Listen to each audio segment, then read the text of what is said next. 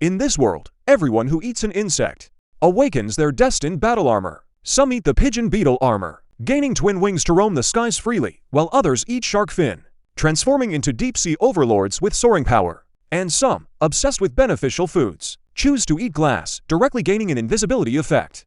But in my past life, though I ate a chicken and successfully awakened my jade water-destined armor, it was utterly useless. I was framed by villains and killed in an ambush. Now, reborn, the first thing I do is decide to eat all kinds of insects, to stand at the pinnacle of the world, and become the master of the insect race. Then I remembered that in my past life, there was an insect auction at the exhibition, and among them was exactly the one I needed. Without a second thought, I immediately hailed a cab to the insect exhibition, just in time to catch the auction of the insect I wanted. Up next for auction is the golden-shelled dung beetle. Starting bid is 5,000. Each raise must be at least 500. Bidding for the golden-shelled dung beetle begins now. Never heard of it. You're not in the circle, so it's normal you don't know. Do you know what a dung beetle is? No, I only know mantises. You really have no common sense. A dung beetle is just a pill roller, except regular pill rollers are entirely black. This one has a golden back. That's why the price is so high. I bid 8,000.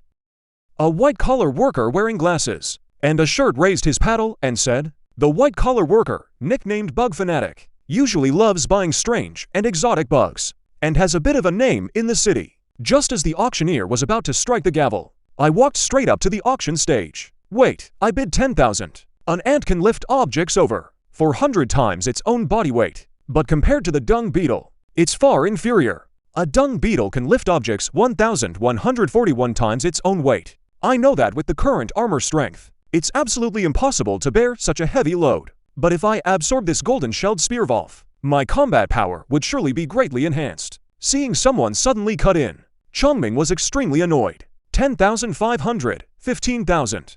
Just added 5,000. This golden-shelled spearwolf isn't that rare. At most, it's a bit ornamental. I wonder why this friend is so determined. What do you plan to do with it? What do you plan to do with it? You bought it to eat. Ha ha ha. Are you out of your mind? This guy is clearly not right in the head. Just give me 8,000 for it. The bug enthusiast burst out laughing, pointed at his head, then looked at the auctioneer. The auctioneer was a bit displeased. "Sir, if you're here to cause trouble, then I'll have to call security. Can I pay by card?" Of course, of course. Please wait a moment. Let me see if anyone else bids. 15,000, going once. 15,000, going twice. Any higher bids? 15,000, going 3 times, sold. These people nowadays, truly amusing. Eating grasshoppers, eating centipedes, eating scorpions, and now someone eating dung beetles. Not afraid of eating themselves to death, ha. The bug enthusiast didn't get the golden-shelled spearwolf, and immediately started with the sarcastic remarks. The way others looked at me was like looking at a fool. 15,000 for a bug. If it were for collecting or display, fine. But it's for eating. They simply couldn't understand. Seeing me so calm and unfazed, the bug enthusiast was quite irritated. He casually taunted me, telling me to eat the golden-shelled spearwolf right there in public. I didn't want to bother with him, but my gaze happened to drift. He had a small jar in his hand. Inside was a black and white insect, an ironclad beetle, possessing the strongest exoskeleton among arthropods, compared to ordinary insects that can be crushed under a single coin. This one can even withstand being run over by a car. If the gunvolf represents power, then the ironclad beetle represents defense. This ironclad beetle is yours. So what if it's mine? If it's yours, then let's make a bet. In a moment, right in front of everyone, I'll swallow the golden rivervolf, and you give me the ironclad beetle. Deal? Giving it to you is fine, but you have to eat it. No problem. I looked at the transparent box in my hand. Inside was a golden dung beetle, crawling back and forth, occasionally digging at the dirt on the ground. The box opened. I grabbed it with one hand. Compared to those twisted mutant creatures from my past life, this dung beetle could already be considered the finest food.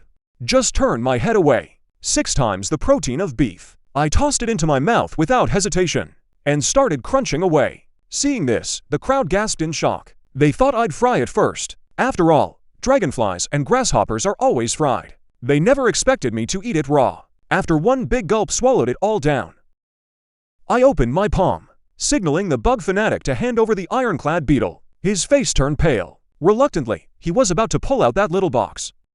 "Hold on, I want that ironclad beetle." Before I could even take it, an incredibly arrogant voice rang out. Then a young man arrived with two burly men, dressed in black vests. This was none other than In Hong Hai, the young master of Feng Hua Group. Someone recognized the young man's identity, and couldn't help but exclaim. The others remembered the rumors about In Hong Hai. This guy was a true prodigal son. Wine, women, and entertainment, he lacked nothing. Every day he threw money around by the handful, just chasing something new. Seems lately he's tired of birds and moved on to bugs. When I heard that name, my eyes narrowed slightly. In Hong Hai, the Red River Mech. If he remembered correctly, the In Hong Hai before him was the one who would later command the #1 expert of the entire Ning City. The Red River Mech was incredibly powerful. When it charged, it could even shatter an entire mountain. In the years before the apocalypse, I had lived under In Hong Hai's control. If it weren't for slipping away while going out to find food, I would have long become a pile of bones, absorbed by the Gunwolf genes, completing the first-tier soldier mech, evolving into the Giant God. Seeing the Giant God mech stats, I was overjoyed. Though the other three values were a bit low, just the strength attribute alone put the Giant God mech at second-tier level. Not to mention, there was an even more incredible exclusive module. It not only provided a 50% strength boost, but could also be upgraded further. My guess had been right. The better the insect genes absorbed, the stronger the mech built from them. Thinking of this, I took the iron-armored beetle from Chongming's hand, since I had fulfilled the bet. The ownership of this insect belonged to me. Can you transfer this insect to me? I'll pay double the price. Sorry, I don't need money. Seeing the crowd growing larger, I frowned and planned to leave. With this many people, if a fight broke out, even he couldn't handle it. I said, "Hand over that insect." Didn't you hear me? Seeing how bluntly I refused him, In Hong Hai gave a cold smile and signaled his bodyguards to block my way. Facing the two closing in, a hint of murderous intent rose in my heart. In that instant, the overwhelming killing intent I'd accumulated in my past life erupted. The two guards were so scared they dared not step forward. Interesting. How dare these people show me such disrespect? Not many have the nerve to be so shameless. In Hong Hai walked right up to me. He reached out to grab the box in his hand. I slapped his hand away and walked off without looking back. The others were stunned. This was no longer about face. This was about grinding In Hong Hai's dignity into the dirt. In Hong Hai's face turned ashen. He shot a fierce glare at the two bodyguards. The guards gritted their teeth and lunged fiercely at my back. Just as they were about to strike, a flash of golden light burst behind me. The next second, a mech about 3 meters tall, black and gold, dazzling and cool, took form. The front of the mech was deep black, shimmering, with traces of cold light. Looking closely, you could see protruding spikes. On its back was a golden disc. Around the disc's edge grew thick limbs. Those limbs weren't separate, but connected to the arms and legs. They looked like bizarre hydraulic rods. By now, the giant mech fully covered his entire body. From afar, a wave of ancient, heavy power erupted, making many people's legs go weak. The mech appeared, looking up at such a colossal machine. In Hong Hai's heart was in utter panic, but he still forced himself to stay calm. "My friend, let's talk this out. My father is the chairman of Feng Hua Group. We have plenty of money and resources. How about we pretend none of this happened? Let's be friends, shall we?" I let out a light chuckle. The massive arm rose high. An oppressive, terrifying pressure came crashing down like a blizzard. In Hong Hai collapsed to the ground on the spot. Facing such a monster, he nearly lost control of himself. So that shows remarkable mental fortitude. I didn't actually make a move, just a slight grip.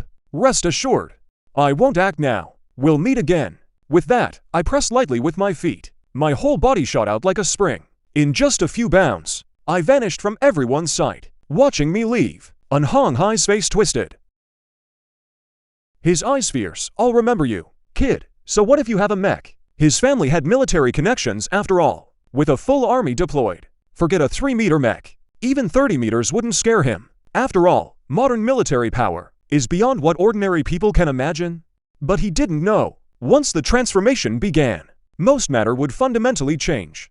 Then all weapons would become scrap. All anyone could rely on would be their own awakened bonded mech. Leaving the exhibition, I deactivated my mech form and returned home. The reason I didn't attack In Hong Hai was purely for his mech core. According to the divine mech, it's only at one segment now. To upgrade, besides the required materials, I also need mech cores. As the name suggests, a mech core is the most important thing. For a mech pilot, it only drops after awakening your bonded mech. And that's exactly why I let in Huang Hai live, planning to take his siphon mech core later. Sitting at my computer desk, I took out the ironclad beetle copper I got from Chongming earlier. The ironclad beetle, also known as the hardshell beetle or armored beetle, is a type of coleopteran insect, famous for its exceptionally hard shell. If I hadn't searched online before, I definitely wouldn't recognize this insect. I won't delay. I definitely can't recognize this kind of insect, and I won't delay things. Heat the wok and pour in oil, then sprinkle some cumin and chili powder. Crunchy, compared to the golden-shelled gunvalve. The ironclad beetle's meat is on the tougher side, especially that hard outer armor shell. Eating it is like chewing on eggshells. I suspect if it hadn't been fried a bit, I might not even be able to bite through a single piece. Right before my eyes, a translucent countdown screen appeared. Ironclad beetle gene acquired. Currently modifying some insect soldiers. And the universal mech units. Modification time, 59 minutes, 58 seconds. It seems Chongding. The universal mech is a basic unit in the early stages. All modifications are built on top of it. I wonder if later on, stronger universal mechs will appear. For short-term construction, I pondered thoughtfully. After the catastrophe began, all kinds of creatures evolved at an alarming rate. Not to mention the races from other planets later on, invading in full force. There were even so-called gods appearing. I clearly remember a god from my past life, named Quentin. He was reborn through human hands. If I could absorb him, who knows how powerful the mech I'd forge would be. Maybe then I could even slay a god myself. Pushing aside those scattered thoughts, my gaze returned once again to the giant god mech that had been successfully modified. The giant god mech has clear strengths, but its weaknesses are just as obvious. Low defense and slow speed are real drawbacks. For defense, I can quickly switch to the prison mech, so I don't need to worry too much. The main issue is the agility stat. That's what urgently needs improving, though the catastrophe officially begins the day after tomorrow.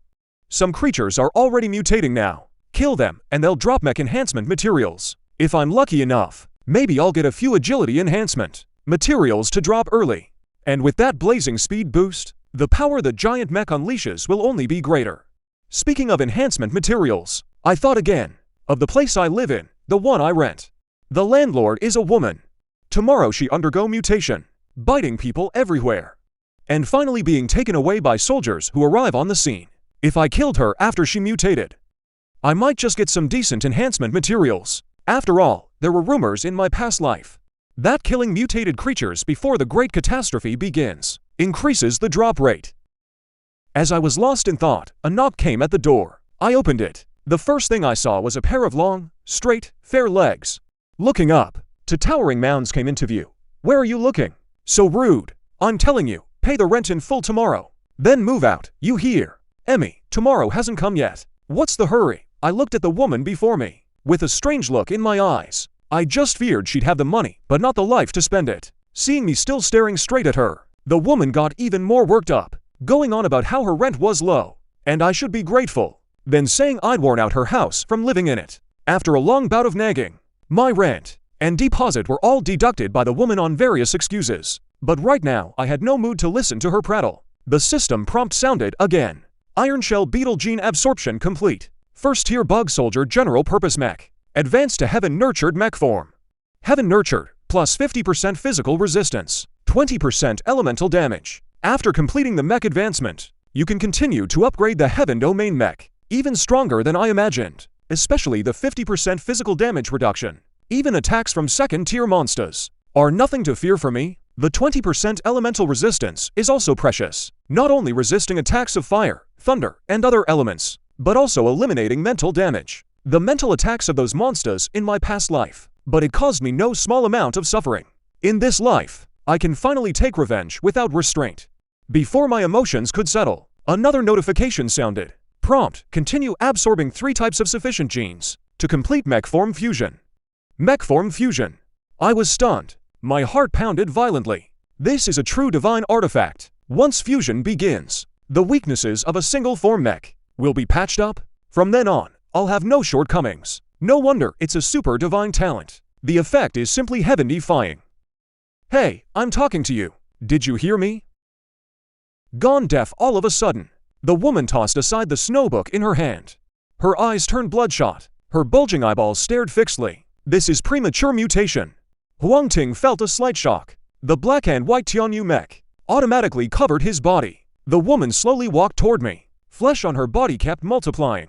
In the blink of an eye, it grew a full meter. Sharp claws, height nearly 3 meters, a mass of flesh. The next second, she swung her claws and charged with a howl. I sidestepped. Combat instincts surged forth. I dodged with ease. The claws passed through the Tianyu Mech like a knife cutting tofu, effortlessly sinking into the concrete wall behind. Seeing her attack miss, the woman pulled back her claws and launched another strike. This time I didn't dodge. I wanted to see just how strong the Tianyu Mech's defense really was. The claws scraped across the mech's surface, emitting a screeching sound. After that strike, the woman's claws were a bloody mess. Her nails shattered. Yet the Tianyu Mech didn't show a single scratch. Inside the mech, I felt absolutely nothing, as if the attack just now had never happened. The heavenly prison mech's power is truly astonishing. Now it's my turn. I let out a shout and slammed the woman against the wall, then switched to the divine mech and smashed her skull with one punch. Killed the number 1 mutant blood master. Obtained material, agility blood core. Bloodstones are the most common mutant monsters. Their drop item is the blood core, usually with strength and defense attributes. As for agility attributes, though they exist, they are extremely rare in number. I never expected to be this lucky. What dropped was actually a blood core that could boost agility attributes. After thinking it over briefly, I decided to use this blood core on the focus mech. Different materials have different methods of use. Generally speaking, this knowledge is only known by mech enhancement masters. From major powers, in my past life, to enhance my mech, I always had to grovel before mech enhancement masters, without a shred of dignity. Recalling those memories, I silently swore to myself that I would never live that kind of life again. People grew dissatisfied with the mech master's monopoly and researched on their own many methods for using enhancement materials. This blood core was one of them. The method of use is also simple. Just crush it and let the blood essence inside drip onto the mech. I applied slight pressure with my hand and heard a crack. The agility blood core suddenly broke apart. Dark red blood gushed out from within, dripping onto the mech's surface. After absorbing the blood, the focus mech's surface suddenly gained a dark red thread, about a centimeter wide, with flowing light flickering across it from time to time. Consumed agility blood core, agility +1. 4 points of agility still isn't quite enough.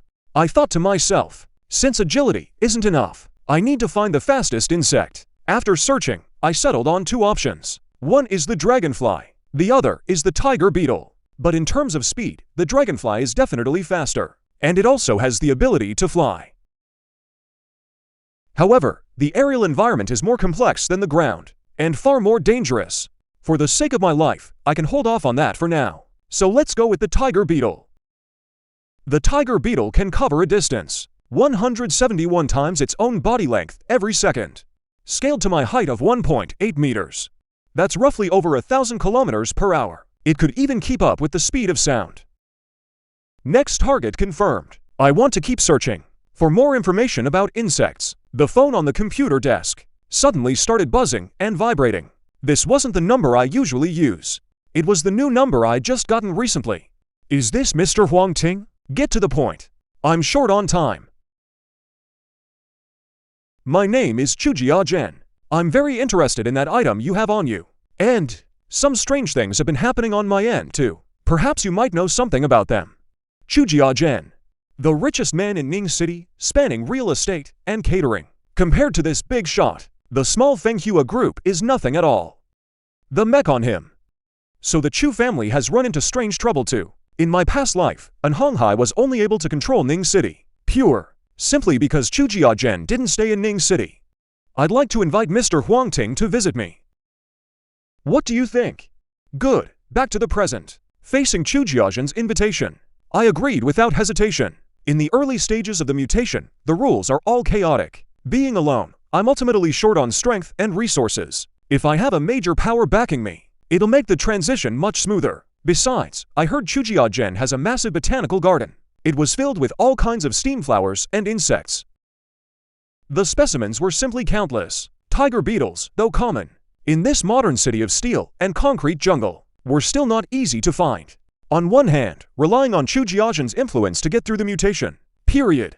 On the other hand, finding tiger beetles for the mech modification could be considered killing two birds with one stone. Good, I've already sent a driver to wait downstairs. Unfortunately, I'm too busy to get away. Otherwise, I would have come to welcome you in person. Inside the giant botanical garden, various plants were arranged in a pleasingly staggered manner, like a beautifully crafted painting. Insects occasionally flying out brought a touch of lively vitality to the scene. Chu Jiajin waved his hand and summoned over 40 bodyguards in black, having them spread out to every corner. His daughter Chu Hui was puzzled by this. Dad, don't you have time? And what's the meaning of all these people? You've seen that video too. You understand what that mech represents. I'm only doing this out of concern for safety.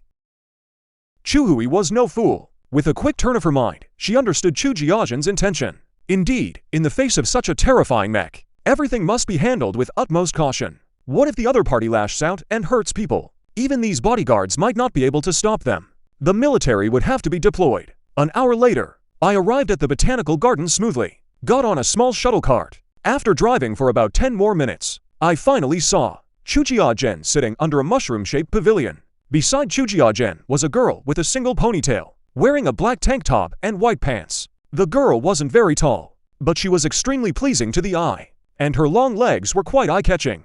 I let out a light chuckle, walked over and sat down by the pavilion. If I hadn't had those experiences in my past life, I'd definitely be feeling nervous and uneasy right now. Might even make a fool of myself. But now, I'm someone who has even seen gods. Naturally, I won't be intimidated by such a small scene. Chu Jiajin had been sizing me up from the start. Seeing me so composed, a hint of surprise slipped into his gaze. According to his investigation, I was usually a very gentle person. Even somewhat timid, you could say. But now I gave him the impression of sharp edges, danger radiating all around. He actually caught a whiff of a rival in me. Interesting, those who gave me this feeling were usually seasoned veterans in their 40s or 50s. Someone this young, it was a first. What was even more interesting was that a flicker of fear rose in my own heart. Mr. Huang Ting, I invited you here this time. Just call me Huang Ting directly. The reason I came. First, for those strange things you mentioned. Second, I need to borrow a part of you. You really are direct. Being indirect won't work. After all, the end of the world is coming soon. Ha ha ha, the end of the world. Maya prophecy, you've watched too many movies. Is there a possibility that their prophecy missed a cycle? The real end of the world isn't 2012. It's 2026, President Chu. Don't test me. And don't be afraid of me. As long as you don't threaten my interests, I won't make a move against you. On the contrary, we can reach some cooperation. The end of the world you mentioned is real, of course. If I'm not mistaken, those strange things you talked about should be connected to this. Letting him see it is fine too. After all, we'll all experience it in 2 days anyway. Seeing how certain I was, Chu Jiajin hesitated for a moment, then led the two to a corner of the botanical garden. There stood a peculiar building, 10 black-suited bodyguards at the entrance, each one armed to the teeth, fully equipped. Boss, things don't look good. The lead captain handed over a tablet. The screen above shows surveillance footage, divided into 4 zones. The content is absolutely horrifying. Most of the area on the first 3 screens is covered by a strange mass of flesh. I took a quick glance and immediately recognized it as the common blood-soaked creature. These creatures have no consciousness. They are extremely aggressive. They devour every living thing in sight. Even their own kind is no exception. If they evolve to the 4th tier, the massive blood creatures will form a tide, giving birth to even more of them. In my past life, these things gave everyone endless trouble. The last screen was rather unusual. It showed only one figure, a tall woman about 2 meters in height. She was just standing there with her head down, as if sensing someone was watching her. She suddenly looked up, revealing a pair of pitch-black eyes. Then, like a wild beast, she lunged straight at the camera, reaching out with a huge hand and crushing it. Seeing this, everyone present except me was trembling in fear. It turned out to be an elite mutant. I hadn't expected this either. The catastrophe hasn't even begun, yet an elite-level mutant has already appeared. Mutant creatures rank from Tier 1 to Tier 9. Each tier is further divided into normal, elite, and leader levels. Beyond these 3 levels, there is also an extremely rare special mutant, but those are monsters that only appear later on. He is the captain of my bodyguard squad. Named Lisa. She's been on the move since yesterday. I had no choice but to lock her in here. Although he didn't understand what I meant by elite-level mutant, Chujia-gen still keenly sensed something unusual about it, and began to explain. I nodded to show I understood, pushed open the door, and prepared to enter. These mutants can all drop materials, especially that elite-level mutant. It might even drop the flood module, giving the mecha skill. How could I possibly miss that? Wait, this area is off-limits. The head bodyguard, one hand on his gun, the other hand blocking my path. Don't be rude to our guest. Chujia-gen's expression shifted, carefully studying my face. My apologies, Yang. He's only worried about your safety. I waved my hand to show I didn't mind. With a thought, the colossal mech with the golden back automatically attached itself to me. Seeing that towering, mighty, strikingly handsome mech, Chujia-gen could no longer stay calm. His face filled with shock. Chu Hui's eyes also gleamed with gold. He specialized in materials science, but had no idea where Huang Ting got the mech on his body, or what the material was. As for Yang, he was now too stunned to speak at all. He could only watch helplessly. As I strode toward the strange building, a sudden burst of gunfire rang out. Mixed in with it were monster roars and other people's curses. This is bad. Something's happened. Captain Yang's face changed. He instinctively looked toward Chujia-gen. Chujia-gen's expression also turned grim. He knew exactly how terrifying those monsters were. Back then, to capture for monsters, his side lost over 30 men. And that was with guns. Without guns, the death toll would have at least doubled. He'd weathered countless storms, more level-headed than Yang. He looked up at me, a hint of contemplation in his eyes. Boss, we should get out of here now. If we don't leave soon, it'll be too late. No, I trust Huang Ting. He seems to know where those monsters came from. Maybe that mech he's wearing, it was made specifically to counter this kind of monster. Chujia-gen didn't leave. Years of experience told him, I definitely have my own trump card. Yang knew he couldn't argue. Quickly tapped a few times on the tablet. Then more surveillance feeds appeared. It was clearly visible. The blood relic that was in room 2 suddenly went berserk. It had already burst out of the room and was slaughtering the guards inside. The guards here were even better equipped than the bodyguards outside. But against such a massive blood relic, they were completely helpless. Many guards had already been torn to shreds by the blood corpse and absorbed into its body. As it kept devouring bloodstones, its aura grew more and more savage. The remaining guards stopped resisting and rushed out one by one. Just then, a black gold mech walked against the fleeing guards toward the depths of the building. Boss, all these brothers couldn't beat that monster. Can your guest really handle it? Dad, let Huang Tia come back first. This kind of monster should be left to the military. After that exchange of blows, Chujia-gen realized he'd been too hasty. He waved his hand, signaling Yang to go in and call me back. At that moment, I had already collided with the Bloodmaster in its berserk state, head-on. Unlike the slow zombies in zombie movies, the Bloodmaster was bigger, stronger, and just as agile. The Bloodmaster's massive fist grazed past Huang Ting's body. The marble floor was instantly shattered into a web of cracks. Pretty strong. Sure enough, even with agility enhancements, the giant godmech was still a step slower. In that case, let's just end this quickly. I strode forward and slammed hard into the blood corpse's chest. This collision was overwhelming. Standing from meters tall, taller than a single-story building, the blood corpse was sent flying, crashing into the wall behind it. Even Chujia-gen and the others, standing outside the scene, could still feel the ground tremble around them. Yang swallowed hard, his saliva tinged with lingering fear and shock. Is this even human? Back then, just to move this monster, we had to bring in to tent on cranes. That's why I told you to show him some respect. Now you see the power he wields. Whether it's him himself, or the team behind him that could develop such a powerful mech suit, neither is someone to mess with. Besides, the appearance of this kind of monster and Lisa's transformation both stir a deep unease in my heart.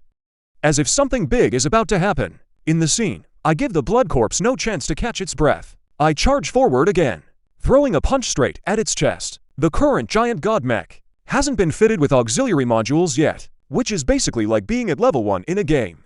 So I can only rely on physical strikes with the body parts. And even so, the blood corpse can barely withstand it. A strength of up to 30 points is already on par with a second-tier mech. Add the exclusive module boost on top of that. This punch of mine carries a full 45 points of strength. Let alone flesh and blood. Even a wall made of reinforced concrete could be shattered with a single punch. The next moment, the massive iron fist pierces straight through the blood corpse's body, with momentum undiminished, until it smashes through the wall behind it as well. Killed a first-tier mutated blood corpse. Obtained material, blood core. When used for mech enhancement, it can slightly increase the strength attribute. A red light emanates from the blood corpse's body. And then, the blood core containing the power of dark red blood appeared. I grabbed it in one hand and went outside. From the surveillance footage just now, I could see that elite-level mutant transformed from Lisa had incredible speed. If I fought now, I would surely lose. Once I find the fox beetle and forge a new mech, then I can act. Outside. I retracted my mech and walked out slowly. Chuhui was the first to rush over and inspect me. Strange, with such a huge mech. Where exactly did you hide it? What kind of technology is this? Hearing her question, I felt a bit awkward. I only knew I could summon my bonded mech. I really had no idea where it came from, or what technology it used. Fortunately, Chujia-gen didn't let Chuhuul keep making a fuss. He pulled her behind him. To take down such a monster at your age, truly remarkable. Hey, Mr. Huang Ting. I'm impressed, my mistake earlier. Do whatever you want with me. It was nothing. In time, you'll all see. Taking down one little blood corpse is hardly worth mentioning. Boss Chu, I need your help with something. What is it? Just say the word. If I can do it, I'll definitely help you. I'd like to ask Boss Chu to help me find a certain insect. Tiger beetles, I have plenty in my garden. Liang, go catch some beetle bugs right away. Liang nodded firmly. He waved over a few black-suited bodyguards, with no sign of impatience on his face. Fox beetles were widely distributed anyway, and with more hands making lighter work. Before long, Liang returned with a glass jar. Inside the jar were exactly the fox beetles I needed. Don't tell me you're going to eat them. Remembering the scene at the exhibition, Chuhui almost choked. I didn't deny that I could come here. It must be. The incident at the exhibition had already spread. I don't mind that at all. After all, no one else knows their own cards. Even if they guess the mech might be related to the insects they ate, there's nothing they can do about it. This is the confidence that a god-tier talent brings. Taking the jar, I pour out the fox beetle inside. My eyes and hands move fast. I grab the fox beetle trying to escape and toss it into my mouth. Fox beetle gene acquired. Now modifying into a first-rank insect soldier universal mech. Modification time, 2 hours, 59 minutes, 57 seconds. 3 hours of modification isn't too long. Huang Ting, what do you plan to do with the remaining monsters? I'll deal with that elite mutant myself later. As for the remaining two Bloodmasters, that'll be up to President Chu and Miss Chu Hui. You want us to make a move. Does it have something to do with that mech you're wearing? So, President Chu, do you want it? President Chu, no need to rush your answer. You can take your time to think it over, but I don't have much time. At most, I can give you 3 hours. No need to think it over. I want this kind of technology or ability. Whatever other conditions you have, just name them. I'll do my best to agree, even if it costs me my entire fortune. If I ever need your help in the future, I hope President Chu can help me without counting the cost. I promise you, even if it's a matter of life and death. But I have one condition, and that is Chu Hui is not bound by the 9-9 restrictions. It's getting late. President Chu, why not have something to eat? Eat what? Chujia-gen looked completely bewildered. My little stunt left him scratching his head. I was just about to explain, when suddenly my heart raced. I had a feeling that if I revealed that key piece of information, I would be erased by the all-pervading will of the universe. It's fine for me to know it myself, but I can't reveal it to others ahead of time. I looked up at the sky and couldn't help but sneer coldly. The reason Landin had changed at all was the cosmic will imposed upon her from above. In my past life, my strength wasn't top tier, so I never had access to this level. Now that I've been reborn and returned, I'd like to see for myself just what this so-called cosmic will really is. I took a deep breath, my expression calm and composed. Just have something nice to eat. Chujia-gen had been in business for years. He'd long since mastered the art of reading people. Even without me saying it, he could grasp the gist. He immediately ordered his men to prepare everything. Then he cautiously asked, Huang Ting, what exactly is this end of the world you mentioned? I paused for a moment. This time, there was no warning from the cosmic will. Seems I can talk about it 2 days from now, at noon. The sun will turn blood red. Most living creatures will undergo mutation. Blood zombies are just the most common kind. As for those who don't mutate, they'll awaken various kinds of life-bound mechs. Life-bound mechs. Life-bound mechs can be awakened early, right? The requirement is killing creatures that mutated early. I nodded. Talking to a smart man is easy, he gets it in one. Since creatures can mutate early, people can naturally awaken early too. Life-bound mechs awakened ahead of time. Have something nice to eat. Chu Jiazhen's body jolted, his expression shifting sharply. He wasn't a fool. He immediately realized there had to be a connection between the two. He waved over Yang and gave orders. Go to the collection room and get that pair of mammoth tusks, and stew them together with the Argentine fossil. Yang was startled at the words eating fossils. His boss must have lost his mind. Chu Jiazhen realized too that gnawing on bones wasn't exactly practical. So he added, grind them all into powder and stew it into the soup. You watch over it personally. Once it's done, bring it over right away. Yes, watching Yang's retreating figure, I nodded to myself. Chu Jiazhen had figured this out on his own, so I couldn't be blamed. Whether it was the mammoth or the Argentinian giant, both were extremely powerful beasts. It seemed that in this life, Chu Jiazhen's strength would improve even further. Just then, a familiar notification reached my ears. Hand-armored beetle gene absorption complete. First rank insect soldier universal mech. Upgraded to Thunder Flash mech form exclusive module. After Thunder Flash completes its mech evolution, it can continue to enhance mech attributes. Just as I expected, agility is the highest, and the exclusive module also boosted burst speed and flexibility. This gave me even finer control over the mech, allowing me to perform many extremely difficult maneuvers. They say a mech is an extension of the human body, but it still has many limitations. Some movements a human can do with ease, yet a mech might not be able to pull them off. Take the most common example, the duck squat. That all depends on the mech's flexibility. Without a doubt,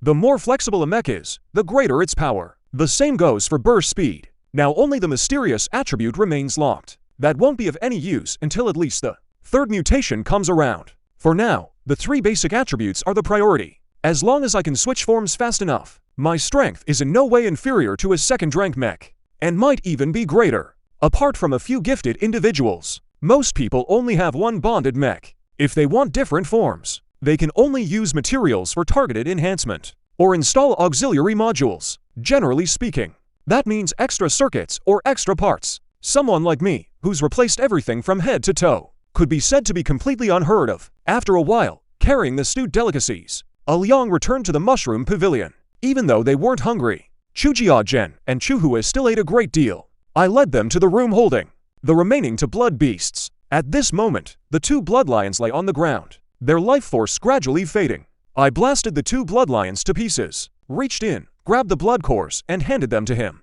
After a flash of light, 2 imposing mech suits appeared in the room. Congratulations on your awakening. Awakening your mech ahead of time. Becoming a pioneer before the apocalypse arrives. Before long, Chu Jiazhen's mech was colored in gray and white, with armor resembling an exoskeleton. The most striking feature were the massive emblems on both shoulders. The tusks were dark gray, gleaming with metallic sheen, exuding a hint of menace. The mech stood about 5 meters tall. If the room weren't spacious enough, he'd probably have to crouch to show it off. Compared to Chu Jiazhen, Chu Hui's mech appeared more petite, though petite was relative to his. Chu Hui's mech stood 3 meters tall, with sleek, graceful lines, clad in gray-red feathers, and a pair of massive steel wings. Its feet weren't flat, but shaped like sharp talons. A sight that inspired awe and fear. Needless to say, I could tell Chu Jiazhen had absorbed mammoth genes, while Chu Hui had absorbed the genes of the Argentine giant eagle. Unless someone ate a dinosaur or something, this was probably the top tier of animal genes available. Most people ate pork, beef, or mutton, the normal meats in human society.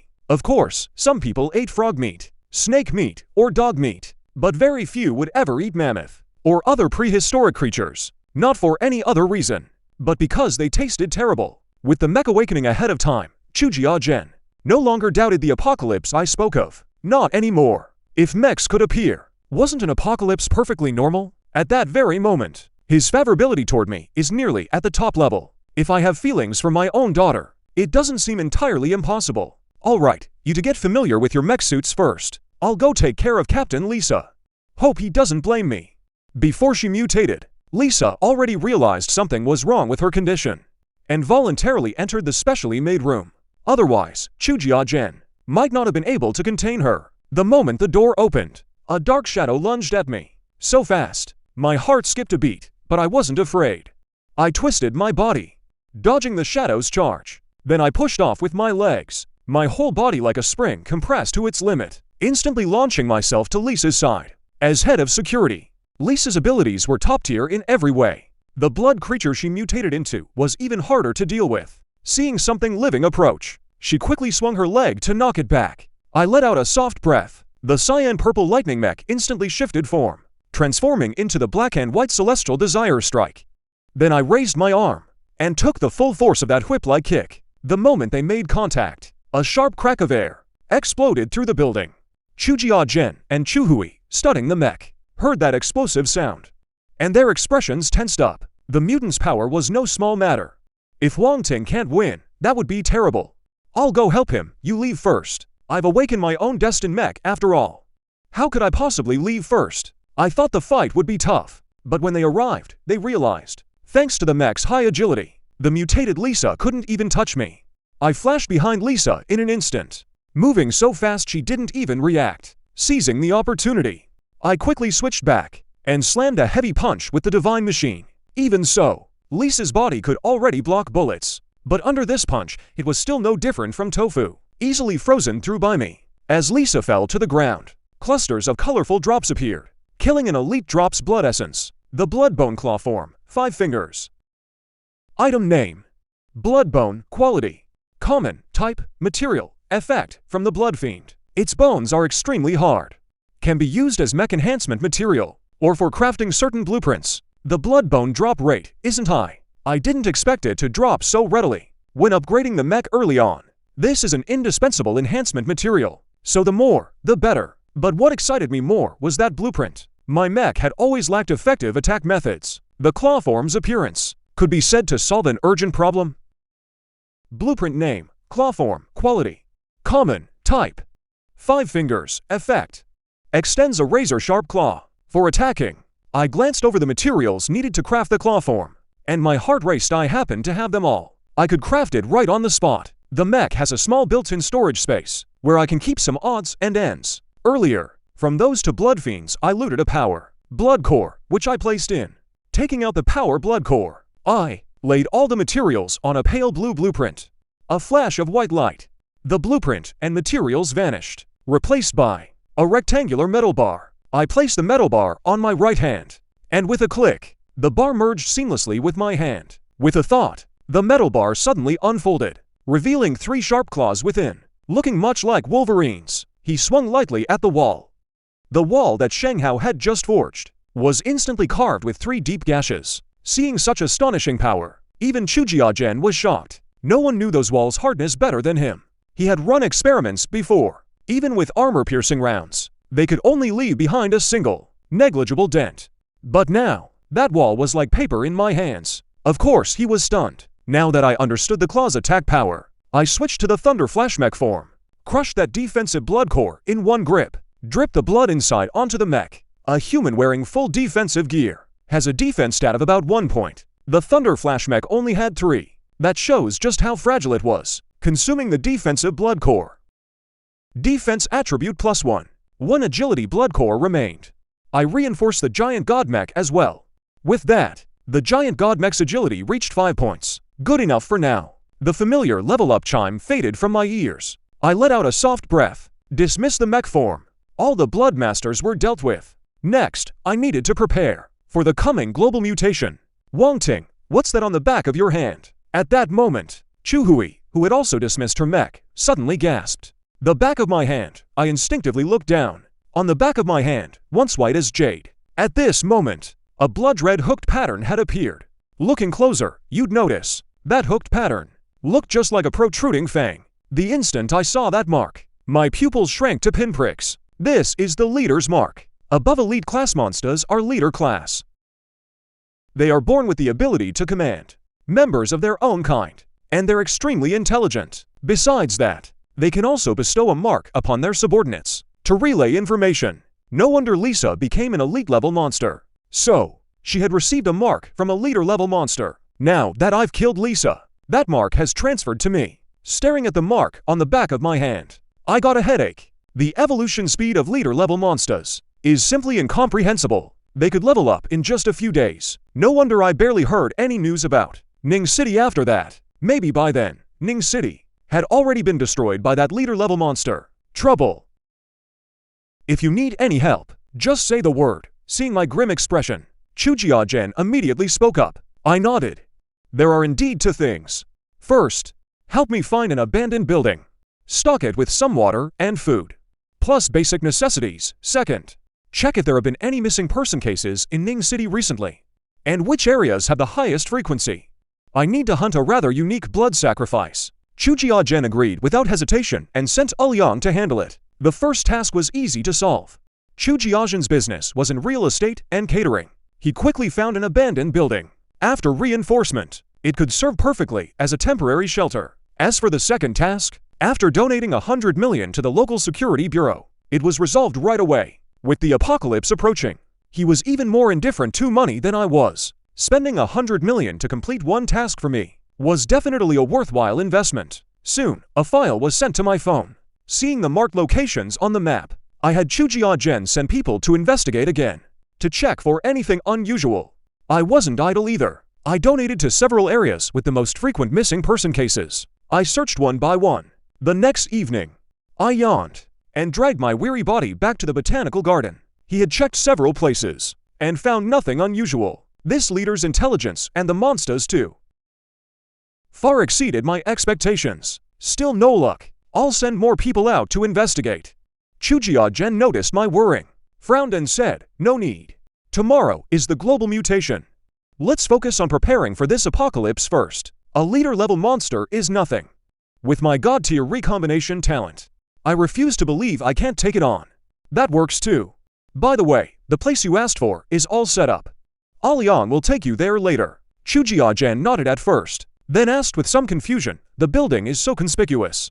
Why not choose a basement or some other defensive structure? I said gravely, once the mutation begins, most materials will undergo fundamental changes, meaning all tech items will stop working.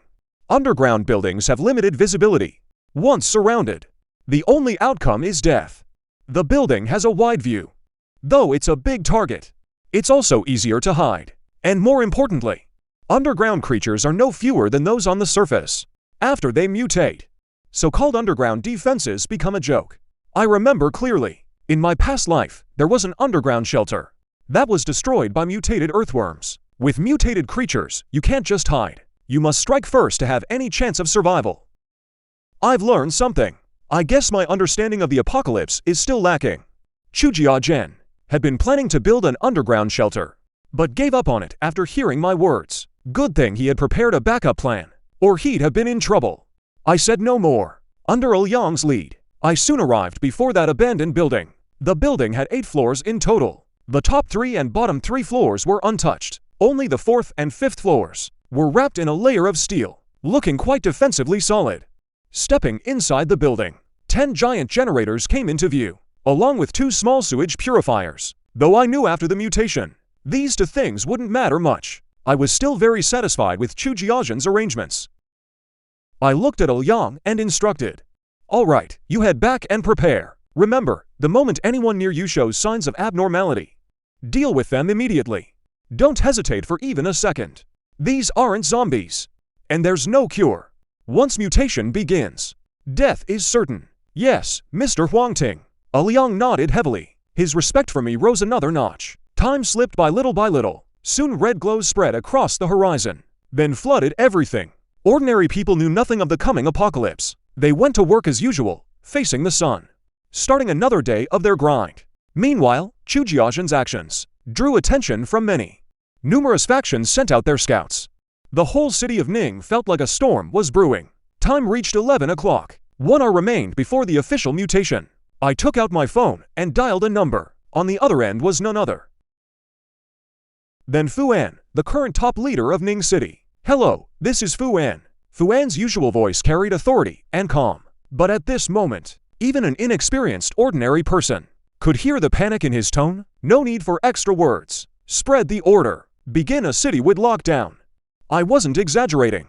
My calm voice rang out. Without the ability to stop this disaster. But if we're prepared, perhaps we can reduce some of the casualties. The reason we didn't announce it earlier was out of concern that the whole city of Ning would descend into chaos. Inside the office, Fu Wen suddenly fell silent. If it were 2 hours ago, and someone told him the end of the world was coming, he wouldn't have believed it. But coming from Chu Jiazhen, that carried a different weight, combined with that mysterious machine he had shown, and the recent monster attacks, putting all the clues together. Even if he didn't believe it, it wouldn't change anything. Sir, since the end of the world is coming, then we should work together even more closely. I wonder if you'd be interested in temporarily serving as the honorary inspector of Ning City. Fu Wen was the inspector. His word was law in Ning City. Offering the title of honorary inspector was a bit of a stretch for him, but given the circumstances, there was no other choice. He desperately needed to know what exactly had caused this apocalypse, when it would end, how much damage it would do to Ning City. These were all things he had to consider. Inspector, be prepared. The world is about to change. I hung up the phone and tossed it aside. I'd said everything I needed to say. The rest was up to fate. Hearing the phone hang up, Ruoan wanted to investigate my true identity, but there was an even bigger mess right in front of him that urgently needed his attention. Give the order. The entire city enters top-level combat readiness. Yes, a voice sounded from outside the door. Before long, the air raid sirens blared. Rows of soldiers with rifles marched into the streets and began to enforce control. People walked out of the office building looking bewildered, not knowing what had happened. The quick-witted ones were already pulling out their phones to call, their voices trembling with concern. Hello, what's going on? Someone plucked up the courage to stop a soldier and ask him. I'm not sure either. All I know is crowds aren't allowed to gather. Everyone must return to their own homes. The soldier finished speaking and hurried away with his rifle. Suddenly a formation of helicopters flew overhead, continuously arranging themselves in the sky. At this moment, even the dullest person knew something was wrong. Everyone couldn't help but quicken their pace. Under the military's direction, they returned home. They still thought another country was about to wage war on wrong. Little did they know what was about to happen would be far worse than they imagined. Before long, the streets were completely empty, so quiet you could hear the sound of the wind blowing. At this point, there were only 10 minutes left until 12 o'clock. The once dazzling sun now seemed to be veiled in a layer of red gauze, making it hard to see clearly. 10 minutes passed in the blink of an eye, with a roar that tore through the air. The Great Tribulation officially began. The blood corpses formed by the mutation charged recklessly through the streets, relentlessly attacking the defensive line formed by the soldiers. At the same moment the blood corpses appeared, humanity's lifebound mechas also began to awaken. I arrived at the very bottom of the abandoned building, watching everything unfold in the distance from the ground floor. When the apocalypse broke out in my past life, I was too busy fleeing for my life to observe properly. But now human civilization was destroyed in an instant. So many people lost the ones they loved most, and countless others were forced to lay hands on those dearest to them. Such a heart-wrenching, horrifying scene, all stemming from some damn cosmic will. I had to see for myself what the cosmic will truly was. At this moment, my resolve was unshakable. In times of chaos, the most terrifying thing isn't the lack of food, but the lack of purpose. Drifting through each day in a daze, the chaos continued into the afternoon, still showing no signs of stopping. I took out a can of braised pork, heated it up a bit, and ate it with relish. Just then, noisy commotion came from outside.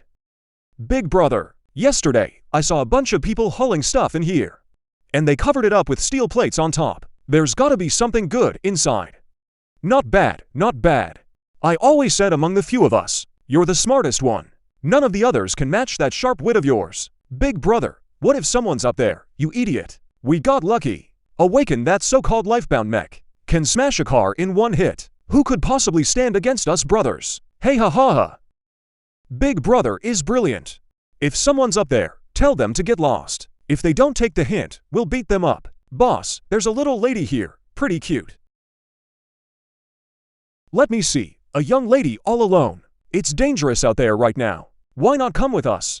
We'll guarantee your safety. The man's voice had barely faded when the sounds of a scuffle broke out. Soon, thumping footsteps echoed from downstairs. Then a pure white mech appeared. Seeing me here, the white mech paused mid-motion, seeming not to expect that in this abandoned building, there would still be someone. It froze for a moment, then continued charging upward. Not long after the white mech left, a mech with a dark brown exterior, covered in long bristles, appeared at the stairwell. That animal was a wild boar. I'd seen plenty of mechs in my past life, recognized at a glance what these mechs were based on.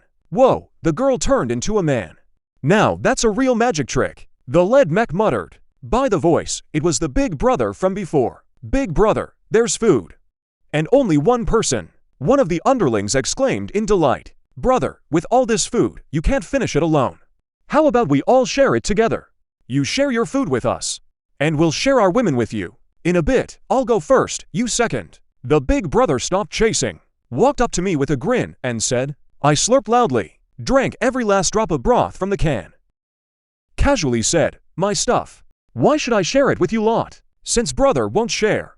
Don't blame me, your big brother, for being ruthless. After all, these brothers under me need to eat too. The big brother crouched low and charged at me. As the saying goes, one boar, to bear, three tiger. Once a wild boar charges, even the king of beasts, the tiger, has to yield ground. Thunder Flash Mech, combine. I sidestepped twice and easily dodged. Losing his target, the big brother slammed headfirst into the unpainted concrete wall, along with the steel plates reinforcing it outside. He smashed out a huge dent. The other three lackeys also charged at the same time, rushing in like a herd of wild boars. I, unhurried and unflustered, kept shifting my body, easily dodged all their charges. Damn it, sister. All you can do is run. Come on, fight your daddy here. The big brother adjusted his stance and charged again. I chuckled lightly. Thunder Flash Mech automatically transformed into Giant God Mech. I stretched out one hand. With just one hand, I blocked the big brother's charge. All for lackeys froze in shock. The big brother, who could smash through steel plates, was stopped by a single hand. Then an even more terrifying sight appeared. My arm suddenly transformed into a spike, piercing into the big brother's body. After a burst of sparks, the big brother collapsed to the ground. His mech shattered with a crash, turning into a small, cube-like thing, similar to a puzzle cube. Killed the mech pilot. Immediately obtained a mech core. Retrieved the mech core. I looked at the remaining four, my parents. Run, this guy isn't human. They fled in panic toward the exit. Why would I give them the chance? I transformed into the lightning mech. Took them out one by one. Though reaching level 2 only needs 2 mech cores. I now have 3 mechs. Maybe I'll need 6 mech cores. Can't pass up free gifts like this. Took care of everyone. I slowly walked upstairs, just in time to see the white mech peeking out. It's safe now, come on down. I'll give you 2 choices. 1, leave this place. But you can't reveal what happened here. Otherwise, I'll kill you with my own hands. 2, stay here and watch the place for me. Do some odd jobs and get your revenge. For the food and water, I'm willing to stay. My name is Guan Silan. Silan ... That name sounds familiar. I think I read a paper before. A study on insect behavior. The second author had that exact name. Just as I was thinking, Guan Silan deactivated her mech, revealing her true appearance. Seeing her face, I suddenly remembered a photo I'd seen. That paper, Urbanization from an Ecological Perspective. Its impact on native insect diversity. You were the second author. Yes, that's me, but that was my work from 3 years ago. So it really is you. Looks like my next insect choices finally have a direction. I perked up. This gain is worth more than those mechs. With Guan Silan, the insects I can choose are no longer limited to what exists in nature. I can fully focus on cultivating special insect species, absorbing the genes of those exotic insects. That's the true way to use Insect Overlord. This god-tier talent's real potential. I have to keep Guan Silan here. The mysterious artifact hasn't appeared yet. Once things settle down, I'll find a demon contract, then sign a pact with Guan's clan. That would be perfect. Waited another 2 hours in the abandoned building. The Thunder Flash Mech attached itself automatically. The situation has mostly stabilized now. Time to head out and hunt monsters. To get mech enhancement materials, you wait here. Don't make a sound. You hear me? Poor Guan's clan didn't dare say a word, just nodded repeatedly. Leaving the abandoned building, I charged toward the most crowded indoor area. Freshly formed blood corpses aren't strong in combat. This is the perfect time to gather enhancement materials. Before I'd gone far, I ran straight into a blood corpse. Without hesitation, the Thunder Flash Mech blinked behind the blood corpse, then swung its divine mech blade through its history. 2/3 of the blood corpse's head vanished in an instant. Killed a mutated blood corpse, Tier 1. Obtained material, blood strength, star 1. Blood-colored claws. Star 1 material obtained. Blood flesh sinew. Material name. Blood flesh sinew. Quality. Common. Type. Material. Effect. 100 portions of blood flesh sinew can be combined into 1 blood flesh essence. Blood flesh essence can slightly boost mech attributes. Before the mutation officially began, the blood corpse drop rate stayed steady at 1 per kill. Now the ceiling went up, but the floor dropped too. Still, even a mosquito is meat. I stowed the blood flesh sinew and kept hunting blood corpses. Meanwhile, inside the abandoned building, Guan's glandsphere still hadn't subsided. Her body was still trembling visibly.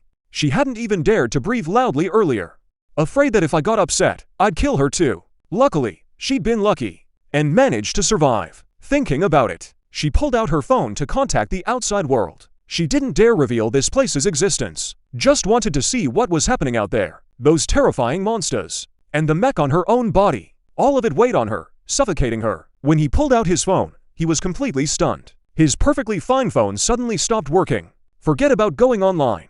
Even making a call had become a luxury. After hesitating for a moment, he got up, wanting to walk over to the window to take a look. But remembering my warning, he sat back down in his original spot. In movies and TV shows, those supporting characters who ignore warnings usually die very early.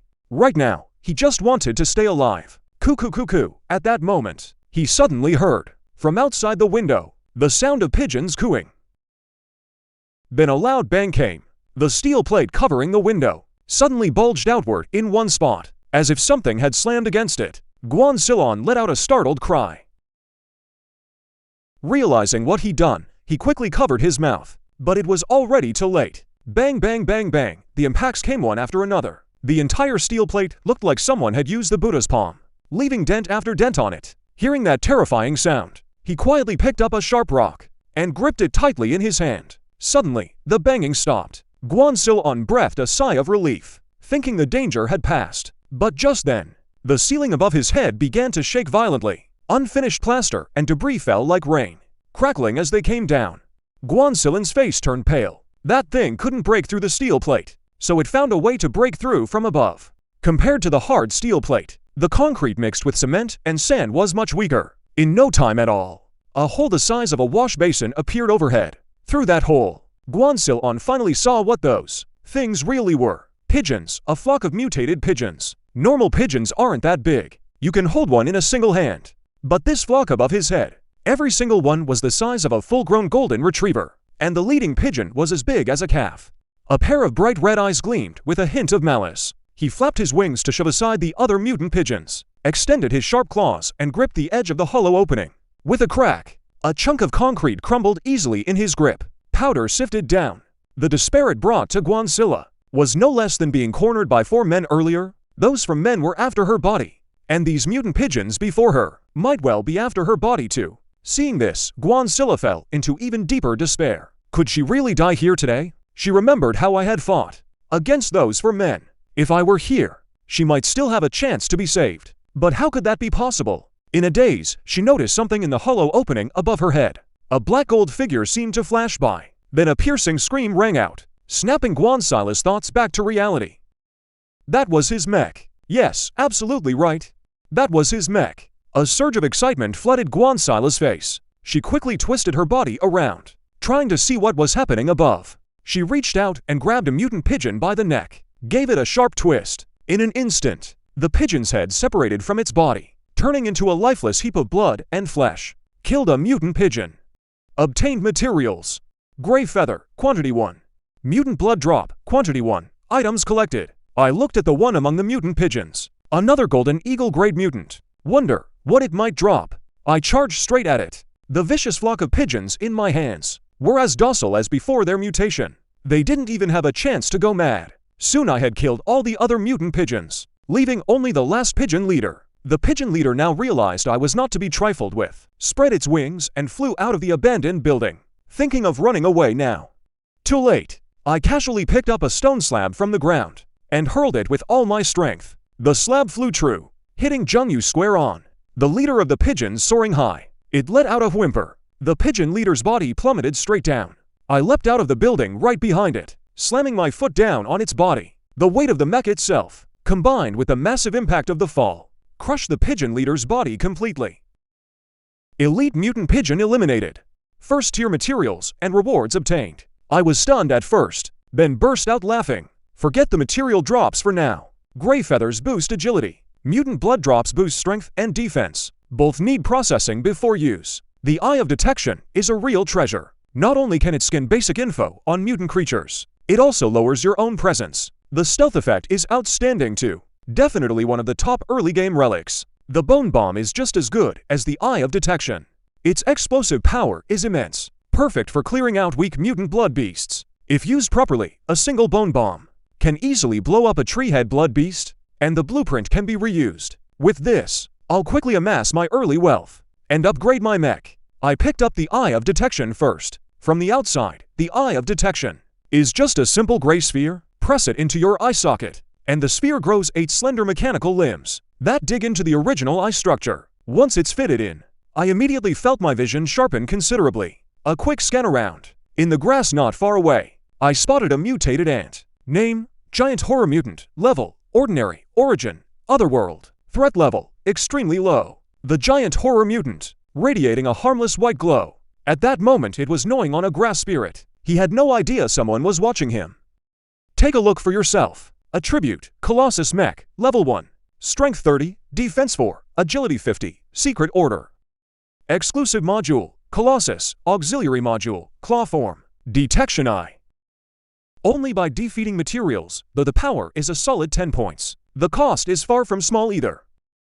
All mechs must be upgraded. Before I can push further, looking at the panel, I'm both pleased and worried. Switching between forms means I have no weak spots. My combat power is formidable, but every mech needs its upgrades too. There's no way to max out one mech first, and then move on to the others. Luckily, I still have a trump card. I open the Bone Bomb blueprint. Blueprint name.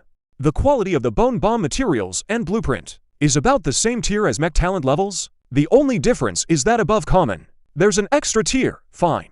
And then comes excellent and mutant. Blood drops and bloodstained beast hides are common materials. Blood-colored bones are rare. But compared to the value of the Bone Bomb, they're hardly worth mentioning. The trading system opens tomorrow. No need to rush putting the blueprint away. I head back to the 5th floor. The rooftop has been heavily breached by the mutant bats, but it's still repairable, so I count myself lucky. I didn't touch anything.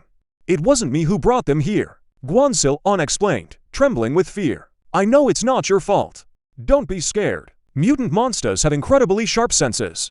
Mingyu, maybe they happened to catch Guansilon's scent. That's why they attacked so fiercely. I think Guansilon is a smart woman. After what happened before, she definitely wouldn't put herself in danger again. This place still isn't safe enough. If only I could be like a snail, carrying my house on my back and roaming the world. Too bad creatures like that are rare. Besides snails, there's another insect that carries its house around too.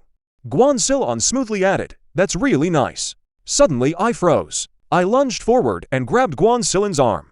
Guansilon's face changed. He instinctively pulled out the corpse pieces he'd prepared earlier and hurled them hard at my hand. My eyes turned cold. I raised my hand and knocked the corpse pieces from his grip. "I have no interest in you. I just want to know, what's the name of that insect that carries its house around?" Seeing that I made no further move, Guansilon finally relaxed and slowly lowered his hand. Then a wave of intense resentment surged up. In this man's eyes, she was worth even less than a bug. That insect is called a bagworm.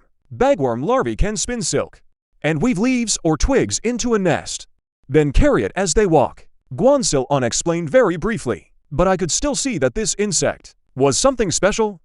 Are these bagworms widely distributed? Pretty widely. They're basically found all over the country. If you see a strap-like thing on a branch, that might just be a bagworm's house. Hearing this, I looked embarrassed. I'd lived in big cities my whole life. How would I ever have seen such an insect? In my past life, I'd seen plenty. But those insects either had a bunch of eyes, or dozens of tentacles. They made your scalp crawl just looking at them. Compared to those, today's bugs were like harmless little angels. I broke into a smile. I hadn't misremembered after all. Who knew I'd pick someone at random and get it right? Bagworm, since that's the case, then the next mech modification slot goes to you.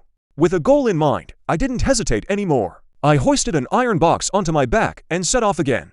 The reason I'd come back early was to find a container to hold those materials. If this were the late apocalypse, there'd be countless spatial devices around. No need for all this hassle. But for now, this crude and simple collection method is all I have.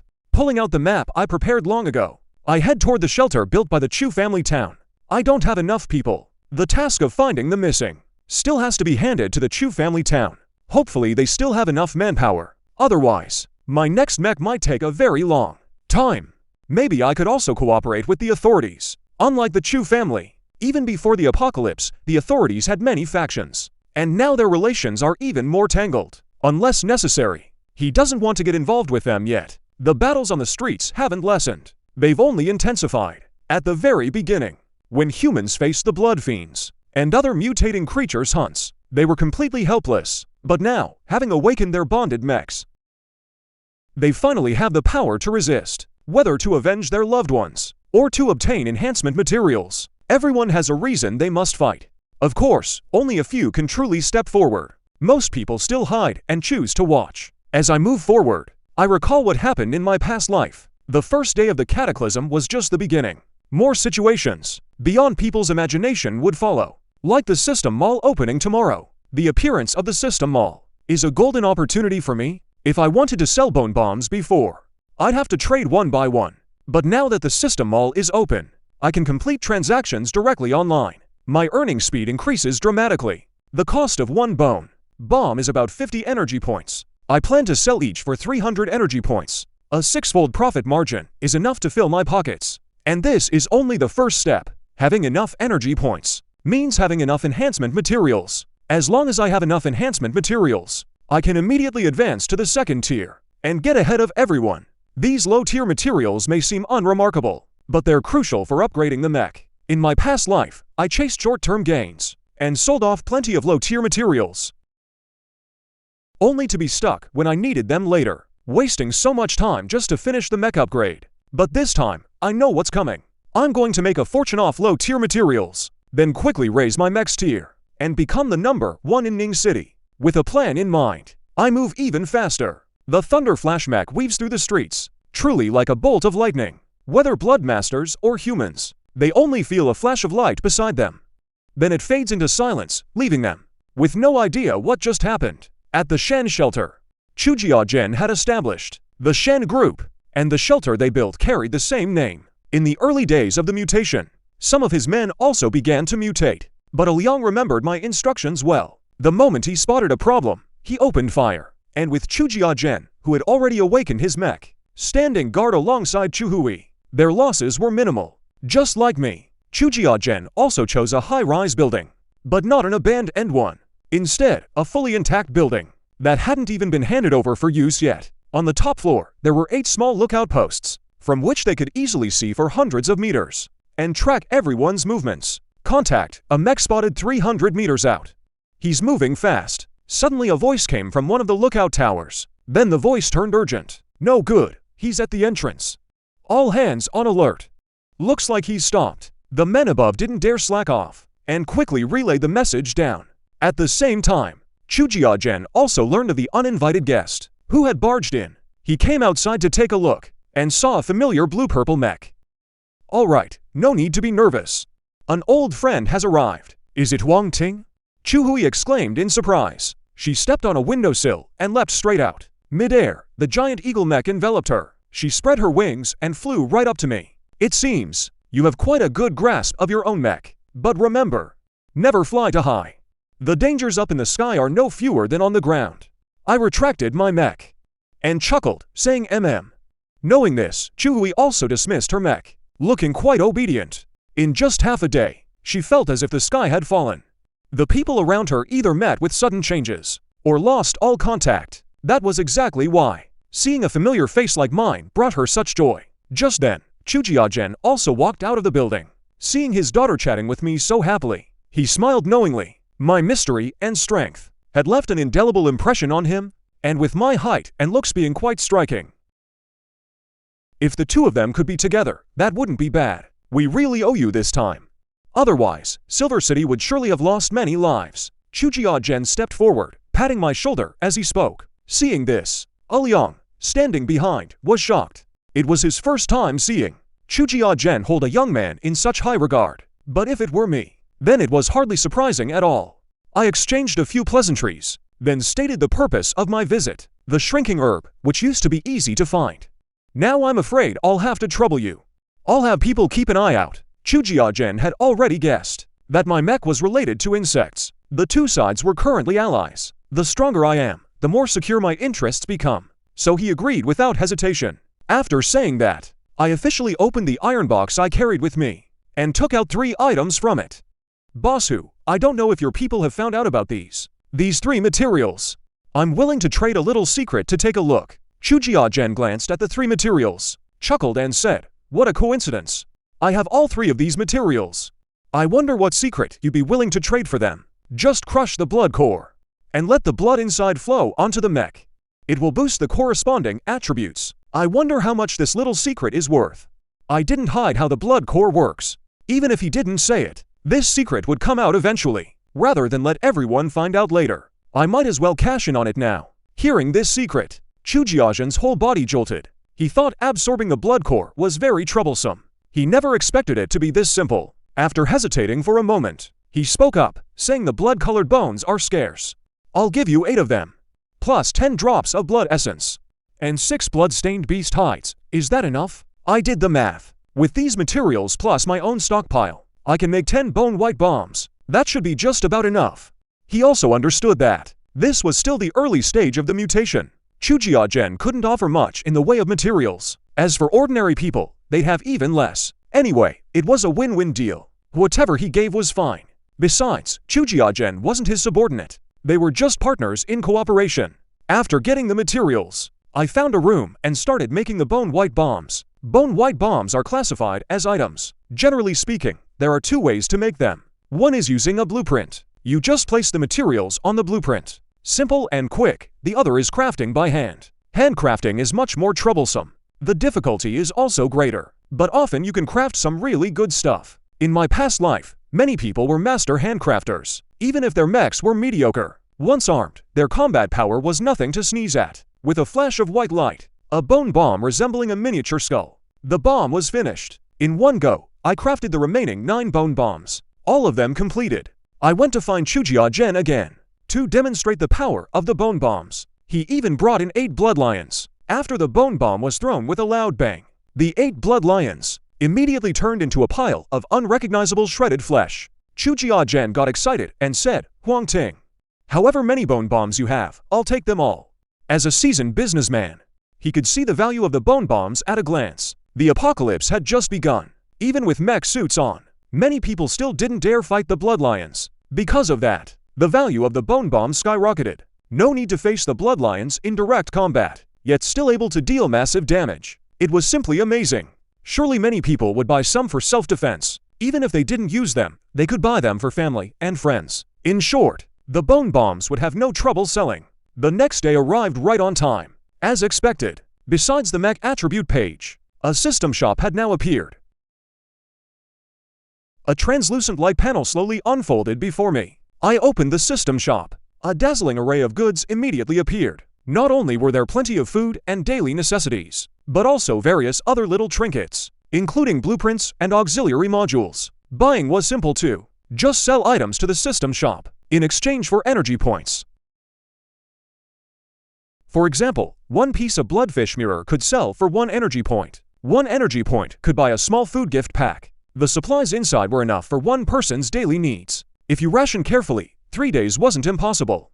If you didn't want to sell to the system shop, you can even create your own stall using a barter system. This method, though inefficient, has one advantage: no stall fees. Ground movement. I took the remaining 9 bone bombs and placed them on the stall I just created. Then, I spent another 100 energy points to buy a 10-minute pin to top feature. The pin feature requires an auction. Highest bidder wins. But the system mall just opened. Everyone's still confused, so no one participated. 100 credits for a pin. What a steal. In my past life, you couldn't get it even for 10,000 energy. Watching my bone bombs pinned above all other listings, I was quite satisfied. The system mall has 2 sections. The top is the product page. The bottom is a chat box. Messages were flying by in an instant. Some talked about the bone bombs. Others kept calling for help. The whole chat box was in chaos. I just glanced at it and moved on. The system mall appeared today. The chat system will open tomorrow. But that's not good news. The more new features appear, the faster the creatures mutate, and the faster the purification, which means more danger. In less than 3 minutes, the bone bombs were sold out. Many people are poor, but plenty are rich too. The cost of a bone bomb is around 50 points. I didn't price them too high. 300 energy points means nothing to the big factions. Even ordinary folks can pool money for one. In an old neighborhood in the West District, Ranzijin just confirmed his choice. Something suddenly appeared in his hand. He raised it to look. A strange bomb, the size of a normal human skull. This is the bone bomb worth 300. The brothers nearby gathered around, curiously asking. There were 6 of them in total, all in the same awakening. They'd planned to take a couple days off for the holiday. Never expected to be trapped here. Outside were swarms of blood zombies. Even though each of them had already awakened, their life-bound mechs, they still didn't dare make a rash move. But I don't hold much hope for its power, as long as it makes a big enough noise. Enough to lure away the blood corpses nearby. That's all we need. Ranzijin took a deep breath. The silver-white mech automatically attached to his body. The others summoned their mechs as well. There weren't many people in this neighborhood. Even fewer had mutated. The blood corpses in the whole building had long been cleared out by them. The only tricky part now was the group of blood corpses surrounding them outside. They didn't expect much from the bone bomb's power. Just as Ranzijin had said, as long as it could lure those blood corpses away, or draw off a portion of them, that was enough. The 6 of them made their way to the rooftop. Ranzijin observed for a while, then picked a slightly larger group of blood corpses, and threw the bone bomb. The bone bomb traced a graceful arc through the air, then dropped into the middle of the blood corpses. Boom! In that instant, a deafening sound erupted. All the blood corpses immediately went into a frenzy, surging madly toward the explosion site. Seeing this, the faces of the group showed not joy, but instead deep shock. They saw it clearly. The moment the bone bomb exploded, at least 8 or 9 blood corpses were torn to shreds. The others suffered varying degrees of damage too. This wasn't just a firecracker that made noise. It was a real bomb. They weren't the only ones testing the bone bomb. Other factions also realized the bone bomb's enormous potential. One after another, they contacted me to order more. I hadn't been idle either. First, I used energy points to buy up materials for making bone bombs. Then I marked out the blueprints and accessory modules I needed. Compared to the actual items, the blueprints and modules were shockingly expensive. Even the cheapest cost over 1,000 energy points. The better ones went for tens of thousands. Flashes of white light passed by. Soon I had crafted 50 bone bombs and stuffed them into my stall. Almost instantly, all 50 bone bombs vanished, replaced by 15,000 energy points. Apart from a few items priced outrageously, I swept up every low-tier material available on the market. The drop rate for bone bomb blueprints wasn't low, but this was only the early apocalypse. In a while, they wouldn't be worth anything. Actually, maybe by tomorrow they'd be worthless, so I had to sell as many as I could, while they still had value. Meanwhile, at Fenghua's shelter, though they'd faced some chaos early on, Fenghua had managed to survive. Of course, that was thanks to Huanghai's mech suit. Without his help, Fenghua might well have vanished into history. In the apocalypse, the strong rule. At this moment, he had used his immense power to become the king of Fenghua. Even the brothers who used to look down on him were now trampled beneath his feet. Huang Ting again. Why is it always him whenever I see a traitor's name? Huanghai flew into a rage. He was certain that the one selling bone bombs was definitely the Huang Ting who had humiliated him at the exhibition and the botanical garden. Back then, he couldn't make a move against me, but now, things were different. Huang Ting, hey, let me send you a little gift first. Huanghai's eyes rolled. He waved over a subordinate and whispered a few instructions. I was still busy crafting bone bombs, but the system shop chat was already exploding. The messages were either demanding I share the recipe, or asking me to lower the price. I ignored those clowns and listed all the bone bombs I'd just made. In the blink of an eye, half of the 100 bone bombs were sold. A moment later, I brought out the enhancement materials I'd just bought. All kinds of materials piled up together, giving off an indescribable allure. A flash of black and gold light. The Titan mech appeared in the room. I sat cross-legged and began absorbing the pile of enhancement materials. Strength +1, defense +1, agility +2, agility +1. As all the materials vanished, the Titan mech's stats were completely renewed. The attributes had reached their peak. Next came the mech's sacred sword. The so-called peak meant the mech had been enhanced to its limit. Without breaking through, it couldn't improve any further. To break through the limit, the first thing needed was a mech core. Thanks to Big Brother and the Huang Ting trio, I didn't have to worry about that at all. I brought out another pile of materials, along with a cube-shaped mech core. I calmed myself and officially began the ascension. Mech ascension initiated. This ascension requires 28 hours. While I was undergoing the mech ascension, Hai was throwing a fit in the shelter. He thought he could send someone to mess with me, but the other side didn't even bother to respond. It felt like punching thin air. He was so frustrated, he nearly spat blood. The next day arrived. With a resounding hum, the chat system officially opened. At the same time, the Bloodmaster and other monsters grew even faster. Some places already had second-tier monsters and were designated as forbidden zones. I opened the chat system with ease. The chat system had 3 parts: private chat, group chat, regional chat, and world chat. The world chat isn't open yet. No need to worry about that. What really matters to me is the group chat feature. That's the real foundation for building a force. Creating a group chat requires 2 or more people, plus 1,000 energy points. Energy points are nothing to me. It's just who to bring into the group. That needs careful consideration. Setting aside the group chat system, I summoned the giant god mech again.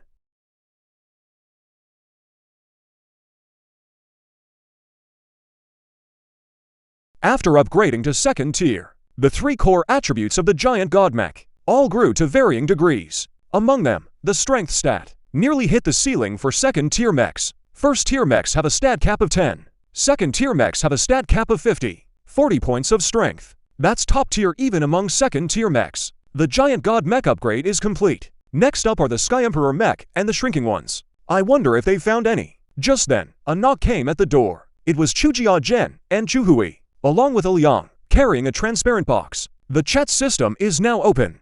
Should I add some friends? Would you be willing to join our group chat? Chujia Zhen invited warmly. Someone as powerful in combat as me, and so knowledgeable about the apocalypse. He really didn't want to let Chief Chu go. Sorry, I have my own plans. I refused flat out. I have many things to do in the future. I don't want to tie myself to Chujia Zhen's ship. I see, then let's at least add each other as friends. Stay in touch. Also, the Shen group is gone now. Don't call me Chief Chu anymore. You can call me Chushu. Chujia Zhen didn't push it, and went along, saying that's fine. Chushu was about the same age as Chuhui now. Being called young master wasn't embarrassing. By the way, Liang's men caught a little creature. See if it's the kind of shrinking one you're looking for. Chujia Zhen waved his hand. Liang stepped forward with the transparent box. Inside the box was a tower-shaped object the size of a palm, built entirely of steel and glass. I was completely baffled. Bugs are evolving so fast these days. They're building houses out of steel now. Whether it was real or not, I decided to take it anyway. I'd bring it back and let Guan Silla take a look. I added the 3 of them as friends, then transferred 10,000 energy points to Chujia Zhen as payment for this job. Then I turned and left Wanfu Mall as the premier, top-tier shopping center in Ning City. It drew a huge crowd. But once the shop opened, the once bustling and lively mall instantly turned into a living hell. Blood fiends of all sizes had taken root there. And on top of that, there were plenty of powerful monsters mutated from pets. Non-Zijing and a few of his brothers quietly crept up to the mall entrance, then picked up a pebble from the ground and tossed it out. They used bone bombs to take out most of the blood corpses in the old neighborhood, and managed to escape. But these guys were all gaming fanatics. They knew they couldn't just sit around waiting to die. They had to train hard and get stronger. Only then could they survive in this apocalypse. They treated Wanfu Mall like a dungeon and planned to raid it as a party, which led to the scene we just saw. The pebble arced gracefully through the air and clattered down at the mall entrance. Sensing the disturbance, a hideously deformed monster charged out. Its lower half looked fairly normal. Thick muscular legs just like any ordinary blood fiend. But the terrifying part was the upper body. Starting from the waist, the upper body split into 2 parts. One part looked like a woman. The other was a mutated teddy dog. It looked like something had stitched the 2 together into one being. Yu Lang fought back his nausea and remarked, "This thing is way scarier than Resident Evil." Back in the day, this would have been censored for sure. Ran Zijin gripped the giant bone sword. His face under the mech armor was unusually grim. "This monster, they can't handle it. Better run fast. If we don't run now, we're gonna get wiped out." With that, he turned to leave, but just as he turned around, a saw blade suddenly appeared on his left side. Crack! The thick mech arm was easily bitten off by the saw blade. Ran Zijin's body tilted. He nearly fell to his knees. Ran Zijin, wait for me. Your daddy's here to save you. Seeing Ran Zijin wounded, Yu Lang charged forward without hesitation. But the woman's side of the two-headed monster just swung out its palm, and he was sent flying backward. His mech armor flickered a few times, then turned into a ball of light and vanished completely. Yu Lang fell unconscious. The other four were the same. Only by growing stronger through the two-headed monster's wounds could they possibly survive in this apocalypse. They treated Wanshu Mall as a dungeon and prepared to raid it as a team. And that's how the scene above came to be. A stone flew through the air in a graceful arc. Clatter, it dropped right at the mall entrance. Sensing the commotion, a deformed monster charged out. Its lower body was still normal. The thick legs were no different from an ordinary person's. But the terrifying part was the upper body. Starting from the waist, the upper body split into two parts. One part looked like a woman. The other part was a mutated teddy dog. It looked like something had sewn the two together. Yu Lang barely held back his vomit and sighed. This thing is way worse than Resident Evil. Back in the day, this would have been censored for sure. Ran Zijin gripped the giant bone sword. His face under the mech armor was unusually grim. This monster, they can't handle it. Better run fast. If we don't run, we're done for. With that, he turned to leave, but just as he turned around, a saw blade suddenly appeared on his left side. Crack! The thick mech's left arm was easily bitten off by the saw blade. Ran Zijin staggered, nearly falling to his knees. Ran Zijin, wait for me. Your dad's here to save you. Seeing Ran Zijin injured, Yu Lang charged forward without hesitation, but on the woman's side of the two-headed monster. It merely swung its palm, and he was sent flying backward. His mech flickered a few times, then turned into a ball of light and vanished completely. Yu Lang fell unconscious. The other four were the same, instantly struck down by the two-headed monster. Though their mechs didn't disappear, they had no strength left to keep fighting. Just as the two-headed monster was about to eat them, a calm, carefree voice rang out. You're no match for it right now. Remember, always prioritize keeping Ziming safe. Don't take reckless risks. In view, a black and gold mech slowly appeared. Mysterious and cold. Powerful. I swept my gaze and activated the detection eye of my auxiliary module. Information about the two-headed Bloodmaster appeared before me. Name, two-headed Fusion Bloodmaster. Level, Elite Tier 1. Danger level, low, clearly. The two-headed monster was an elite-level mutant, and it was on the verge of evolving.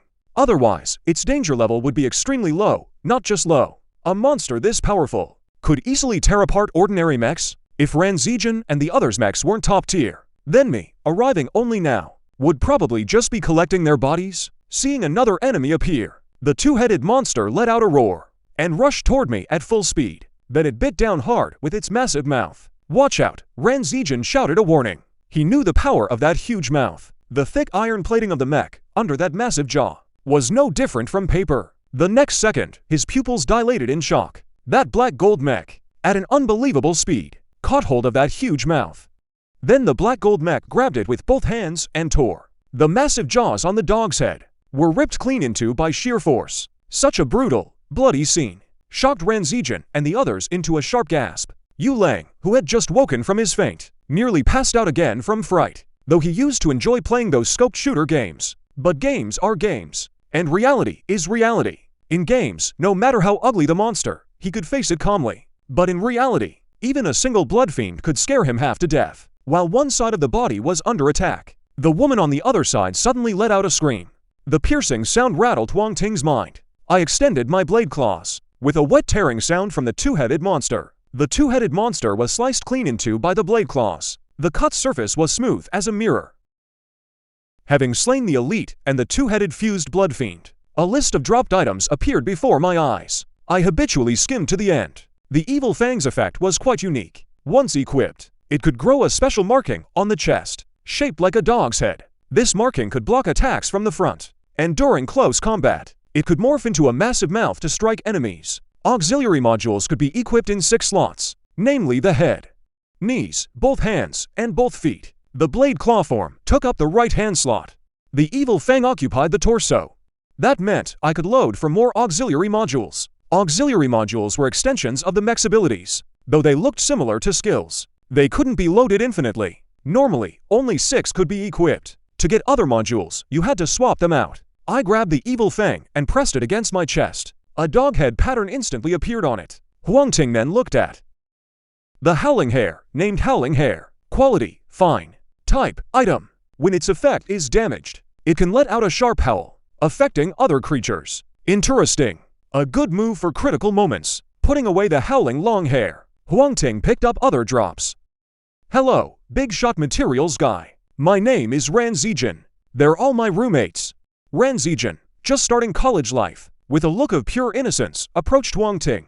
Introducing himself, Ran Zijin said. Hearing that name, Huang Ting was taken aback. Only then did he remember. Among the first buyers of the bone bomb, there was one named Ran Zijin. Glancing at Ran Zijin's mech, Huang Ting slowly uttered two words. Huang Ting, you're the seller of the bone bomb. What a coincidence. I never thought I'd run into you here. And you even saved our lives, Ran Zijin said excitedly.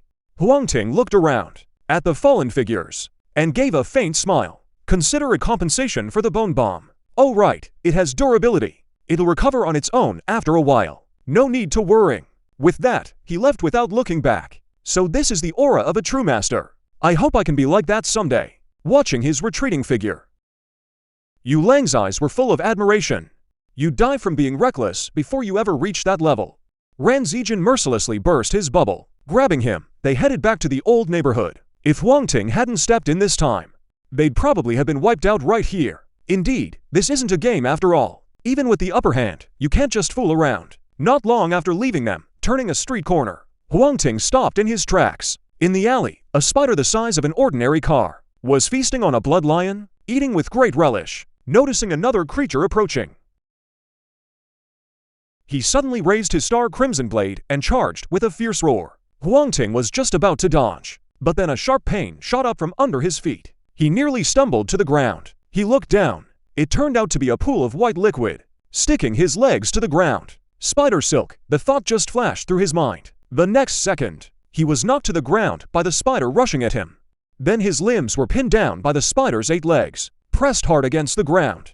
Huang Ting tried to summon his strength, but found his limbs all stuck by that white liquid. For a moment, he couldn't muster any power at all. Seeing its prey bound and helpless, with no way to escape, the giant spider let out a gleeful screech. Then it opened its massive jaws, revealing two huge fangs as sharp as scissors, and bit fiercely toward Huang Ting's abdomen. It knew well, that was the most tender meat on the body. Evil hound fang. Huang Ting let out a mighty roar. In an instant, his abdomen swelled up high. Then a fierce dog's head burst out. The dog had strained to open its jaws wide, revealing rows of jagged, crisscrossing teeth. Chomp, the giant spider's head, was actually bitten off by this sudden strike, nearly half of it gone. The wounded spider staggered backward, seizing the chance. Huang Ting broke free from his bonds. A claw slashed across his abdomen. A large gush of unknown liquid spilled out, splattering all over Huang Ting. The giant spider was completely dead. Good thing the evil hound fang had just burst out. Otherwise, this would have been trouble. Huang Ting felt relieved, and tried to wipe off the unknown liquid from his body. But this liquid seemed to be sticky too. He gave it a try. It simply wouldn't come off. He'd better hurry back and change his clothes. This pendant in his hand was also strange. He needed Guanxil on to examine it. He muttered to himself, pack up the dropped materials and keep moving forward. Return to the abandoned building. After a full day and night of recovery, Guanxilin's condition had improved greatly. His core mech had also recovered. What surprised Huang Ting was Guanxilin's mech was actually connected to plants. I'm a vegetarian. On the day of the change, I only ate a little mushroom. That's right, Guanxilin's mech was evolved based on mushrooms. His core exclusive module was also mushroom-related, named Spore Parasite. The moment he heard that name, Huang Ting realized Guanxilin's talent was no ordinary thing. In his past life, he'd never heard of such a monstrous talent appearing. It seemed in the previous life, Guanxilin had died at the hands of those for men. That's why his life was cut short. And in this life, he happened to save him. The legends told from now on would surely grow even more. Calming his emotions, Huang Ting pulled out the seemingly mutated Suoi and let Guanxilin examine it. Although the material and shape of the house had changed, I can confirm this is Suoi. Even under the influence of the mutation, it hadn't erased his obsession with the house. Receiving Guanxilin's confirmation, Huang Ting hesitated no longer, found an empty room and summoned the giant god Mech, crushed that tower-shaped structure in one grip, and picked out the bug inside. Fortunately, even after the mutation, the Suoi was still only the size of a thumb. Dismissing his Mech, he tossed it straight into his mouth, crunched it a few times. Rich, juicy flavor splattered everywhere in his mouth. The feeling was like biting into a sausage sizzling and dripping with oil on the grill. The casing burst. Oil and juice spilled out instantly. Luckily Guanxilin didn't see this scene. Otherwise, he'd definitely think Huang Ting was a total freak. Mutated Suoi gene acquired. Now modifying some heavy-duty, general-purpose mechs. Modification time, 7 hours, 59 minutes, 58 seconds. Enhancement materials insufficient. The modification has stopped. Missing enhancement materials, flesh and blood essence stones, thin soul stones, blood red stones and moonflower stones, blood forest root stones, epic grade enhancement material 1. The prompt sounded again. But this time, the prompt that appeared was somewhat unexpected for Huang Ting. It seems this gene is indeed special. It even requires enhancement materials. Flesh and blood essence is synthesized from flesh and bloodfish mirrors. This should be purchasable from the system mall. But the remaining for materials, either drop from mutated beasts, or drop from mutated plants. None of them are easy to get, not to mention needing an epic grade enhancement material. Seeing these materials, Huang Ting felt a sense of dread. Chapter 20, Mingchengzu, begging for golden tickets, thinking it over. A familiar place name surfaced in Huang Ting's mind. Mingchengzu. There were already plenty of animals and plants there. After the mutation, both in quality and level, they far exceeded those outside. Going there to gather materials might be a good choice. The night passed without incident. The next day, Huang Ting ate a little something and prepared to head to Ningchengzu. Ningchengzu was about 40 kilometers from the abandoned building, though it was a bit far. With the chat system in place, he didn't have to worry about Guanxilin encountering any danger. Blood zombies still roamed the streets from time to time, but their numbers were far fewer than before. Low-tier blood zombies weren't infectious themselves. Only when they reached tier 4 and formed a blood zombie tide would they transform people or other animals into blood zombies. When that happened, blood zombies of all forms would be the biggest problem. Thinking about this, Huang Ting looked at the fang pattern on the back of his hand. While he kept growing stronger, that leader-level monster surely wasn't idle either. He hoped to find traces of that monster soon. Being watched like this all day really wasn't pleasant. The Thunderflash mech attached to his body. Huang Ting's speed shot to the maximum. All 30 points of agility pushed to the limit. These days, no one could catch up to him. Most people could only vaguely see a shadow flash past them. And then, it was gone without a trace. Half an hour later, Huang Ting arrived smoothly at Ningchengzu. To his surprise, the place wasn't empty. On the contrary, a fairly capable squad had taken the position. It seemed they, like Ran Zijin and the others, were treating this zoo as a dungeon to clear. But they were more cautious than Ran Zijin's group. Even with over a dozen people, they were just circling at the zoo entrance, not venturing deeper. Huang Ting walked around the zoo and found high walls blocking every side. Jumping over would definitely make a lot of noise. The best option was still the main gate. After a moment's hesitation, he switched to the Colossus mech and walked slowly toward the group at the entrance. Bastard, this is our Bright Light Society's territory. Before he even got close, a red mech blocked Huang Ting's path. Bright Light Society, wow. It's only been a few days since the apocalypse started, and there's already such a cringy organization. Huang Ting chuckled. The zoo is huge. You guys can't occupy all of it, right? I'll just go in to find some things and leave once I find them. No, I said no. This is our Bright Light Society's territory. The red mech still refused to move aside. All right, Zili, we're all humans here. Don't be so harsh. Just as Huang Ting was about to force his way through, a voice rang out. Then a white mech stepped forward. When Huang Ting saw the white mech, a hint of nostalgia appeared in his eyes. This white mech. This was the mech he had awakened in his past life. He named it the Duck Mech. The Duck Mech's combat power was average. If he didn't have a better talent, he would be nothing but cannon fodder. The man before him could lead so many people. His mech talent surely couldn't be as poor as his own. Brother Jin's red mech moved aside. The white mech walked up to him. Brother, I'm not an unreasonable man. The threats in this zoo, we've already cleared most of them. But walking in just like that won't be so easy. Cleared most of them, my foot. Huang Ting didn't take the white mech's words to heart at all. A zoo this big would eventually become a forbidden zone? To clear it out, you'd need all the experts in the entire city to join forces with just that man's duck mech. And this ragtag group before him, wanting to clear it, was simply laughable. Not to mention anything else. Ran Zijin and the others, 16 of them working together, could easily defeat these people. And the danger level inside the zoo would definitely not be lower than facing the twin-headed, fused blood corpse. So then how am I supposed to get in? Huang Ting didn't rush to act. In the apocalypse, every resource was precious, including people. That's simple. Let's have a small arena. Best of 3 rounds. As long as you can win, you'll earn the right to enter. How about it? The white mech replied readily. No problem. Bring it on. Huang Ting never expected that this leader would come up with such an idea. He didn't think this was letting him off easy. If it were an ordinary person, after 3 rounds of fighting, even if their mech wasn't destroyed, their stamina would surely take a heavy toll. And everyone thought he was attacking. There was simply no chance of survival. So these 3 matches seemed simple, but in truth, they were fraught with deadly intent. The first match had Huang Ting facing off against that red mech from earlier. Do you think Brother Lee can win? Of course he can. Brother Lee is a top-tier kickboxer, ranked in the top 5 in Ning City. Beating some ordinary guy should be a piece of cake. But that guy's mech looks better than ours. Could it be some kind of advanced mech? So what if it's advanced? It still comes down to the pilot's skill. Give it to a kid, and even the most advanced mech would be useless. Hey, look! Brother Lee's attack is in full swing now. I bet that guy's in for some trouble. Huang Ting paid no attention to the others' whispers. His focus was entirely on the red mech before him. The red mech attacked fiercely, seeming to have some boxing training. His moves had clear form. Too bad his boxing style was all practiced in peacetime. Huang Ting had never formally studied boxing, but he'd honed his skills for years in his past life. What he learned were killing techniques. His opponent's moves were nothing in his eyes. Seeing a punch coming at him, he opened his palm and grabbed the other arm, clenched his fist, and struck in one fluid motion at the joint between the red mech's jaw and torso.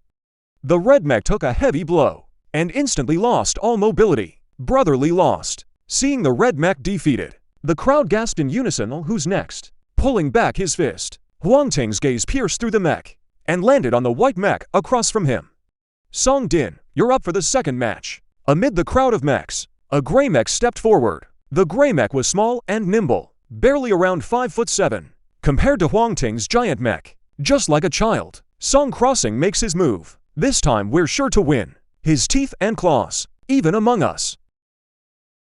The mech with the highest defense can't block them. Right, I observed carefully just now. Did you all notice? Although his strength is great, his speed isn't fast. Song Din, an agile type, is just the counter for him. Hurry up and act. I can't wait to see the result. Chong Shin's speed is indeed very fast. The moment he appeared, he immediately tried to circle behind Huang Ting to attack. But just as he ran beside Huang Ting, a hair-raising scene appeared. Huang Ting, who had been standing still, suddenly turned his head to look at him. Chapter 21. The koala who breaks his word and guards the treasure. The speed of the giant god mech, though not as fast as the flash mech. After upgrading, it reached 11 points. For ordinary mechs, it was naturally a devastating presence. At this moment, Huang Ting also saw what the opposing mech was made of. If he guessed right, the opponent must have eaten a rat on the day of the catastrophe. No wonder its size wasn't big, yet its speed could be so fast. Grabbing Song Shin's neck in one grip, Huang Ting slammed him hard to the ground. The force, heavy as Mount Tai, pressed down, directly shattering the mech on Song Shin's body. The others were startled. They didn't expect Song Din to lose, nor did they expect him to lose so cleanly. 2 out of 3. Now I can go in, right? Withdrawing his palm, Huang Ting looked at the white mech. After an eerie silence, the white mech finally spoke slowly. That was true originally, but you injured my brothers. This matter should also be settled. How to settle it? Huang Ting's patience was running thin, but he still wanted to see what tricks the other side was playing. The white mech hesitated for a moment, then said, let's fight one more round. If you lose, you hand over 100 energy points. Then get lost, and this whole thing is over. If you win, we're even, and you can go inside. Fine, make your move. As for the white mech's talent, Huang Ting was also quite curious. In his past life, he only had a strength boost. But no matter how strong a duck is, how strong could it really get? This white mech before him was definitely no ordinary one. Otherwise, it wouldn't have drawn such a crowd. Just as he was thinking, the white mech began to change. The mech grew larger overall, Sharp spikes began to appear on its body, like rows of teeth. Those spikes stacked layer upon layer, just like the feathers on a duck. The next second, all the spikes burst outward and lunged fiercely at Huang Ting, feathers turning into spikes like this. It really did make up for the duck's lack of killing power in close combat, but he wondered if those spikes had more tricks up their sleeve. Facing the incoming spikes, Huang Ting was about to dodge to the side, but just as the spikes got close, the white spikes suddenly turned red, then exploded violently. In an instant, smoke billowed everywhere, completely engulfing Huang Ting. Brother Jin's move never fails. Whoever comes, they all fall for it. That idiot probably thought dodging was enough, but he didn't know the spikes were just a decoy. The real power was in the explosion behind them. Daring to fight Brother Jin, he should check his own level first. But gotta say, this guy does have some real skill. Otherwise, he wouldn't have beaten Brother Lee and Song Crossing. There's always a stronger one out there. But in the end, he still went down. The murmurs came in waves like the sea. Slowly, the smoke began to clear. The crowd's voices faded from loud to soft, until finally, they disappeared completely. The black gold mech in view vanished without a trace. Replacing it was a towering mech in black and white, the strongest defensive form, Tianyu. Huang Ting never expected the white mech, the one everyone called Jin Ji's talent, to be so absurdly powerful. The explosion of that final shot did cause him quite a bit of trouble. The giant god mech could have blocked it, but taking such a ferocious hit would definitely drain its durability. Once durability hits zero, the mech enters a repair state, so he had no choice but to switch to Tianyu form. 20 years of defense was already rock solid, plus the damage reduction from its exclusive module. That little combo looked impressive. But in truth, it didn't hurt him at all. How is that possible? Jinjae was stunned at this point. His spike explosions were devastating. They could easily blast through to walls. How could this guy be completely unharmed? 3 rounds, 3 wins. I can go in now, right? Facing Huang Ting's question, Jinjae put one hand behind his back, secretly making a gesture to his men. Sure, of course you can. The other underlings immediately understood and stepped aside, clearing the path to the zoo. Huang Ting took in everyone's movements. A faint smile appeared beneath his mech. Those who court death will find it. He truly didn't want to fight. But some people just wouldn't learn. Just as Huang Ting was about to step into the zoo, a barrage of sharp attacks rained down on the Tianyu mech. I just want to gather some materials. Why must you force my hand? As his words fell, Huang Ting's figure moved. Braving the hail of attacks, he charged straight at a green mech, then shifted forms and extended his force field. With a crackle and a flash of sparks, the green mech was instantly destroyed. Everyone was utterly stunned by the sight. No one dared to attack anymore. They scattered and fled in every direction. Huang Ting smiled and caught up with one of them, reaching out with his force field again. The others were very fast. He had no intention of chasing them further. He turned his gaze to Brother Jin. Brother Jin said best of 3, and he agreed. Brother Jin said fight him one more time, and he agreed again.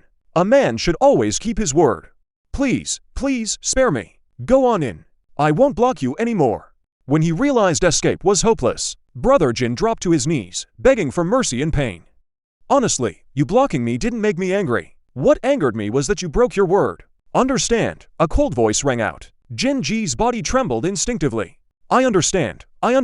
From now on I'll always keep my word, and be an honest man. He begged again, and Huang Ting said, good. I hope you remember that in your next life too. A cold flash of light passed before his eyes. Jin Ji's consciousness faded completely. Killed mech pilot Chen Ruijin, 1 kill. Obtained 1 mech core. A Rubik's Cube-shaped mech core appeared. Huang Ting grabbed it in one hand. This time, with no one blocking him, he entered the zoo smoothly. He hadn't walked far. When he passed a security guard booth, he suddenly paused. The small booth had been cleared out. Inside was piled with all kinds of enhancement materials. Could this be their warehouse? Hiding enhancement materials in such a dangerous place. Huang Ting didn't know whether to call them clever or foolish. No wonder they refused to let me in. So all their stash was in here. He took a quick look and found they were all low-grade materials, so he didn't pay them much attention. Carrying all this stuff would be a hassle. He could just burn it when he came back. After a moment's thought, he felt something was off. Even though that Brother Jin was dead, others might still know about it. If they quietly take these materials away, then wouldn't I be at a loss? Looking around, an animal sign catches his eye. Perfect. Following the sign and looking ahead, a creature as tall as 3 or 4 stories high appears. you can still vaguely make out the shape of a koala. At this moment, the monster is sleeping while hugging a giant branch.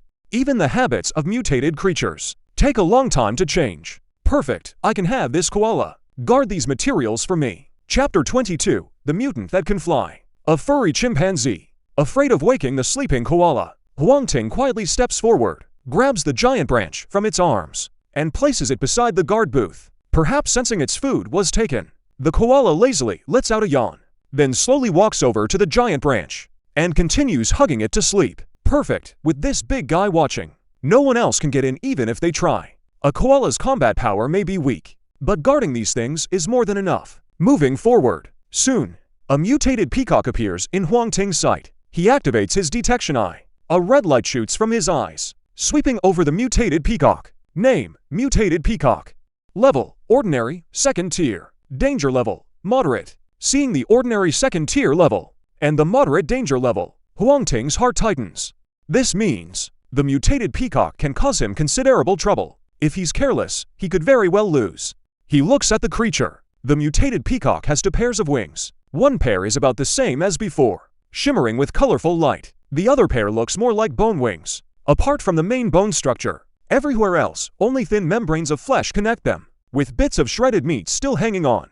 Seeing an outsider intruding on its territory, the mutant peacock flaps its wings, opens its huge mouth, and lets out a threat. When it opened its mouth, Huang Ting finally saw its rows of fine, delicate teeth, lining the entire mouth cavity. Even its tongue had tooth-like growths on it.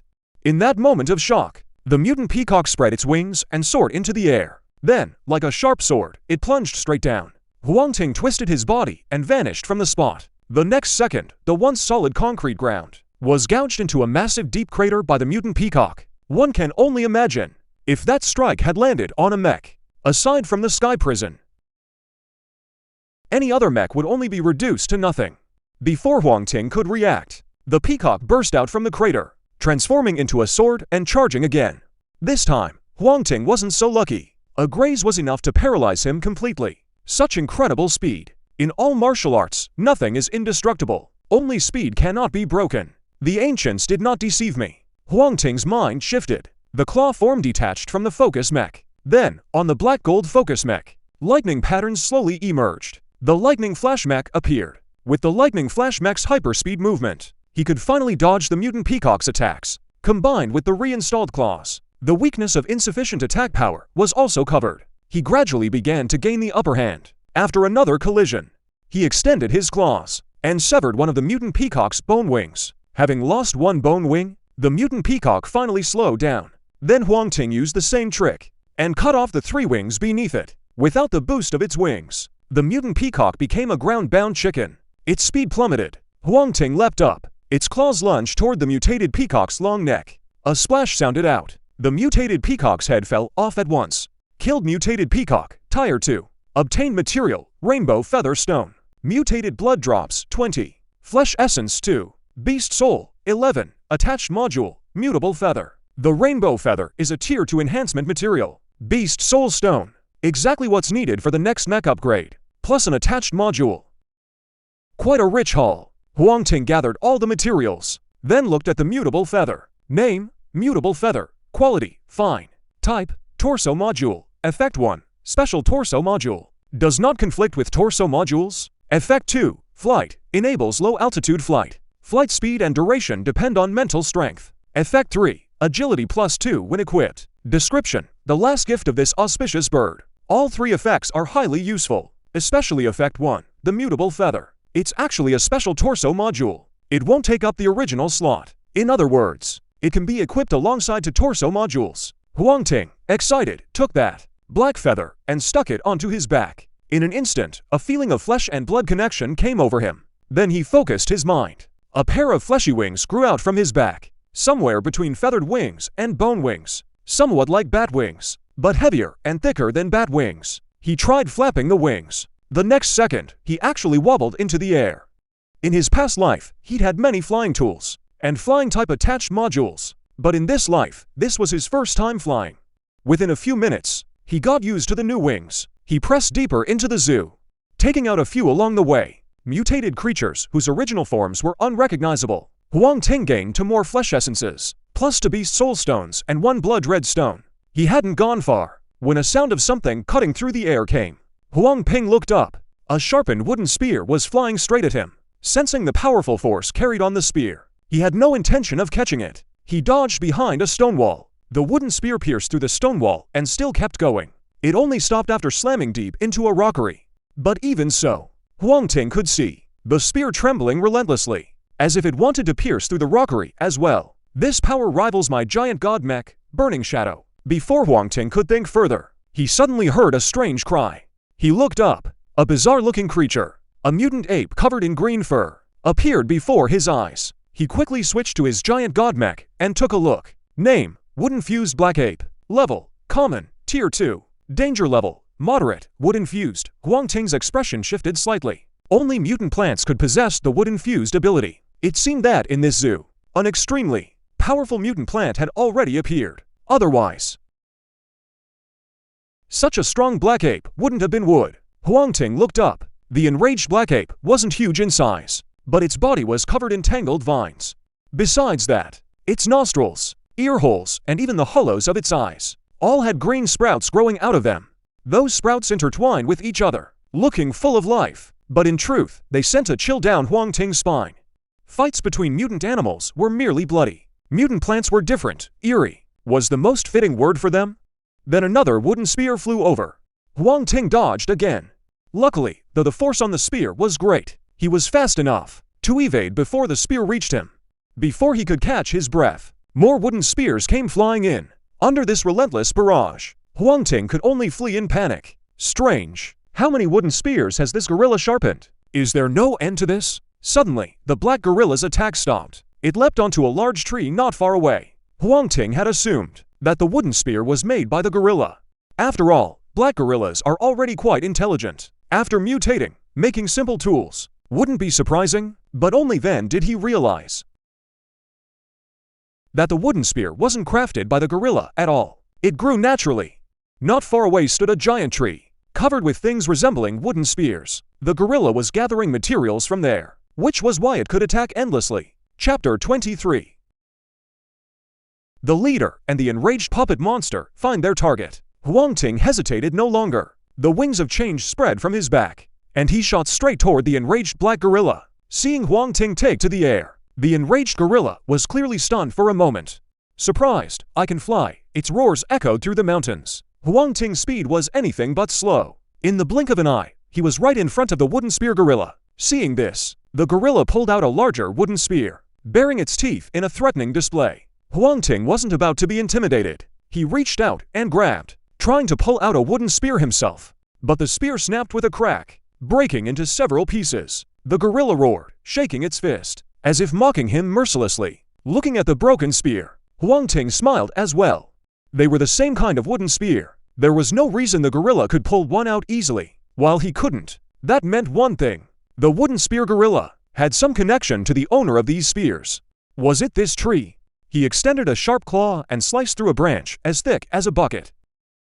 The gorilla's cries grew urgent. Then 2 more, smaller wooden spear gorillas appeared. Chimpanzees are social creatures that live in groups, and there's always an alpha male. The alpha is bound to be a leader class monster. Luckily, they were all petrified by the plants beneath their feet. Otherwise, this would have been tricky. Huang Ting stared intently, watching the 2 alpha chimpanzees that came later, silently thanking his lucky stars. The appearance of leader class monsters wasn't a coincidence. Generally speaking, the alpha in a monkey troop, the lion king in a pride, or the queen bee, the queen ant in a colony. All of them have a high chance of becoming leader class monsters. The former's strength grows even greater, easily overpowering all others of their kind. The latter's certain traits get infinitely amplified, like reproductive capability. Normally, a queen ant lays 500 to 1,000 eggs a day. Even a termite queen only lays tens of thousands a day. But if it becomes a leader class monster, its egg production skyrockets. With plenty of food available, laying hundreds of thousands of eggs a day is a piece of cake. If not for other changes happening on Blue Star later, just these ant armies alone could have flattened the entire planet. Whoa whoa whoa, at that moment, a relatively smaller chimpanzee charged up wielding a wooden club. Huang Ting didn't bother fighting it. He quickly flew to another branch. Looking closely, it wasn't hard to notice. This branch was much thinner than the one he'd grabbed before. If not for the wind magic letting him push off mid-air, his weight would have sent him falling. That chimpanzee didn't think that far. Seeing Huang Ting escape, it immediately grabbed a branch with one hand and swung over. The moment it arrived, the branch snapped under the weight. The little chimp felt the branch break beneath its feet and shrieked in panic. Then something unexpected happened. The tree under Huang Ting seemed to come alive. A branch reached out and caught the falling little chimp. Name: Bloodsucking Locust Tree. Rank: Leader. Tier 1.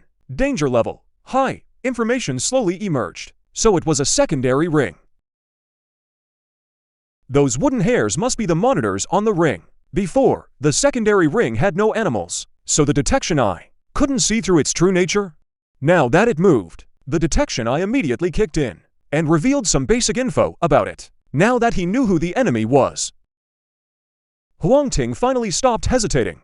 Generally speaking, mutant plants are more bizarre than mutant animals, but there's an upside too. Their mobility is usually limited, especially now, in the early stage of mutation. Even if it's become a leader-class monster, this bloodsucking locust tree's main combat power comes from its wooden vines. The black apes themselves don't have much resistance. Once he understood this, Huang Ting no longer hesitated and struck directly, taking out those two relatively smaller wooden vine black apes. This move enraged the first wooden vine black ape that had appeared. He beat his chest with one hand and howled loudly, as if venting his fury. Huang Ting ignored him. The two wooden vine black apes he'd killed earlier didn't drop any materials, which meant they had already merged with the bloodsucking locust tree. Or rather, they were already its puppets. Only by taking down the bloodsucking locust tree could it truly be considered dealt with. Otherwise, before long, they'd be able to revive through the tree's body. If he had any other choice, Huang Ting would have run far away from this tree, no matter how far. But now, even though that mutated black ape was swinging around, it still couldn't catch Huang Ting, who had wings. The advantage of air over ground was on full display. Huang Ting swung his sharp claws, dodging the wooden hair attacks from the vine apes, while tearing open the bark of the bloodsucking locust tree. The dark brown bark was peeled open. What was revealed inside was not pale white wood, but a patch of blood red. At the same time, a surge of something like blood gushed out, splashing all over Huang Ting, who was caught off guard. The mech immediately gave off a puff of white smoke. Who would have thought this thing was corrosive? Huang Ting gripped the tree trunk with both hands, quickly switched to the Tianyu mech, then switched back again. After a series of maneuvers, the red liquid that had clung to the mech was wiped clean without a trace. Huang Ting used his power claws to attack again. This locust tree before him was about 60 meters tall, with a diameter of roughly 3 meters. It looked sturdy, but under Huang Ting's power claws, a large hole was quickly gouged out of the trunk. Hearing the faint sound of cracking from the trunk, Huang Ting switched to the giant god mech and wound up a punch, unleashing a mighty 40 points of power, boosted by the giant god module. The force it unleashed at this moment was already no less than a third-tier mech. With a loud crack, the blood-sucking locust tree crashed to the ground. Leader-class blood-sucking locust tree slaying. Reward: obtained, counter star, 1 flesh essence, 3 blood roots. Blood-sucking wood spear item 2, wooden puppet item 2. Would you like to integrate the counter star into the gene modification? Before Huang Ting could even check the loot, a line of small text suddenly popped up before his eyes. He directly chose yes. The counter star was an excellent grade enhancement material. As the name suggested, it had a certain counterattack effect. When used on mech enhancement, it could achieve a surprising effect. Huang Ting had originally planned to use it on the Tianyu mech's enhancement, but using it on the next mech wasn't a loss either. By then, he might even get one that could automatically counterattack. The counter star disappeared. Huang Ting then looked at the blood-sucking wood spear and wooden puppet. The former was an attack type. The prop's power is decent enough. Even if I can't use it myself, I can leave it for others or sell it. As for the wooden puppet, that's a real treasure. Name: wooden puppet. Quality: excellent. Type: item. Effect: use on certain creatures, turning them into wood. Once the wood transformation is complete, the wooden creature obeys the user's every command. If used wisely, it might even give me 2 extra capable helpers. Chapter 24: The Ghost Pouch Kangaroo. The ferocious elephant puts away the wooden puppet. Huang Ting continues forward. The mutated creatures in the zoo are overall a step above the outside world. But thinking about it, outside, most are frail weaklings, or pampered pets. Hardly any fierce ones exist, even if these creatures are raised to be gentle. Wildness still lingers in them. On normal days, you can't tell They all act cute and playful, but when the apocalypse strikes, they become the first and most dangerous killers. Passing by the chimpanzee enclosure, another enclosure comes into view. Suddenly Huang Ting stops in his tracks, staring at the mutated creature ahead. This is a kangaroo. Name: Ghost Pouch Kangaroo. Level: Common, Tier 2.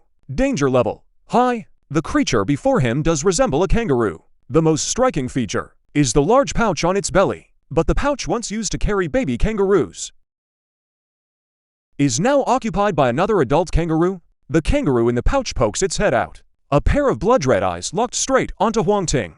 Thick, sticky drool dripping endlessly from its mouth. Its body squirming constantly, looking like it can hardly wait. He raises his gaze. The pouch twists and contorts, like a massive, grotesque tumor, enough to drive anyone's sanity to the brink. In other words, Huang Ting had long been baptized by all kinds of bizarre creatures. If it were an ordinary person here, they'd definitely be in trouble. Being ugly, I don't blame you, but coming out to scare people, that's your fault. To be safe, Huang Ting switched to the prison mech. With the prison mech's high defense and corrosion resistance, even if something unexpected happened, he could handle it. Just as he transformed his mech form, the mutant kangaroo leapt right in front of him. Using its tail as support, it slammed its two thick, powerful legs right into Huang Ting. Huang Ting reacted extremely fast, immediately raising both arms to block. As the saying goes, arms can't twist against thighs, let alone the thighs of a mutant kangaroo. He stumbled forward, almost getting kicked to the ground. Good thing he blocked it. Huang Ting was just about to catch his breath when he suddenly felt a sharp pain in his abdomen. Looking down, it turned out the huge kangaroo hidden in the pouch had punched him. Generally speaking, a kangaroo's thighs are the most powerful, and they habitually attack with their legs, but the power in their fists is nothing to scoff at either. Some kangaroos with their fists could even go toe-to-toe with professional boxers. If that were all, it'd be fine. But who knows if it's because of hiding in the pouch. That kangaroo's arms were abnormally thick, almost as thick as its thighs. With that heavy punch coming down, even Huang Ting could barely take it. He dodged back to create distance and shifted his mech form into the giant god mech. The giant god mech was equipped with the Fang Hound module. With this module, he wouldn't have to fear sneak attacks. The black gold giant god mech appeared. Huang Ting charged forward again. The kangaroo had no idea what was happening.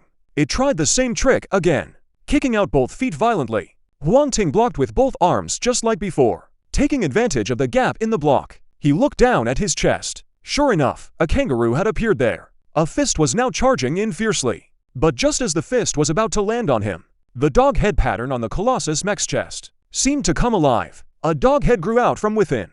The head looked somewhat like a bully breed. Fangs interlocked and jagged. Faint traces of fresh red blood could be seen on them. The cross-marked dog head opened its jaws wide and bit down on the kangaroo's arm. With just a slight squeeze, a chilling sound of bones crunching followed. Truly worthy of the fangs of a fierce hound. That single bite actually snapped clean through one arm of the kangaroo hiding in the pouch. Seizing the moment as the enemy reeled in pain, Huang Ting grabbed hold of the head of the kangaroo whose arm had been severed and yanked it outward with all his strength. With thick, powerful forelimbs and weak, frail hind legs, the kangaroo was dragged out by force. This act seemed to touch a raw nerve. The ghost kangaroo let out a frenzied roar.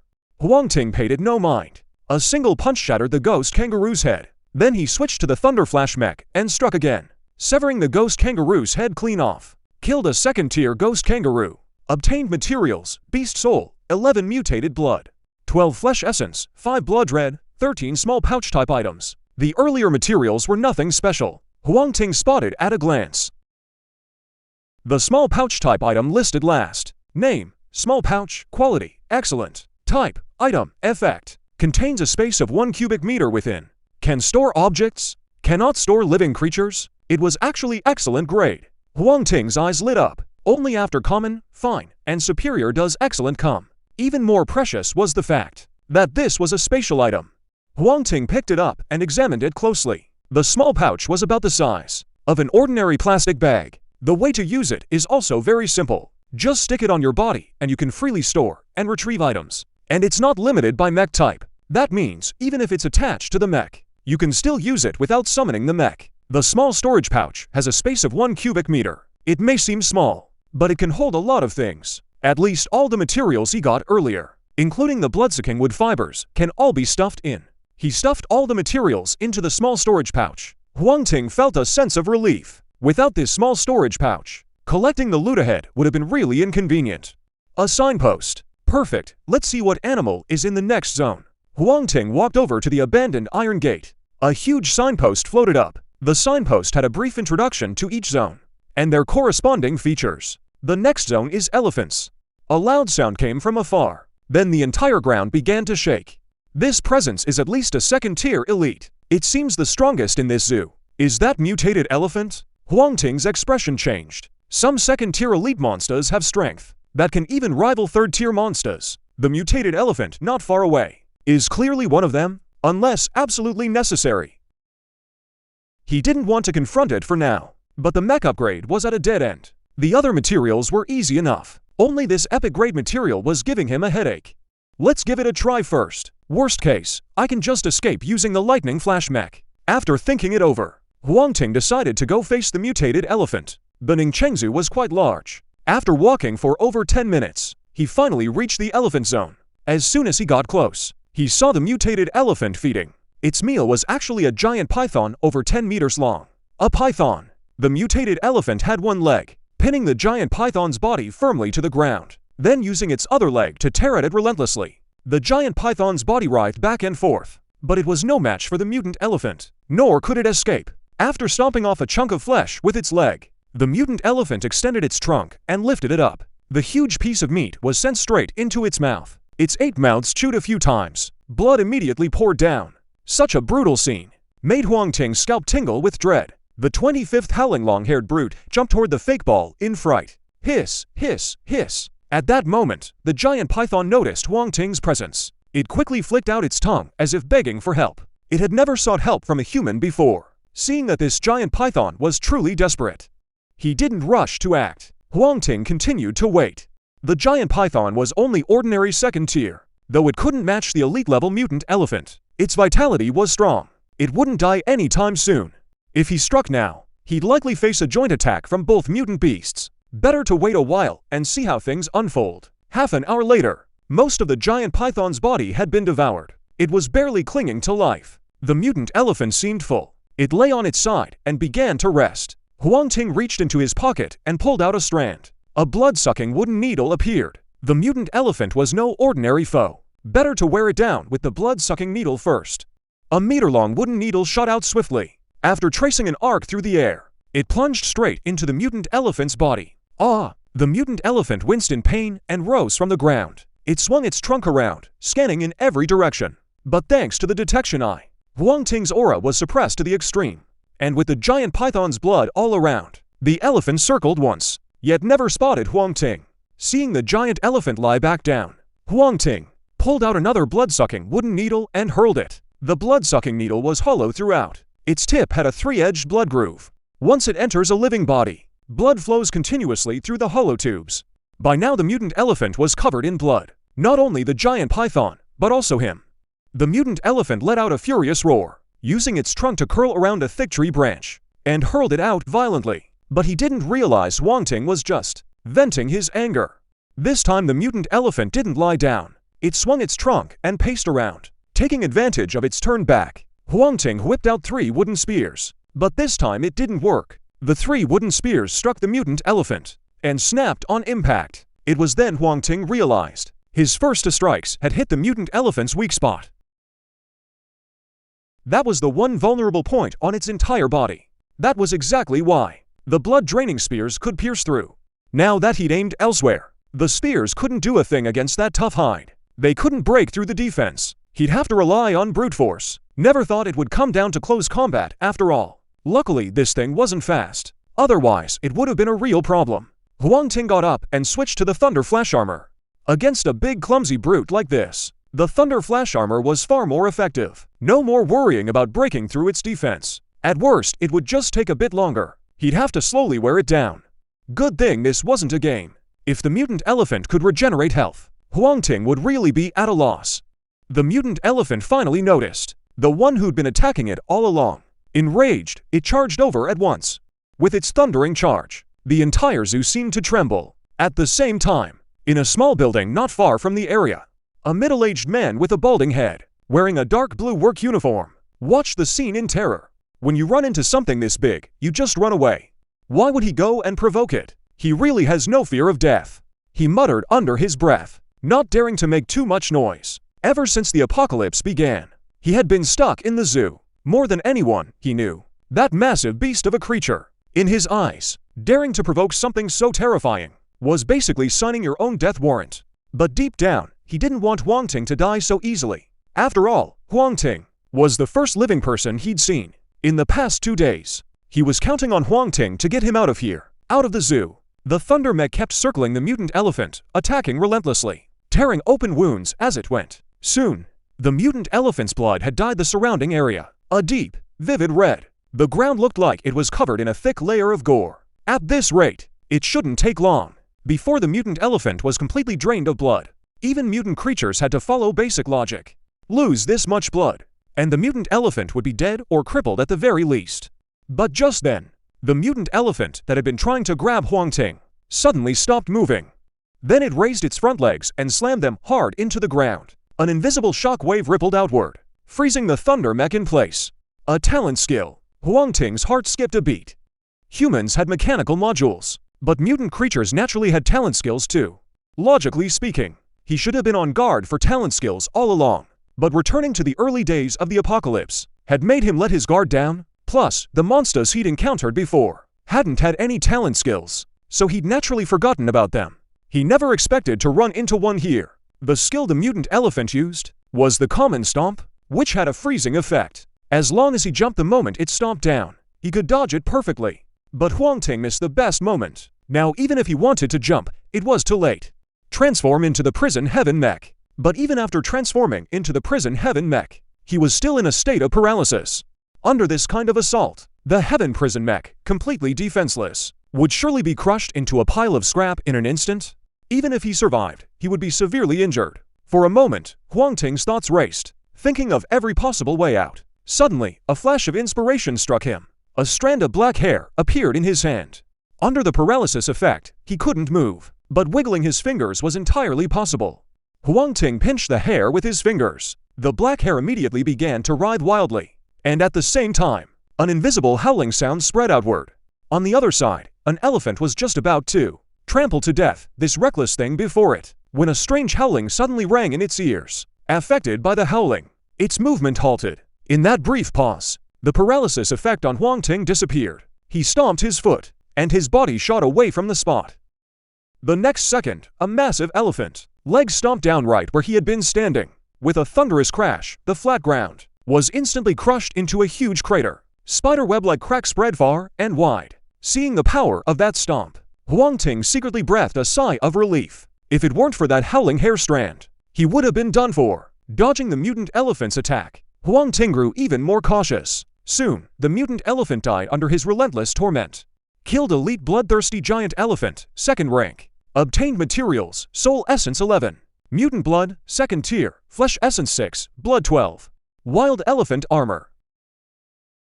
Name: Wild elephant armor. Quality: Epic. Type: Material. Effect: a reinforcement material with exceptional defense and toughness. Also possesses the ability to slowly self-repair. Indeed, this was truly epic grade material. Huang Ting was overjoyed. With this, his next mech would be secured. He stepped forward and gathered everything up.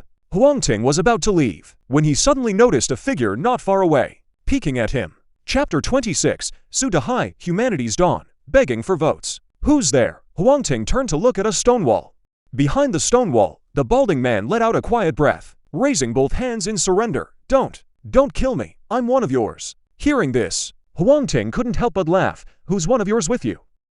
Tell me who you are, and why you're here, though, he asked. This on the surface. From the man's clothes, he'd already guessed most of it. If nothing unexpected, this man was likely a keeper at Ningcheng Zoo. My name is Sudahai. I'm the keeper of the Tiger Zone. Sudahai answered honestly. To show he was harmless, he didn't even summon his mech. The Tiger Zone. Huang Ting's gaze sharpened. Logically, tigers were formidable fighters. Even peacocks had mutated and become so powerful. A mutated tiger's strength would surely be extraordinary. But he'd wandered the zoo for so long, let alone seeing a tiger. He hadn't even heard a single roar. What was going on here? His gaze fell on Su Dahai. He asked in a low voice, "Where have all the zoo's tigers gone?"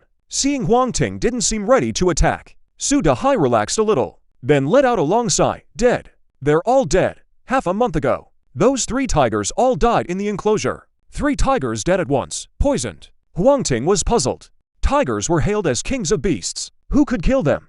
And 3 at once at that. Other than poisoning, he couldn't think of another reason. As for whether there was abuse at the zoo, that could be ruled out outright.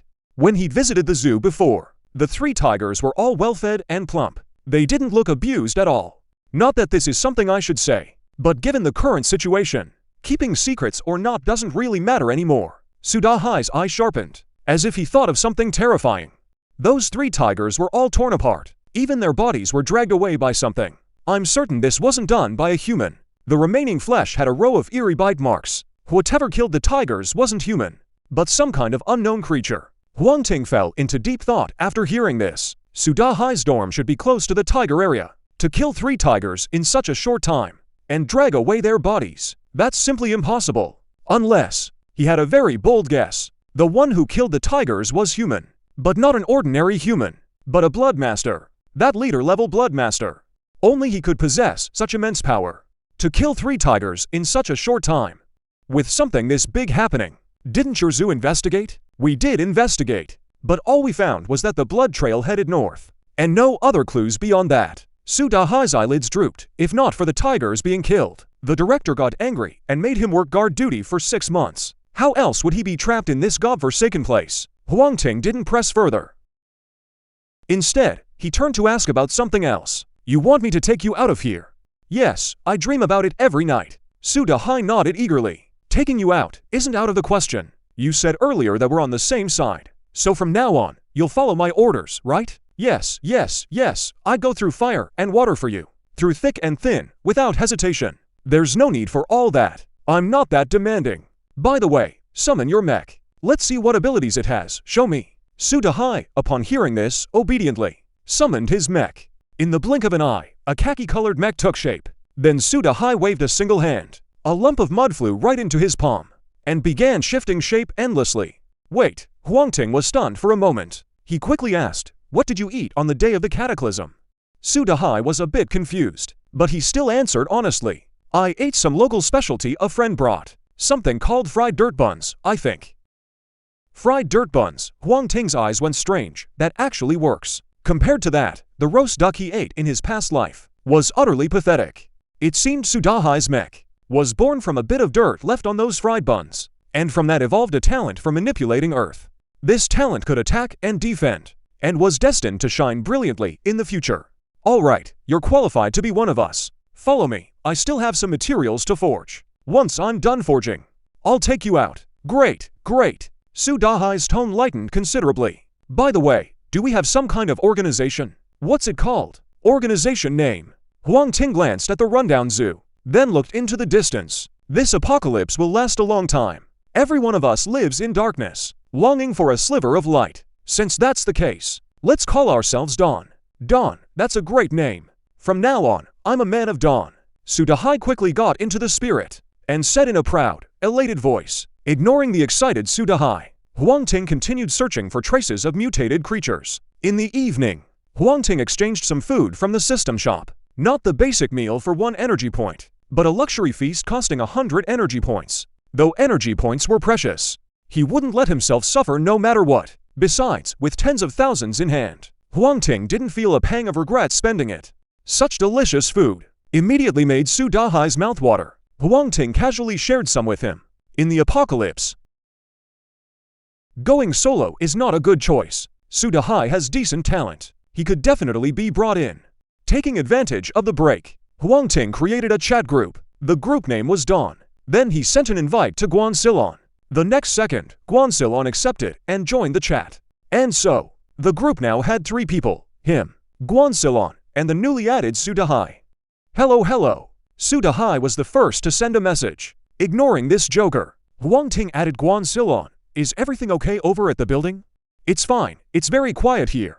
Learning the abandoned building was safe, Huang Ting breathed a sigh of relief. The supplies in the building were secondary. The key thing was Guan Silon. This talent couldn't have anything happen to her. Otherwise, Finding another insect researcher would be hard. You two should get to know each other. After Huang Ting sent the message, he closed his eyes and began to rest. 3 days later, Huang Ting finally gathered all the materials and started heading back. Damn, what's this thing doing here? Arriving at the guard booth, Sudahai was startled out of his wits by the sleeping koala. After 2 days of evolution, the koala looked even more terrifying than before. You know it, Huang Ting clenched his fist. 3 blades slid out from between his fingers. Yeah, I know it, a group of people before tried to use some robot to steal stuff, and this thing just slapped them one by one, smashed them straight into pulp. They were all talking about it. Sudahai pointed with a trembling finger at a dark lump not far away. Wait, you're not planning to kill this big guy, are you? Sudahai suddenly seemed to remember something and looked at Huang Ting in terror. Chapter 27 Hunting Alone. Huang Ting goes wild with excitement. That's right, back up a bit, don't get in the way. Just as he was about to step forward, Sudahai stopped him. All right, it's gentle by nature. As long as we don't go looking for trouble, it won't attack us. Let's just sneak out quietly. Huang Ting had no choice but to stand aside. From now on, every creature will change drastically. Even the gentlest animals will turn savage and bloodthirsty. If we don't kill it now, it might come after us later. Besides, those materials are still in the guard booth. We can't just give up on them. Don't worry. No matter how tough it is, it can't beat that whip elephant. Sudahai was stunned by that. Indeed, an adult male koala weighs at most around 14 kilograms. To put it bluntly, that's less than a pile of elephant dung. While he was thinking, Huang Ting had already reached the koala. The moment it raised its claws, a cold gust swept past its head. Huang Ting didn't have time to think. He rolled aside and dodged it easily. But the stone slab under his feet wasn't so lucky. The koala's claws shattered it in one strike. Moving that fast, it's clearly mutated badly. Letting out a breath, Huang Ting flashed forward and appeared behind the koala. Sensing someone behind it, the koala spun around quickly. But before it could turn its head, a sharp, slender blade sliced across its neck. With a squelch, blood sprayed out and the koala's limbs twitched a few times before going still. Killed just like that. Sudahai's mouth hung wide enough to fit a duck egg. He rushed over to Huang Ting in a flash, grabbed his leg, and shouted, "Boss, you're amazing. From now on, I, Sudahai, will follow you. If you don't want to attract other mutants, keep on yelling." Sudahai shut his mouth immediately. However, the admiration in his eyes for Huang Ting was undiminished. The materials in the security booth were still intact. Either those people never came, or they saw the terrifying koala and chose to leave. But either way, these materials now belong to Huang Ting. He stuffed all the materials into the small pouch. The space that was once somewhat empty was instantly filled with all sorts of materials. The space was still a bit small. At least 110 square meters would be enough. Huang Ting muttered to himself and shook his head. Before obtaining the small pouch, he never thought he'd get a spatial device so soon. Now he was lucky enough to have one. Yet he already wanted something bigger. Indeed, human desire knows no bounds. The two quickly returned to the abandoned building. Just as they were about to enter, the sound of a fight came from within. They hurried over to take a look. It turned out to be Guansilon, fighting a mutated rat. Rats were never good-looking creatures to begin with. After mutation, they were even uglier. What surprised Huang Ting was, although Guansilon's fighting style was still a bit clumsy, he could clearly see her improvement. This meant that during his absence, Guansilon hadn't been idle. She had been training all along. Sudahai, from now on Guansilon is your role model. Learn from her well, Huang Ting admonished. Though he could take out that mutated rat with a single move, this was Guansilon's fight. He chose not to interfere. 5 minutes later, as a wisp of eerie white silk gushed from the mutated rat's mouth, the battle finally came to an end. Seeing the rat that was a head taller than him taken down by Guansilon, Sudahai was full of admiration. Well done. It seems you're gradually adapting to this world. Huang Ting stepped forward and praised her. Guansilon deactivated her mech. A faint flush crept across her face. Hearing Huang Ting's praise, his face turned even redder. Actually, I just want to survive. No need to be so formal. In this world, everyone wants to survive. I just hope that while you pursue your goals, you don't forget that you were once human. As the apocalypse progresses, many people's stars will change. Some can no longer even be called human. Huang Ting said this too. Give them a warning in advance. By the way, in the coming days, I won't keep pushing you like this. You'll need to go out and hunt monsters on your own, and also pay a certain amount of enhancement materials to Dawn. Do you have any objections? No objections, Guan Silon and Su Dahai said in unison. They understood Huang Ting's potential better than anyone. Naturally, they wouldn't choose to give up. Holding a thick piece of meat, they ate something simple. Guan Silon and Su Dahai went out together to hunt mutant creatures. Huang Ting, on the other hand, took out the materials he had painstakingly gathered and prepared for the mech modification, placing one hand on the wild elephant beetle. As a flash of white light passed, the wild elephant beetle disappeared. At the same time, a progress bar appeared before his eyes. When he put in a beast soul, the progress bar grew a little. He put in another, and it grew a little more. When all the materials were put in, the paused countdown finally started ticking again. 8 hours later, the new mech would be born. In the following time, Huang Ting didn't go out. Instead, he found a piece of paper and listed what he needed to do next. Without a doubt, collecting resources to grow stronger came first. Second was that leader-level blood beast, whose exact location was unknown. He had to deal with it before reaching the third tier. Once that blood lion enters the third stage, it will form a layer of blood crust tightly wrapping itself and advance toward the fourth stage within that crust, with extremely strong defense reduction and plenty of blood threads guarding outside. If it really comes to that, I'd be at a disadvantage.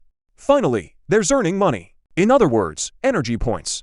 The uses of energy points go far beyond just buying food. They'll be of great use later. Time flowed by like water. After more than 7 hours, the familiar notification sounded. Evil gene absorption complete. First tier soldier general purpose mech evolved into the ring. The mech form in the virtual realm became the ring, with nothing added or removed within.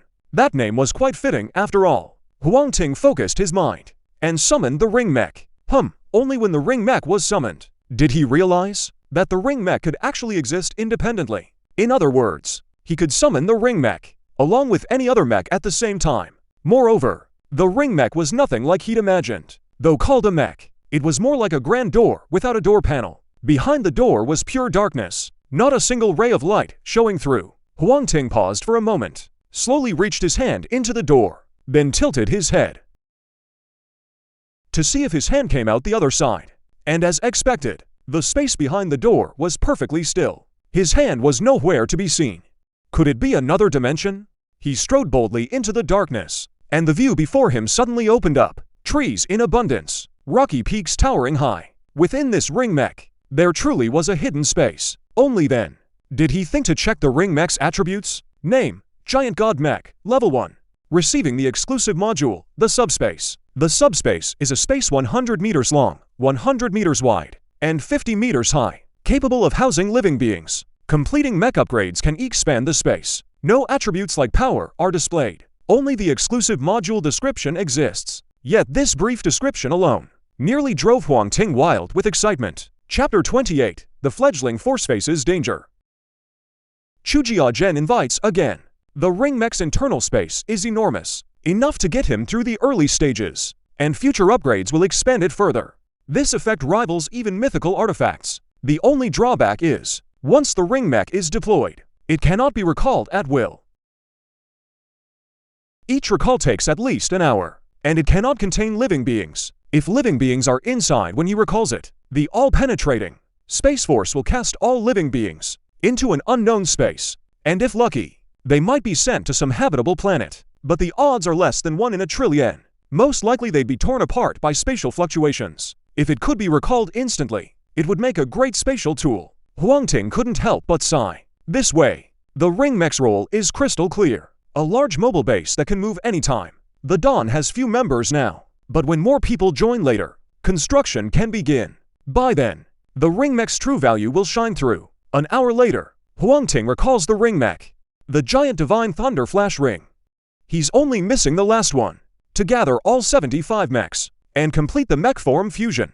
The fused mech form, he's really looking forward to it. But sticking to the principle of quality over quantity, Huang Ting won't casually fuse in just any insect. After all, the more he fuses, the higher the mech rank, the more resources it requires. Before the apocalypse, the priority should still be practicality. Boss, the sky outside has changed. From not far away came Su Dahai's voice. Even though Huang Ting was much younger than Su Dahai, when Su Dahai called him boss, there was no sense of awkwardness at all. In his words, don't look at Huang Ting's young age. He was born with the aura of a leader. As for that statement, Huang Ting couldn't deny it. After all, no matter how badly he did in his past life, he was still the leader of an organization with a scale of 2,000 people. The one in power commands respect. Perhaps that was why Sudahai called him boss. Hasn't the sky changed long ago? Huang Ting said calmly. Other survivors gathered together, formally establishing factions, and began recruiting soldiers and horses. Compared to the unreliable Sudahai, Guanxil was far more serious. At first glance, there were 5 major factions. The entire Ning City was roughly divided into 5 parts, namely the Eastern Ning City Base and the University Alliance. The former was established by the authorities. The latter was formed by 5 universities in the east, joining forces with other schools. Next was the Fenghua Base in the west, said to be built by an Honghai of the Fenghua III. His mech was extraordinary. Ordinary mutated creatures were no match for him. They had previously slain a elite-level mutated Sika deer. Then there was the Gravity Society in the south. The Gravity Society gathered various independent fighters, though the organization was relatively loose. Its strength was not to be underestimated. Finally, there was Ning City's richest man, the Shan base established by Chu Jiazhen. According to rumors, Chu Jiazhen's mech was also quite extraordinary, and he seemed to have known the apocalypse was coming. Having prepared well in advance, I believe the Shan base will definitely be our formidable rival in the future. Their threat might be even greater than Mingcheng base. Hearing Guanxilin's analysis, Huang Ting chuckled lightly. It matched his memories pretty closely. In his past life, Ningcheng was also divided into 5 major sectors. But back then, he himself had no qualification to get involved at that level. He could only go with the flow. But now, seeing Guanxil looking so alarmed, Huang Ting secretly laughed. No need to worry. Shan base is our ally after all. Ally? Guanxil hesitated for a moment, and said no more. But Sudahai looked utterly shocked. That's the founder of Shan Group, the richest man in Ningcheng. I never thought you'd know him, boss. I heard he also has a pretty daughter. Enough, your hair's almost all gone. And you're still thinking about his daughter. At your age, you could be her uncle.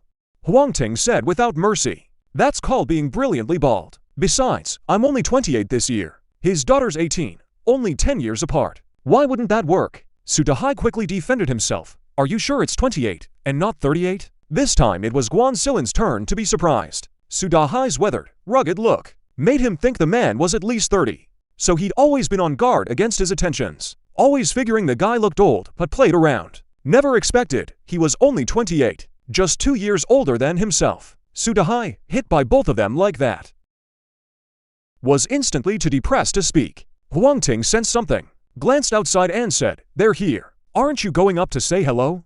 As he spoke, Yang's voice rang out. "Mr. Huang Ting, we've arrived." Inside the abandoned building, behind Chu Jiazheng stood Yang and Chu Hui. Behind Huang Ting stood Guanxil and Sudahai. The two of them sat facing each other. After the apocalypse broke out, social order collapsed completely, but the recovery speed was equally astonishing. Just a few days had passed. A stable order has already been established. Speaking of which, all of this is thanks to your reminders and help. Chu Jiazhen's expression was better than before. The bonded mecha is linked to the human body. As the mecha grows stronger, the pilot also receives some nourishment. Clearly Chu Jiazhen had already noticed the benefits. That's why he looked so refreshed. I only offered a reminder. Still so modest. I came this time to invite you to join us. I can promise you the same authority as mine. How about it? Isn't that a generous offer? Hearing that Chu Jiazhen wanted to co-manage the Shan group with Huang Ting, Guanxilin's face showed no expression. She knew how powerful Huang Ting was. In her view, Chu Jiazhen should hand over the entire Shan base to Huang Ting completely. The way it was now showed no sincerity at all. Lacking information, Sudahai, whose thinking was still stuck before the apocalypse, didn't see it that way. Who is Chu Jiazhen? He's the true richest man of Ning City. A big shot with connections everywhere. For him to personally invite and offer such great power, why not agree right away? Huang Ting, just say yes. Seeing Huang Ting still hesitating, Chu Hui stepped forward, grabbed his hand, and coaxed him. Chu Jiazhen smiled faintly at the sight. His gaze swept around. Yang also looked up at the ceiling, as if trying to see flowers in the concrete. Guanxil showed little expression, but her eyes carried a hint of jealousy. Sudahai, meanwhile, heard the sound of a heart breaking. Sorry, Huang Ting still chose to refuse, and introduced Guanxil and Sudahai to the three. Learning that Huang Ting had established his own force, and had begun recruiting talent, Jia stopped pressing the matter. He turned and asked, since you formed an organization, why not announce it and recruit more people? Chapter 29, Blue Mountain Prison, Yulang's breaking point. For now I plan to take an elite approach. I'm planning to go the elite route for now. Too many people. What a hassle. Huang Ting replied casually. That was one reason. The other reason was, in the future, Lanshin's size would stretch infinitely. This would cause the terrain to change. Possibly. Today, the two of them might sleep side by side. And tomorrow they'd be meters apart. For ordinary people, that just meant a longer walk. Just a bit more distance to cover. But for the major powers, even the slightest change could affect the whole picture. So now was not the time for massive expansion. Though he had the mess on armor, and didn't need to worry about being affected, he'd rather have quality over quantity. Those who could join Dawn had to have at least one useful skill. He wanted elites. Ignoring the rabble, after seeing off the three, Huang Ting suddenly remembered something. In his past life, Anhonghai managed to become the #1 in Ning City, forcing out Jia and overpowering the authorities. Besides the Hongxi armor being powerful in itself, he had also obtained a crucial item, the material synthesis device. The function of this item was very simple, and equally incredible. It could convert low-tier materials into high-tier ones. Rare high-tier materials were often priceless and hard to find. Using low-tier materials to synthesize high-tier ones was clearly a guaranteed profit, with no risk of loss. In his past life, Anhonghai relied on this material synthesis device to quickly establish a foothold in Ning City and become the final victor. If he hadn't remembered, so be it. But now that he had, he definitely wanted it. However, before that, he still needed to boost his own strength first. His enhancement materials were mostly stockpiled. Next, he'd start upgrading his armor. Last time, by selling bone bombs and buying low, selling high, he had hoarded quite a lot of enhancement materials, plus the earlier trip to the zoo. Now the materials in his hands, it was already enough for the heavens healing thunder to surge to the second tier. After submitting the materials again, another long 18 hours passed. During those 18 hours, the two mechs couldn't be used. Only the focus mech and the ring mech were unaffected. With nothing to do, Huang Ting opened the regional chat. By now, the regional chat had basically become no different from the in-game chat channels. Everywhere was people buying or selling materials. Some were even looking for hunters to team up against mutated creatures. The most eye-catching ones were those with prefixes on their names. Mingcheng University Alliance, Shen Fenghua Stars Association. Clearly, these were all fronts for the 5 major powers. Huang Ting browsed through the messages while waiting for the mech upgrade to finish. At the same time, a group of 6 from Mingcheng Nanshan Prison, led by Gan Zijin, was carefully avoiding the prison entrance, heading toward the main road nearby. They'd been wandering around for the past 2 days, hunting mutated creatures. If it weren't for seeing the news about the University Alliance forming on the regional chat today, the 6 of them might still be sleeping in some hotel right now. We finally found our organization. It wasn't easy, Yulang said with a hint of excitement, unable to help but whisper softly. Let's wait until we get past this prison first. To reach the area where the University Alliance is, they had to pass by Nanshan Prison ahead of them. The zombies turned from ordinary people were already giving them headaches. No need to imagine. The zombies mutated from criminals would be even more ferocious. Not to mention, Nanshan Prison held only hardened felons, murderers, arsonists, gangsters, and thugs. If these people mutated into blood zombies, just thinking about it was a headache. That was exactly why the 6 of them were being so careful. Luckily, they were experienced and quickly made it halfway through. As long as they finished the remaining stretch, they'd be safe.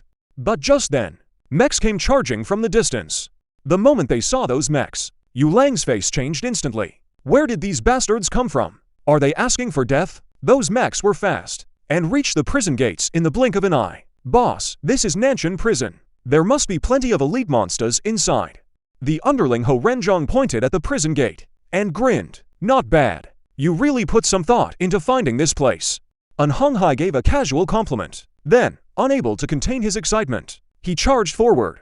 Just as Ho Renjong had said, there must be plenty of elite monsters in this prison. As long as they took them down, it'd be enough to upgrade their mechs. Thinking of that, he stepped back with one foot, slightly crouching. A strange red glow began to spread across his mech's surface. Damn it, these fools want to open the prison gates. Let's get out of here. Ran Zijin's face changed and hurriedly called for the others to leave. The moment he spoke, he saw the red mech shoot forward like a bolt of lightning. The very next second, the red mech, without a trace of fear, crashed into the iron gates. Dust and smoke billowed up. The iron gates shattered into pieces instantly. Boss is awesome. Ho Renjong clapped hard. But then, as if someone had grabbed his throat, he couldn't say a word. Behind the iron gates of Nanshan prison, crowds of creatures, hearing the noise, turned their heads one after another, staring at the group with twisted, contorted faces. Before anyone could react, they erupted into chaos, surging toward the group like a red tide. Even Ran Zijin and the others in the distance couldn't escape, being swept into the red willow seeds. This time it's not my fault. What do we do? Yu Lang asked while running. Ran Zijin was also caught off guard by this scene. If it weren't for these people, he could have gotten away unscathed and avoided this big mess. He quickly looked around and suddenly had an idea. Let's all head into the prison. The prison is full of bloodmasters now. Going in would be walking right into a trap. Besides, he's a bit reckless, but not enough to land in prison. The bloodmasters in the prison should have all rushed out. And the buildings there are sturdier than the ones outside. We can hold our ground there and figure things out slowly. In this situation, if we try to run, we're dead for sure. Ran Zijin analyzed coldly. With so many bloodmasters charging out at once, they'll tear apart every living thing they see. Our running speed can't match the bloodmasters' charge. If we want to survive, we have to swim against the current and use the prison cells as our defense. What do you all think? Everyone agreed. When they played games, Ran Zijin was the strategist of the group. His analysis wasn't always spot on, but there was no better option at the moment. The 6 of them mustered their courage and charged toward the prison. On the other side, Ho Renjong also spotted Ran Zijin and the others' movements. Watching his own group dwindle, he finally understood Ran Zijin's intention and shouted, "Boss, the prison. Let's head to the prison." An Hong Hai also caught on at that moment. The prison, though seemingly dangerous, was indeed safer than the outside. They quickly retreated toward the prison. Ran Zijin's group of 6 was a small target and didn't stir up much trouble when they returned. But An Hong Hai's side was different. More than 30 people were gathered together. Even a blind man could feel something was off. Their retreat immediately drew a huge swarm of blood corpses. By now, Yu Lang had already retreated into the prison, and when he saw this scene, he couldn't help but curse out loud. Damn it! These idiots went and lured the blood corpses over again. Yu Lang was almost driven mad by An Hong Hai's move. His composure was shattered. Ran Zijin's heart sank. This outcome was completely beyond his expectations. So many blood corpses gathered together. They seemed to have become a nightmare come true. What to do? What on earth should we do? Chapter 30, Synthesizing the Clay. Emergency rescue. Begging for a gold ticket. 2 days passed. The number of blood corpses outside had decreased quite a bit. But that wasn't a good thing. After so many days, the energy inside the blood corpses had long been depleted. With no food to replenish them, they started turning on each other. The weaker blood corpses were killed off. Those that remained were no pushovers. For Ran Zijin, the situation had already deteriorated badly. With this many blood corpses, we're probably going to die here. In the room, a chubby guy wearing glasses was deeply pessimistic. The others fell even more silent at his words. Indeed, if nothing unexpected happened, they would likely all die here. It's all those guys' fault. If it weren't for them, we wouldn't have ended up in this mess. Yu Lang cursed under his breath. Ran Zijin heard Yu Lang's cursing and gave a helpless smile. Suddenly, a flash of inspiration hit him. He quickly opened the trading interface. After rummaging through it, the very first trade message appeared before his eyes. Add Huang Ting as a friend? Seeing the small line of text flash by, Ran Zijin's heart raced with excitement. The other party had friend verification enabled. Please provide a reason for adding the friend. A pale blue input box appeared. Senior Huang Ting. I'm Ran Zijin, the one who bought the bone bombs in the first batch. I'm trapped with my roommate at Nanshan prison. Can you come and save us? We're willing to offer everything we've earned these past few days in exchange. And if that's not enough, we can also work for you. A message was sent out. Only then did Ran Zijin breathe a sigh of relief. Got a way out? Yu Lang asked curiously. Let's give it a try. Ran Zijin wasn't too sure. He had no idea what Huang Ting had in mind. At the abandoned building, Huang Ting had already finished upgrading the Tianyu Mech. Name, Tianyu Mech, Level 2, Strength 11, Defense 35. Agility 11, Mystic Exclusive Module, Tianyu. Tianyu boosts physical resistance by 55% and elemental resistance by 25%, including mental damage. After completing the mech evolution, he could continue raising the defense stat, increasing it to 35 points.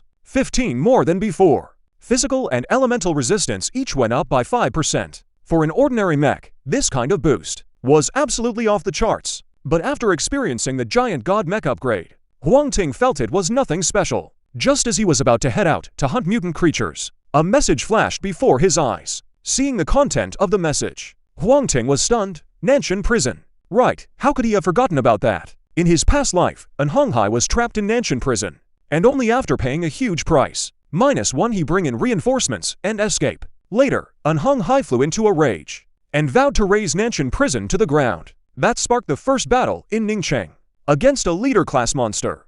Ever since that battle, an Honghai's growth rate grew faster and faster, until he eventually became the true ruler of all Ningcheng.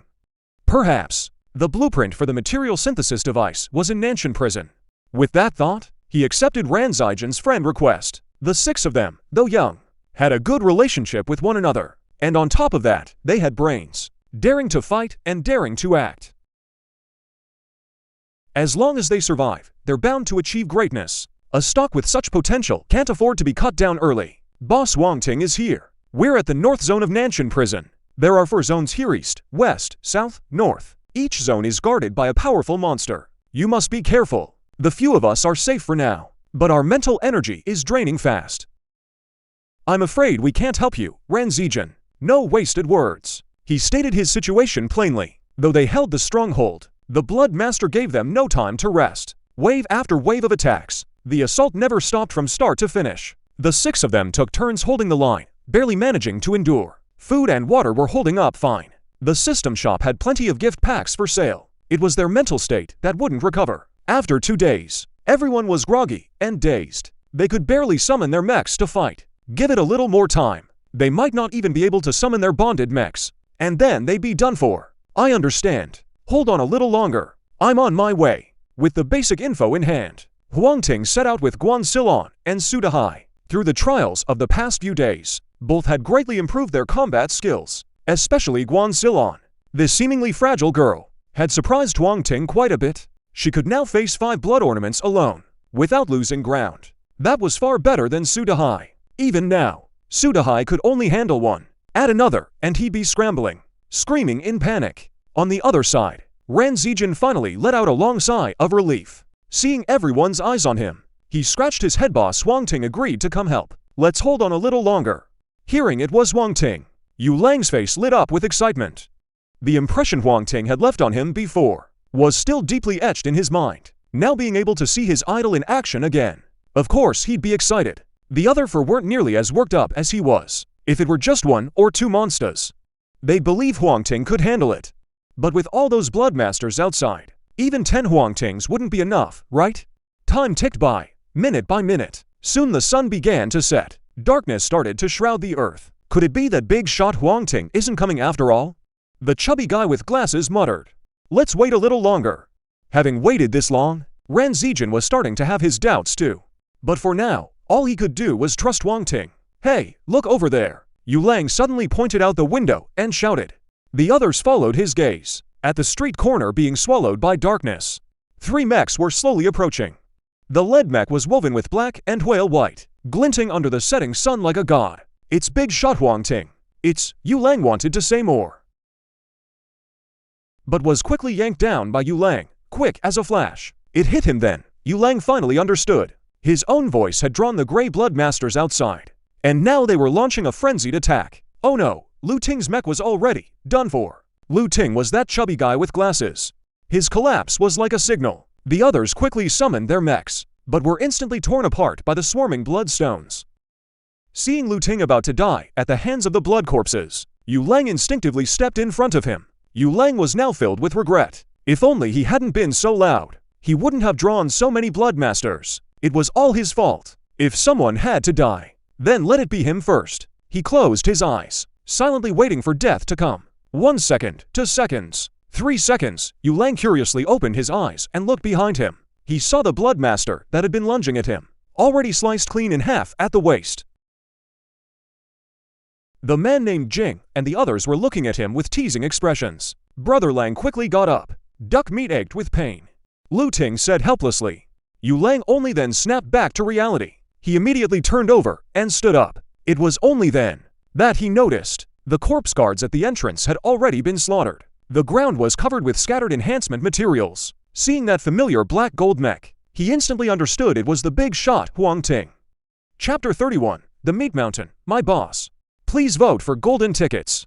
Huang Ting had never been to Nanshan prison before. He had only heard about the place, although it was dangerous here. For him, with both mechs already advanced to the next tier, it was nothing much. Even if he couldn't win, with the lightning flash mech's high mobility, escaping would be a simple matter. After slaying another blood lion, Guan Silon and Su Dahai finally arrived, late as ever. Huang Ting first had them go protect Ran, Zijin and the others as they left. Then he looked toward a meat mountain not far away. Name, Corpse Guard, level, Elite Tier 1. Danger level, moderate. The gluttonous blood lion lived up to its name. Its massive feeding had made its body incredibly huge. It could even rival the buildings nearby. If nothing unexpected happened, this gluttonous blood lion should be the strongest monster in the North District. Don't be fooled by its Tier 1 level. This was a mutated blood lion. With such an enormous body, even among mutated blood lions, it was extremely rare. Huang Ting estimated its true level should be Elite Tier 2. You to hold your ground here. I'll go deal with that monster. To save time, Huang Ting switched to the lightning flash mech and flew out. Arriving above the meat mountain, he realized the sheer size of this meat mountain was even more astonishing than he had imagined. He flew behind the flesh mountain. He extended his force field and slashed across the gluttonous bloodmaster's back. Instantly, 3 bloody wounds appeared, but in less than half a minute, those wounds were all covered by defensive power again, looking no different from normal skin. But its recovery ability was astonishing, and with such a massive body, ordinary attacks were basically useless. Stunning the flesh mountain before him, Huang Ting felt he had no idea where to even strike. Though he could slowly grind it down to death, he didn't want to waste too much time here. What if Hai contacted the others and let those factions get involved? Then getting the material synthesizer would become a real problem. Items of this level, he didn't believe other factions wouldn't covet them. By then, they'd probably fight tooth and nail over it. This place isn't good for fighting. What if he lured it outside? Huang Ting suddenly remembered. He'd passed a gas station on his way here. The zombies there had already been dealt with by him. The fuel pumps were all intact, and nearby was a tanker truck full of gasoline. With the power of a gasoline explosion, it should be enough to take it down. This gluttonous blood master, thinking this, he landed on the ground and began luring the gluttonous blood master to move outward. A rumbling, thunderous sound erupted. Perhaps it smelled the scent of fresh flesh and blood. The gluttonous blood master slowly moved under Huang Ting's lure, gradually heading toward the gas station. Guan Silon, who was protecting Ran Zijin and the others, seeing this scene, immediately made a decision. Let's go. We need to get out of here fast. Ran Zijin also noticed there were far fewer blood corpses outside. He grabbed Lu Ting in one arm and charged out with Guan Silon and Su Dahai. Help! Help! Please save us! Ho Renjong, in another part of the prison block, shouted at the top of his lungs. Don't save them. If it weren't for them, we wouldn't have ended up in this mess. Yu Lang was the first to object. Ran Zijin frowned and quietly tugged at him.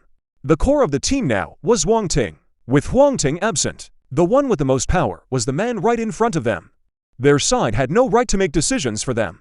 Let's just save them while we're at it. After all, we're all human. Su Dahai was quick to speak, quick enough to work at a zoo. He was a kind-hearted man by nature. He didn't want to see Hai and his men fall into the hands of the blood-handed ones. Guan Silon glanced at the communicator and said the distance was too far. If they went to rescue them, they could also end up in danger.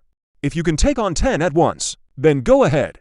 Su Dahai fell silent immediately. He could barely handle 1, let alone 10. Besides, the leader never said to save that group. If I'm not mistaken, those people should be from Fenghua. I saw them posting distress signals in the regional chat. How ridiculous, wanting others to save them without paying a price. Who would save them? Guan Silon scoffed. She didn't take Ho Renjong's plea for help seriously at all. Her kindness toward those 5 people had already faded away. Now she only wanted to repay Huang Ting and try her best to survive. Ho Renjong watched them leave, stunned. He turned around and was met with a flying fist from Hai. Damn it, I'm going to die. Why won't they come over? At this moment, Hai had already fallen into a state of madness. The others instinctively kept their distance from him. Everyone knew When the young master had an episode, you must never get close.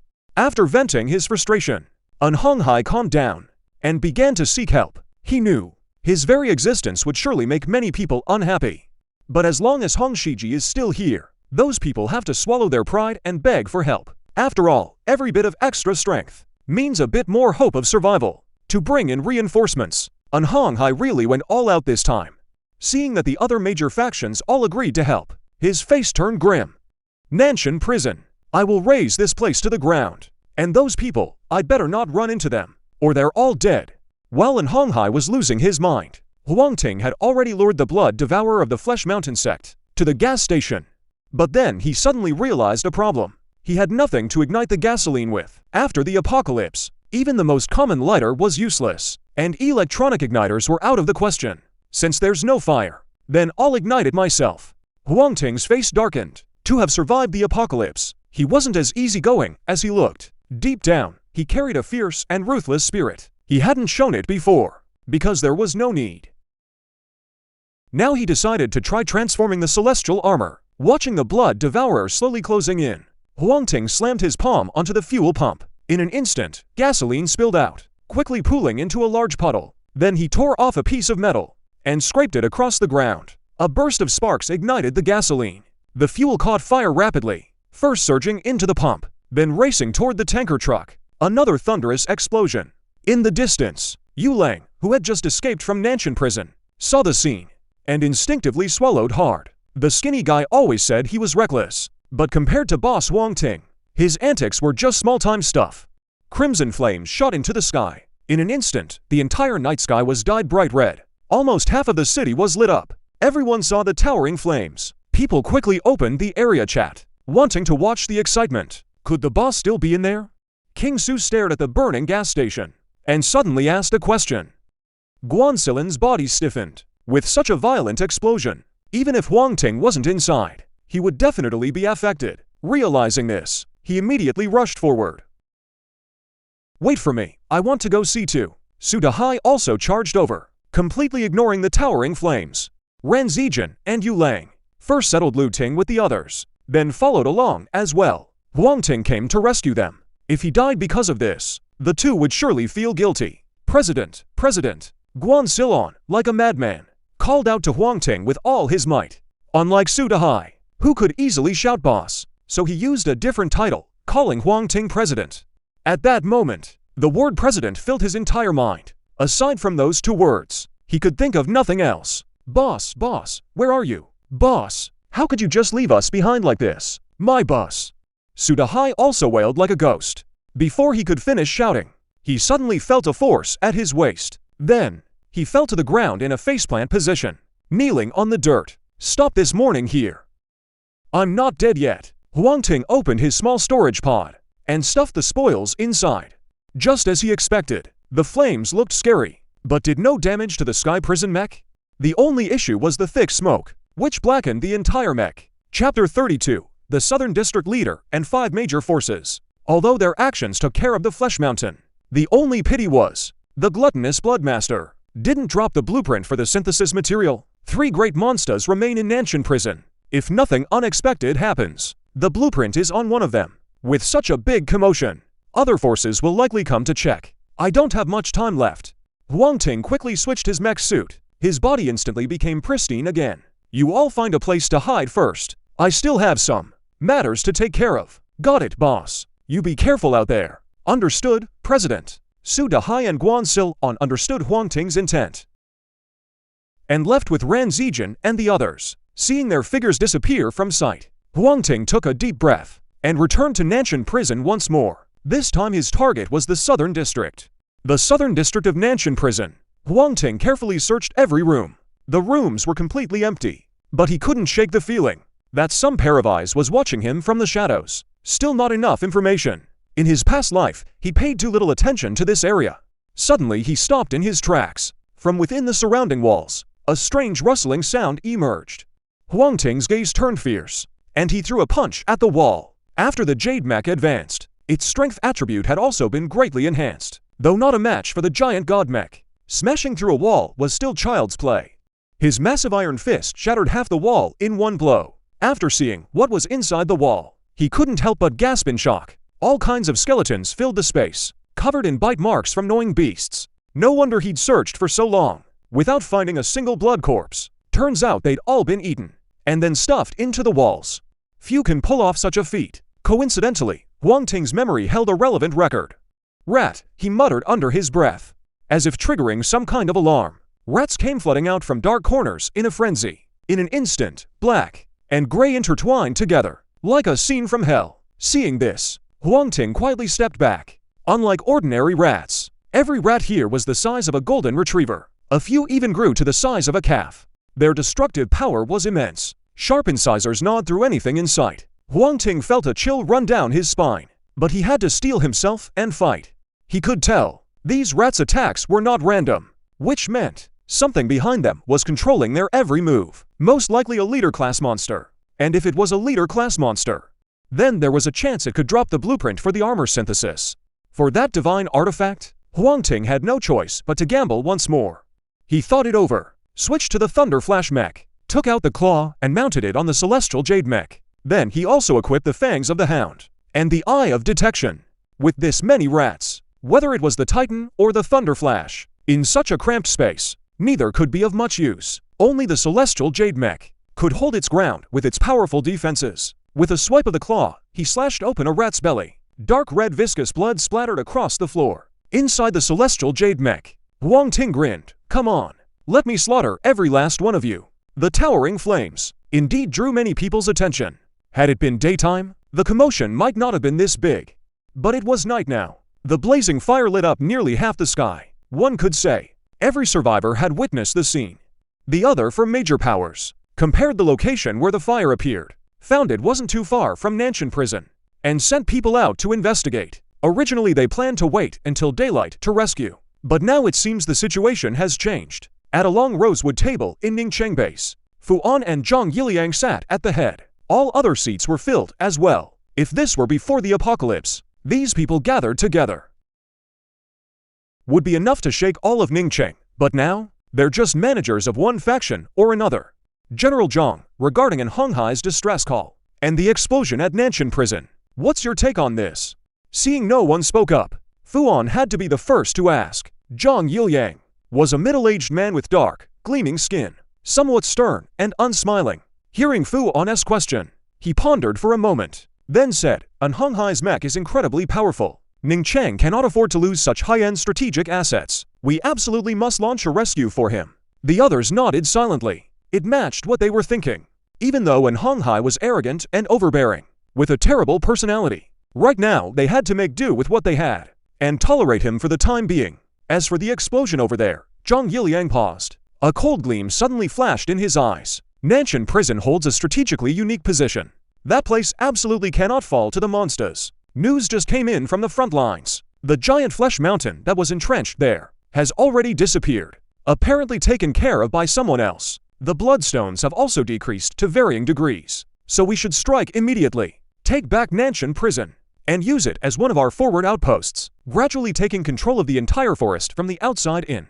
To these words, Fu An also nodded in agreement. Ningcheng belongs to the nation, not to any particular individuals. They truly needed to stabilize the entire situation in Ningcheng, held firmly in hand.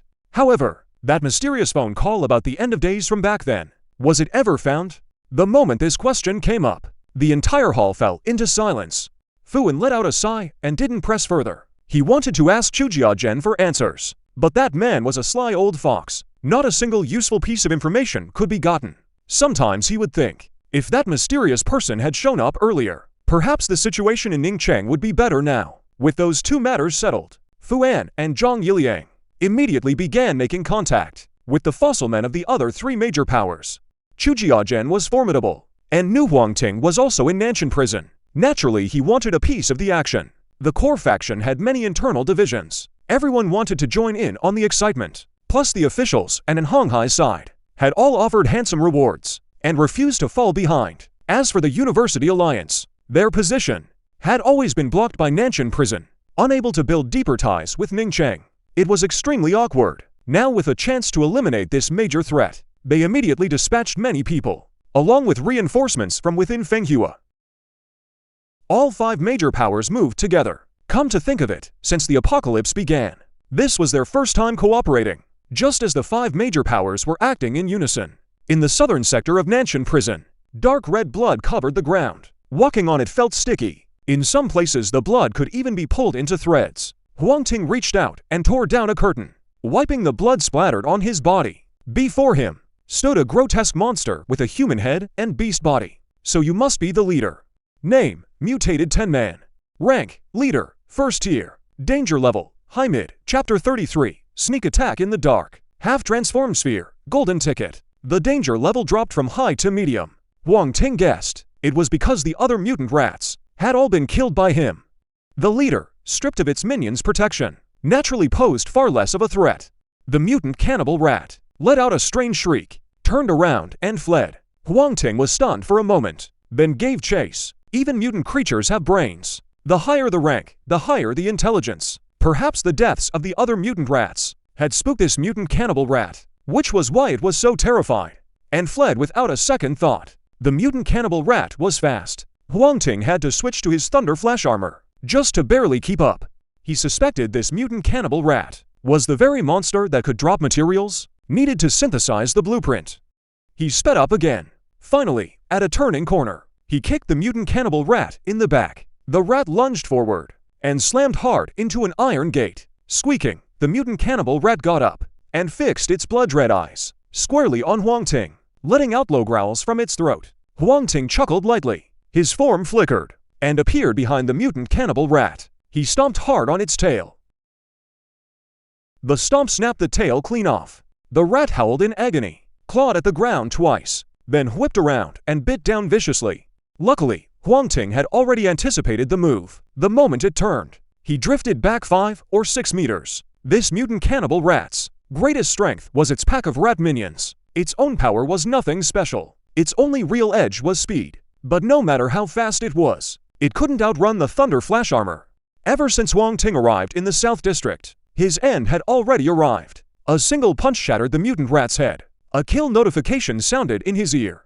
Killed a leader-class enemy. The mutant rat was finished off. Obtained materials, soul offering X11, blood drops by 5, flesh essence X1, filthy rat teeth by 4, filthy rat hide by 2, plague blade blueprint by 1. Name, plague blade. Quality, fine. Type, blueprint. Effect, contains toxins. Can deal massive damage to living creatures. Even mechs will suffer corrosion.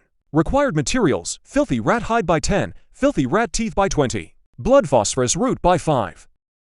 Unknown toxin. After killing so many mutant rats, he had stockpiled plenty of filthy rat hide and filthy rat teeth. Blood spirit root. He still had some left from the last mech modification.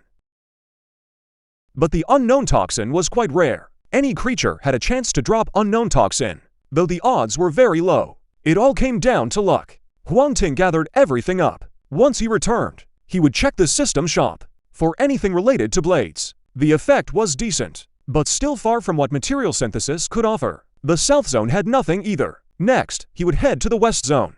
The reason he hadn't gone there first was purely because of the South Mountain Prison's special layout. To reach the West Zone, he had to come through the South Zone first, passing through layer after layer of iron gates inside the South Zone. Huang Ting officially stepped into the West Zone of South Mountain Prison. As an iron door slowly slid open, his heart tightened. He instantly switched to the Heaven Jade mech form.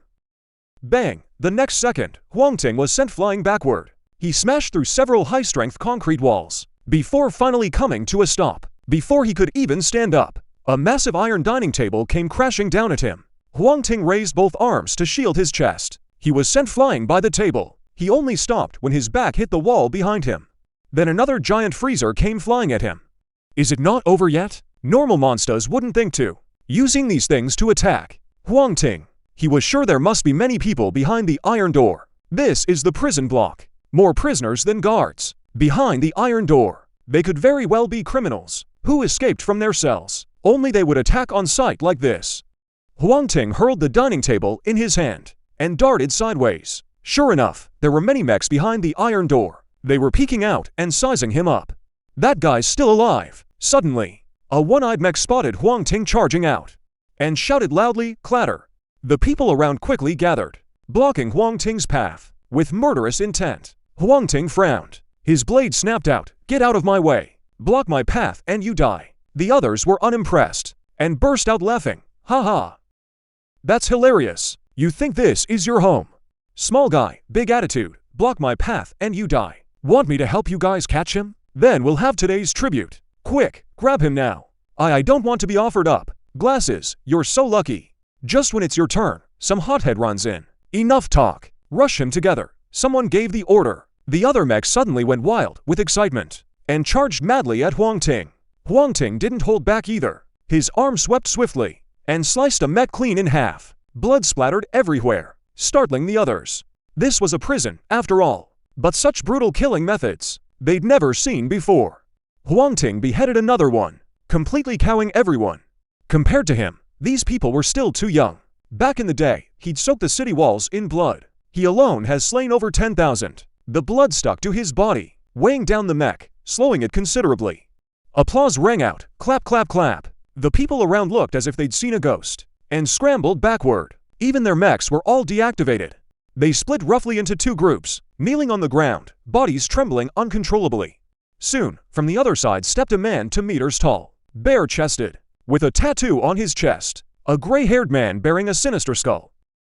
Half-integrated, a golden flash flickered in Huang Ting's eyes. Some people, during the process, may be affected by other factors and become half-mutants. These half-mutants not only possess immense power, but also retain memories from their past lives, extremely troublesome in the previous era. Some even believed that half-mutants were humanity's final form of evolution. Unfortunately, such half-mutants are highly unstable and could fully mutate at any moment. Once they fully mutate, the damage they cause would be incalculable. For this very reason, half-mutants are also among humanity's enemies. In the late apocalypse, they often called themselves the New Humans and caused no small amount of trouble for humanity. "Warden, this is the one who broke into our prison," someone in the kneeling crowd said respectfully. The warden looked toward the voice. His sharp gaze landed on Huang Ting. "An outsider, interesting.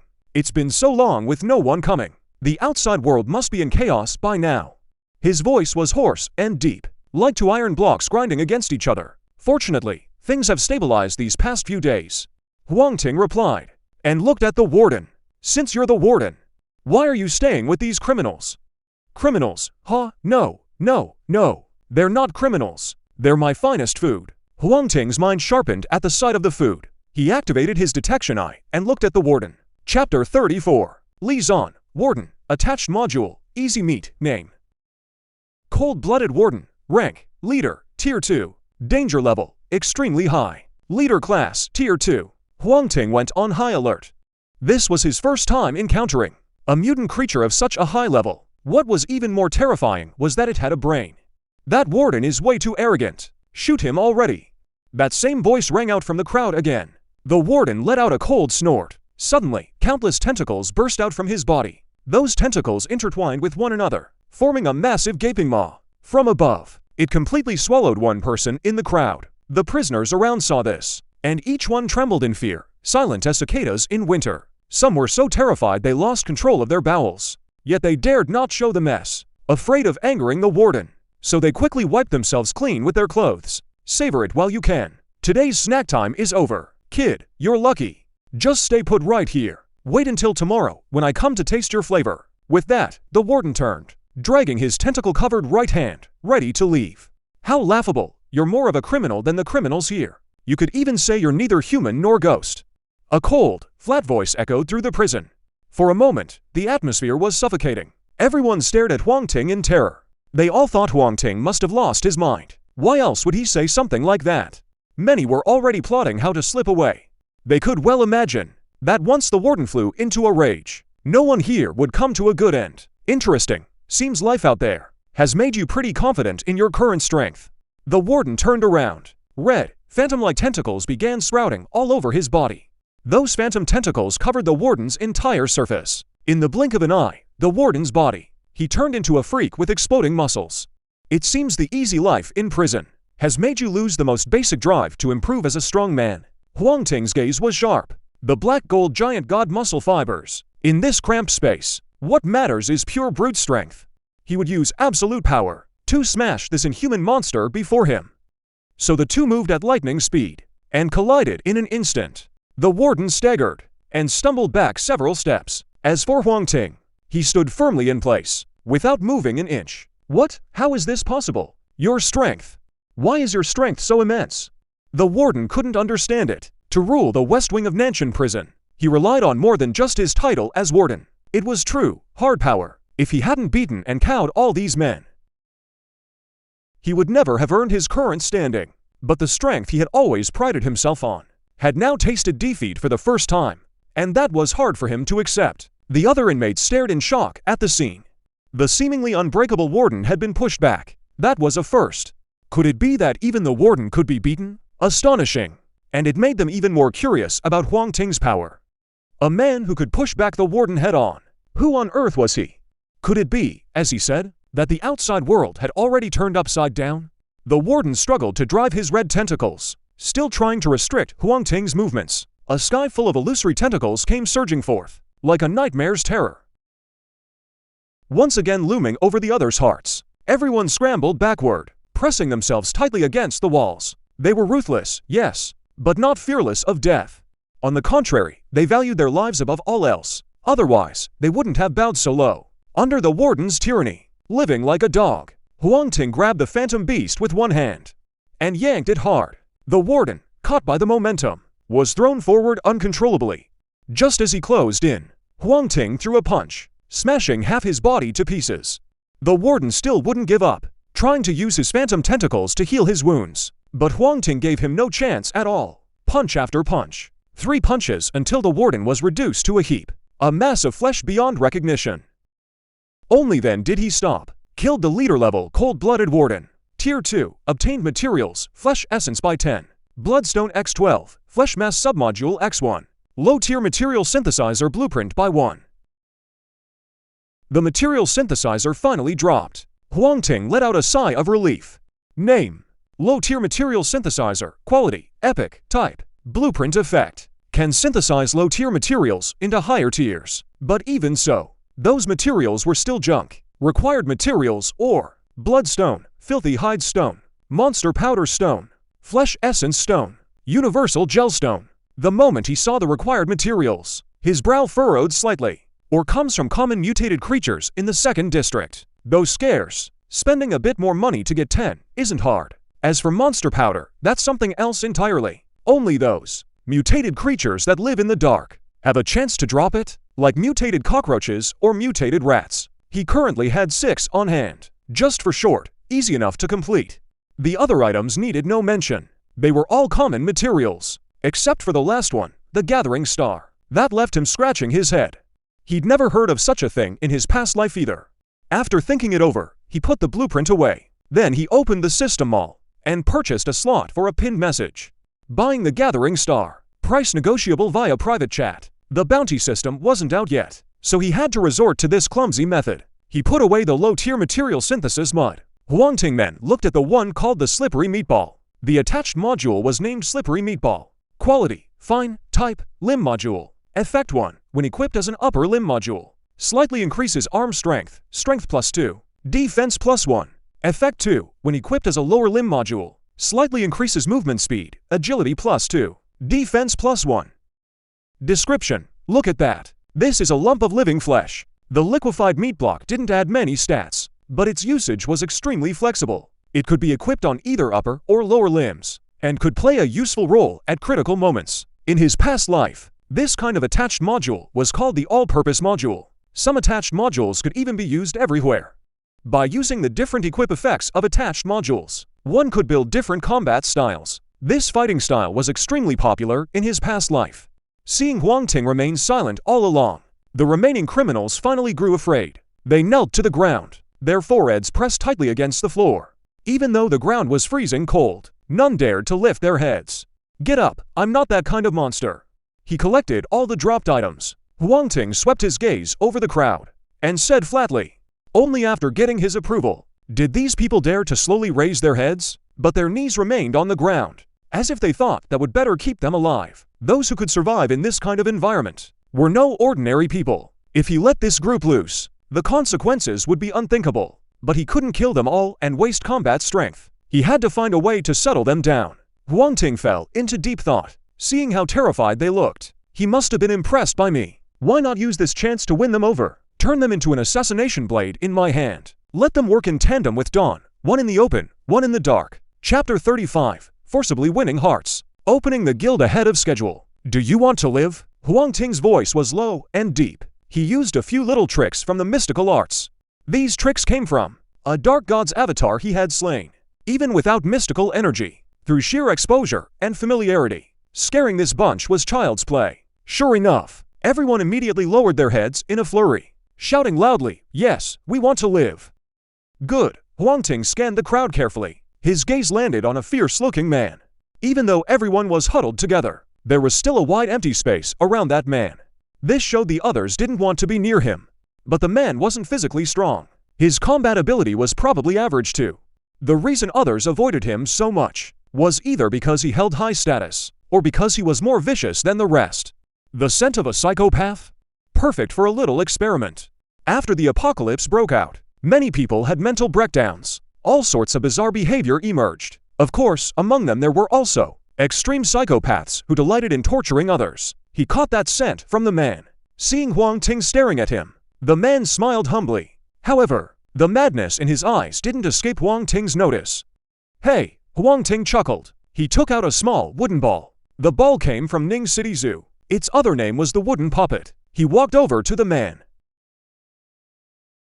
and pressed the wooden puppet directly against the man's brow. In an instant, countless slender vines sprouted from the wooden ball. Those vines were like blood vessels, spreading densely all over the man's body. Then, the emerald green vines began to slowly turn red, until they truly looked like blood vessels, sinking into the man's body. "Get up and spin around twice." Huang Ting focused his mind. The man immediately stood and spun around twice. The others scattered at lightning speed.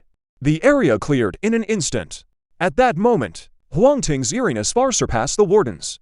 "Not bad, not bad. From now on, your name is Muyi. Remember your name."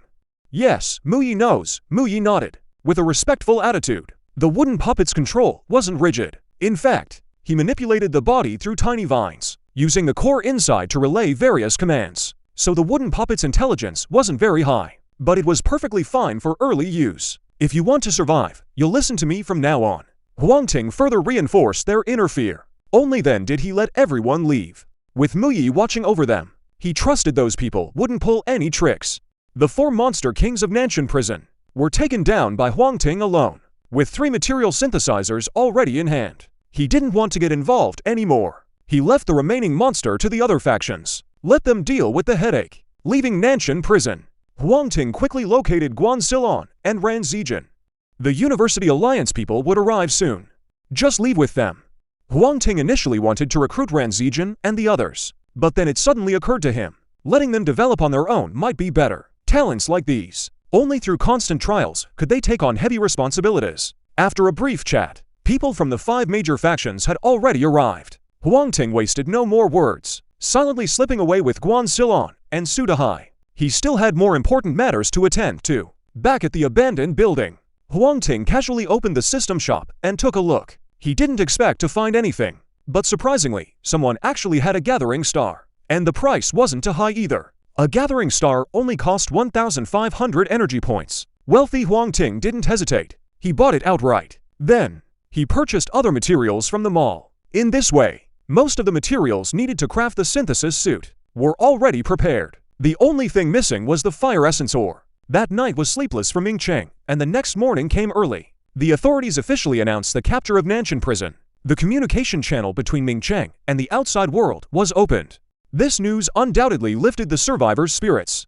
The authorities even took this opportunity to recruit many strong fighters who hadn't joined any faction yet. Of course, other factions also gained plenty of benefits. This was evident from the large amount of low-tier materials that appeared in the mall. You could see it clearly. The only one who suffered losses last night was probably an Hong Hai's Feng Hua faction. Thank you all for the gifts you sent. Huang Ting was hoarding low-tier materials, and honestly, if it weren't for the 5 major factions joining forces last night to capture Nanshan Prison, getting this many materials would have taken him at least a week, as large batches of low-tier materials were purchased. The material synthesis machine worked at full capacity. High-tier materials were produced one after another, and Huang Ting threw them into the mall. If synthesis and conversion didn't take time, the system mall would probably be in complete chaos by now. Even so, Huang Ting still attracted a lot of attention, including in Honghai's. The 5 major factions took action, but only his faction suffered losses. And Honghai couldn't swallow this humiliation. Now seeing Huang Ting raking in profits, he was fuming with rage. "Find Huang Ting's location for me. I won't let him live." His subordinates quickly left to search for Huang Ting's whereabouts. 2 days later, nearly 60% of the low-tier materials in the mall had flowed into Huang Ting's hands. At the same time, his energy point reserves reached 100,000. If it weren't for the pile of low-tier materials still waiting, the synthesized energy points would definitely have multiplied several times over. The second round of mutation is about to begin.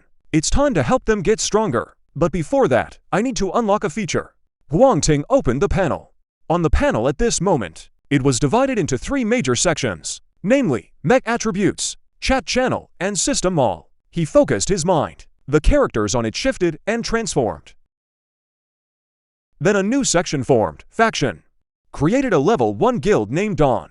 Opened the guild warehouse. As he issued the command with his mind, a strange page with dark purple patterns appeared, and on it were the 2 big words, Dawn.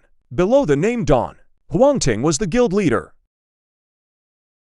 Guan Silon and Su Dahai were just regular members. It wasn't that he didn't want to give them authority. It's just that Dawn had only 3 people in total. Whether they had titles or not made no difference. The faction section was divided into 3 small parts, namely, guild announcements, guild members, and guild warehouse. Huang Ting opened the guild warehouse. The next second, a massive circular space appeared in his mind. This was the guild warehouse. Every time the guild leveled up, the warehouse space would double in size. The guild warehouse could store items without limit, but only non-living things, and there were withdrawal restrictions. Otherwise, it would have been perfect as a spatial item. Forming the faction cost 100,000 energy points. Opening the guild warehouse cost another 100,000. In the blink of an eye, Huang Ting's energy points were reduced to a pitiful few thousand. He didn't dwell on it too much. If energy points run out, he can always earn more. The priority now was to boost their strength. He stuffed some enhancement materials into the guild warehouse. Then Huang Ting called over Guan Silon and Su Dahai. The 2 of them had been performing well lately. Even Su Dahai had become much bolder than before.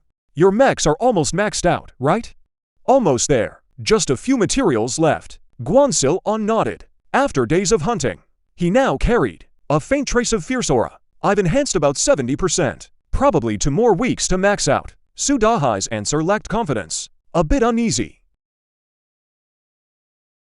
Chapter 36, Blood Corpse Tide, Fate, and Destiny. Begging for gold tickets, Huang Ting. He didn't mind, generally speaking. Reaching tier to within a month after the apocalypse already counts as the top tier. Guan Silon and Su Dahai weren't slow, though not as fast as him. They'd surpassed at least 90%. "I've created a guild. You 2 should have gotten the notice by now."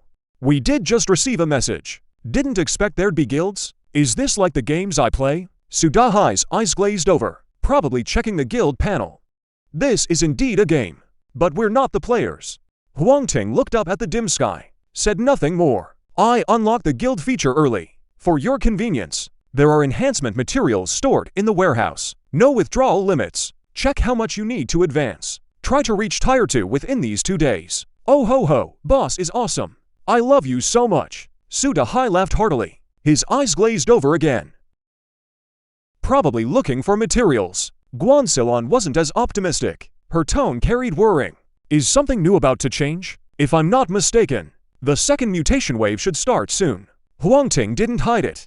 The danger of this second wave isn't as high as the first. Could even be called a small blessing. Of course, benefits require strong strength to fight for. That's why he's so anxious, urging the 2 to complete the mech upgrade. "Understood. Then I'll go prepare first." Su Dahai seemed to have finished picking as well, rubbing the back of his head with a dark grin, leaving with a face full of smiles. The next few days were calm. The 4 major factions, digesting the gains from the Nanshan prison trip. The independents gathered into small groups, cooperating to hunt the crown. The only ones causing a ruckus were Feng Hua. They were like mad dogs, scouring everywhere for clues about Huang Ting. But Huang Ting himself kept a low profile, plus the protective friendship of Chujia Zhen. After several days, Feng Hua's people found nothing. They even got chewed out by an Honghai. Time flew by to a week later. Huang Ting smashed a mutated rat's head with 1 punch. A message suddenly popped up before his eyes. I'm under siege by a blood corpse tied here. The situation is very dangerous. There might be second-tier leaders and monsters behind it. I don't know if you'd be able to help. The sender was Chujia-gen. For Chujia-gen to be this anxious, this blood corpse tide must be no small matter. Strange, with so many people hunting together. The blood corpse numbers haven't increased. How could there be a blood corpse tide there? Suddenly Huang Ting had a flash of insight. Back at the zoo earlier, Su Dehai had mentioned blood trails heading north. The mountain river base Chujia-gen built happened to be in the northern part of Ning City. Could it be that leader-level blood corpse? This really was searching high and low. Who knew, when he turned around, it was right there in that blood corpse tide. I'll be there soon. The blood mark on his back had troubled him for a long time. This time he could finally resolve it, picking up the materials that dropped. Switching to the lightning strike armor, with a flying leap behind him, heading straight for the mountain river base in the north. Meanwhile, Shanhu Base was a large commercial district that had yet to break ground. Originally, Chujia-gen planned to build a massive commercial zone here, but in the end, it was turned into a shelter base instead. Dad, will Huang Ting come? Chu Hui asked, full of worrying, her voice laced with concern. I believe in him. He will definitely come. But Chu Hui looked down and glanced outside at the tide of blood corpses surging like waves, feeling less than certain. Even if he does come, facing so many blood corpses, there's no way he can. He's a remarkable man. He can definitely work miracles. Chujia-gen spoke with conviction. For now, he had no choice but to trust Huang Ting. Whether Shanhui survives the siege is a matter of life and death. Other factions had gotten word long ago. Old man, you told me to stop him. You had me set my sights on that Huang Ting fellow. Now look at the mess you're in. At Fenghua Base, Hong Hai laughed heartily. Ever since awakening the Hongxi Mech armor, this was the first time he felt so exhilarated. After thinking it over, he sent a message to Chujia-gen. He could send troops to support Shanhui Base, but he demanded a hefty price in return. Furthermore, he wanted to propose to Chu Hui, and Chujia-gen had to agree. Before long, a reply came from Chujia-gen. Seeing what was written on it, his face instantly turned ashen. Fine. You're walking right into your own death. Don't blame me for it. I'd like to see whether that Huang Ting will step forward to help you. If he shows up. Thinking that Huang Ting might very well reveal his whereabouts, Hong Hai contacted another person. Juo Yilong, Vice President Juo. I've got a big deal here. Wondering if you'd be interested. At the Star Gathering meeting, Juo Long saw the message Hong Hai had sent, and was quite tempted. He naturally knew who Huang Ting was, and was well aware of the wealth in Huang Ting's hands. Just as Hong Hai said, this was a big deal. I'll take this one. I'll prepare my men first. Just notify me when the time comes. The two briefly discussed the matter, then each went off to make their preparations, while Hong Hai was plotting in secret. At the Ming City base, Fuan also found Zhang Yiliang, and called another meeting. This meeting was not as harmonious as the previous one.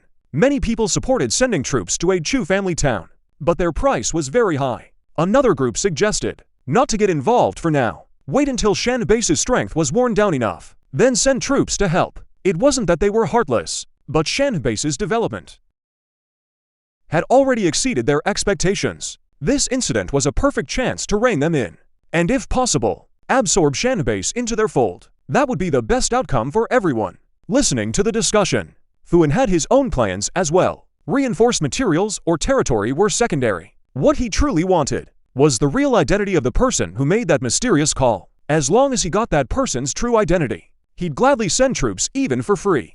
Zhang Yiliang was thinking along the same lines. Materials are easy to find, but talent is rare. This time, they had to learn that person's true identity. In comparison, the University Alliance's thinking was quite simple.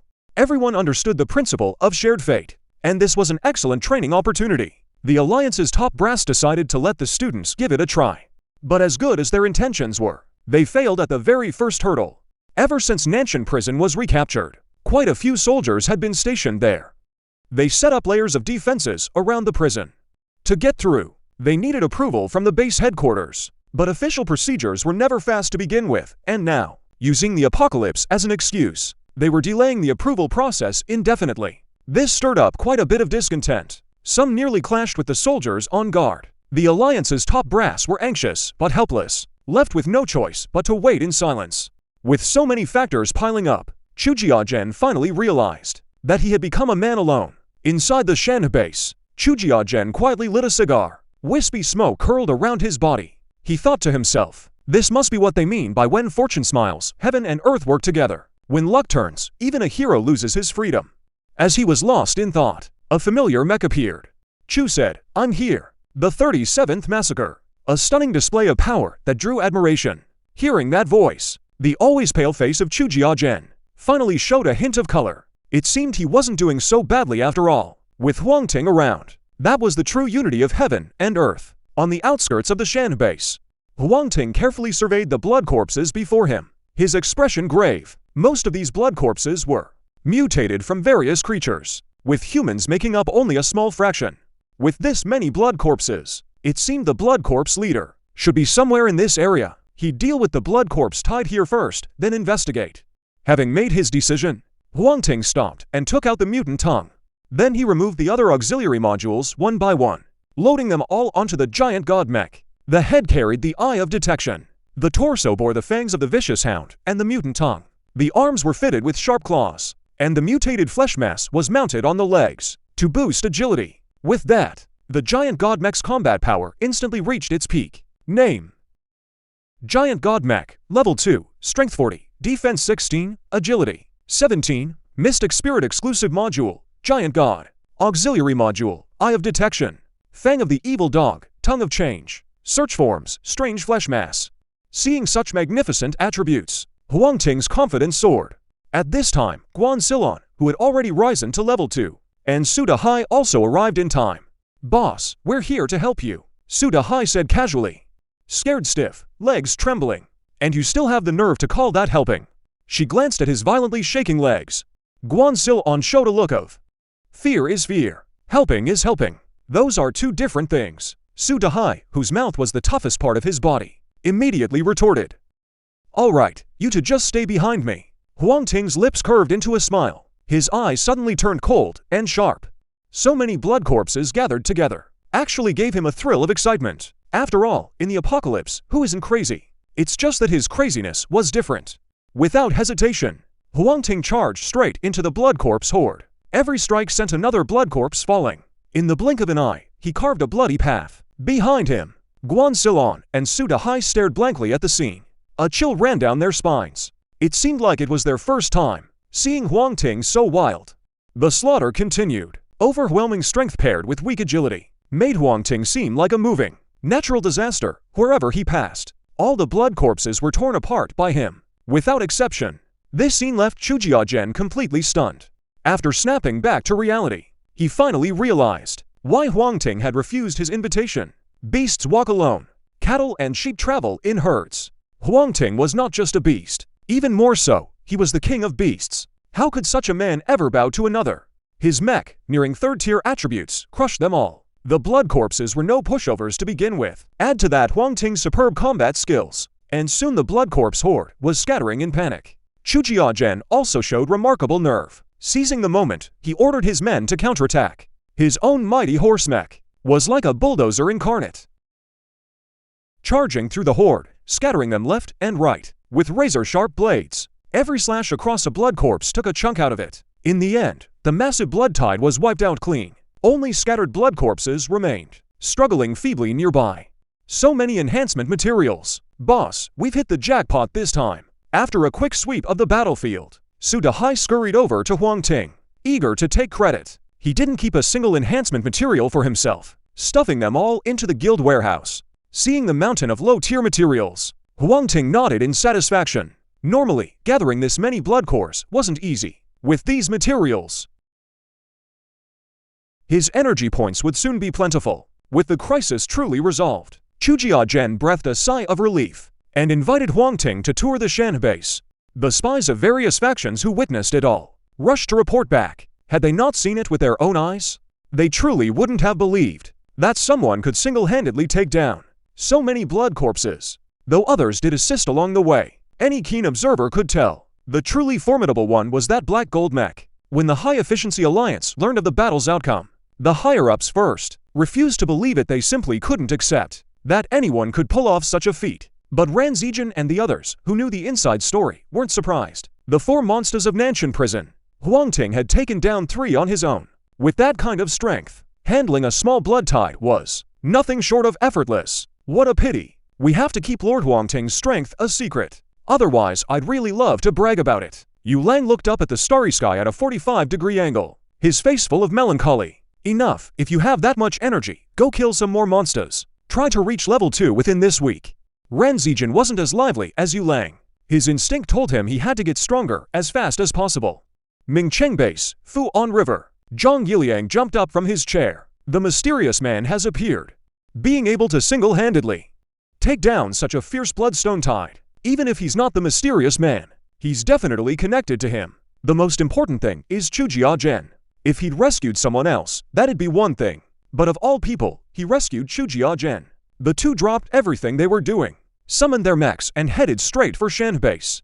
At Fenghua Base, an Honghai sneered coldly. The turtle finally stuck its head out. He contacted Zhuo Yilong again. My people are already watching him. Make sure you're ready on your end. On the other side, a hint of hesitation appeared on Zhuo Yilong's face. He asked tentatively, Huang Ting is this strong? He put out the bloodstone tide all by himself. Do we even stand a chance?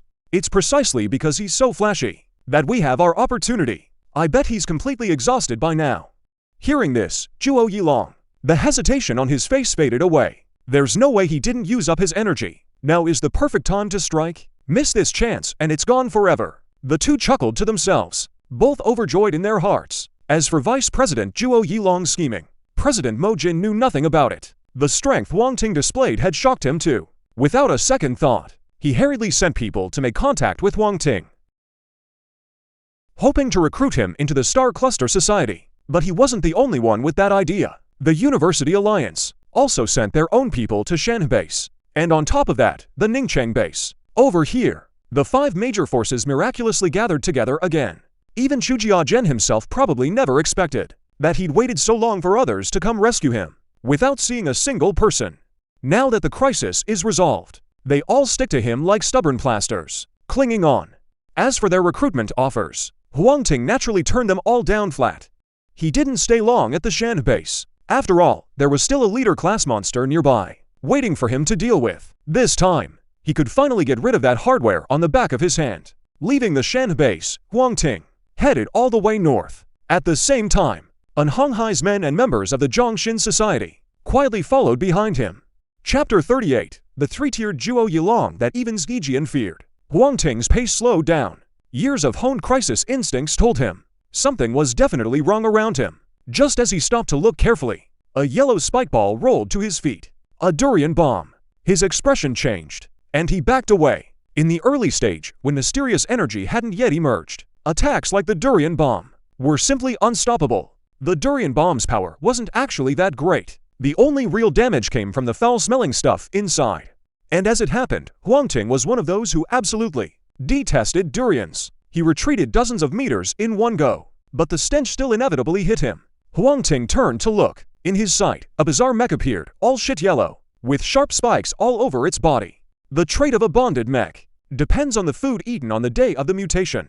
Without a doubt, this fellow must have eaten durian that day, and even awakened the durian bomb talent. The intense stench rushed into his nostrils, making Huang Ting's head spin with dizziness. As he was dazed, a white object flew toward him. Huang Ting instinctively raised his arm to block. When the white object rang, he realized that it was actually a clump of white spider silk that could stretch with great strength. Seems like life has been a bit too good lately. He barely managed to sidestep, dodging the web attack. Huang Ting let out a long sigh. If this were the old days, these people, let alone attacking, they would have been detected the moment they started tailing him. Since we have no past grudges or present grievances, there's no need to fight to the death at first sight, is there? Seeing the crowd closing in, Huang Ting felt helpless. It's just that with so many people around now, nobody cares. Later, when the various alien races invade, it'll be hard to even find a pure-blooded human then. And that's exactly why Huang Ting always thought about sparing others' lives. If it were anyone else, they would have been chopped up and served with wine long ago. Cut the crap and hand over your energy points, and we'll spare your life. A shout came from the surrounding crowd. Oh, it's Waitsai. Too bad I can't give you the points to 100,000. Energy points spent down to the last one. Huang Ting only has a few thousand left for emergencies. Nothing extra to spare. Then there's nothing more to say. Everyone, attack together. The crowd stopped wasting words and rushed in all at once. I suspect your purpose isn't just money, is it? Let me guess who you are. Huang Ting dodged attacks while thinking. To mobilize this many people at once, and with such clear coordination between different mechs, without a major power backing them, it would basically be impossible. So you must come from some major power. But although you coordinate well, you're clearly to separate groups, not the authorities. If it were the authorities, they'd use courtesy before force. They wouldn't act so recklessly, nor would they try to kill me. The University Alliance can be ruled out too. I have no conflicts of interest with them. Besides, with Nanshan Prison around, they wouldn't dare come swaggering in. That leaves only Feng Hua and the Star Assembly. Speaking of which, how's that little guy and Hong Hai doing? The attackers remained silent. Huang Ting's analysis was spot on. Every word made sense, cutting straight to the core. But even if he guessed right, so what? As long as they kill him, no one will know Feng Hua and the Star Assembly joined forces. Enough. I've got things to do. No time to play with you. Let's end this quickly. Huang Ting swiftly dodged behind the man, then threw a heavy punch. Boom. The man's mech armor instantly shattered. He plummeted from midair, landing with a pained grimace. Then he took down for more mechs in a row. He said coldly, I just don't want to kill. That doesn't mean I can't. All of you, stay far away, ignoring them completely. Huang Ting quickly distanced himself. The rest looked at each other. No one mentioned giving chase, as if silently agreeing. No one blocked his path. Huang Ting moved at lightning speed, soon reaching an abandoned factory in the north. He noticed the horde of blood corpses outside the factory. Huang Ting's heart sank. The quality of these blood corpses was far stronger than those that besieged Shan Base. His detection eye swept across. Most were second-tier mutant creatures. A small portion even reached third tier. Their aura was terrifyingly powerful. If even one of these mutants got out, it would cause chaos across Ning City. But now they were gathered together, as if guarding something. Damn it. Something worth such protection could only be the leader itself. The leader and its monsters had likely reached third tier, now forming a blood barrier, advancing toward fourth tier. Once it completes its evolution, it'll all be over. Huang Ting was anxious inside, but there was nothing he could do. With so many blood masters gathered together, there was no way he could force his way in now, even if he did break in, without enough destructive power. He couldn't break through that level 3 reduction barrier. He had to reach level 3 first. A plan formed in his mind. Huang Ting noted the surroundings and prepared to leave. Suddenly his mind stirred. He studied the blood corpse horde before him, and had a bold idea. Hours later, the Gravity Society encountered the blood corpse siege at Feng Hua Base. Though casualties weren't heavy, the lost tools and materials were no small amount. At the Gravity Society, Zhuo Yilong was so furious his eyes nearly spat fire. Hong Hai, what do you mean by this? Didn't you say Huang Ting was too drained, that he couldn't possibly fight back? Look at him. Does that look like someone who can't fight back? If he'd had killing intent, not a single one of my brothers would have made it back. Facing Zhuo Yilong's accusations, Hong Hai was equally frustrated. Who could have guessed Huang Ting would last so long? No, you have to give me an explanation. Zhuo Yilong kept pressing aggressively. And another thing. The Gravity Society will no longer move against Huang Ting. You'd better find someone else. An explanation? What explanation do you want? If your men weren't so afraid of death, we'd have taken Huang Ting down long ago. And you still have the nerve to demand an explanation from me. I'm the one who should be demanding one from you. Hong Hai didn't take Zhuo Yilong seriously at all. A fishmonger. If the apocalypse hadn't come, someone like him wouldn't even deserve to speak to me. The two completely fell out, and never mentioned joining forces against Huang Ting again. Meanwhile, the defense in the eastern district of Ming City has a gap. Third squad, move up and cover it now. Yes, sir. The line has been breached. We can't hold them back. We must hold, even if it seems impossible. If even one gets through, I'll hold you all accountable. Mechs dart back and forth, continuously building up the defense line. Before them, a massive herd appears. Giant boars with razor-sharp tusks. Finally, after another round of defense, the boars grunt a couple of times and retreat, unwillingly. Those boars are finally gone. If they'd attacked much longer, we really couldn't have held on. Yeah, no kidding. Day after day, those boars toy with us like monkeys. We don't even get time to rest. Stop complaining. The higher-ups have decided to deal with those boars. They're probably drafting the battle plan right now. That's fantastic news. I've had it with those boars for a long time. Have you noticed something? Those boars are getting harder to handle. That's exactly why. The higher-ups want to take them out early. If we wait for them to evolve a few more times, it'll be too late. A few soldiers step out of their mechs. Lying on the ground, they chat quietly. Chapter 39, Mutant Boars, Fuan's plea for help. The battle plan was drawn up quickly indeed. After all, they weren't facing humans, just a herd of brainless boars. But for the regular army to fight a bunch of boars, and still need a careful battle plan, it's honestly embarrassing to admit. Even if those boars were mutated. The plan was simple. The boars usually live in the mountains to the east, and they always move in groups. They planned to send faster soldiers first, to scout ahead. Once they pinpointed the boars' location, the rest would set out to surround and wipe them out. Not a bad idea. Too bad plans can't keep up with changes. The initial scouting went fairly well. At the Ningcheng base, they quickly gathered detailed intel on the boar herd, and even located their lair, generally speaking. At this point, things could have just about wrapped up, but who would have thought the wild boar herd's habitat was actually connected to an underground passage? When they launched the encirclement, all the wild boars ran into the underground passage and vanished without a trace. To completely wipe out this herd of boars, the lead captain directly ordered a pursuit. Just as they entered the passage, everything was going smoothly. They directly slaughtered for wild boars. These boars weren't big in size, probably the younger members of the herd. Then everyone continued deeper along the passage. That's when a dramatic turn of events occurred. Somehow or other, that herd of boars ended up behind them, blocking the retreat route. The soldiers who wanted to catch them all in one net suddenly became turtles in a jar. Their situation was extremely dire. With such a major incident happening, Ningcheng base definitely had to send reinforcements. But after looking around, they discovered everyone with real strength at the base had extremely important work and couldn't get away for now. The regular soldiers were free enough, but against mutant creatures of this level,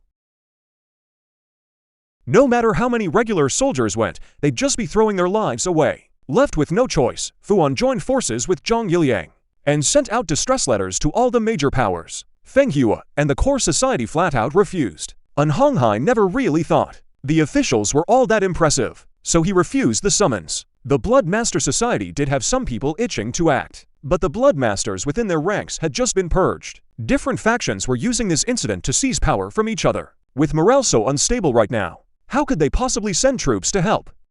The official Chujiajen also didn't agree. When he was besieged by Blood Masters before, Ningcheng base didn't send troops to help him either. Now that they're in trouble, they expect him to come save them. Absolutely ridiculous. The University Alliance had the same reasoning.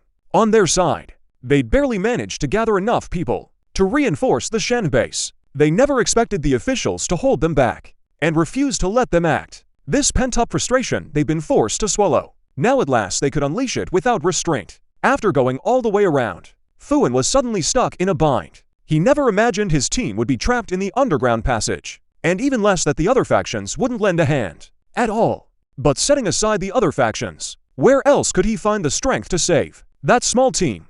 A figure flashed through his mind. Perhaps only he had the ability to step in and help?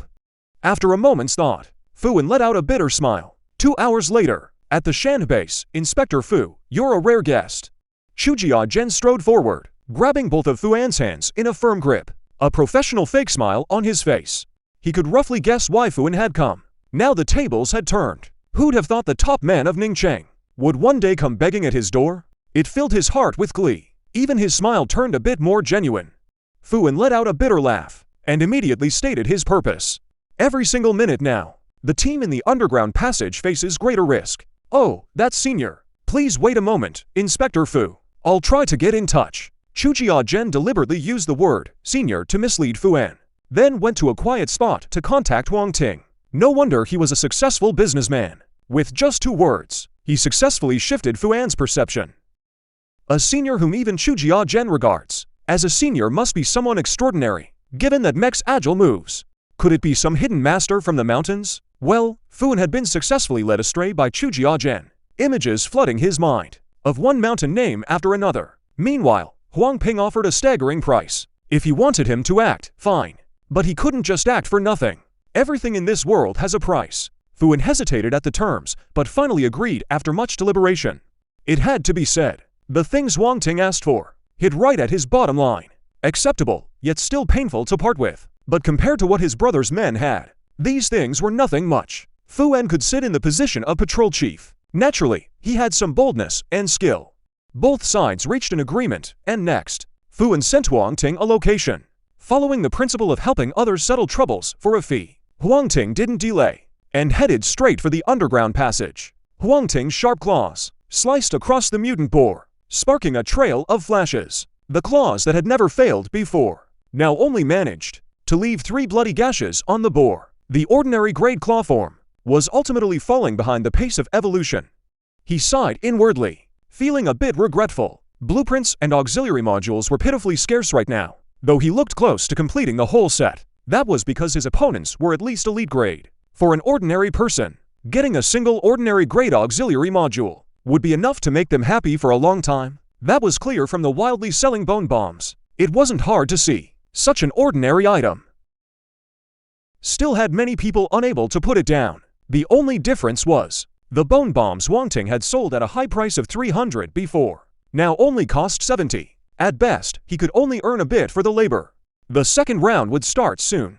By then, all kinds of blueprints and auxiliary modules wouldn't be so scarce anymore. Seizing the opportunity, Huang Ting's claws struck with precision and ruthlessness into the mutant boar's eye socket. The boar shrieked in pain. Huang Ting's expression didn't change. He twisted his wrist a few times. Blood mixed with white fluid burst out. The mutant boar collapsed to the ground, lifeless in an instant. Behind him, the soldiers of Ningcheng base stared in shock at the scene. Their eyes held both fear and awe, a mix of admiration and resentment. Perhaps this is the truest reflection of the week before the strong. "Follow me," a deep voice rang out. The crowd snapped back to reality and followed closely behind Huang Ting. After walking for about 10 more minutes, a glimmer of light finally appeared ahead.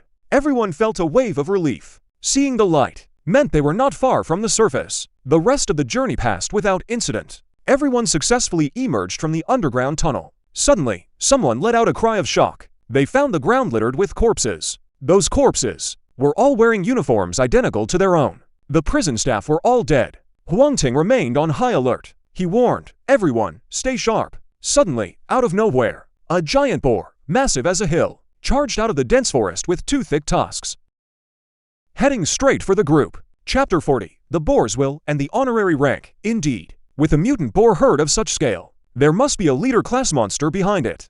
If all goes as expected, this mutant boar before them is the king of the herd. Activating the Eye of Detection, its detailed information was revealed at once. Name, Mutant Boar King. Level, Leader, Tier 2. Danger level, high. The boar, massive as a hill, charged with terrifying momentum. Even without it getting close, everyone could feel through their mechs, the ground trembling beneath their feet. "You all go ahead. I'll hold it off," Huang Ting said calmly.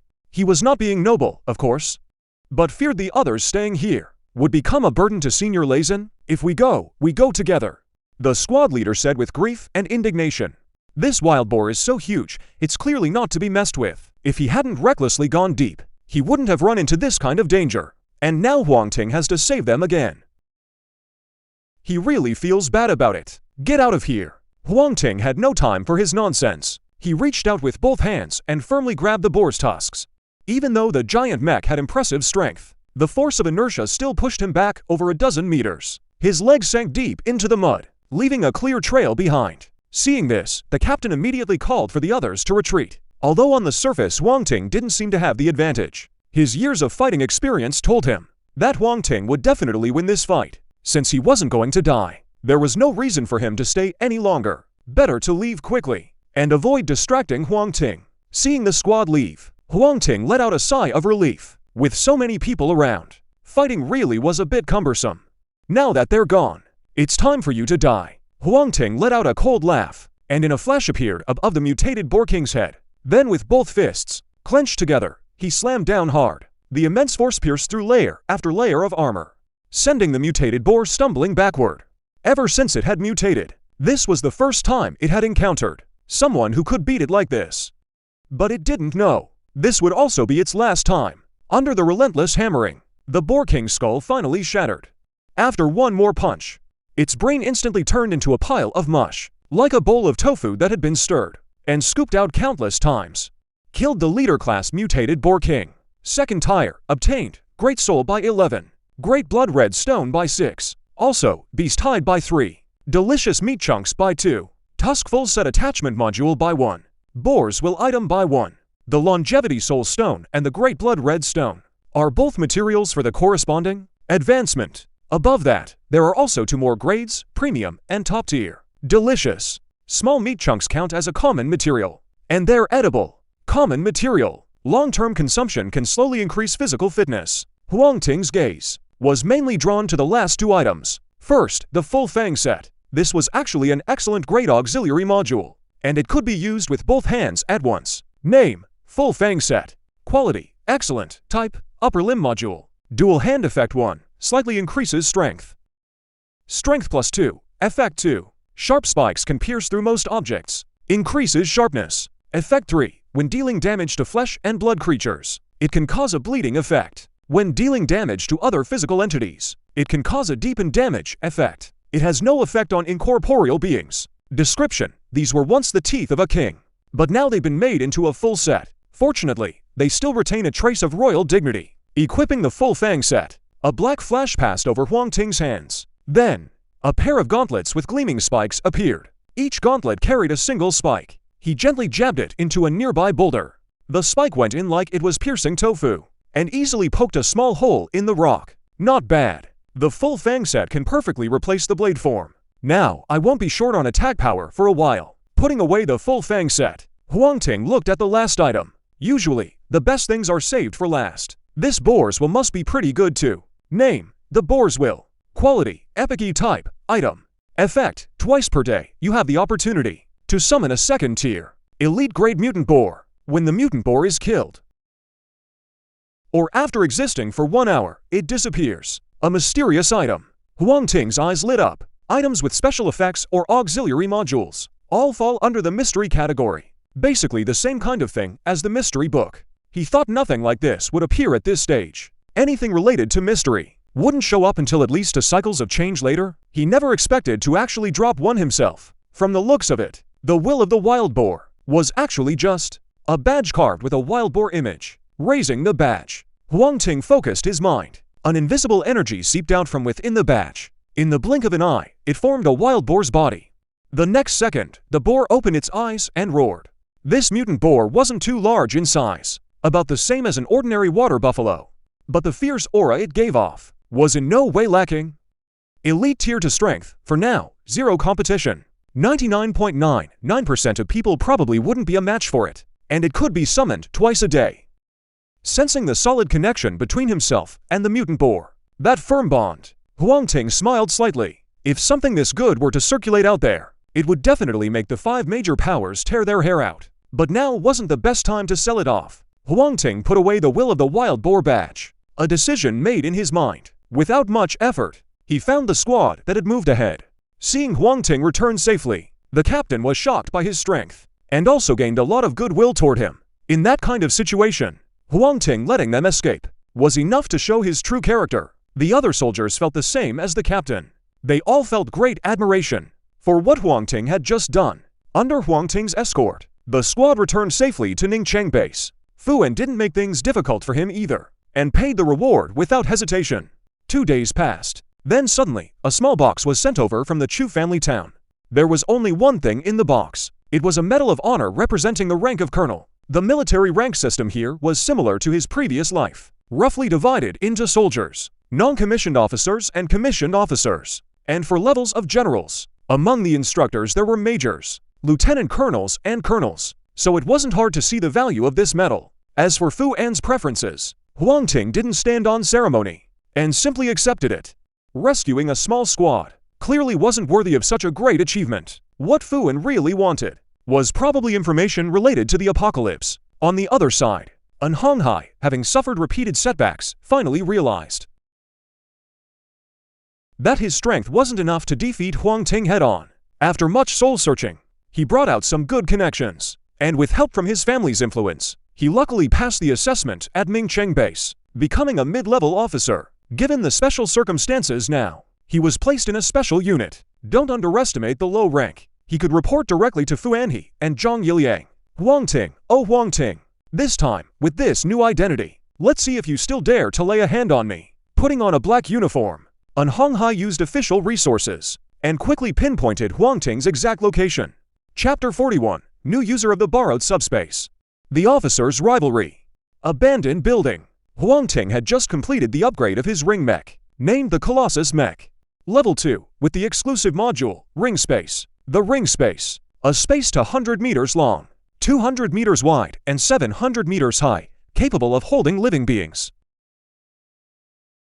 Completing the mech upgrade expanded the space further. After the mech was upgraded, the internal space had grown much larger, but it was still completely bare inside, lacking any signs of life. He had no energy to arrange the space right now. For the time being, it could only serve as a simple internal shelter. Suddenly, a message popped up in front of Huang Ting. The mess-on machine ascended to second-tier internal space. Can shield against catastrophe effects. Limited to non-living matter only. Shielding catastrophe effects. At first he didn't quite understand, but soon grasped the meaning of these words. He went downstairs to the stone generator. Huang Ting's eyes flickered with thought. After the great catastrophe began, Langston technology was destroyed in an instant. This stone generator also met a grim fate. Some materials had their properties altered, causing the machine to malfunction. He thought this stone generator would just sit here gathering dust forever, but unexpectedly, the upgraded ring mech proved incredibly capable. It could directly shield against catastrophe effects. He summoned the giant god mech, lifted a generator with both arms, and slowly walked into the pitch-black doorway. The space beyond was lifeless and still, yet carried a hint of calm and peace. After setting down the generator, Huang Ting pressed the start button with excitement. The machine roared to life instantly. The connected lights flickered on as well.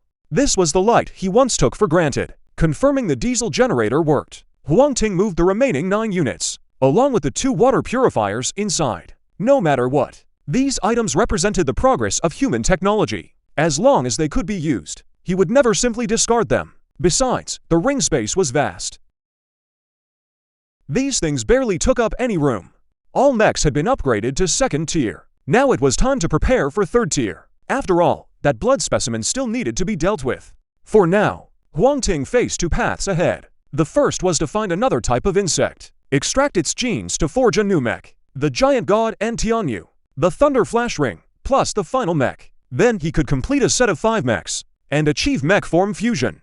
It only reorganized the sovereign talent, without clearly telling him about the situation after the mech forms merged. To deal with the upcoming second round of mutation, he had no choice but to give up. If he couldn't get the new mech, then he'd have to upgrade the old one. Whether to raise the spirit gathering mech to tier 3. The materials for tier 3 required a slab of longevity chaos stone, a slab of great blood red stone, a slab of blood-colored great bone, 100 tough beast hides, and 100 strange tree roots. All sorts of materials piled up in a huge list. Some of them were easy to get, like the great beast soul stones and the strange tree roots. But some materials were hard to come by. You could only rely on luck. Even though it was tier 3, different mechs had different requirements. If Huang Ting hadn't relied on the bone bomb to earn his first fortune, at this point, he probably would have only gathered materials for the first mech upgrade. Boss, a group of people showed up outside. They say they're old friends of Feng Hua. Do you want to see them? Su Dehai walked in from outside, his eyes darting around, full of gossip. Feng Hua, could it be that guy in Hong Hai? What trick is he pulling now? Huang Ting was speechless. He didn't go looking for trouble, but that guy kept coming to cause him problems every few days. If it weren't for the mech core on him, he wouldn't have let him live this long. Walking out of the abandoned building, what came into view was indeed an Hong Hai's punchable face. TSK, this dump of yours isn't much to look at.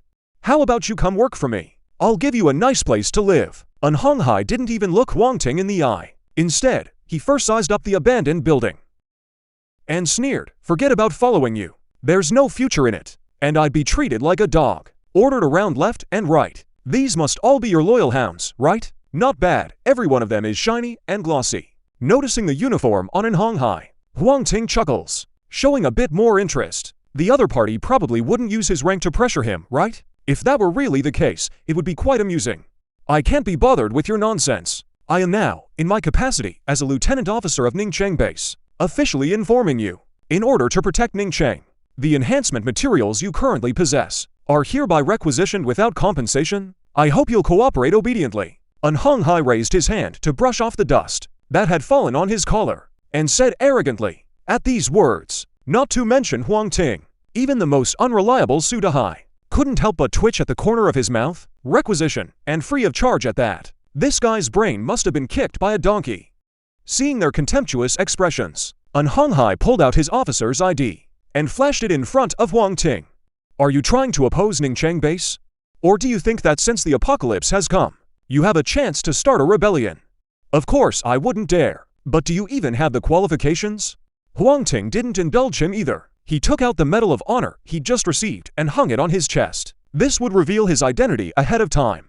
But unlike in the beginning, now, he already had the confidence to face whatever dangers might come at any moment. So whether to keep hiding his identity had become no longer important. Colonel, the lackey beside An Honghai stammered. A colonel is one rank higher than a lieutenant officer. This identity is far stronger than a lieutenant's. They say one rank higher crushes a man to death. This is who knows how many ranks higher. Looks like we'll be going back empty-handed again. Impossible. How could you possibly have a colonel's Medal of Honor? An Honghai said in a harsh voice. He thought Huang Ting was just an ordinary person. Then he flashed his official ID. But Huang Ting countered by showing the filial piety medal, slapping him right in the face. Now he had no mood to verify if the medal was real. He just wanted to know how Huang Ting got that medal. Go ask Fuan about that. If there's nothing else, then please leave this place. Huang Ting issued the eviction order. Boss, let's get out of here. We can't mess with the colonel. The lackey tugged at An Honghai's arm, whispering, just you wait. This isn't over. An Honghai's face flushed red, still muttering tough words as he left. The little incident soon passed. Huang Ting didn't take it to heart.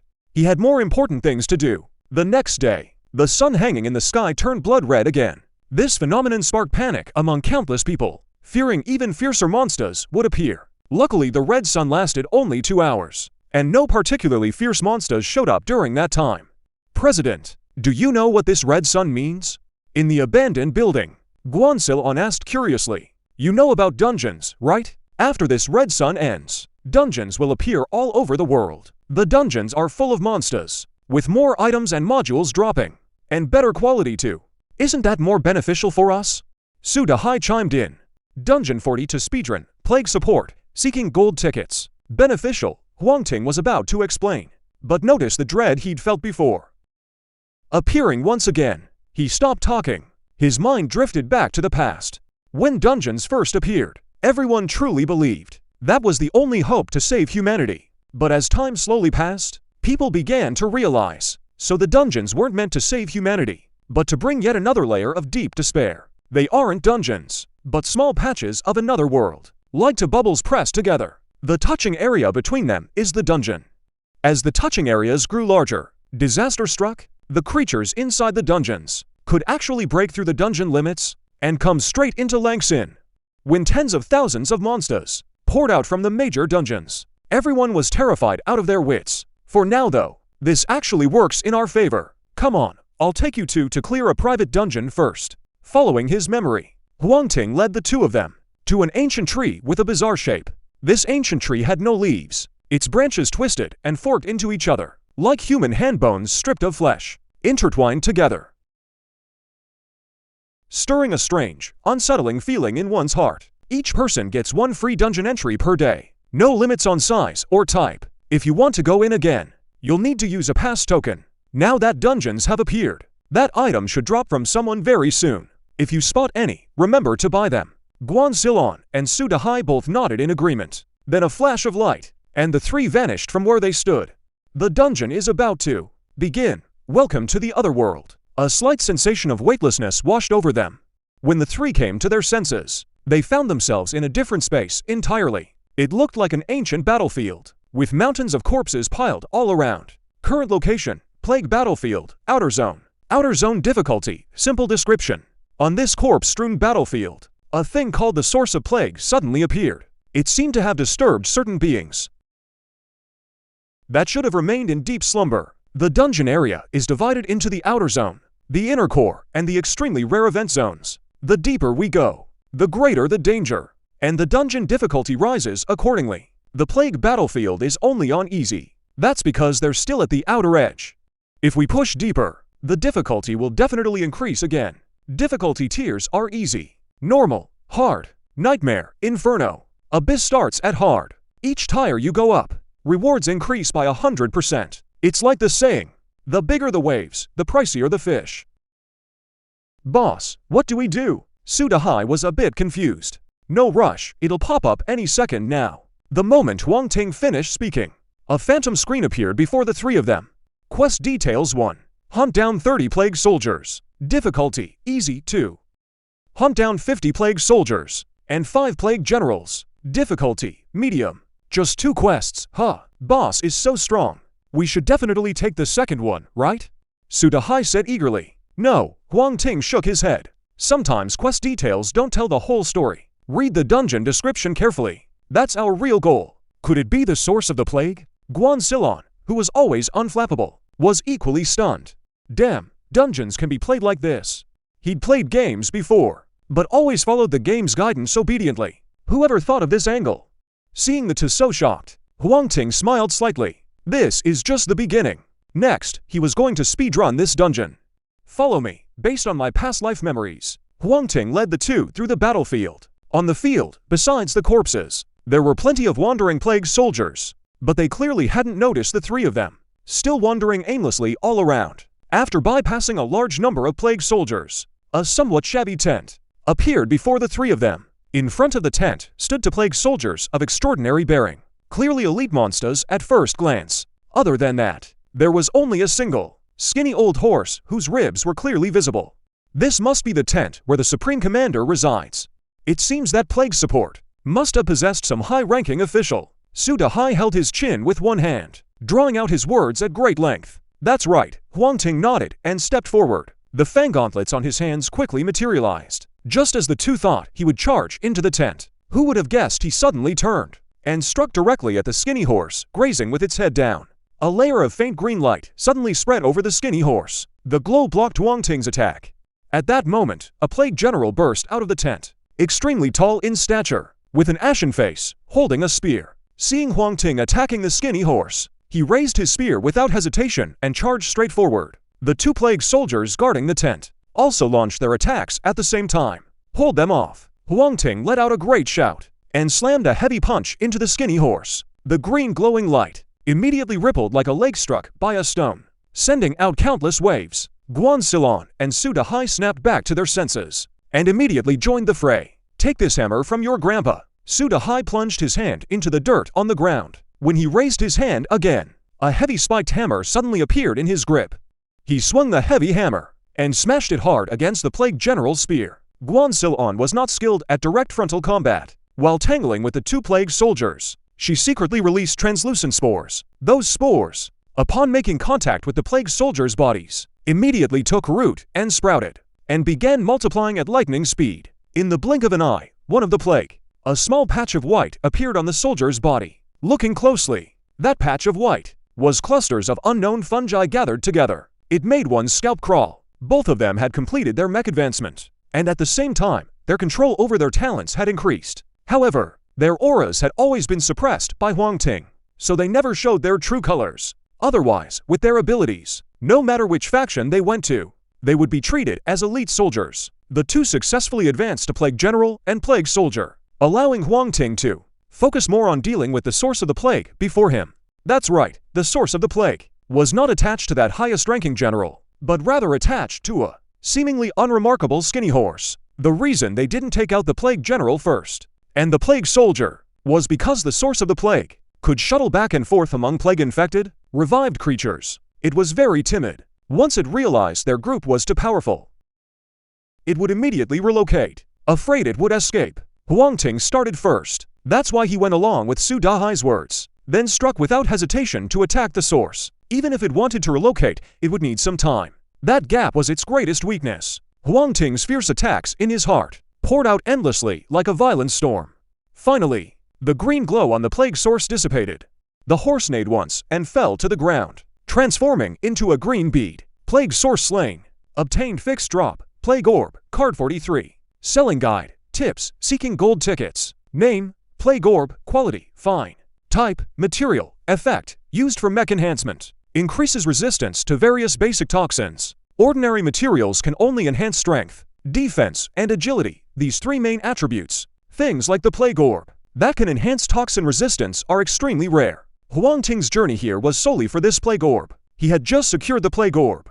Meanwhile, the battle between Guan Silon and Su Dahai was also nearing its end. The plague general was shattered by Su Dahai's earth hammer. The two plague soldiers were covered in white fungal clusters. All signs of life had been devoured completely. Huang Ting nodded inwardly. After these days of training, the two finally carried a hint of a strong warrior's aura. From here on, they just needed to keep gaining combat experience. With the source of the plague gone, the entire world began to collapse. But before it caved in, the three were teleported out. Boss, the plague staff were all taken care of by you. Will this dungeon still be here in the future? After glancing at the plague orb's attributes, Su Dahai asked curiously. Don't worry, the rules within will cycle on their own.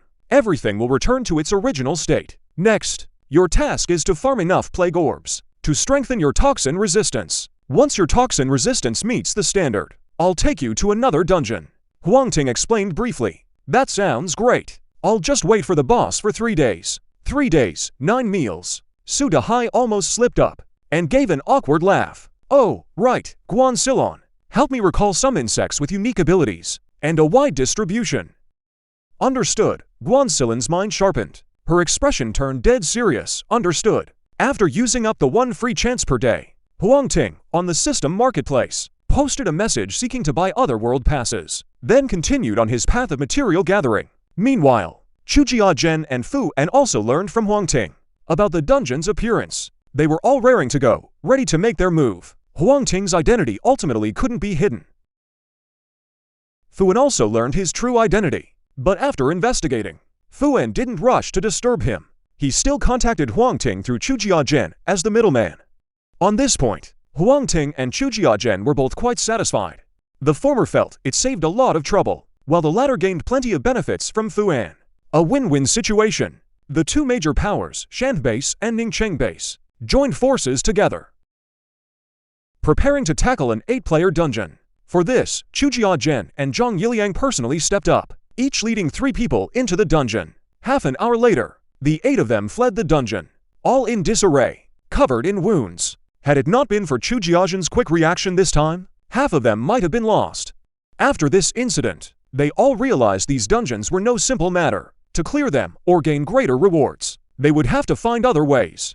Without prior agreement, they all thought of Huang Ting. At Shan Base, Huang Ting, Chujia Zhen, and Fu An sat facing each other. I never expected Mr. Huang to be so accomplished at such a young age. Truly hard to believe. Upon meeting, Fu An smiled and spoke, hoping to build a closer relationship with Huang Ting. But Huang Ting wasn't buying any of that. Inspector Chu's time is very precious now. Those polite formalities from the old official circles, let's skip them. Regarding tackling the dungeons, I naturally have some inside information that can provide you with an advantage. But this isn't for free. I hope you understand that. Fu An and Chujia Zhen nodded repeatedly. Business is business. They never expected Huang Ting to share without charge. Seeing the two agree, Huang Ting began to state his terms. Having lived so long in his past life, he knew the strategies for many dungeons. Take that plague dungeon for example. If they hadn't pushed forward back then, but instead headed toward the outskirts of the battlefield, they would soon have discovered a special flower. That flower was called the curtain flower. As the name suggests, the fragrance of the curved tent flower can weaken the plague soldier's strength. If there are enough curved tent flowers to deal with a plague soldier, only one ordinary mech is needed. He knows many such clever tricks. If the two major forces offer enough, he wouldn't mind sharing them. The three talked for a long time, finally reaching an agreement. Before leaving, Fu An shook his head helplessly. Your abilities are truly extraordinary. This isn't flattery. It's simply fact. According to Huang Ting's dungeon guide, the members of the two major forces grew rapidly in strength. Soon other forces sensed something was wrong. Through subtle probing, they finally learned that Chujia Zhen and Fu An had mastered the method of clearing dungeons. This method made them extremely envious. After more back and forth, they got what they wanted from Huang Ting. Obtaining the simple dungeon clearing method, everyone knew, and yet no one truly knew. This time they struck gold. Looking at his energy points of up to 500,000, Huang Ting was overjoyed, just as he was planning how to use this fortune to scheme for even greater gains. On the other side, Su Dahai from the system mall exchanged for bread, mineral water, and other food, quietly slipped into an underground garage. The garage was dark and damp, so stuffy it gave you a headache. ZG, I'm here, and I brought lots of food. Sudahai's voice echoed through the empty garage. But after calling out several times, no one answered. Strange, where did he go? Didn't I tell him not to wander off? He muttered to himself, walking toward a small room at the end of the garage. The room had all sorts of items neatly arranged. Against the wall sat a worn-out sofa. Sudahai plopped down onto the sofa and waited quietly. An hour later, he suddenly stood up with a grim expression. Xiaoji couldn't have been gone this long. The only explanation is that something bad happened to him. Realizing this, Sudalong rushed out of the garage and began investigating everywhere. He found no trace of Xiaoji, but he unexpectedly learned some news. Fenghua base was recruiting refugees. Join and you get food. Full of benefits. Could Xiaoji have gone to Fenghua? Sudahai had a guess in mind and headed straight for Fenghua base. It didn't take long before Fenghua base appeared before him. Fenghua base was built inside a giant amusement park. The park happened to be closed that day. Otherwise, it would surely have become a gathering spot for mutant creatures. Walking along the road, Sudahai suddenly spotted something familiar. This is Xiaoji's hat, so he must have gone to Fenghua. Sudahai quickened his pace and stated his purpose at the gate of Fenghua base. What kid? We don't have one here. The captain in charge waved his hand dismissively, ready to shoo Sudahai away. Please be kind. I'm just looking for a child. Nothing else. I'm willing to compensate you for any losses. Compensation for losses, fine.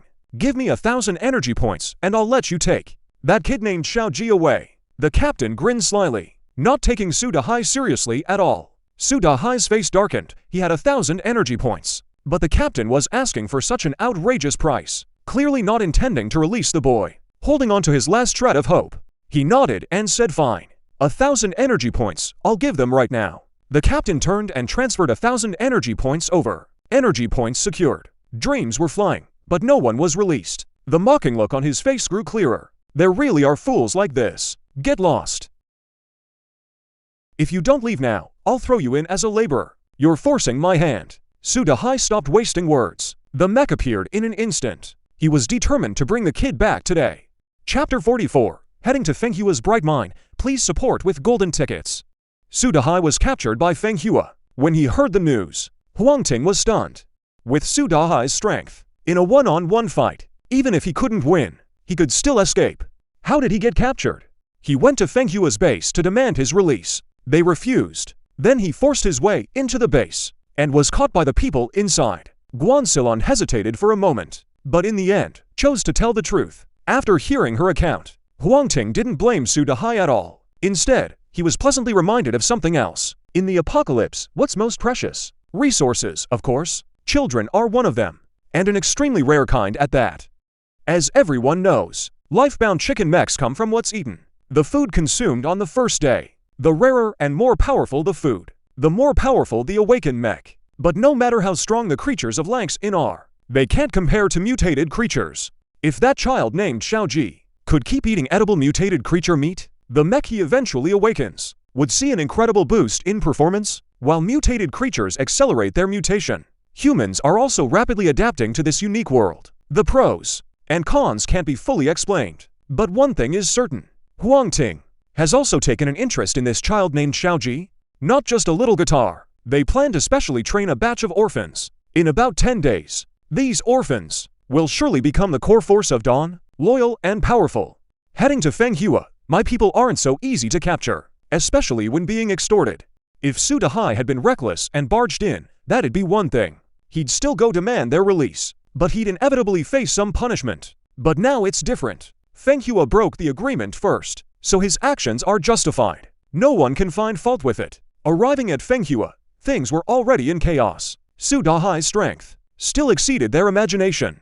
After a round of fighting, they could only reluctantly hold the captives. Tell Hong to get out here and see me.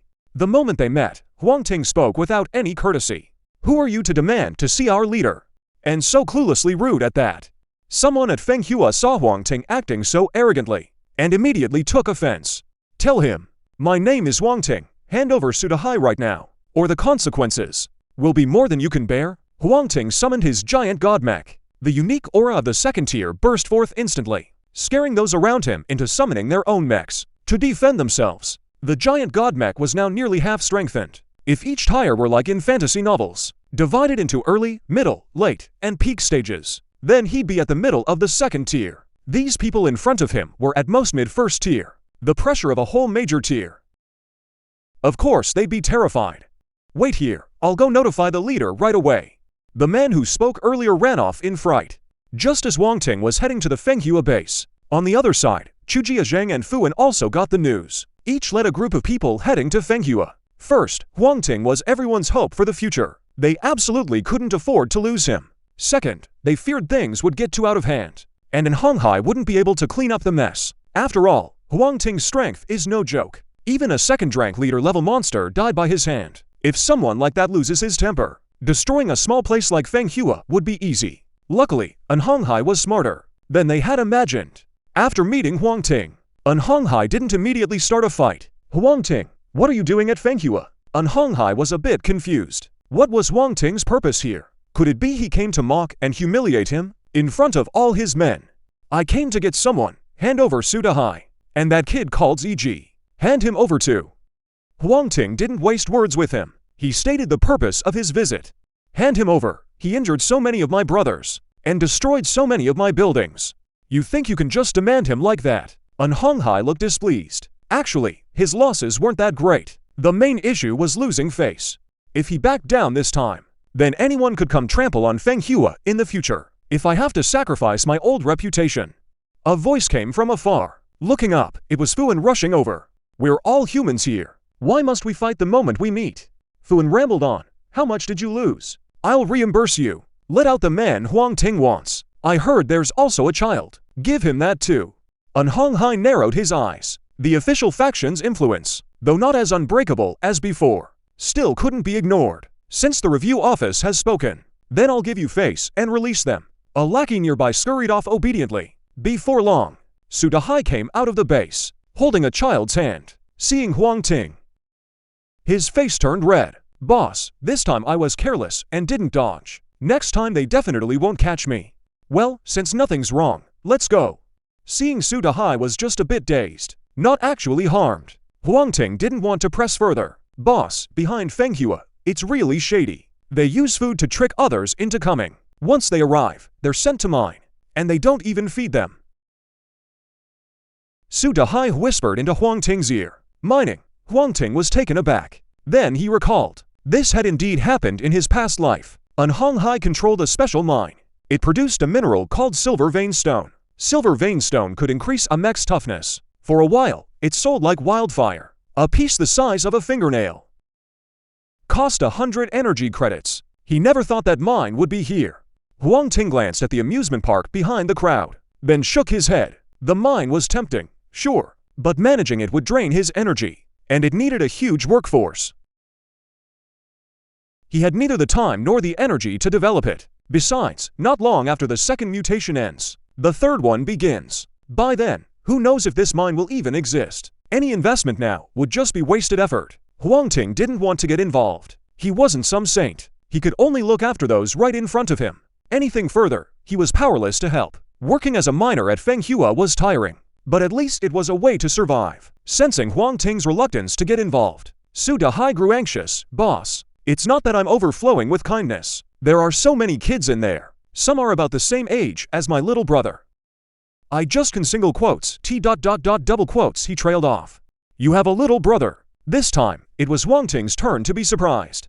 Yeah, I had a little brother. By the time I got back, he'd already turned. I was the one who sent him off myself. Sudahai answered somberly. In this apocalypse, there were truly too many things beyond one's control. Huang Ting patted his shoulder. Don't worry. I'll handle this matter myself. Chapter 45. The shameless old fox, Zhang Yan, and in Honghai. Regarding the matter of handing over those children you took, I can let bygones be bygones. Huang Ting stepped forward, with a firm attitude. Damn, he really thinks he's somebody. Pa, what a piece of trash. An Honghai said nothing. Instead, one of the men on his right, wearing a black shirt with a tattoo on his neck, spoke up first.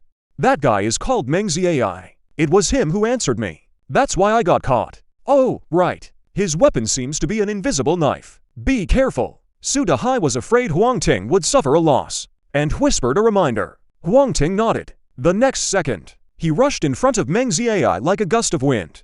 Meng Ziai was startled. instinctively summoning his mech and the black gold in front of him. The mech, like a wild beast bearing its fangs. The spikes on the gauntlets suddenly shot out, stabbing straight along his neck. Meng's eyes mech dissipated. A long, narrow bloody gash appeared on his neck. You could imagine, if this time it had been a few centimeters off, it would have easily pierced through his throat. Meng's Zai swallowed hard. Cold sweat burst out instantly, flowing quickly down his cheeks, mixing with the blood on his neck, soaking his black shirt through. The surroundings fell into dead silence. Fuan was secretly shocked. He knew Huang Ting was strong, but had never witnessed it directly. Only now did he truly feel that power. Besides the power, the killing intent radiating from Huang Ting also made his heart tremble. This kind of elusive aura he had only seen in some veterans of the war.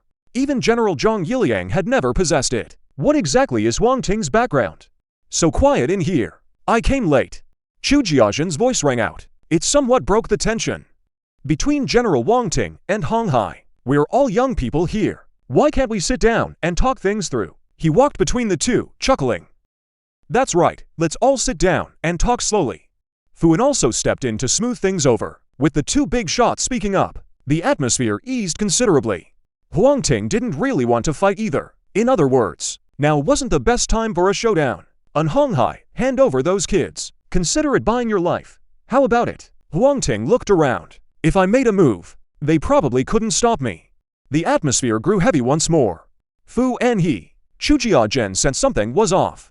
Why was Huang Ting so insistent on those kids? They didn't believe there was no agenda behind it. Hong Hai was equally torn. He wasn't afraid of Huang Ting's threats. His main fear was the mine being exposed. They're just kids who eat a lot and can't work. Handing them to Huang Ting wasn't out of the question. The real issue was swallowing his pride. Hong Hai, you've taken in some kids too? Chu Jia asked curiously. Hong Hai let out a sigh. The old fox then flashed a bright smile. How could that be? I just felt sorry for them, so I took a few in.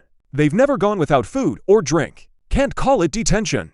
Didn't expect you to be so careless. However, taking in these kids can't be your burden alone. On this matter, whether it's Ningcheng Base or other organizations, everyone has a responsibility and an obligation. How about this? We'll take those kids off your hands, so they won't hold back your development. Fuan continued. Shameless. Hong Hai stared at the two old foxes before him. A chill ran down his spine. If he could beat them, he'd love to kill these two old bastards right now. But since Fuan had already spoken, he had no choice but to comply. Before long, over 30 children walked out of Fenghua Base. They ranged in age. The oldest were 13 or 14. The youngest were 7 or 8. That's all of them. Taking in these kids cost Fenghua a lot of resources. I wonder if you could offer us some compensation. Hand over the children. Hong Hai also wanted to squeeze out a little extra. No problem. Just send me the expenses. I'll organize a meeting to discuss it. Once a decision is reached, we'll compensate you. Fuan replied casually. Hearing this, Hong Hai's eyes widened in shock. Huang Ting nearly burst out laughing. That meeting could drag on for 100 years. Hong Hai was indeed ruthless, but within the rules. How could he ever outplay them? Chu Jiazhen and Fuan left Fenghua Base. Su Dahai counted the number of people. 34 in total. Huang Ting took 14, plus ZG. Chu Jiazhen and Fuan each got 10. They had no idea what use these children could be. But seeing how invested Huang Ting was, they each kept a share and took 20 people. Huang Ting didn't mind the loss. What he wanted was the entire human race. He didn't care about such small gains or losses. It didn't matter who raised these children, as long as they could grow up healthy. Inside the toxic swamp dungeon, it was filled with all kinds of poisonous insects. Their venom was so potent, it could easily corrode even mech armor. Dangerous as it was, the rewards far exceeded ordinary dungeons. As long as your mech's toxin resistance was high enough, it's basically a top-tier monster farming spot. Huang Ting previously had Guan Silon and Su Dahai go get the plague orb to boost the mech's resistance to all kinds of toxins. Also, they could farm here. The inner area has a slightly lower drop rate than the outer ring, but everything that drops is quality stuff, so they could grind here for a while. Huang Ting raised his hand to block a spray of venom, then shifted and lunged behind him, charging right up to a giant centipede several meters long, and shattered it in half with a single punch. Killed venomous centipede, tier 2. Obtained, Greater Beast Soul X11, Greater Blood Surge by 11, Hardened Carapace, plus 5 venom fangs and 2 venom sacs. He packed up the materials, and was just about to leave, when he suddenly noticed someone not far off. running straight toward him. Huang Ting found it odd. This was the inner area. Even he had a hard time handling it. How could anyone else get in here? He watched for a moment, then turned to leave. The guy up front was probably being chased by someone behind him, and had run into the inner area to shake off his pursuer. But the pursuer was just as bold, and followed him right in without a word. Looking for death, Huang Ting was about to leave, when his pupils suddenly dilated, and he stared, in disbelief at the man being chased. You know about the Golden Vein Stone? The man was equally stunned.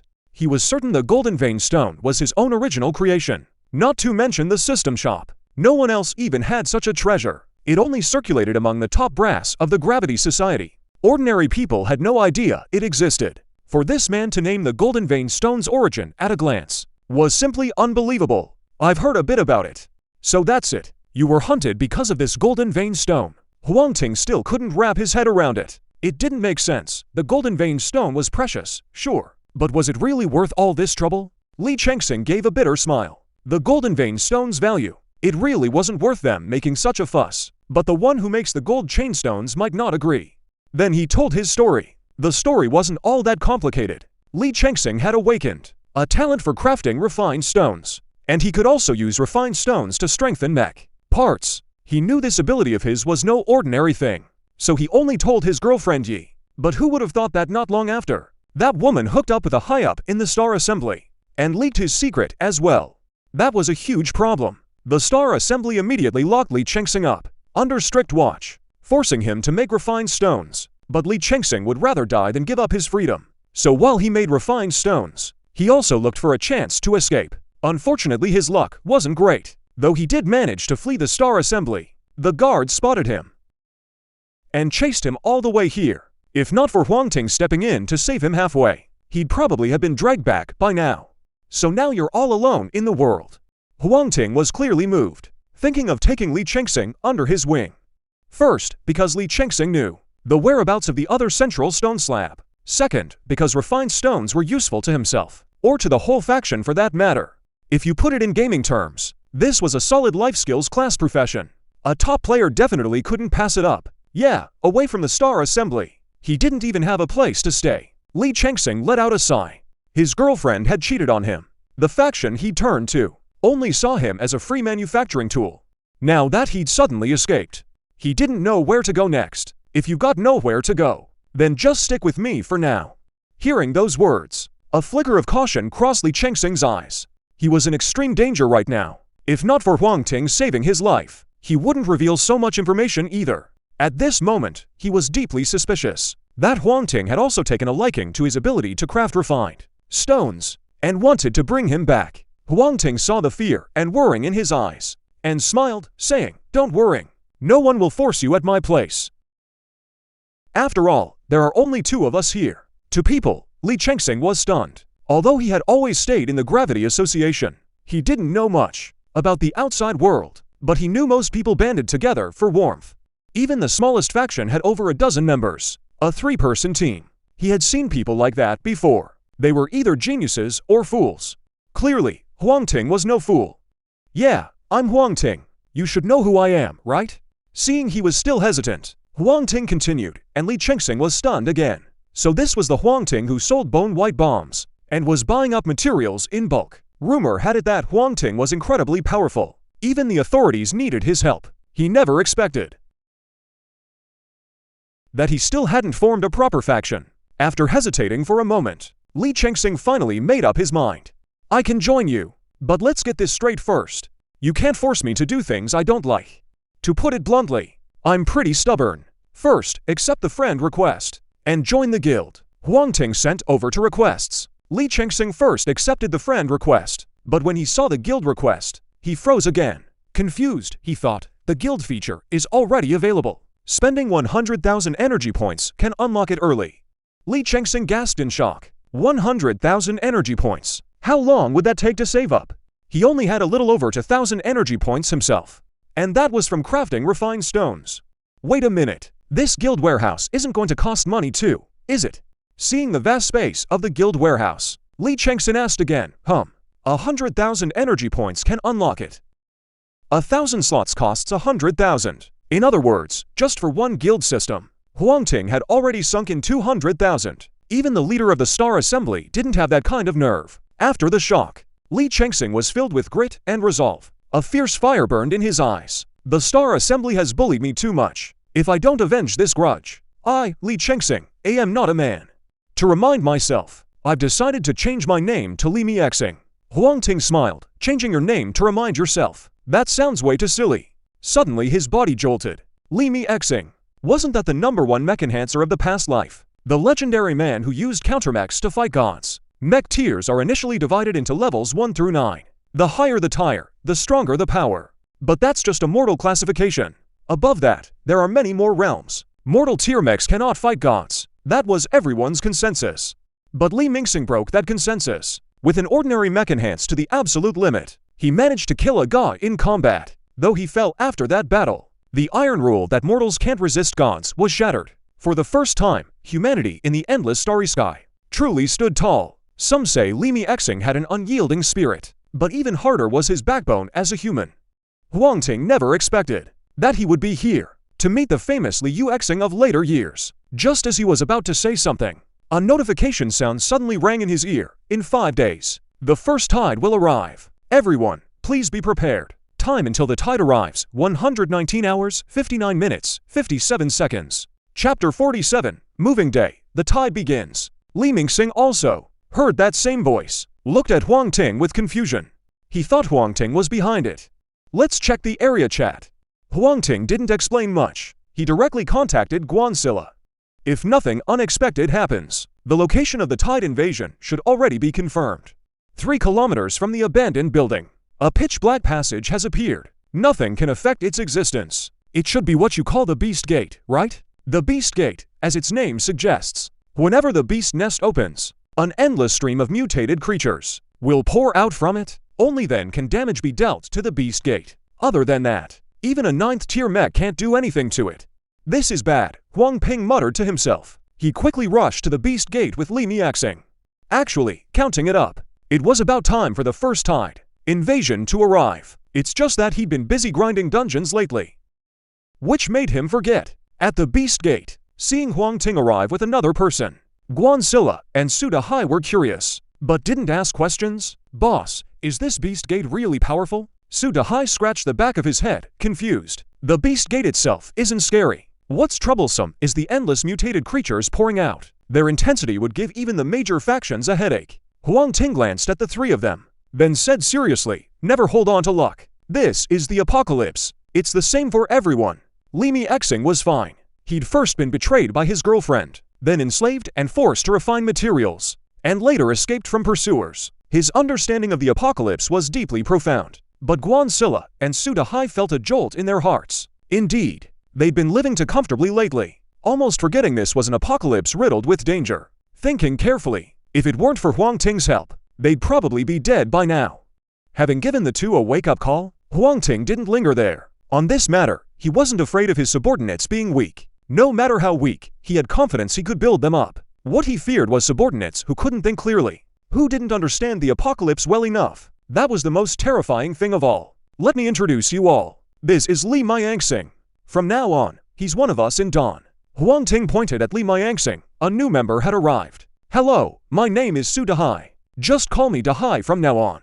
Suda Hai firmly shook Li Mexing's hands. His attitude was warm. Guansilla, a pleasure to meet you. Guansilla casually gave her own name. Li Mexing had already been in the guild and seen both their names. Soon he grew familiar with the 2 of them. After chatting for a while, Guansilla suddenly spoke up. This Beast Gate is so close to us. Isn't that very dangerous? A distance of 3 kilometers, for some mechs, is just a few quick sprints away. Once a tide erupts, the abandoned building will definitely be a prime target. Her having such doubts was only natural.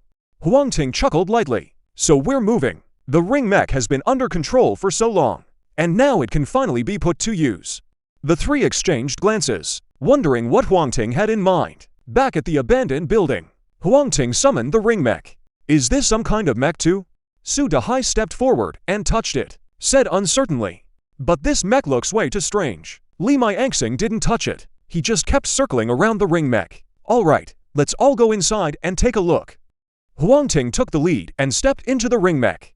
Seeing him suddenly vanish, the three were all startled. "Whoa, boss!" Suda Hai instinctively rushed in after him, and his figure vanished just the same. "Looks a bit like a portal from a novel. Wonder what world lies beyond the door," Guan Sulan muttered to herself, while staring intently into it. She had no objection to the people Huang Ting chose, but you can't judge a book by its cover before getting to know them well enough. Better to be cautious. Li Crossing nodded, then stepped right in. Watching him vanish from sight, Guan Sulan waved over ZG. "Sister Sulan, is something the matter?" ZG's full name was Zhang Xiaoji. Just started high school. Her big eyes sparkled with cleverness. A real quick-witted little one. "Keep an eye on the house. If anything seems off, come straight in here to find us. Got it?" "Don't worry, I'll watch over everything." Reassured by ZG's promise, Guan Sulan finally stepped into the ring mech. Her vision blurred for a moment, and Huang Ting and the others appeared before her. She was about to greet them, but when she saw the vast space ahead, she stood frozen in place. "Ha, I told you he'd be stunned too." Suda Hai laughed heartily. Guan Sulan gave him a hard shove. Then, something even more incredible caught her eye. She rushed over quickly, reached out and touched the generator, tears streaming down her face at the little bulb. "This is what's famous. This is what truly makes humans different from all other animals. This is a separate space, completely safe. From now on, this is our internal base. So, what do you think?" Huang Ting was pleased with their reactions. He remembered back then. He too was stunned by this place for a long time. "Great, this is wonderful. This place is like heaven itself." Suda Hai spread his arms wide, as if savoring the fresh air here. Guan Sulan sobbed uncontrollably, but anyone could see how much she loved this place. The stars inside are the same. Compared to the outside environment, it's still more comfortable living in here. After announcing the existence of the Ring Mecha, Huang Ting from the System Mall purchased 15 building blueprints, spending a total of 100,000 energy points, including a 2-story single-family villa, a cafeteria, a recreation room. They even got a full gym set up. Although mechas are their main focus, improving physical fitness also helps with mecha control. Once they got the blueprints, Guan Sulan, Suda Hai and Li Din started working like crazy. Each of them wanted to set up for themselves inside the Ring Mecha, a 2-story villa, so they put in real effort. Huang Ting didn't sit idle either and joined in. He still had over 400,000 energy points left, that's true, but those were needed for other things. Soon the beast tide arrived. Endless mutated creatures instantly surrounded them, completely sealing them off. Even though they had prepared in advance, the major factions were still caught off guard by the sheer scale of it. For a moment, every defense line was in crisis. They all sent out distress signals, the 48th distress call to destroy the beast gate and seek help. Everyone was furious about this beast tide, but Huang Ting, thanks to the Ring Mecha, though the great beast was fierce, it didn't affect him much. With their worries resolved, the 4 of them began clearing out the surrounding monsters, gradually pushing toward the beast gate. The beast gate wouldn't last long. They had to destroy it quickly. After 2 days of hard work, they finally reached the beast gate. Huang Ting lifted a massive boulder weighing several tons and hurled it straight at the beast gate. With 2 cracking sounds, the beast gate collapsed into a pile of fragments. They had attacked it for so long the other day. Who knew it would be this easy to deal with now? Suda Hai picked up a fragment and took a look. Finding it useless, he tossed it aside. Huang Ting shook his head. Only they could resolve the beast gate threat so easily. Only them. Not to mention anything else. The 5 major powers can't even leave their bases now. You all keep pushing forward. I'm flying up to find the other beast gates. He gave the instruction, then spread his wings. Huang Ting shuttled through the city. Soon he spotted another beast gate. This one was closest to Feng Hua. Let them suffer a bit first, we'll deal with it later. After judging the location, he continued searching. Before long, another beast gate appeared in his sight. A flood of mutated monsters was pouring out of it, surging like a tide toward the distant Ningcheng base. Huang Ting opened the chat system. He found that Fuan had long ago sent him a distress message and promised a reward. Seeing he hadn't agreed, Fuan thought he looked down on it, so he kept raising the reward cap. Now the reward he offered was double what it was at the start. Seems Fuan is truly desperate. Huang Ting chuckled and headed for Ningcheng base. The first offer really was a bit low, but now it's just right. Though profiting from disaster is a bit shameful, earning money with my own skills is nothing to be ashamed of. Ningcheng base was already tightly surrounded by mutant creatures. Even in mid-air, mutated sparrows and other birds circled overhead. It was only because the soldiers at Ningcheng base had strong willpower, and formidable combat ability, that they managed to hold the line. If it were any other faction, they'd probably be done for by now. Since there's no path, then I'll carve one out myself. Huang Ting steadied his mind. His full fang armor appeared. The next second, he charged into the swarm of monsters, swinging both fists relentlessly. The spikes on his gauntlets were razor-sharp. With ease, he could slice through any creature's skin and defenses. Combined with Huang Ting's unmatched strength, he was like a meat grinder in that moment. In an instant, he carved a bloody path through the monster army. But his direction wasn't toward the Ningcheng base. It was toward the Beast Gate. As long as it stood, endless mutated creatures would keep pouring out. Even if right now, he killed every single mutant, besieging the Ningcheng base. Within 2 days, things would be back to the way they were. What is he doing? Inside the Lincheng base, someone spotted Huang Ting heading for the Beast Gate, and couldn't help but cry out in shock. There were plenty of sharp minds in the base, who had already figured out that this endless tide of beasts was tied to that eerie gate. But knowing was one thing. They had no ability to get over there. With so many mutated creatures, a first-tier mech couldn't hold up at all. Only second-tier mechs would even stand a chance in a fight. But the dungeon had only opened recently. Second-tier mechs were pitifully rare. Holding the line was already a feat. They had no strength left to tear down the Beast Gate, so they could only leave it for now. Hey, that's reckless. With all those mutated monsters, charging straight in is just asking for death. Don't say such discouraging things. If he dared to charge in, he must have his own plan. Careful, bad words bring bad luck. You jinx. Look at him, he's stronger than our second-tier mechs. One punch takes down a mutant beast. That's true. Those monsters can't survive a single punch from him. Who knows? Maybe he really can reach that eerie gate. Though I don't know your name. I don't even know what you look like. But you have to keep going. At that moment, everyone in the base was drawn to Huang Ting. Luckily, though many monsters poured out of the Beast Gate, they were all ordinary ones. Huang Ting took them out one punch at a time, without breaking a sweat. Killed mutated two-eared rabbit, gained beast soul 11. Soft fur 2. Killed poison-legged mad dog, gained beast soul 11. Killed with a single fang strike. Lots of materials dropped. Very quickly filled the small nursery proxy to the brim. Seeing the Beast Gate right before him, Huang Ting's legs tensed slightly. He leapt over the swarm of mutated creatures, and stomped right onto the Beast Gate's frame. He slammed a punch into the gate's frame. This act completely provoked the mutated creatures around him. They stopped attacking the base, and instead surged madly toward Huang Ting, getting anxious already. It's still way too early. Huang Ting threw out a dozen thunderous punches. The Beast Gate, which had been utterly solid, suddenly cracked all over. Though the progress was clear, he himself was swallowed by the tide of beasts. The fang knuckles were powerful, but not suited for crowd fighting. In truth, he had no crowd control skills at all. With a shift of focus, Huang Ting switched to the Thunder Flash mech. The Thunder Flash's high-speed movement, combined with the fang knuckles' sharp edge, let him, within just a few seconds, clear out a huge empty zone. He turned and threw one punch. With a thunderous boom, the Beast Gate vanished completely. Destroyed Beast Gate 2, gained bonus reward. Bonus reward can be claimed at any time. As the number of destroyed Beast Gates increases, the bonus reward will improve accordingly. Note: the reward upgrade rule only applies during this current beast tide. Huang Ting was stunned for a moment. He hadn't expected such an unexpected bonus. No wonder many in the past life loved destroying Beast Gates. So this was the reason.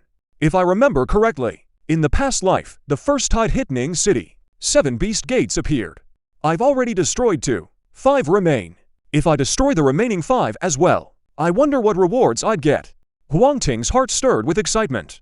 Just as he was about to leave, news arrived from Chu Family Town. The message contained only one word. That word was danger. Seeing that word, he instantly realized there must be a Beast Gate near Shen base. Otherwise, Chu Family Town wouldn't be in such a sorry state. Truly, he'd searched high and low with no luck, and now it came without any effort. He'd been racking his brain over how to find the next Beast Gate. Who knew the enemy would come to him instead? Without even a word to Fuan, he rushed straight to Shen base. Before he even arrived, from afar he saw a towering gate 20 meters high and about 10 meters wide. The bigger the Beast Gate, the more terrifying the monsters inside. That was common knowledge. With such a massive Beast Gate, no wonder Chu Family Town couldn't hold out. Chapter 49, The Gift. He went to the University Alliance for gold tickets and arrived at Shan base. Huang Ting saw Chu Family Town with bloodshot eyes and a haggard face. Not to mention him, even Chuhui looked half dead at this point.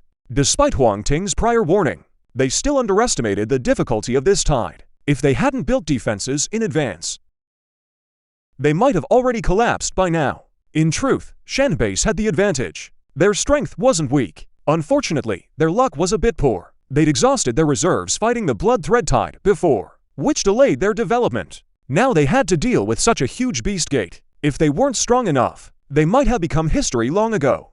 Chu said, it seems you haven't had a good couple of days. Mutant creatures are surging in from all directions, and I don't have many capable people under me, so I had to come out myself. It really feels like the early days of starting a business. But back then I was still young, in good health and full of drive. Now I just can't do it anymore. Chu Jiazhen's mouth twitched, revealing a bitter smile. He looked at Huang Ting, as if he had something to say, but his lips parted slightly, and in the end he swallowed the words back down. Huang Ting didn't linger on the conversation. Whatever needs to be said can wait until the beast gate is dealt with. He first took all the small childcare agency items and stuffed them into the guild warehouse, then set off toward the beast gate. This time his pace was much slower. The monsters that had rushed out of the previous beast gate were mostly ordinary first-tier mutant creatures, but this beast gate before him not only had some elite-level creatures appearing, even second-tier ones were plentiful. Though they posed no threat to Huang Ting, they could still slow him down. Watching him move through the beast tide, as if passing through an empty land, Chu Jiazhen's expression shifted subtly. Huang Ting's strength is so formidable, and he knows many hidden secrets. He's also helped us quite a bit. It would be good to hand Shan over to him. Seeing this, Chuhui beside him urged again. She had previously advised Chu Jiazhen to hand Shan over to Huang Ting, but Chu Jiazhen had deep feelings for Shan, and had never agreed. After all, Chu Jiazhen was already old. Though his insight and skill remained, his understanding could no longer keep up with this ever-changing world. This was evident from Shan's gradual decline.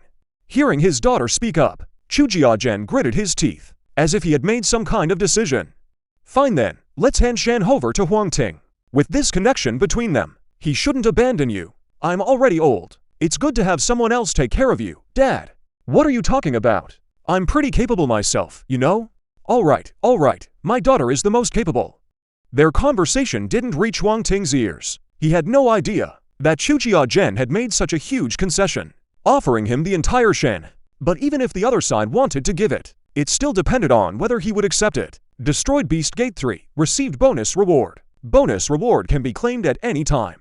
As the number of destroyed Beast Gates increases, the bonus reward will be upgraded accordingly. Note: the reward upgrade rule only applies during this tide. A few lines of small text flashed before his eyes. Huang Ting's heart raced with excitement. He was now growing more and more eager for the bonus rewards brought by destroying Beast Gates. Just then, Fuan sent another important message. A full scan of Ming City found 7 Beast Gates in total. 1 has been destroyed, leaving 6 remaining.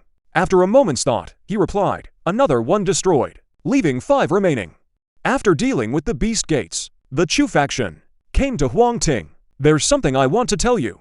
I want to hand over Shen to you. He said there are still a few Beast Gates unresolved. Once I've destroyed them all, we can talk slowly. Huang Ting was taken aback for a moment. He cut off whatever Chu Jiazhen was about to say next. Following the Beast Gate location map from Fuan, he headed straight for the next location. Watching his departing figure, Chu Jiazhen's expression was complicated. See, I told you. You want to give it away, but he might not even want it.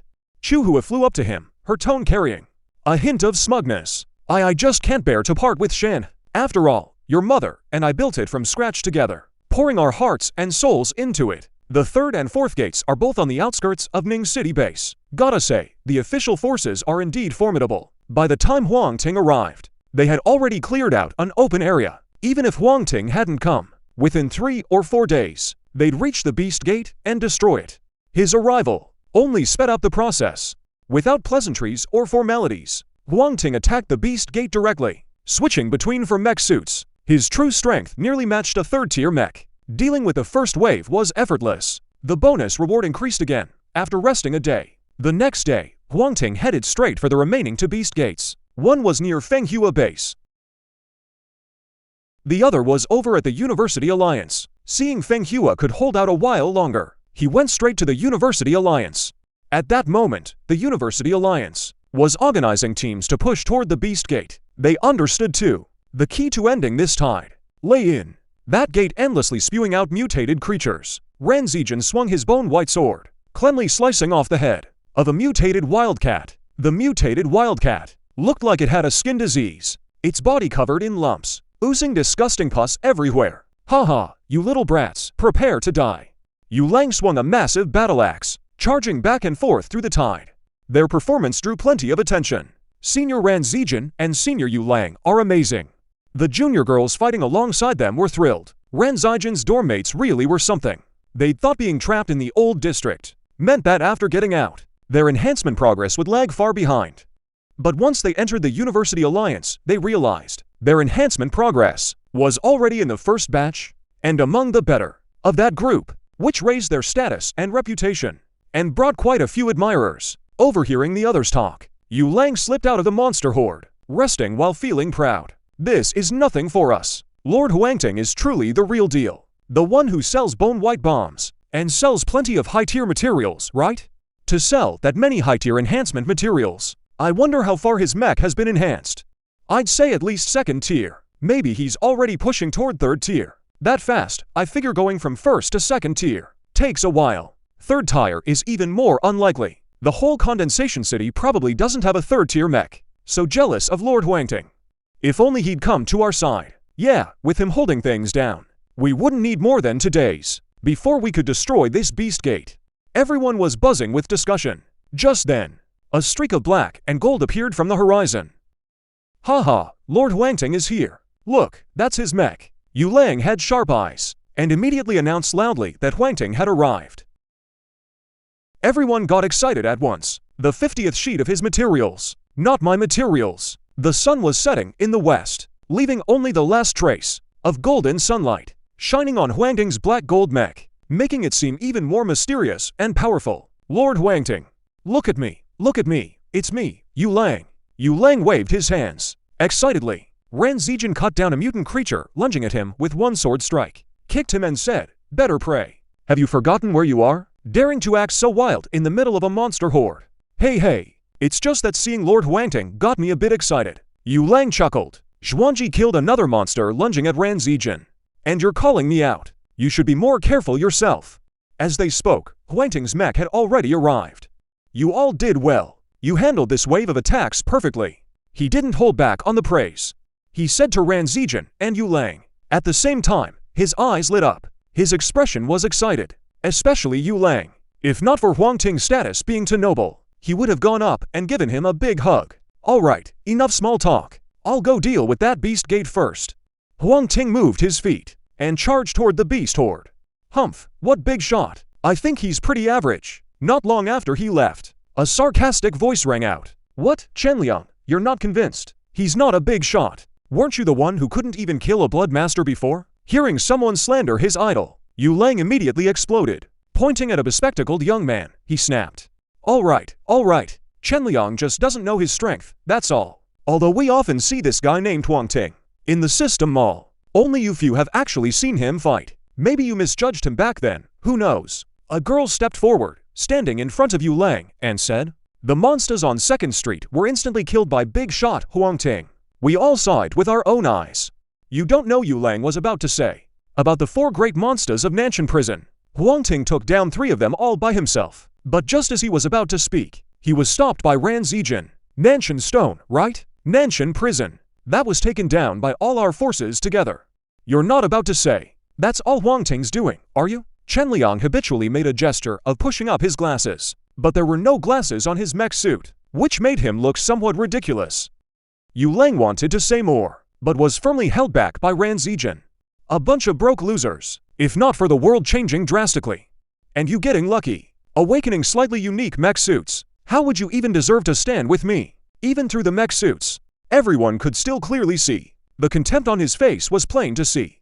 Just then, Chenliang glanced over at Huang Ting and sneered, "With so many mutant creatures, even with all of us working together, we're barely making progress. I don't believe he has what it takes to charge through." It was only because the tide was surging and the zone chat was disabled that he wouldn't have said something so foolish. Huang Ting overheard the talk behind him, but he couldn't be bothered to argue right now. The truth of the matter would be revealed soon enough. With a full set of fangs equipped, he became a highly efficient killing machine. Huang Ting swung both blades, and in the blink of an eye, carved a bloody path through the surging beast horde. Because he was killing so fast, he didn't even have time to collect the materials dropping on the ground. When she saw those materials, the girl who had spoken up for Wei Chenliang earlier had a glint in her eye, and quietly stepped on a pile of enhancement materials. After all, materials were unregistered. Whoever got them, kept them. Huang Ting, mid-slaughter, sensed something, and couldn't help but let out a cold laugh. His own drops would never so easily fall into someone else's hands. Did she think he'd wasted all those years in his past life? In his past life, plenty of people secretly hoarded materials, especially in the mid and late game. All kinds of spatial storage equipment were countless. In the blink of an eye, your drops could vanish without a trace. To solve this problem, survivors developed a new skill, which was to spiritually bind with their own drops. In other words, they would use their own spirit on the drops and immediately imprint a small mark. This mark was very hard to forge and required no other energy. As long as your mind was sound, anyone could use it. That was exactly why he couldn't be bothered with that girl. But just because he didn't care didn't mean others wouldn't. Yu Lang saw the materials Huang Ting had dropped, picked up by a girl. He immediately snapped at Auntie Han. What do you mean by that? Is that even yours? Auntie Han glared back. None of your business. I'm just picking up some stuff. And you're already throwing a fit? If you've got the guts, go pick some up yourself. Fit my ass. That stuff was carried out by Lord Huang Ting. Put it down. The Emperor isn't worried, but the eunuchs are. The one who actually owns it hasn't said a word. And you're already making a fuss. How can a guy be so petty? As Auntie Han kept gathering materials, she stuck out her pinky, thumb resting on the pinky's tip, gesturing at Yu Lang. That's you, Yu Lang. You're supposed to be a man. Don't you know ladies go first? Chen Liang piled on at that moment. Ran Zijin was already annoyed with Auntie Han's behavior, and hearing Chen Liang's words, he couldn't sit still anymore. This has nothing to do with ladies first. It's not like he killed those mutant creatures. What right does he have to pick up the drops? Chen Liang's eyes darted around. Brother, think about it. This is the territory of our University Alliance. Items dropped by mutant creatures should rightfully belong to us. Auntie Han is just collecting them on your behalf. The crowd had thought Auntie Han was in the wrong too. But hearing that, they immediately fell silent. Those materials, they were great for greatly boosting mech attributes. With higher mech stats, your chances of surviving went up. This wasn't the early days of the apocalypse. After over a month of bloody fighting, many people's hearts had already changed. If you could stay alive, then picking up a few materials was no big deal. Besides, the reason Huang Ting was so strong, wasn't it because he'd cashed in on the bone bomb? A 50-point bone bomb sold for 300 points, a full 6 times the price. And in that, there was money from materials we'd busted our backs to drop. Chen Liang kept fanning the flames, and the others nodded along. That's right, he had bought the bone bomb himself back then, and got scammed just the same. In other words, the reason Huang Ting was so powerful was purely by stepping over them. That being the case, picking up some materials he didn't want was only fair. Even though they thought this way, no one actually made a move. They just watched Han Yi scavenging stones around. After a while, Han Yi finally stopped, not because his conscience kicked in, but because the road ahead was overrun by mutant creatures. Even if he wanted to pick more, there was nothing left. With this many enhancement materials, I can easily reach tier 2. Han Yi counted them as he spoke, not forgetting to show off to Yu Lang. What are you so smug about? Those aren't even yours. Wait till Boss Huang Ting gets back, he'll deal with you. Yu Lang was so angry at Han Yi his teeth itched, but there was nothing he could do. Han Yi pretended to be surprised, saying, What do you mean? These are all materials I got from killing monsters. What proof do you have they're his? Wow. This was outright twisting the facts. Yu Lang clenched his fists, so angry his hair roots nearly stood on end. Just as he was about to lose his temper, he caught sight of Huang Ting's black gold mech approaching, and instantly fell silent. Chapter 51. Who is the master? Quest rewards distributed. Even without seeing the full picture, Huang Ting could guess most of what happened. He walked up to Han Yi. The massive black gold mech radiated an overwhelming pressure. Hand over the materials. That was the end of it. A rumbling voice echoed all around. Only then did everyone notice the beast gate standing in the distance had collapsed at some point. Even the mutant creatures had scattered and fled. Han Yi felt a bit guilty, but after looking at the others, his confidence suddenly swelled. What materials? I don't know anything. Don't act like you're clueless when you know perfectly well. You picked up a lot of materials just now. How dare you deny it? Yu Lang is not only a scoundrel, but also hot-tempered. But Han Yi angrily shouted, "Enough, since we've already destroyed it. Then let's just leave. And as for this Mr. Huang Ting, this is the territory of our University Alliance. Outsiders are not welcome here." Chen Liang stood in front of Han Yi, his face calm as he looked at the few of them. He wasn't trying to defend Han Yi, he just wanted to embarrass Huang Ting and Ran Zijin. And spare us the nonsense. I don't want to be accused of padding the word count. Huang Ting looked at Han Yi again, once, twice, but not 3 times. "I'll say this one last time. Hand over the materials I dropped just now, and we can pretend this never happened." "Humph, young man, you're being way too domineering." Before Han Yi could answer, a middle-aged man wearing glasses approached from afar, with a slightly protruding belly. "This guy, he wants to take the enhancement materials I dropped, and claims they're his." Seeing the man, Han Yi immediately deactivated his mech, ran to the man, and started crying to him. "Domineering." Huang Ting smiled lightly. "I think it's you who are being domineering.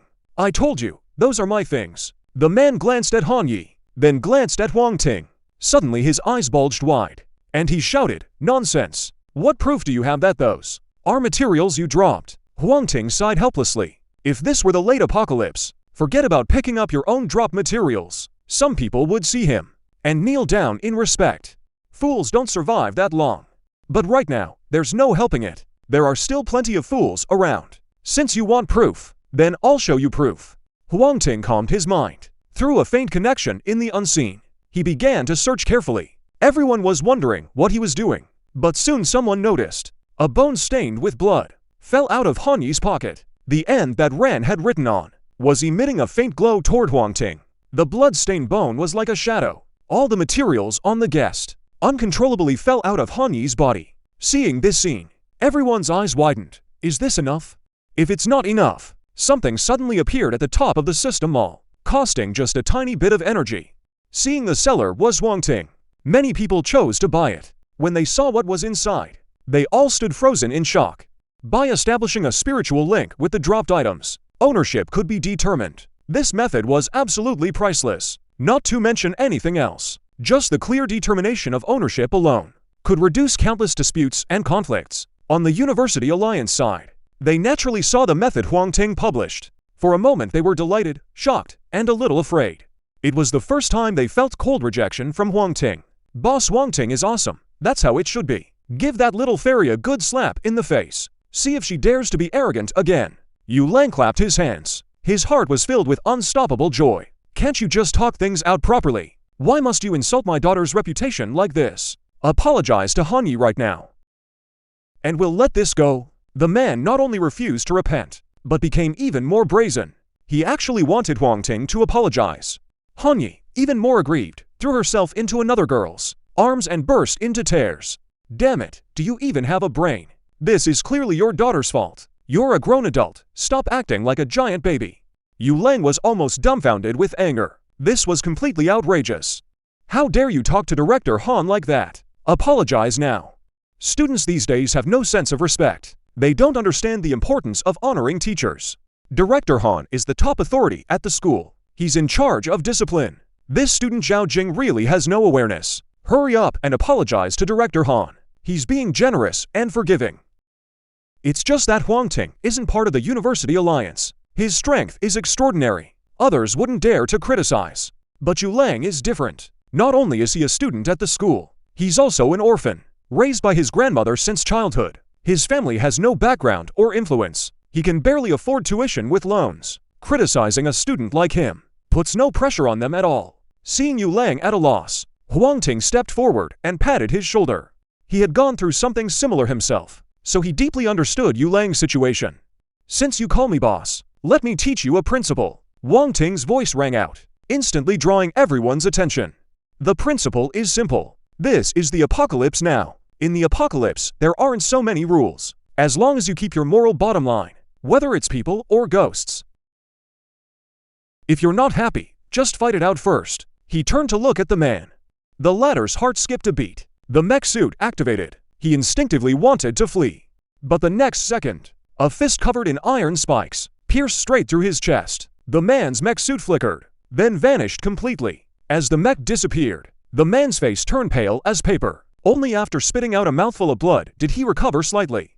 The surroundings fell silent instantly. No one expected Huang Ting to strike so suddenly. And without any hesitation at all, some wanted to step forward and stop him. But meeting his gaze, they all backed off. He gave a cold snort. Huang Ting was about to leave. Now only the last beast gate remained. Once he dealt with it, he would claim the final reward. Boss Huang Ting, you haven't taken your materials yet.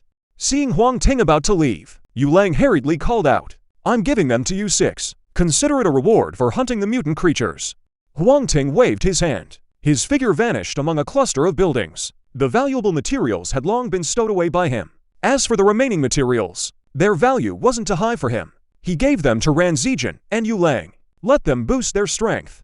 Hearing Huang Ting would give away all the materials, the others looked at Yu Lang with envy. And Ran Zijin too. The two puffed out their chests, their eyes gleaming with pride. Clearing the beast gate near Feng Hua base didn't take much time. After all, it was just a small beast gate. If it had been any bigger, Feng Hua would have collapsed long ago. Back inside the ring mech, Huang Ting submitted the mission to destroy the beast gate and received bonus rewards. Obtained a small teleportation portal. Piece 52. Shuguang base's core would challenge the small portal. Huang Ting was delighted. This thing actually appeared this early. He remembered in his past life when the catastrophe erupted. Small portals only appeared a year later. Now it's only been a month, so much earlier. Perhaps it was because of the stacked rewards from consecutively destroying beast gates that he got such a treasure. He wasn't sure if inside the ring mech he could use the portal, so Huang Ting simply stepped outside. With a thought, a ball resembling a basketball appeared in his hand. The ball could split in two from the middle. He tossed one half to the ground. It automatically expanded into a portal nearly 4 meters tall. Huang Ting placed the other hemisphere 100 meters away, just like the previous one. When this hemisphere was set down, a portal appeared as well. Huang Ting took a deep breath and stepped in with one stride. The next second, he appeared 100 meters away. The time it took was almost negligible. Truly a portal. The current teleport range is only 50 kilometers. Not much, but enough for now. And later, as long as we find space crystals, the range can keep increasing. Just as he put away the portal, Chu Jiajian sent a message. Seeing the content, Huang Ting was somewhat surprised. He found Guan Silon and settled some matters, then went straight to Shan base. At this moment, the Shan base, even without the threat of the beast gate, still looked bleak and gloomy. Most people he passed on the way wore numb expressions, their eyes vacant, like walking corpses, struggling to survive. Huang Ting had seen many shelters like this in his past life. In short, there was no vitality, full of despair for the future. The times have changed, and people must change along with them. No wonder Chu Jiajian wanted to hand Shan base over to me. With a guess forming in his mind, Huang Ting, led by Liang, went to see Chu Jiajian. Earlier, because he had to deal with the beast gate, he hadn't had a chance to greet him. Now with time to spare, he noticed how much Chu Jiajian had aged. His eyes were cloudy, his hair dull and lifeless, even stuck in strands to his scalp. From the sweat, logically speaking, mech enhancement should feed back some strength to the pilot. Chu Jiajian's condition should have been getting better. Yet he had ended up like this. It's enough to show that during this period, he's been under tremendous pressure. The fact that you came here means you've already made up your mind. Since that's the case, I'll officially hand the Shan base over to you, Chu Jiajian said calmly, as if talking about something unrelated to himself. I can accept the Shan base, but I can't be in 2 places at once. I'll need Uncle Chu to help me manage it. Huang Ting won't be a manager. First, he has no interest in that. And second, he simply doesn't have the time. His true role is like a sharp blade in this apocalypse where monsters run rampant, carving a bloody path for the surviving humans.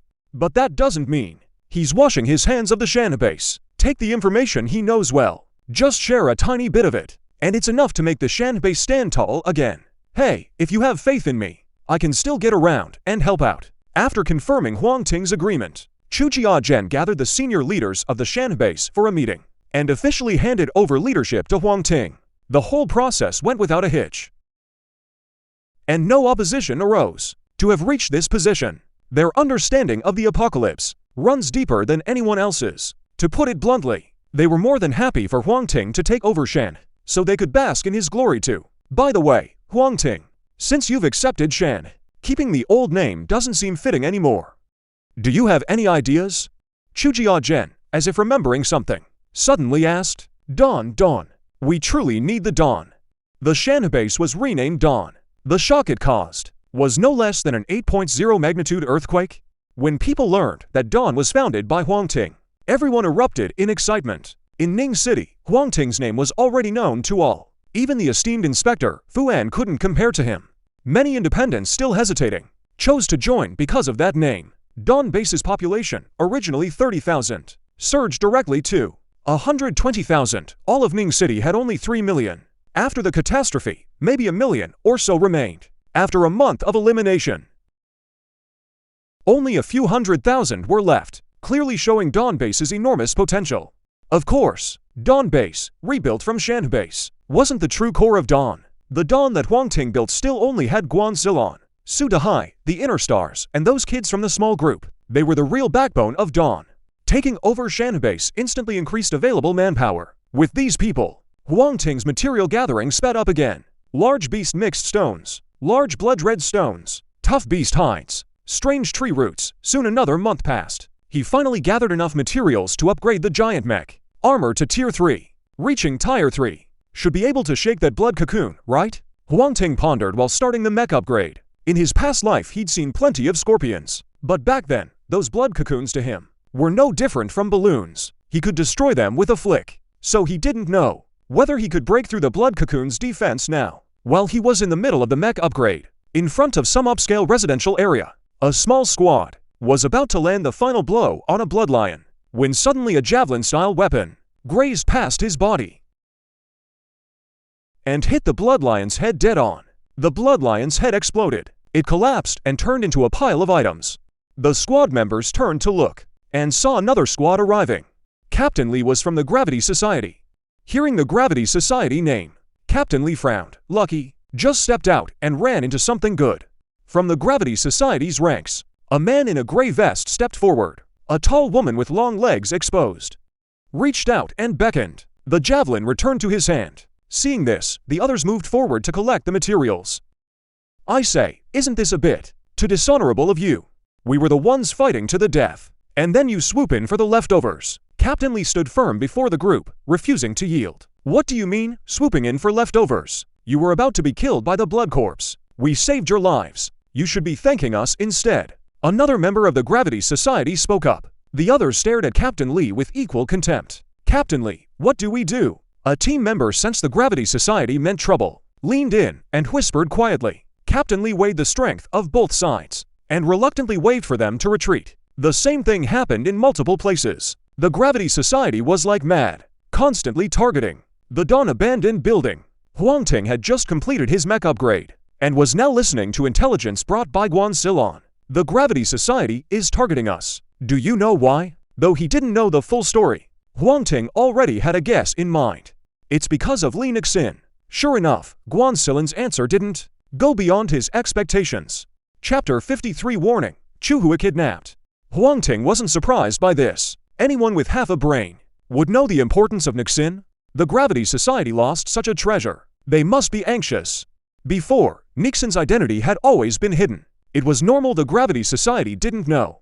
But as he established the Dawn base, Nixin's identity could no longer be concealed. The Gravity Society followed the trail, and would surely figure out that it was him who saved Li Nixin back then. However, this way of provoking was far too low class.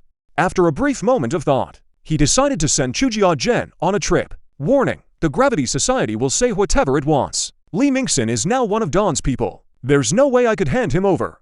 The Gravity Society wants to pressure me through this, force me to give in. That's impossible too. I will protect him. The Gravity Society needs a lesson as well.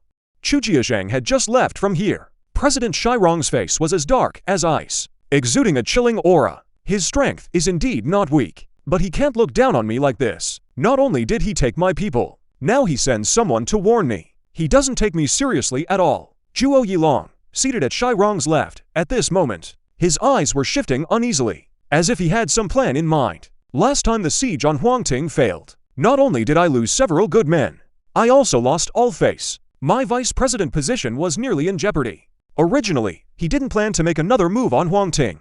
After all, the Star Society has several vice presidents. My power is only moderate. The real authority is mainly in Shirong's hands. Unexpectedly, Huang Ting actually took away Li Chengxing. Li Mingxin, that's a different story. President, that Huang Ting surely knows Li Chengxin's secret. It won't be easy for us to get him back. His mind stirred. Zhuo Yilong got an idea? Nonsense. Do I need you to tell me that? If he didn't know Li Chengxin's secret, why would he, an ordinary man, turn against me? Shai Rong said indignantly. Hearing this, Zhuo Yilong paused slightly. Huang Ting's dominance was already deeply ingrained. He was certain, even if Li Chengxin were just an ordinary person, Shai Rong couldn't get him back from Huang Ting's hands.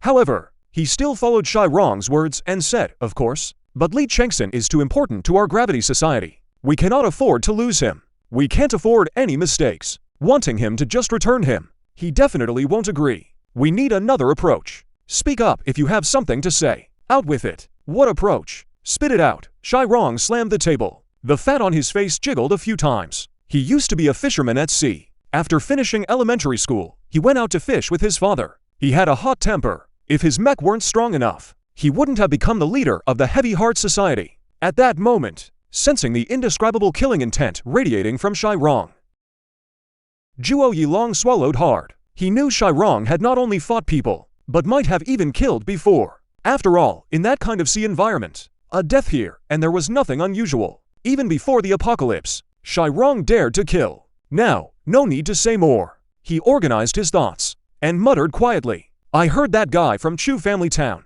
has a daughter named Chu Hui. Chu Hui is close with Huang Ting. Why don't we grab Chu Hui and force him to hand over Li Chengxin?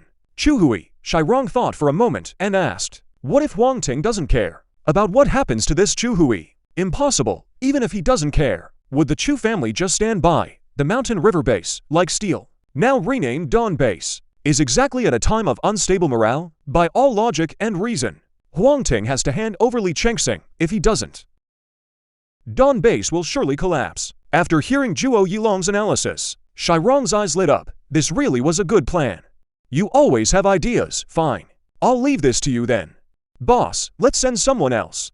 The abandoned building case. Lan handed Huang Ting a notebook. In the notebook were some insects he had drawn by hand in his spare time, with pictures and names of the insects, their habits and brief introductions. It's basically a simplified insect encyclopedia. Actually, some bookstores do carry insect encyclopedias, but those are all from the previous cycle. At most they offer some reference value, not much practical use. I didn't expect you'd have research results this fast. Looking at the insect drawings in the encyclopedia, Huang Ting praised her without hesitation. The reason he valued Guanxil on so much was that after this cycle, the appearance and habits of countless insects had all changed.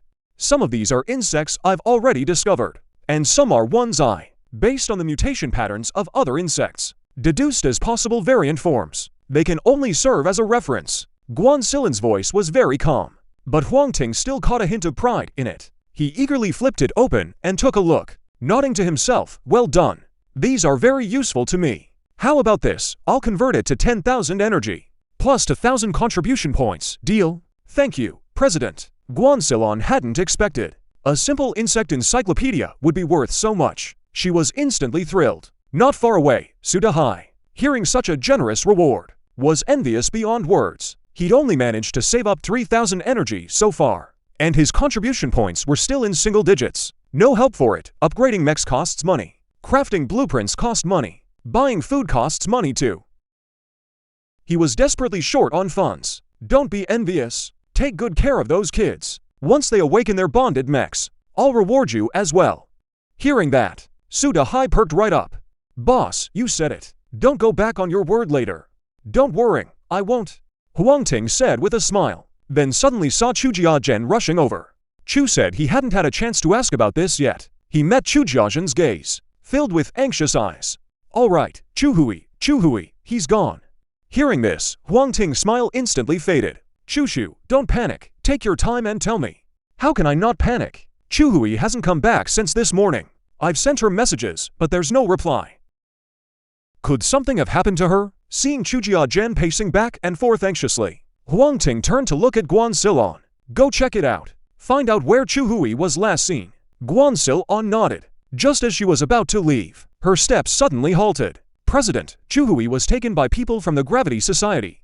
The Gravity Society? Huang Ting was taken aback. Why would the Gravity Society grab Chuhui for no reason? Suddenly a thought flashed through his mind. Shushu, don't worry for now. I know what's going on. Rest assured, I will bring Chuhui back safe and sound.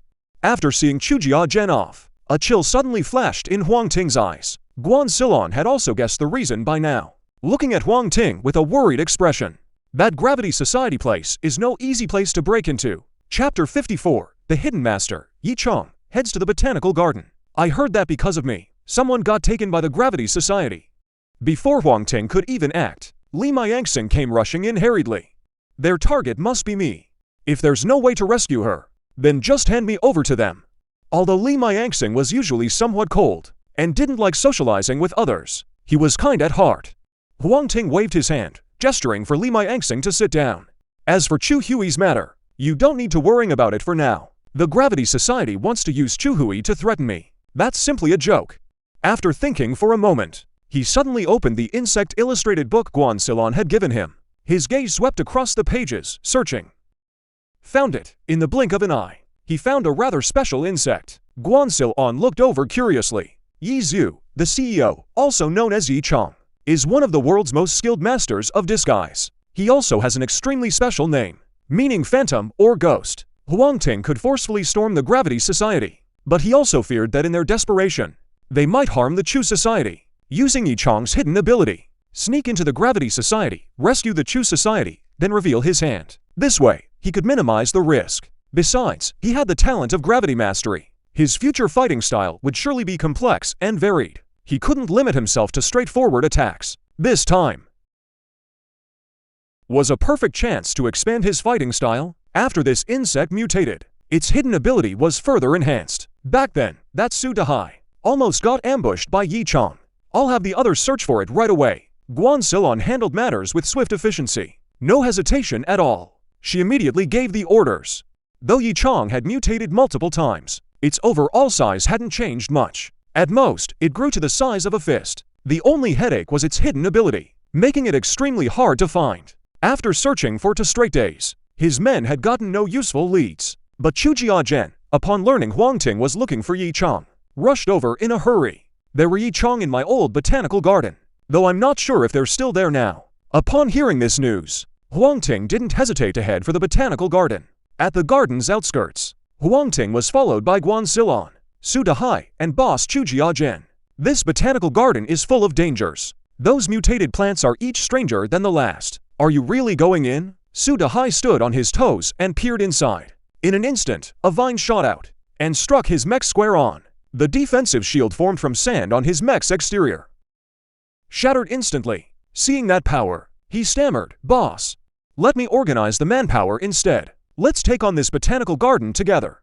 Guan Silon vaguely guessed part of Huang Ting's purpose and asked. Chu Jiazhen looked up at the botanical garden before him, his expression shifting slightly. In truth, he knew more inside information than Guan Silon, naturally. Whether it was the golden-shelled gunvalve from the start, or the iron-armored beetle, or even the later Hujia and Shuttlemoth, he knew something about all of them, combined with the different mech forms that Huang Ting had displayed. He understood that Huang Ting's reason for catching leaf insects was also for the sake of his own daughter, Chu Hui. The botanical garden is indeed full of dangers. I can go in first to scout the path and identify the threats. That way, we'll have an extra layer of safety. Chu Jiazhen only wanted his daughter to return safe and sound. As for his own safety, he never gave it a thought. All 3 of them were blocking Huang Ting from going in. But Huang Ting just smiled slightly. The giant god mech stepped forward, a powerful aura bursting forth.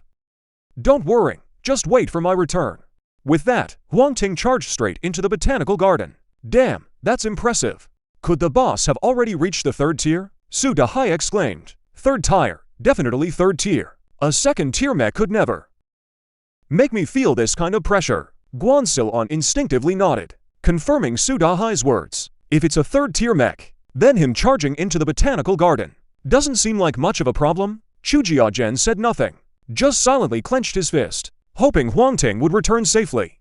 Inside the botanical garden, a black vine blocked the way. Beneath the black gold mech armor, Huang Ting grinned, stepped forward and grabbed it. What was astonishing was, the black vine seemed to be alive. It kept twisting and turning in his hand, like a saw that had been grabbed up.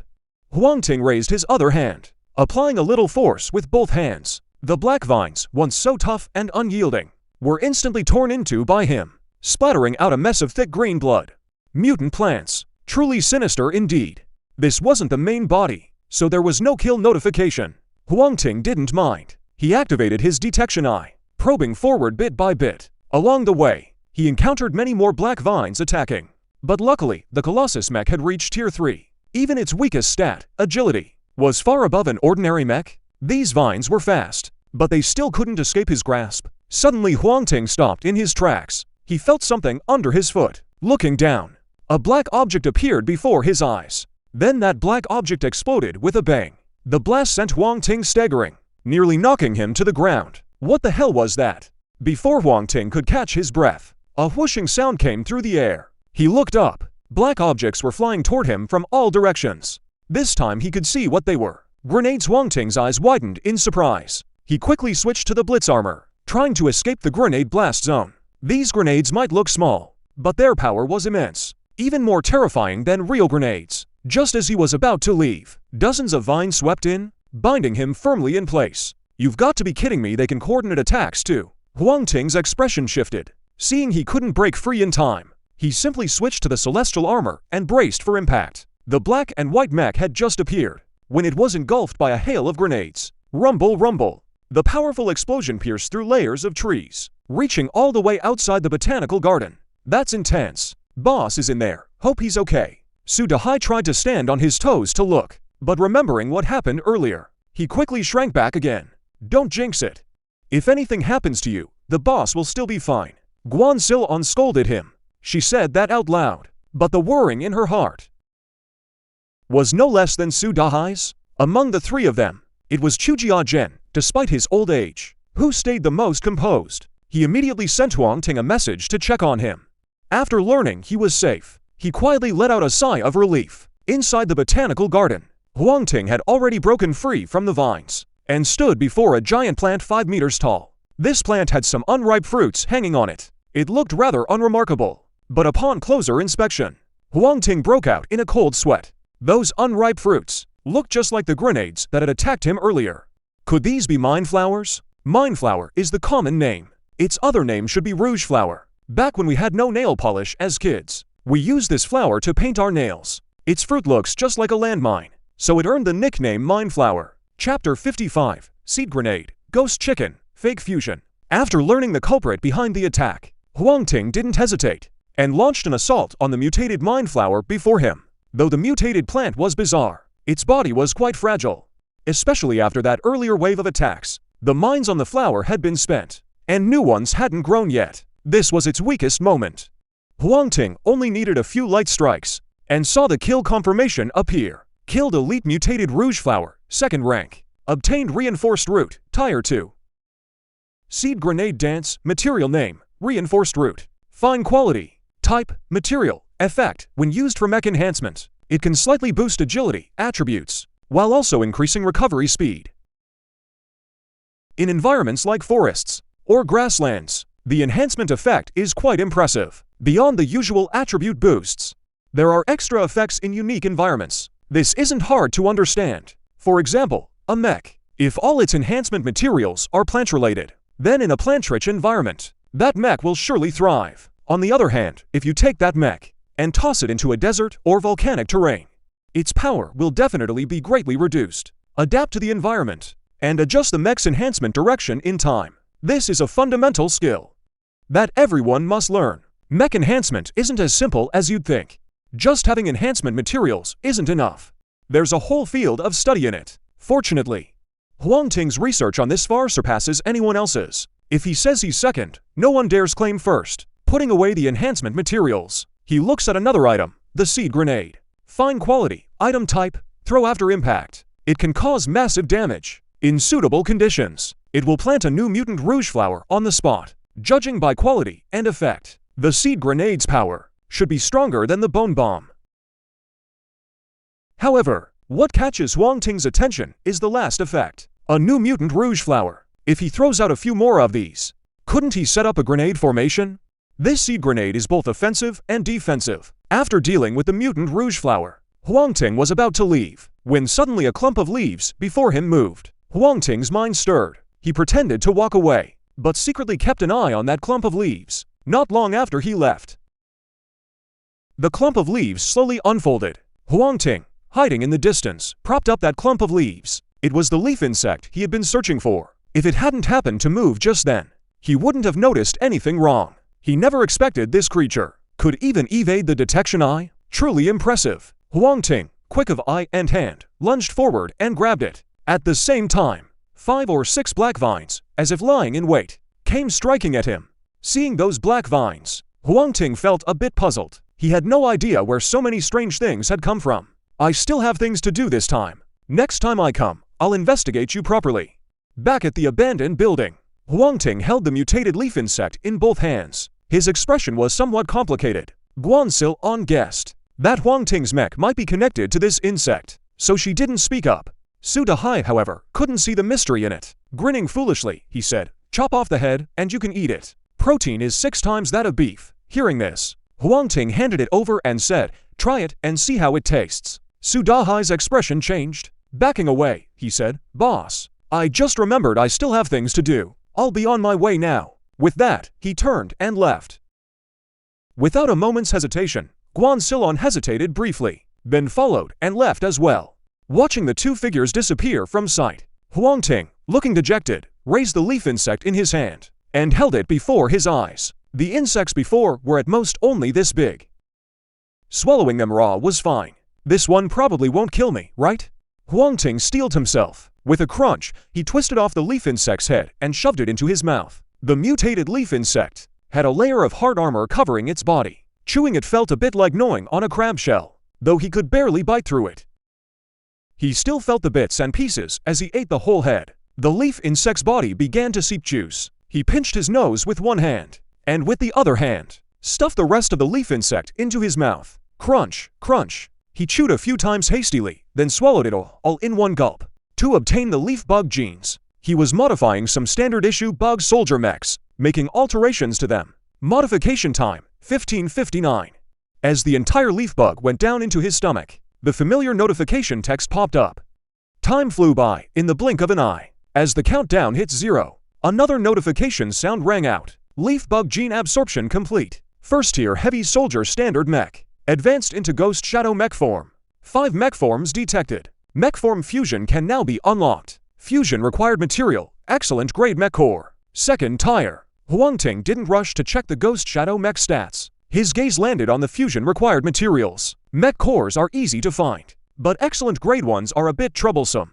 Even across the entire Ning Cheng, only a handful of people possess them. I hope you all don't provoke me from here on out, because this time, I really will kill. He pulled his thoughts back and stopped thinking about mech form fusion. The priority right now was still to rescue Chu Huol first. Huang Ting opened the Ghost Shadow Mech stats panel. Name, Ghost Shadow Mech. Level, first tier. Strength 8, Defense 7, Agility 9. Mystic Spirit exclusive module, Phantom Analysis. Phantom Light Refraction. Blends into the environment, hard to detect. Further upgrades unlock transformation functions. Reduces one's own aura fluctuations. Weakens the observer's perception. Further upgrades unlock deception functions. 2 exclusive modules, and both are related to stealth. No wonder it's called the Ghost Shadow Mech. With these 2 exclusive modules activated, ordinary people can't detect the Ghost Shadow Mech at all. Huang Ting focused his mind. A silver gray mech automatically attached itself to his body. The Ghost Shadow Mech's appearance looks even slimmer than the Thunder Flash Mech. It doesn't even look like a mech. It was like a tight-fitting suit. He stood before a pillar, activating both phantom and face absorption at once. Then he sent a message to Su Dahai. "You found me quickly." Su Dahai followed the sound and came over. But after wandering around, he still found no trace of Huang Ting. Strange, didn't the boss tell me to come here? Where is he? With a puzzled look, Su Dahai walked out. Having fooled Su Dahai, Huang Ting felt little emotion. That guy's just carefree. Not to mention he'd activated Phantom and Concealment. Even without activating them, he sometimes couldn't find himself either. After Su Dahai left Huang Ting, he sent another message to Guan, telling her to come find him. 2 minutes later, Guan appeared on the same floor as Huang Ting. Just like Su Dahai, she searched around, and likewise found no trace of Huang Ting. At one point she even stood right before the pillar where Huang Ting was, but still didn't notice him. Through this experiment, Huang Ting finally grasped the power of the Phantom Mech. Without telling anyone, he quietly headed toward the gravity assembly. Chapter 56, The Quiet Rescue of That Damn Wei Laozhen. The gravity assembly was located within a steel mill. Relying on the mill's abundant resources, the original founders quickly gained a foothold and built the gravity assembly into such a massive organization. By now the steel mill had been renovated many times. The vast open workspaces had been divided into countless small compartments. Without accurate information, there was no way to know which compartment Chu Hui was in. Huang Ting tried to contact Chu Hui, but received no reply. This situation usually had three possibilities. Either the gravity assembly had bought an item from the system shop that blocks chat functions, or it was some mech talent. And the last possibility, then he would be in a coma. After all, while unconscious, there's no way to send a message. Phantom and contact modules activated. Huang Ting slipped into the steel mill like a ghost. A guard at the door suddenly froze. He looked at his partner beside him. Did someone just go in? The partner turned and glanced inside the factory. He laughed and said, "No one's there. Not even a cockroach." Hearing this, the man also laughed heartily. Maybe my eyes were playing tricks on me. Why aren't the replacements here yet? I'm waiting to go back and rest. You know those two well enough. When they take over our shift, they drag it out as long as they can. When we take over theirs, we show up as early as possible. Listening to their conversation, Huang Ting had already entered the steel mill. Gazing at the dense rows of rooms before him, he moved his steps slowly, searching through them one by one. This method was too slow. An hour later, he had only checked 100 or so rooms, and that was just 1/20th of the entire mill. Maybe even 1/30th. This won't do. I need to think of something faster. Huang Ting's eyes scanned around. Soon he spotted someone who looked like a high-ranking member. He found a secluded spot. Taking advantage of being alone, he quickly switched back to the giant mech, grabbing him in one move. Talk nicely. Spare me, big brother." Seeing the spike hovering right above his head, the man didn't struggle at all. He dropped to his knees immediately. "I'm asking you, where is the girl you kidnapped being held?" The girl. The man was stunned. He swallowed hard. Trembling, he said, "I know where she is. Spare me, big brother. I'll take you there right now. You're quite cooperative." Huang Ting's mind stirred. "Switch back to the ghost shadow mech and take me there. Don't even think about pulling any tricks, or you'll die a very miserable death." Yes, the man nodded hurriedly. Then he walked forward. Huang Ting, meanwhile, concealed his presence. Step by step, he followed behind him. They'd barely taken 2 steps when the man suddenly lunged forward and shouted, "Enemy attack! Enemy attack! There's an enemy coming!" That shout startled quite a few people. They all came out of their rooms to check. But after looking around, not to mention a person, they didn't even find a single cockroach. "Wei Laozhen, if you give us false information again, I'll deal with you right now. What are you yelling about for nothing? At this hour, I should be asleep." The crowd swarmed in and swarmed back out, each returning to their own rooms to rest. Wei Laozhen's clothes were already soaked through with cold sweat. No one. How could there be no one? He could feel it. That person was pressed tightly right behind him. How could there be no one? Unless the thing behind him wasn't a person. And he didn't dare think any further. Since the end of the world and mechs had already appeared, that kind of thing appearing seemed perfectly normal too. "Brother Wei, I know I was wrong. Please don't take me away. This time I really will take you to find that girl." He waited for a while. There was no movement behind him. Wei Laozhen let out a sigh of relief and walked toward a room deep in the factory. After turning 7 or 8 corners, a black house appeared before him. Perhaps the people from the center were too confident, or perhaps they were short on manpower. In any case, there was no one guarding this place. "Standing outside, or else I'll be taking you with me when I go back." As for Wei Laozhen, mistaking him for a ghost, Huang Ting didn't plan to explain. Instead, he gave him another scare. Old Wei, upon hearing this, immediately straightened up and stood at the door, not daring to make any other move. Huang Ting looked around, then deactivated his mech, and jumped in through the open window. Inside the room, Chu Hui lay on the floor, still unconscious. Huang Ting took out the teleportation portal he had prepared earlier, and shoved Chu Hui through it. Then he climbed back out through the window, resummoned the ghost mech, and quietly slipped away from the star assembly. Not long after he left, Zhuo Yilong arrived with a few of his men. "Old Wei, why are you standing here?" "Oh, just taking a stroll." Old Wei subtly glanced backward and explained, "Go wander somewhere else. Don't block the way here." Zhuo Yilong waved his hand dismissively, sending Old Wei away. then signaled his men to open the room's door. Seeing their movements, Old Wei's heart nearly leapt into his throat, terrified of what horrifying sight he might witness next. The door swung open. The room was completely empty. Seeing this, Zhuo Yilong's pupils dilated in shock. Old Wei, meanwhile, felt a surge of excitement. It really is a ghost. Otherwise, how could a living person just vanish like that?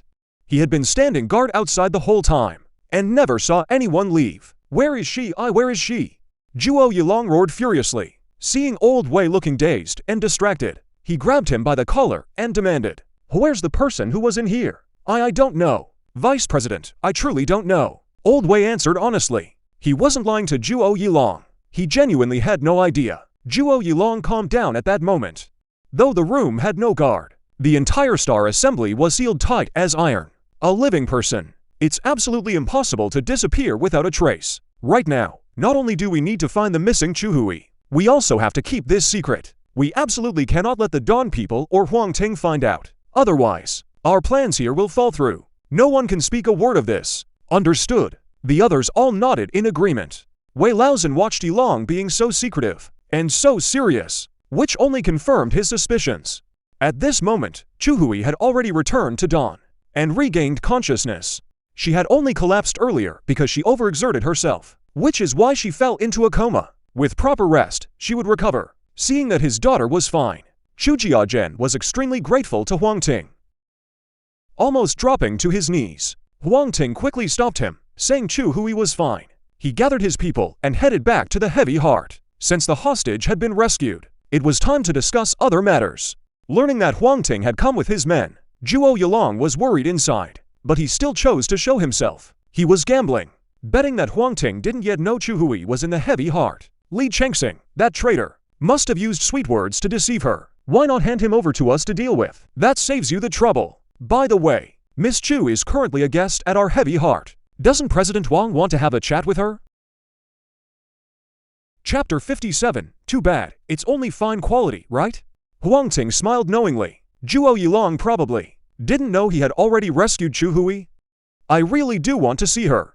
I wonder where she is right now. She's naturally a guest at our Heavy Heart. As long as President Wang hands over Li Chengxing, you'll naturally get to see her. Zhuo Yilong cursed inwardly. If Chuhui hadn't disappeared, he wouldn't be in such an awkward spot now. Chuhui is one of Dawn's people, and so is Li Chengxing.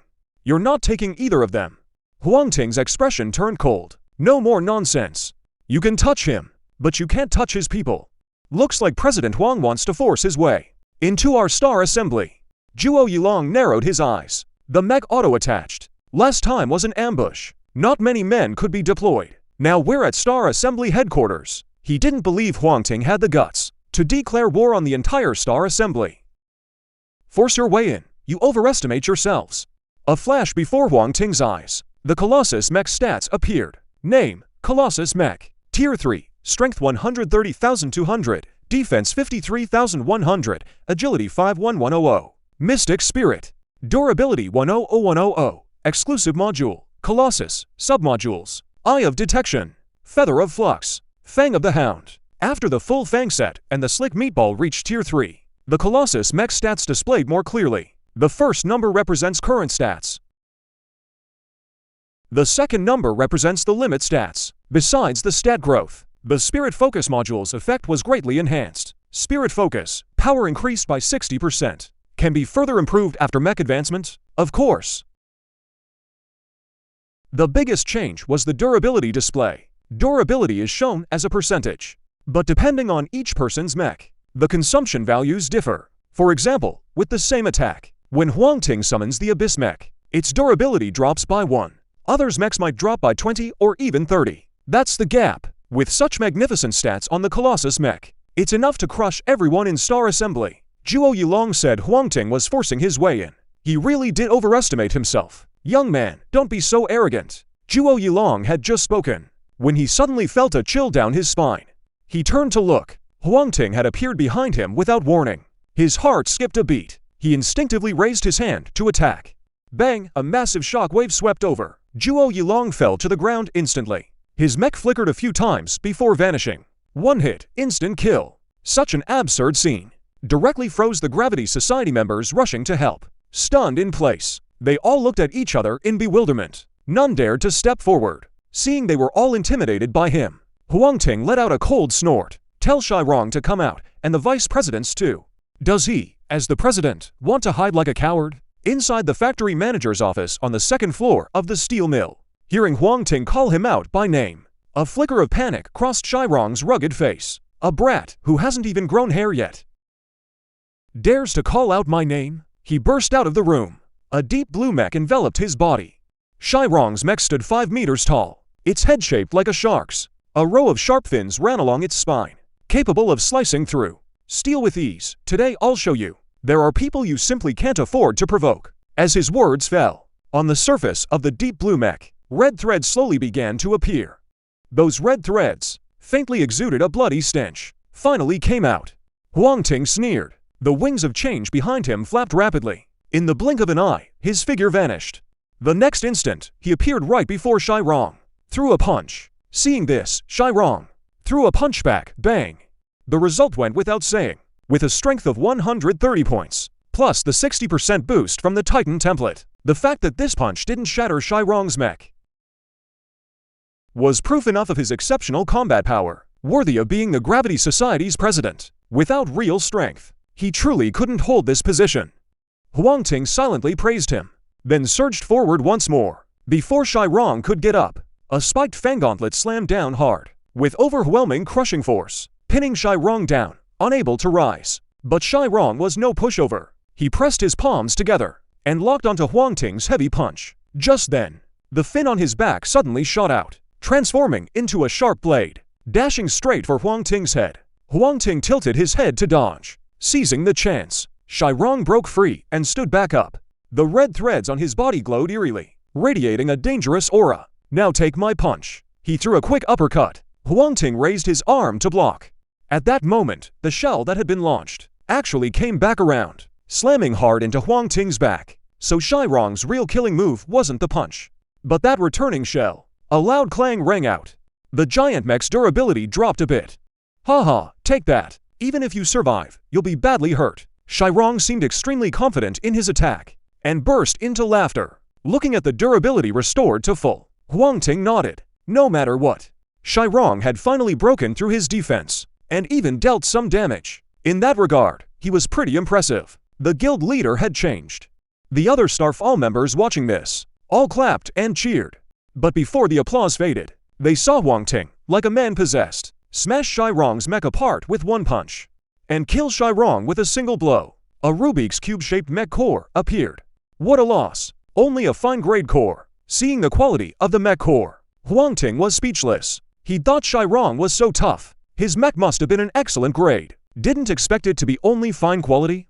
If I'd known, I would have spared his life. Though it's a bit of a pity. He still put it away, then looked at the members of the assembly. This is what happens when you recklessly provoke Dawn. After leaving a harsh warning, he walked away without looking back. Besides the leader of the Star Assembly, there were also several deputy leaders. Shirong's death would certainly cause some ripples, but nothing too major. Leaving the Star Assembly, Huang Ting planned to return to the abandoned building. But after thinking it over, he headed north instead. Back when he was 2nd rank, he couldn't hurt that blood crystal. Now that he's reached 3rd rank, it's the perfect time to try again. The blood crystal north of Ning City had grown even larger. From afar, it looked like an apartment building.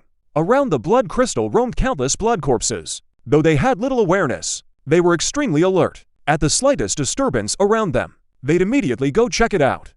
Huang Ting activated his detection eye. Dense streams of data appeared at once.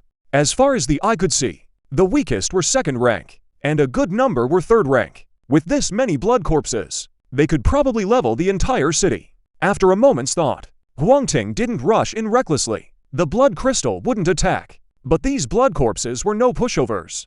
To break through the blood crystal, he'd have to clear them all out first.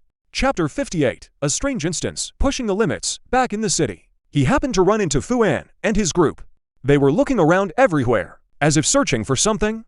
When they saw Huang Ting appear, Fuan hurried over to greet him. What a coincidence, I was just about to look for you. Oh, is something up? Huang Ting thought it was quite timely too. He also wanted to talk to Fuan about the inspection in the northern district. It's already been so long. Blood tests could break the rules at any moment. Once they break, The consequences would be unimaginable. Here's the situation. Someone discovered a rather unusual dungeon. Unlike other dungeons, this dungeon's rewards were announced in advance. It would be greatly beneficial to you. I was wondering if you have time to clear this dungeon. The rewards obtained will convert them based on energy points. Hearing this, Huang Ting was taken aback. An unusual dungeon. In his past life, there seemed to be such a dungeon. The reward inside was a black box. A black box could be described as a production line with black tech properties. Its effects were incredibly overpowered. You just need to feed items into it, and it produces preset enhancement materials. The items aren't limited by type. The higher the value, the more enhancement materials produced, though it's not much use in the later stages. In the early stages, it's definitely a god-tier artifact. No wonder Fuan was so tempted, eager to find him. But Huang Ting carefully recalled, this dungeon was originally discovered by a team of only a dozen or so people. To clear the dungeon, their entire team perished. Later, several major factions investigated and suffered heavy casualties as well. The only one who truly cleared this dungeon was Hong Hai. Through his reckless disregard for casualties, he barely managed to pass and obtain that black box. He wondered who had discovered this dungeon. After a moment of silence, Huang Ting suddenly asked, I won't hide this from you. The one who discovered this dungeon is An. Hong Hai, Huang Ting, and Hong Hai had a conflict. That's why Fuan answered so hesitantly. So it's him after all. Seems like he doesn't want me to live. Huang Ting knew it all too well. This kind of dungeon is different from ordinary ones. If you use a more common term to describe it, it's a rule monster. It's filled with all kinds of mysterious forces. Break the rules and you'll face severe punishment. Not to mention he's only at level 3 now. Even at level 7 or level 8, mechs facing this dungeon would have to take a detour. And Hong Hai must have sent plenty of people into the dungeon, only to find it extremely difficult to clear. So he thought of using the authorities to get rid of him. After all, that black box was a huge temptation for the authorities. After many attempts, they would surely seek his help. This is killing with a borrowed knife, borrowing the rule-bending dungeon as the blade, and borrowing the authorities as the blade too. Thinking of this, Huang Ting broke into a smile. As the only rule-bending dungeon in Ning City, all the secrets of that dungeon had long been made public in full detail, even without paying special attention. The method to clear it was deeply etched in his mind. Hong still wanted to use this dungeon to get rid of him. Little did he know he was handing him a great gift. No problem, leave this dungeon to me. However, there's something I need the Inspection Bureau's help with. Go ahead, Huang Ting agreed. Fuan's voice even brightened a bit. There's a blood well in the north of the city. Inside is a level 3 blood corpse. Once the blood well naturally cracks open, it will grow to level 4 and gain the ability to create blood minions. I hope the inspector can gather people quickly to clear out the guarding blood minions outside. As for the blood well itself, I'll handle it. Fuan immediately realized how dangerous this was. His relaxed brow tightened again, a dark gloom spreading across his face. Whether a level for monster or blood minion creation, both were a huge problem for Ning City as it stood. One careless mistake, and Ning City could become history. He dared not delay. After bidding Huang Ting farewell, he quickly contacted the others. This is where the dungeon is located. According to the map Fuan provided, Huang Ting arrived at an old, run-down kindergarten. The surrounding terrain gradually merged with his memories. This was indeed the rule from his past life, the strange tale of the female ghost. As familiar things appeared, the memories in his mind grew clearer. After sorting through them briefly, he pushed open the kindergarten's gate. Without hesitation, he walked inside. In a derelict residential building in the distance, Hong Hai, having gotten the news, had arrived early and was waiting. Seeing Huang Ting truly appear at the kindergarten's entrance and push the door open to go in, he was overjoyed. This dungeon is no ordinary danger. I sent 30 people in here, and not a single message came out. Even the Ningchang base returned in defeat. I don't believe you can walk out of here alive. Even if you do get out, so what? I've already set a net around here that no one can escape. Huang Ting, this time you're dead for sure. Hong Hai was getting anxious. He watched helplessly as Huang Ting's strength grew greater and greater. Later, he took over Shan base and founded Shuguang. It could be said that now, before Huang Ting, he had no advantage at all. Remembering the humiliation he had suffered, the anger in Hong Hai's heart flared up instantly. This time, let's settle things between us once and for all. He let out a low growl, his eyes fixed firmly on the kindergarten's gate. 1 hour, 2 hours, 3 hours. Just as Hong Hai thought Huang Ting had died in the dungeon, the space at the gate twisted and warped. Then Huang Ting's figure emerged. Even with memories from a past life, clearing a dungeon like this is really tough. Huang Ting muttered to himself, his entire mind involuntarily focused on what he had just gained. First, there was the black box reward for clearing this dungeon. The black box was just an ordinary black box, marked with an input slot and an output slot. And right on top, there was a huge indentation. The method is very simple to use. For example, if you want to produce a soul stone, just place the soul stone in the recess on top. Find some things to stuff into the feed opening. The black box will automatically break those things down into 2 energy points. When the energy points meet the requirement, it will produce a soul stone and pop it out of the output slot. Next is something with a grayish-white exterior, about the size of a fist, similar to a heart. Its name is Gargoyle Heart. Quality, excellent. Type, item. Effect, fires a petrifying ray. Petrification speed and duration depend on the target. Huang Ting wasn't interested in the black box, but this Gargoyle Heart caught his attention. If his guess was right, this Gargoyle Heart should be something from the mystical side. Unfortunately, to activate this heart and fire the petrifying ray, he would need to have some mystical attribute. Just as he was thinking, Huang Ting suddenly noticed dozens of unfamiliar auras around him. Coming straight at him was an Hong Hai's red mech. A siege? Perfect timing. I still need an outstanding grade mech core. This time I won't hold back. Huang Ting opened his palm. A badge carved with a wild boar appeared. The will of the wild boar. Since getting this item, he hadn't used it yet. Now was the perfect time to test it. Chapter 59. Kill in Hong Hai. The badge cracked open as he raised his hand. A mighty mutated wild boar appeared. Then it dug its front hooves into the ground, like a speeding train. It slammed violently into a grey mech. With a thunderous crash, the grey mech was sent flying by the mutated boar. The machine crashed heavily into a building. As for the mutated boar, it just shook its head, then charged at another mech. Wang Non, this mutated boar isn't very agile. You go hold it off. The rest of you, follow me. An Hong Hai spotted the boar's weakness at a glance, and immediately called out orders. Hearing this, a mech stepped out from the crowd, blocking the path in front of the mutant boar. Quick reflexes. Seems an Hong Hai has grown quite a bit during this time. Huang Ting sighed quietly, and stopped paying attention. After all, the mutant boar couldn't die. At worst, he could just summon it again later. He looked at the red mech charging at him. Huang Ting's expression didn't change at all. Stop right there. A loud shout rang out. Huang Ting and an Hong Hai both looked over, and saw that the newcomer was Fu An. So they stopped paying attention. An Hong Hai didn't take Fu An seriously at all. As for Huang Ting, he didn't want any outsiders putting in either. Die. The red mech clasped its hands together, transforming into the shape of a drill. In this form, an Hong Hai's speed was pushed to the limit. In the blink of an eye, he rushed right up to Huang Ting. Huang Ting let out a cold laugh, casually scattering 3 or 4 black objects, then quickly retreating. The seed bombs exploded.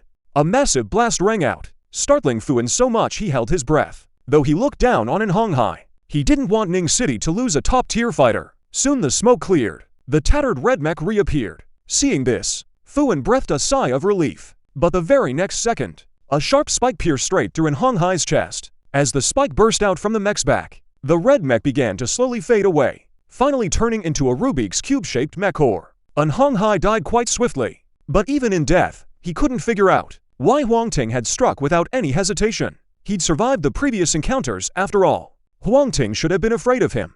Collecting the mech core. A hint of joy appeared on Huang Ting's face. An exceptional grade mech core in hand. He could soon unlock mech form fusion. Huang Ting, you. A bit reckless, huh? If it were anyone else, Fu An would have scolded them mercilessly. But facing Huang Ting, he really didn't have the guts. He could only sigh deeply. Just a second-tier mech. The value I can create is surely far higher than this patrol room. Thinking in your best interest, do you need an Hong Hai or do you need my help? Huang Ting said as he took out the black box and handed it to Fu An. Seeing the incredible effect of the black box, Fu An's eyes went wide. With this thing around, even 10 and Hong Hai's couldn't compare. Huang Ting, on behalf of the people of Ning City, I thank you. You truly are a great hero of our Ning City. Fu An's expression immediately softened. With a kind face, he said, HMPH. I don't need empty fame or titles. I wonder what price you're willing to offer. When it came to the price, Fu An hesitated a bit. Huang Ting didn't indulge him, took the black box and turned to leave. Come tell me when you've thought it through. Late at night, a roar broke the silence. Inside an abandoned building, Huang Ting suddenly sat up and directly opened the regional chat. By now, the regional chat was in an uproar. All kinds of distress messages flashed by rapidly. Even through the virtual screen, you could feel their despair. After glancing through a few, Huang Ting's heart sank. Another large-scale blood ritual had appeared in the north, and on a bigger scale than ever before.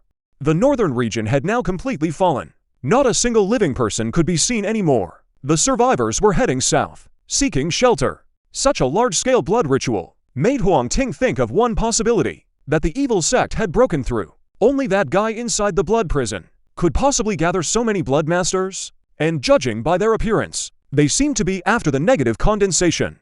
This time, it really is a huge mess. In a flash, Guan Silon and Fu An both sent messages at once, confirming his suspicions. The blood barrier in the north suddenly broke. A fourth-tier blood master appeared. He not only controlled the remaining blood masters, but also used the blood army to besiege other mutant creatures and turn those mutants into blood corpses. Now the blood army is surging toward Ningcheng like a rolling snowball. Upon learning this, a golden glint flashed in Huang Ting's eyes. When he looked again, a mech core had already appeared in his hand. Initiate mech form fusion? Time required, 8 hours to activate. Huang Ting immediately confirmed. A third-tier Colossus is definitely no match for that fourth-tier blood master. Not that the Colossus is weak, but in this kind of assault, it can't land a killing blow. Like a master assassin trying to assassinate an emperor. The emperor may not be strong, but he has many guards. Even if the assassin is stronger than the guards, he can't be sure the assassination will succeed. It's not hard to guess that the fourth-tier blood master's side must have other blood masters guarding the Colossus. Once the mech goes deep in, it could easily fall into a siege situation. As for the Thunderflash mech, it would probably die even faster. 8 hours. I hope you all can hold on. While Huang Ting waited quietly for the mech form fusion to complete, the first defense line north of Ningcheng had already been breached by the blood army. Damn it, where did these monsters all come from? I don't know. They're charging again. Defend quickly. I can't hold on. Retreat. Retreat now. Everyone, abandon the first defense line. Fall back to the second defense line. I repeat, everyone fall back to the second defense line. The soldiers at Condensation City base put up resistance, but found they simply couldn't hold them back against that tide-like army of bloodmasters. So they were forced to retreat to the second defense line.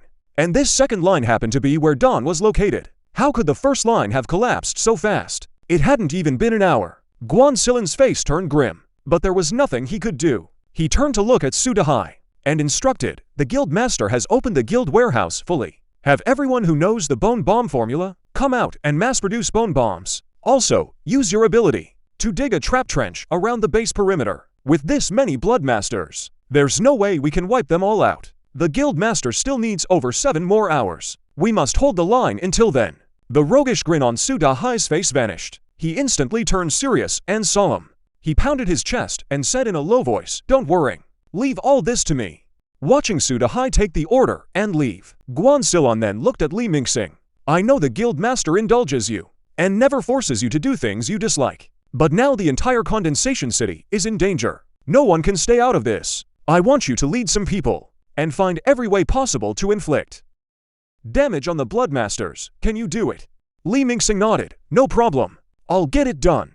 Having assigned the two of them, a gleam flashed in Guan Silin's eyes. He summoned his mech. His hands moved back and forth. Clusters of white powder fell, then drifted off into the distance. At the 60th Death Defense line, everyone showed their skills. Behind the Blood Master army, the 4th-tier Blood Master, who had just broken through the checkpoint, was now seated upon a throne.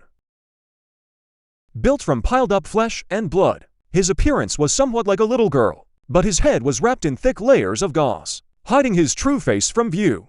Hey, kill them all. The girl's speech was still a bit clumsy at first, but she quickly grasped the key to it. 2 words burst from her deep voice, clearly declaring she would slaughter everyone within the city before her. The blood corpses surrounding her heard the girl speak. One by one, they grew excited. Whoosh, whoosh, whoosh. One by one, the bird-converted blood corpses launched the first attack. They ignored the ground defense forces and headed straight for the Dawn base. Inside the Condensing City base, Chu has spread her wings, transforming into a giant eagle and soaring into the sky. Behind her, other special mechs with flight capabilities rose into the air, gazing at the blood corpse woman flying toward them. Chu Hui's voice was filled with fury. "You bunch of monsters! All of you, go to hell!" Before her words even faded, the feathers on her wings bristled instantly, then transformed into sharp blades and shot out. The blades were incredibly fast, and their power was no joke. If they hit a vital spot, one strike could take down a bird. Behind the blood corpses, the others each unleashed their own abilities, focusing entirely on dealing with the monsters before them. In just a few moments, the group took down the first wave of attacking bird blood corpses. But they didn't let their guard down. On the contrary, everyone's heart was in their throat. In the distance, a massive swarm of bird blood corpses came blotting out the sky, casting a huge shadow over the ground. The group looked down, only to find the ground was already engulfed in battle. All kinds of mechs were locked in combat with the blood corpses. The entire battlefield seemed to become a meat grinder, mercilessly devouring all life, both human and blood corpse alike. "There are too many of them, we can't win. Maybe we should retreat for now." Someone stammered out those words. Obviously, he was already scared out of his wits by such a scene. Chu Hui clenched his fists tightly. He was afraid to, but his own father was down below, and the friends he knew were all here watching him. How could he possibly run away? Running now would only lead to death. If you don't want to die, hold on to the very end. Keep holding on, and something will surely come. Hope quickly returned. He said coldly, "I advise you all not to run around recklessly." Huang Ting said the dangers in the air are even greater. Even he didn't dare fly recklessly in the sky. Once you enter certain dangerous zones, the situation might not be any better than now. When the others heard this, their thoughts of fleeing were immediately extinguished. If these words had come from Chu Hui, they surely wouldn't have believed them. But if it was Huang Ting, then it was a different story. After all, some already regarded Huang Ting as a condensation. The news he spread on the first day was still highly credible. Seeing that morale was gradually stabilizing, Chu Hui breathed a sigh of relief. At that moment, a large flock of blood beasts arrived. He stopped overthinking. His wings flapped repeatedly, using his two sharp claws to reap them swiftly. Although everyone was attacking with all their might, they soon fell into a disadvantage. There were simply too many monsters in the air. They couldn't defend against them all. Suddenly, a blood beast transformed from a vulture found an opening in Chu Hui's attack. Its sharp beak went straight for his waist. If that hit landed, Chu Hui would surely be unable to continue fighting. "Watch out!" The people around only had time to shout a warning. There was no time to rescue him. Just as everyone thought Chu Hui would suffer a heavy blow, a missile shot out, slamming straight into the blood beast. The blast from the explosion sent Chu Hui flying far away. Fortunately, Chu Hui was not harmed at all. Instead, it became a tug-of-war because of poetry writing. The crisis was resolved. Chu Hui was spottedly minxing down below. She made an okay gesture at him, then continued fighting. The battle in the sky was fierce beyond compare. The battle on the ground could only be described as brutal. Massive piles of corpses stacked up. At first, people still had time to collect materials, but later on, everyone was like a sandstorm, only focused on attacking. No one had the heart to bother with the materials on the ground. "Let me show you what I've got. Watch my sky-shattering star." Sudahai plunged both hands into the soil. Then, a giant rock the size of half a basketball court was lifted high above his head. He hurled it with all his might.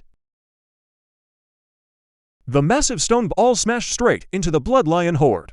The giant boulder crushed a huge number of blood corpses instantly. Then, carried by momentum, it rolled forward and crushed countless more. Seeing this, everyone around couldn't help but feel awe. Shocked, they also fell into wonder. If Sudahai is this strong, then how powerful must Huang Ting be? Fuan saw this and also got an idea. Since Huang Ting is hard to recruit, then recruit someone else.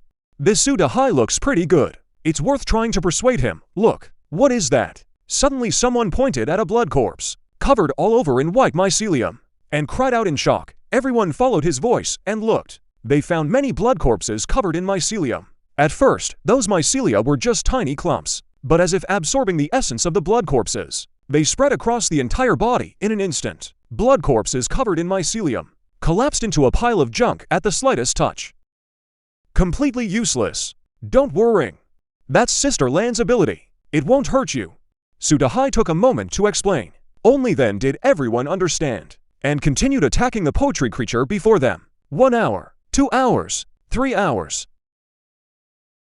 4 hours, half the time quickly passed. Everyone was already exhausted, but the Blood Master army before them was still vast in number. Many could no longer fight, their hearts filled with fear. After repelling the Blood Master's attack once more, Suda High braced his hands on his knees, gasping for breath, exhausted, truly exhausted. More tiring than feeding 5 tigers by himself. But being tired was no excuse. Before, he worked for money. Now, he fought for his life. He had no choice but to give it his all. Boss, can you hurry up a bit? I can't hold on much longer. Suda High wore a bitter expression, muttering softly to himself. Just then, he suddenly felt intense vibrations from behind. Turning around to look, a flood of mechs surged in like a tidal wave. Yu Lang, have arrived. Monsters, kneel and die. Yu Lang spread his palm. A burst of flame shot from his palm. The fire propelled his mech, flying low between the buildings. Hold back, don't show off. Forget it, at a time like this, a little showboating is fine. Ran Zijin had wanted to call Yu Lang for help, but after seeing the Blood Master army before him, he immediately gave up that idea. He held one hand behind his back, pulling his great bone sword from his spine. He sprinted to the front line. The others also unleashed their skills and joined the front.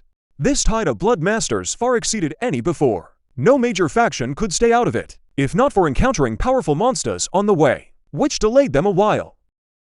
They would have arrived long ago, but arriving now is just in time. Chapter 61, let's call it dawn. With this powerful force joining in, the pressure on the defense line eased once again. Soon, another 3 hours passed. By now it was close to midnight. The Bloodmaster army was pinned down near the Dawn base, with no way forward. This enraged the 4th-rank Bloodmaster, who had stayed in the rear. He rose from his throne of flesh and blood. Then his back began to writhe. In the blink of an eye, a pair of fleshy wings sprouted from his back. As the wings flapped, his figure gradually rose higher, then turned into a blur and vanished into the air. The Bloodmasters on the ground, seeing this, all began to roar, growing more and more ferocious. Up in the sky, Chuhui was nearly exhausted. If not for buying some stamina potions from the system store, he would have collapsed long ago. Just then, a ghostly figure appeared before his eyes. Before he could even react, he was struck down hard. Chuhui had been watching. Chujia Zhen, who had been watching the sky, was alarmed and rushed forward quickly. After seeing Chuhui safely caught by Guan Silon, he finally breathed a sigh of relief. He looked up at the sky. The aura of a 4th-rank Bloodmaster filled the entire battlefield. For a moment, a shadow fell over everyone's hearts. They were at most 2nd rank. How could they possibly deal with a 4th-rank monster? Guan Silon stepped forward at this moment. After so many days of battle, she had long since been transformed. The more dangerous the situation, the calmer her mind became. The mech units took over the defense line. All 2nd-rank mechs gathered together to face the enemy. This move would surely cost many lives, but there was no other choice, facing such a powerful foe. They could only buy time with their lives. Hearing her words, someone immediately exploded. I don't want to throw my life away. With so many blood corpses gathered here, there can't be many monsters to the north. I'm going to before he could finish. That man noticed. A block of something suddenly appeared before his eyes. When he strained to look at it, he realized that the object was actually a tiny military division. He seemed to think of something, his face filled with terror as he stared. Guan Silon opened his mouth, but no sound came out. It turned out that, at some point, those military divisions had completely filled his entire throat. With a thud, the mech fell to the ground, then dissipated. A chill ran through everyone's hearts. They all looked at Guan Silon. If just one person ran, the rest would follow and run too. Those who didn't want to flee would be dragged down because of it. This kind of monster can't be handled by 1 or 2 people. To survive, we must stick together. If anyone tries to run, I will kill them. I can't survive anyway. At worst, we all die together. Guan Silon wanted to live too, but he wanted to live as a human being, so he didn't want to run. He only wanted to win inside the khaki-colored mech. Suda High quietly wiped the cold sweat from his forehead. Oh my goodness, Sister Lan is something else. She just straight up killed someone. Though he had long noticed that Guan Silon's mind was a bit off. He never expected her to be this crazy. Got to admit, Guan Silon's move was extremely effective. It instantly intimidated everyone. Even Fuan looked at her with new respect and started thinking about recruiting her. This kind of practice isn't rare on the battlefield. Many units have dedicated discipline officers, all to keep morale steady and reduce the chance of a rout. Guan Silon's approach was a bit harsh, but right now, it was just the right call. First-tier mechs quickly took over the positions of the second-tier mechs and moved forward to kill the monsters. The second-tier mechs all gathered together. Standing ready, the 4th tier Bloodmaster easily took down the mechs in the sky, then retracted its flesh wings and landed on the ground. A bunch of ants. Do you really think you can stop me? You'll all die?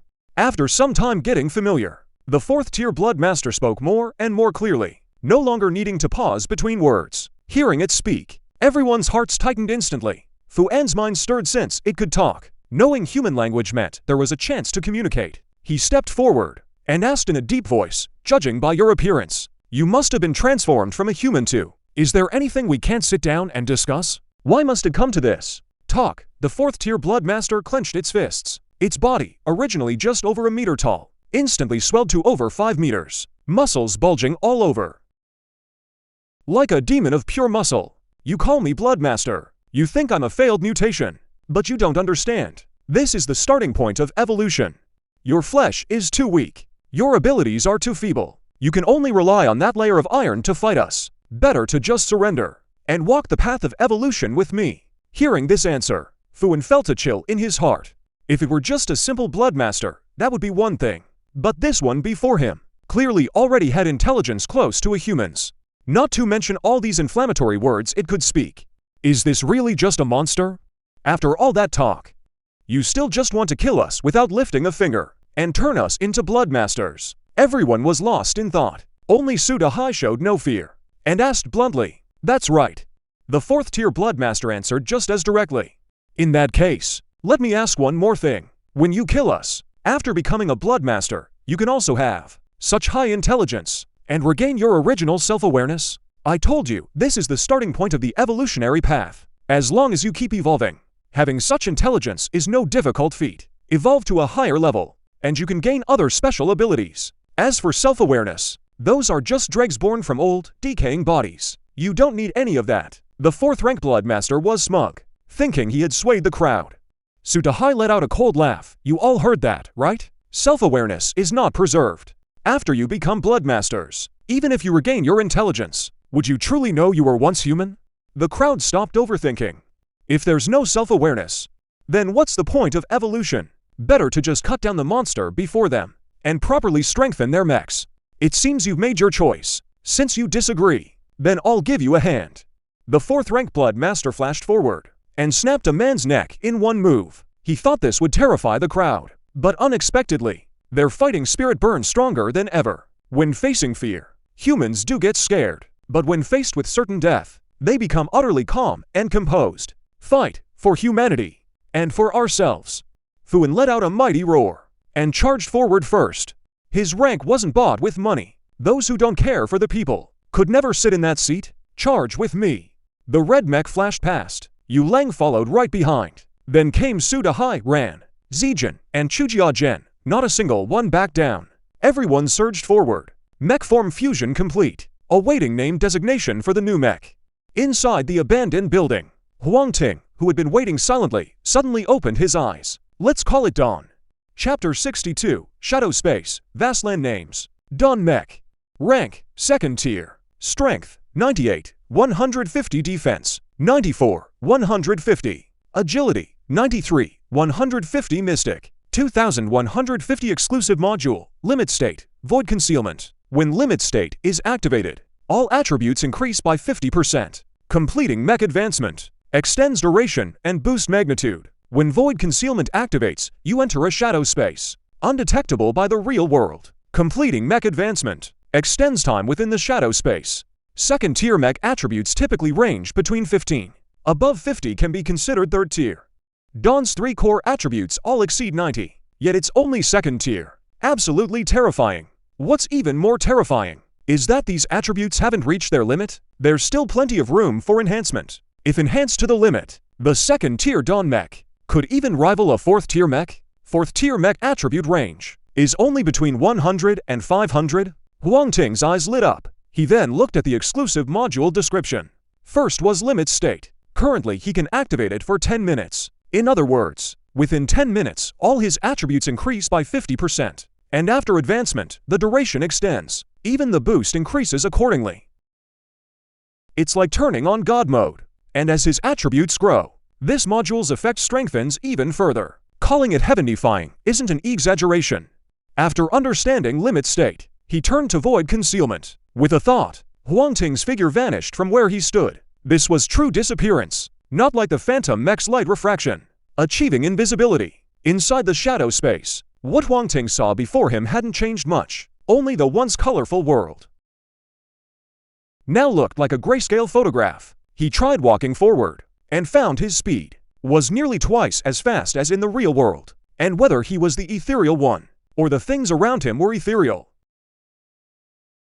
he could pass through them easily like a ghost. Could he use the shadow space to travel? Huang Ting had a guess about the void concealment module, a guess forming in his mind. With that thought, he quickened his pace, heading straight for the Dawn base to the north. As buildings flashed by one after another, the Dawn base soon came into view. Then Huang Ting suddenly noticed the surrounding space seemed to repel him.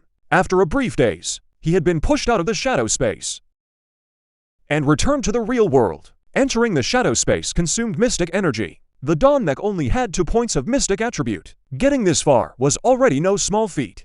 He let out a sigh and looked around, finding the Dawn base truly right before him. The shadow space could indeed be used for travel, and at a speed faster than in the real world. After all, movement was quicker here, and no mutant creatures or buildings blocked the way. He could travel in a straight line, boosting efficiency. Not just for travel, but for assassination or seizing treasures as well. It was a powerful tool. Huang Ting let his mind wander, quickly thinking of more uses for void concealment. A distant explosion interrupted his thoughts. He looked up and saw a plume of yellow smoke burst in the air. Without time to think, he instinctively leapt up. A pair of black-red wings sprouted from his back. After the 5 mech forms merged, the auxiliary modules they carried had all gathered together as well, seemingly affected by the fusion. Their forms had also changed slightly. Huang Ting had no time to ponder that question. He flew quickly toward the yellow smoke. "My boss, when can you get here?" Sudahai couldn't help but cough up a mouthful of blood, spraying it inside the mech. Luckily, the mech's interior didn't need cleaning. A simple resummon would restore it to brand new. Otherwise, he'd have a headache on his hands. The 4th rank Bloodmaster was indeed formidable. Even the Earth Shield he constructed with all his might could only block a single strike from the enemy. If not for the others holding him back, he might have died long ago. But the others weren't made of iron either. Everyone was now badly wounded. Even Fuan nearly died in that last attack. They simply couldn't stop the 4th rank Bloodmaster's advance.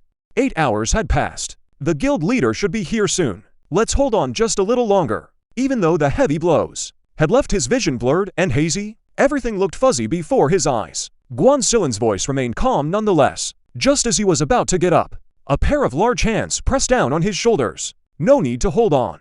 "I'm here." Hearing that voice, Guan Silon stumbled beneath his feet, nearly falling to the ground. Luckily, Huang Ting steadied him firmly at the critical moment. "Boss, go kill that bastard. Avenge me." Sudahai shouted at the top of his lungs, then passed out from lack of oxygen.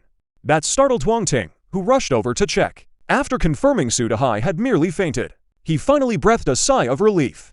Seeing Huang Ting arrive, the others could no longer hold on, and fell back one by one. This sparked the 4th rank's interest. "So you must be the strongest one in this area. My name is Changshan. You're worthy of knowing my name." A 4th rank Bloodmaster, that is to say, Changshan declared loudly. Changshan, the mountain that towers over all lands. Huang Ting's thoughts gradually merged with his past life. The power level divisions among all races were basically the same, divided into levels 1 through 9. Then it's all about fighting for the throne. To achieve the rank of king, only one per race can hold it. The king represents the entire race's domain.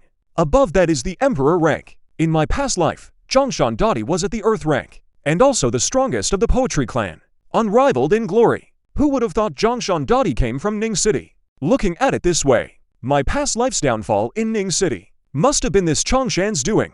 My name is Huang Ting. You can talk a bit more. Soon you won't have the chance. Huang Ting calmed his emotions, gazing at the Changshan before him. No matter how glorious he was in his past life, right now he's only level 4, stage 2.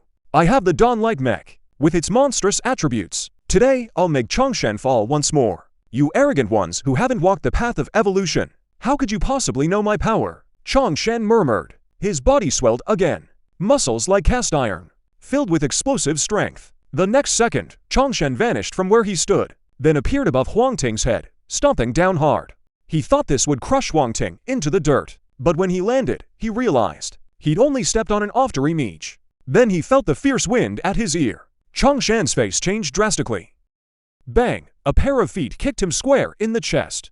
Chongshan's body flew like a sandbag, crashing heavily into an abandoned building. Everyone watching gasped in shock. Even the once rampaging poetry clan fell silent after that move. Chongshan was their king. Their intelligence wasn't as high as his, but they understood the situation. Someone terrifying enough to suppress Chongshan. Dealing with them wouldn't take much effort. Yu Lang looked up. No wonder he's the top boss of the royal court. Truly impressive.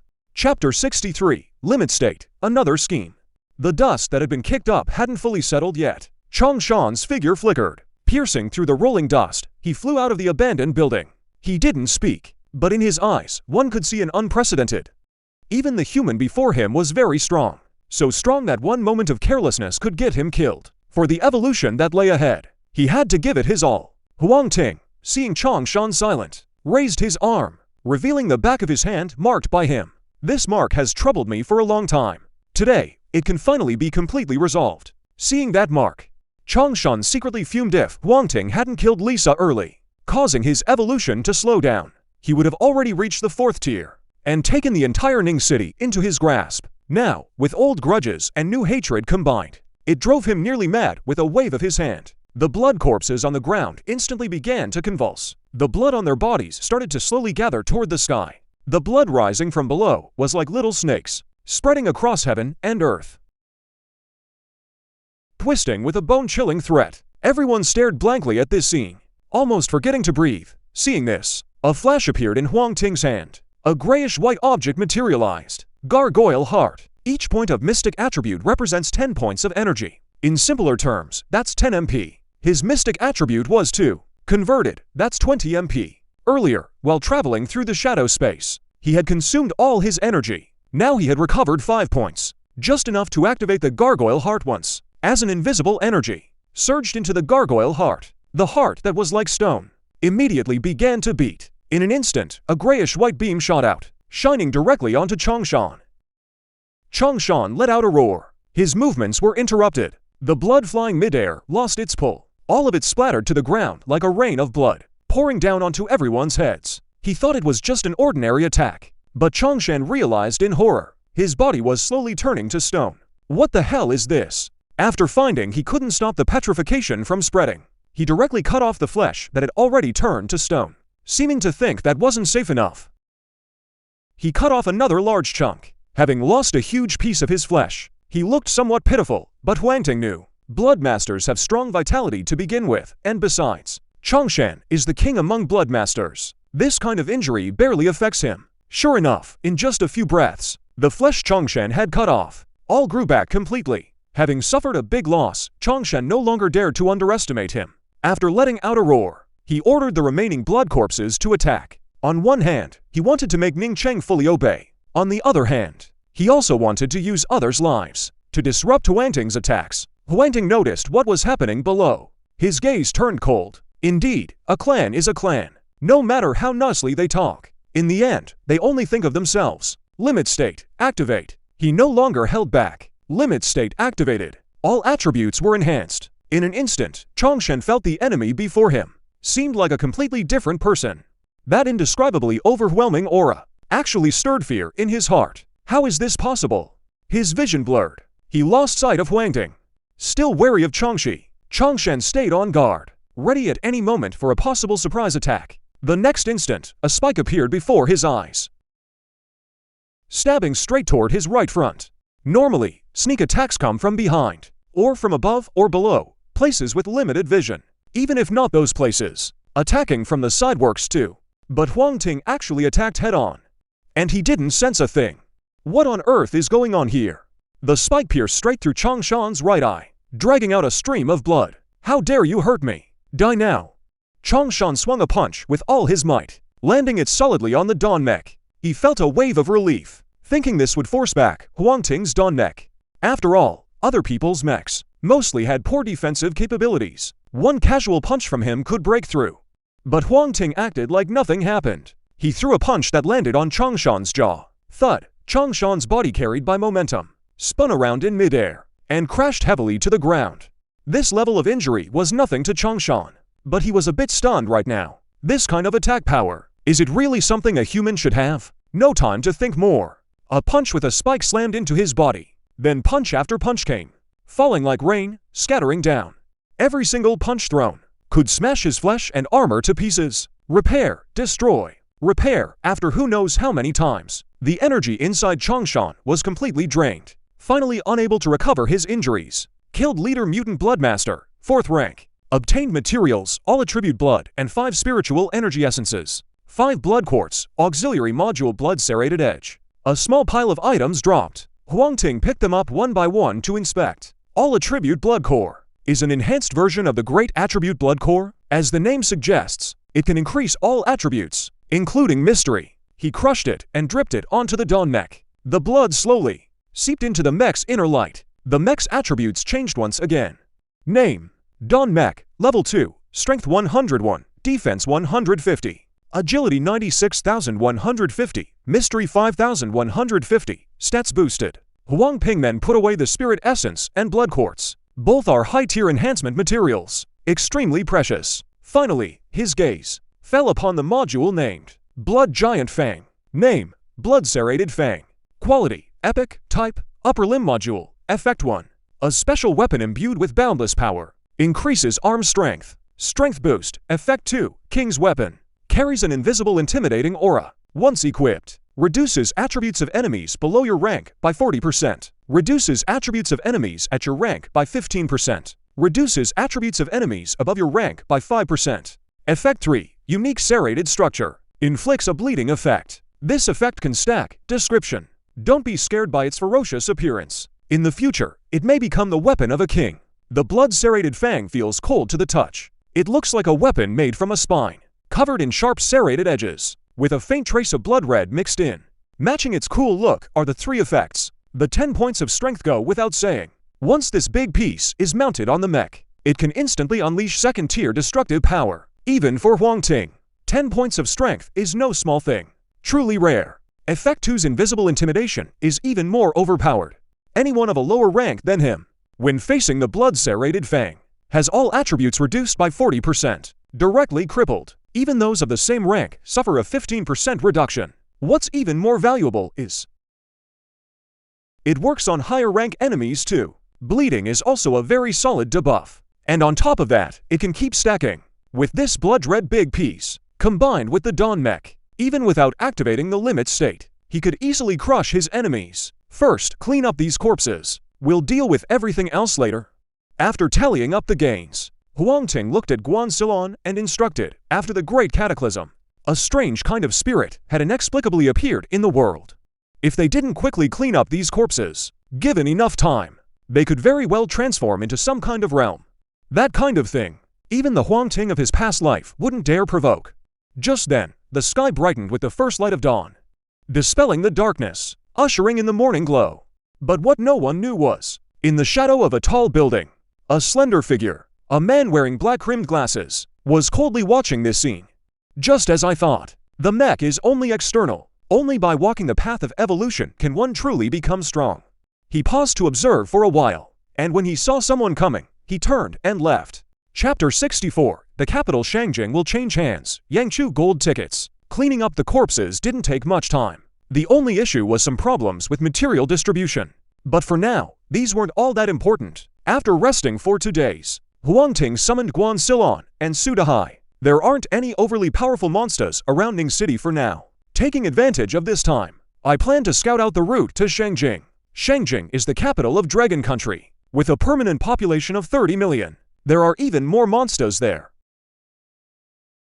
and correspondingly, more powerful figures and opportunities. Ming City is nice, but in the end, it's a small place. It's fine for early development. In the later stages, you have to head to cities of that super large scale. Before the apocalypse happened, getting to Shangjing only took half a day. If you took a bullet train, you'd be there in 2 or 3 hours. Now, we really do need to go scout it out. Guan Silon nodded. Before, with navigation around, let alone 800 kilometers, even 8,000 kilometers wouldn't have been a problem. But now, without navigation, they were no different from the blind. Ming City's development potential is exhausted. Heading to a big city really is a good choice. I've been to Shangjing.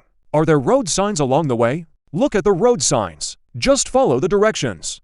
Su Dahai was puzzled. What if the signs were destroyed by monsters? Surely you don't expect to stop and ask for directions on the roadside. Guan Silon couldn't help but retort upon hearing this.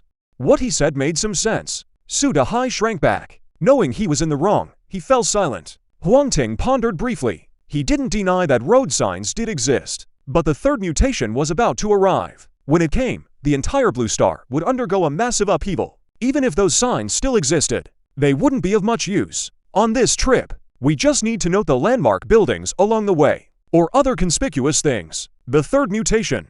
Guan Silon and Su Dahai exchanged glances and didn't ask further. They simply assumed that Huang Ting had some ability to foresee the future, never once thinking Huang Ting had been reborn.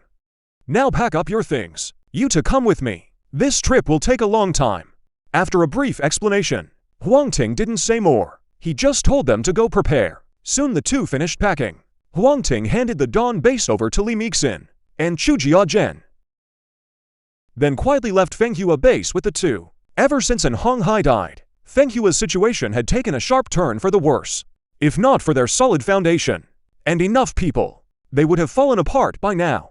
At the very bottom of the base, this was originally a multi-level underground parking garage with plenty of space. However, it had now been converted into rows of special cells. The cells held various blood masters and some low-tier mutated creatures. Feng Hua won't disappear as long as I'm here. An Hong Hai, I plan to deal with you later. Didn't expect you'd die first, but this works out fine too. No one's restricting my research anymore. Soon I'll find a way to mutate safely. What's so great about mech armor? True strength comes from within. Let me be the first to walk this path of evolution. Zhang Yang, with his long hair, pushed up the black-rimmed glasses on his nose. His expression was fanatical. He was a top student returning from studying abroad. Highly capable, extremely intelligent. But due to his ordinary family background, he couldn't find a good job. In the end, he could only serve as a personal assistant to An Hong Hai. After the catastrophe struck, he became very interested in mutated creatures, wanting to study the principles behind their mutation. Coincidentally, An Hong Hai also thought this was an area worth exploring, so he had this underground parking garage converted into a research institute. At first, things were fine. An Hong Hai still found it novel, but as time went on, Zhang Yang had yet to produce any useful results, so he lost his patience. Losing An Hong Hai's support, Zhang Yang's research became increasingly difficult. Some materials, he even had to hunt and scavenge for himself. From that point on, he harbored the idea of getting Feng Hua into his own hands. Such a uniquely blessed organization, placed in An Hong Hai's hands, was an absolute waste. Only he could lead Feng Hua to greater heights. 2 days quickly passed. Inside the underground parking garage, Zhang Yang held a tube of green serum. This was the first-generation mutation serum he developed, capable of retaining one's consciousness during mutation. He removed the cap from the serum, revealing the sharp needle inside. Let's embrace purification together. Zhang Yang laughed heartily, raised the serum, and plunged it into his own neck. As the green serum was slowly injected, his pupils instantly shrank to a single point, then suddenly dilated, turning into tree-like rings. His eyes were pitch black, like an endless abyss that draws you in. The changes didn't stop there. The veins on his head bulged out one by one, twisting and writhing like giant earthworms contorted into knots. Then his body began to grow. Blood-red patterns appeared on it. Looking closely, you'd notice those blood-red patterns were exactly the same as the Blood Masters. In the blink of an eye, Zhang Yang's height shot up from 1.7 meters to over 3 meters. His aura was fierce and terrifying. And that wasn't all. Beneath his arms, 2 more pairs of arms grew out, each pair shaped like sharp claws. He reached out and grabbed. A table made of steel was torn apart by his bare hands. This power was truly astonishing. He wondered if the mech had changed too. Zhang Yang steeled his resolve and began to summon the mech. He thought it wouldn't work, but unexpectedly, the mech was actually summoned successfully, and its form had changed, becoming even more powerful, even more bizarre. With this newfound strength, Zhang Yang recruited 5 new subordinates and injected them with the mutation serum. Perhaps the first-generation serum wasn't perfect yet. 3 of them transformed into mutant monsters on the spot and were slain by Zhang Yang himself. The remaining to succeeded, their strength greatly enhanced. Originally just ordinary 2nd tier, after mutation, their attributes reached the peak of 3rd tier. With his formidable post-mutation power, Zhang Yang took full control of Feng Hua. becoming an absolute dictator whose word was law. Then he turned his attention to the assembly. The assembly, having lost Chai Rong, was now nothing more than scattered sand. If they were to elect another leader, that targeting did carry a hint of discrimination. But now, using the mutation serum, Zhang Yang gained the support of Zhuo Yilong and the 2 other vice presidents. In one move, he became the new president of the Gravity Society, taking over all the personnel of the Gravity Society. Zhang Yang's strength grew once again. At the same time, he used the mutation serum to forge a mutant legion. They possessed both the brute bodies of mutants and the devastating power of their bonded mechs. In battle, they might even surpass the army of Ningcheng base by a considerable margin. Having subdued Feng Hua and the Gravity Society, Zhang Yang now set his sights on the Dawn base. He was eager to test the strength of Ningcheng's number 1. Chapter 65. Submit or die. Please vote. At the Dawn base, Chujia Zhen knelt on one knee. His mech armor shattered. The other high-ranking members of the Dawn base were in even worse shape than him. Already sunk into a deep coma, Zhang Yang clutched his broken arm, wincing in pain.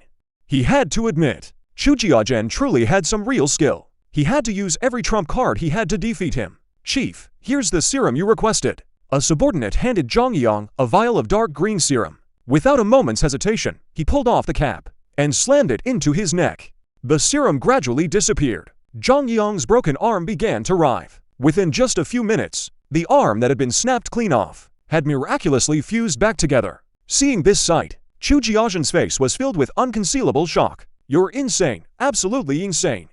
You become just like those monsters. The apocalypse had dragged on for so long. He could tell at a single glance the mutation that had taken place in Zhang Yang. But what he didn't understand was how Zhang Yang could not only control his own mind, but also summon his bonded mech. If it weren't for those two combined, Zhang Yang would never have been a match for him. No, I don't have the wind. I've simply become far more powerful. That blood master called Chongshan was right. You who have never walked the path of evolution, how could you possibly know my strength? Zhang Yang chuckled lightly, not taking Chu Jiazhen's words to heart at all. At that moment the medicine took effect. He suddenly threw his head back. Every muscle in his body convulsed. Then suddenly, at the base of Zhang Yang's tailbone, a true bone grew out. 5 tails swayed rapidly. Flesh quickly formed upon them. In the blink of an eye, a thick tail took shape. Zhang Yang looked around, then swung his tail at an idle cable car nearby. The massive cable car was snapped in two, then smashed to pieces. Everyone in Dawn Base felt a chill in their hearts. This kind of terrifying destructive power, they could achieve it too, but nowhere near as effortlessly as Zhang Yang. And what's more, Zhang Yang was using pure physical strength, without even activating his life-bound mech. Now, submit or die. Choose one. Having shown enough power, Zhang Yang smiled brightly at the crowd. I am willing to submit. A voice rang out from the crowd. Chu Jiazhen followed the sound, and said with bitter disappointment, Lao Wu. Do you have no backbone at all? The man called Lao Wu trembled, said mournfully, I don't want to either, but I have to survive. My whole family is dead. If I die, my family line ends completely. Once someone started, many more followed, declaring their submission. Chu Jiazhen counted them, and found they made up 70%. Forget it, all of you. I understand your difficulties. Everyone wants to live. Chu Jiazhen let out a long sigh and looked at Zhang Yang. Looks like you're ready to die. Zhang Yang summoned his mech armor, clenched his fists tight. Just as it was about to land on Chu Jiazhen's head, suddenly a fierce wind swept in. Ah, daughter's here to save you. A charming young woman thought. Chu Hui dove down from the sky, grabbed Chu Jiazhen with one hand, and took along 5 others who refused to submit. With a flap of her wings, she soared high into the air. Seeing his prey escape like that, Zhang Yang's eyes burned with fury. Bang! He roared loudly. Leg muscles tensed instantly. Thick cords of sinew bulged out. Then his whole body sprang up like a coiled spring. Chu Hui was startled, and quickly flew forward. Zhang Yang, leaping high, grabbed nothing but empty air, sprawled out limbs wide, and crashed heavily into the dirt. The others' hearts skipped a beat. Did he just die from that fall? The moment that thought crossed their minds, they saw Zhang Yang stagger and slowly climb out of the crater he'd made. Not a single wound on his body. So what if you can fly? I'll soon develop a mutation for that too. And when I do, none of you will escape. Zhang Yang felt an endless fire of rage burning in his chest. His eyes turned cold. He looked at a woman. You were the last to kneel earlier. Got a problem with me, do you? The woman dropped to her knees in terror, her body trembling uncontrollably. No, I didn't, I swear. No, you think I'd believe that? Zhang Yang licked his lips and crushed the woman's head with one hand. Only then did the savagery in his heart subside. He flicked the unknown liquid off his hand. His eyes shifted. A nearby subordinate immediately brought over a vial of serum. Soon the serum was injected into his body. Not bad. Go capture more mutants and mutated creatures, preferably ones with flight capabilities. I still need to conduct research. His subordinates dare not disobey. They lower their heads, looking grim. The largest force in the north of Ming City has already been wiped out by Huang Ting. The environment here is safer than elsewhere. Chu Hui sets the others down and deactivates the mech armor. Phew. I never thought that Zhang Yinyang would be so formidable. Before, I only knew that he wasn't Hong Hai's personal assistant. I never imagined the most powerful person in Fenghua wasn't in Hong Hai. But this Zhang Yinyang. Chu Jiazhen catches his breath, then coughs a few times. Dad, are you all right? Chu Hui asks with concern. I'm fine, just a bit drained of energy. Dad, with something this big happening, why didn't you notify Huang Ting? Chu Hui only now realizes that Zhang Yang has taken over all of Fenghua and the core forces and seized control of the factions. He's now the #1 man in Ning City. Huang Ting has more important matters to attend to. I don't want to disturb him unless necessary. Isn't this exactly a necessary time? I'll contact him. Chu Hui opens her private chat with Huang Ting and tells him everything that happened here. On the other side, Huang Ting has just dealt with a third-tier mutant scorpion. The scorpion was hidden in a mound of earth. If Su Dahai hadn't sensed something was off, someone might have been injured by now. Another 200 kilometers ahead, and we should be within the bounds of Shengjing. I recall, there's a mountain on the way shaped like a tiger's head. That's why the locals call it Tiger Head Mountain. Su Dahai pulls out a map, scavenged along the way. After carefully identifying their surroundings, he says, Tiger Head Mountain really isn't far now. Huang Ting also knows that in his past life, a massive battle took place here. It happened right at this very spot. The clash was so fierce it flattened the entire mountain. Just as he's about to head to Tiger Head Mountain, several messages suddenly pop up before Huang Ting's eyes. Seeing those messages, his brows furrowed tightly. He stopped in his tracks and turned back to Ning City, no longer heading to Tiger Head Mountain. It's just ahead. 2 or 3 more days and we'd reach Su. Dahai looked ahead, somewhat reluctant. Something's happened at the base. We must return immediately. Huang Ting took a deep breath, forwarded Chu Hui's message to the two of them. Seeing the message, Guanxi Lan and Su Dahai also realized the severity of the problem. They stopped wasting words at once and began heading back. Chapter 66, Striking at Fuan. The sudden change left Zhang and Yin unable to keep up. Huang Ting quickly pulled far ahead. Helpless, Huang Ting told the two to take their time. While he went on ahead alone, the Dawn Mech transformed into the Thunder Flash Mech. A 30% speed boost. His speed increased once more. But even so, he still encountered many monsters blocking the way. In the end, he switched back to the Dawn Mech, then activated Void Concealment, entering the shadow space. With no monsters to disturb him, Huang Ting's speed soared to the limit. 8 hours later, he had already appeared outside Ning City. If he hadn't stopped midway, spending some time to recover energy, he could have returned in just 4 hours. Northern Ning City. He found Chu Jiazhen hiding in a cave. After several hours of recovery, Chu Jiazhen's complexion had improved greatly. What exactly happened? Tell me in detail. Chu Jiazhen gave a bitter laugh and began to explain. During the account, others added their own details. After hearing it all, Huang Ting finally pieced together a rough picture. In short, Zhang Yiyang had developed a mutation serum that could grant a powerful body, while keeping the mind fully clear. As for this kind of behavior, Huang Ting could only express his condolences and turn up his nose at it. The so-called mutation is not merely a mutation on the scientific level. It's also mixed with quite a bit of mystical power. The reason Zhang Yang is so arrogant right now is purely because his mutation hasn't gone too deep yet. He still falls within the category of being human.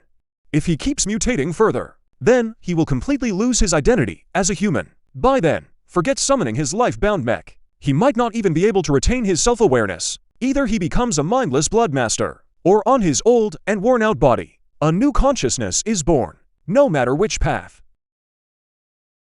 It all shows Zhang Yang is not far from his end. Leave this matter to me to handle. You all rest here for now. It shouldn't take long before we can head back. Huang Ting stood up and flew off toward the direction of the Dawn base. Since he dared to provoke me, then he better be prepared to die. I just wonder if taking down Zhang Yang Will drop anything good? Ming Cheng base, I'll give you one last chance. Submit or die. Zhang Yang hovered in midair, the pair of ugly dark brown flesh wings behind him, hovering in midair. The ability to fly may seem impressive, but it's actually quite simple. You just need to mutate in a specific direction. He had long stopped planning to remain human, so he naturally had no aversion to the wings that grew out. For now he'll make do with these. Later he'll mutate a nicer pair, and then attack. Inside the base, Zhang Yiliang's face was twisted with rage, filled with intense fury. They were the military, representing the dignity of the nation, now being provoked at their very doorstep like this. How could they possibly hold back? With a single command from him, dozens of mechs flew out of the base, heading straight for Zhang Yang, firing streaks of crimson light. Zhang Yang raised an eyebrow. His body moved like a ghost through the cave, easily dodging the crimson light's ambush. You chose this yourselves. He let out a cold snort, summoning his bonded mech. His mech at this moment was no longer the kind that fully enclosed him. It was more like an exoskeleton mech. However, Zhang Yang's combat power didn't weaken at all. On the contrary, the exoskeleton paired with his mutated body unleashed strength multiplied many times over. With a flash of movement, he appeared behind a soldier. Crack! His large hand grabbed the soldier's head and ripped it clean off.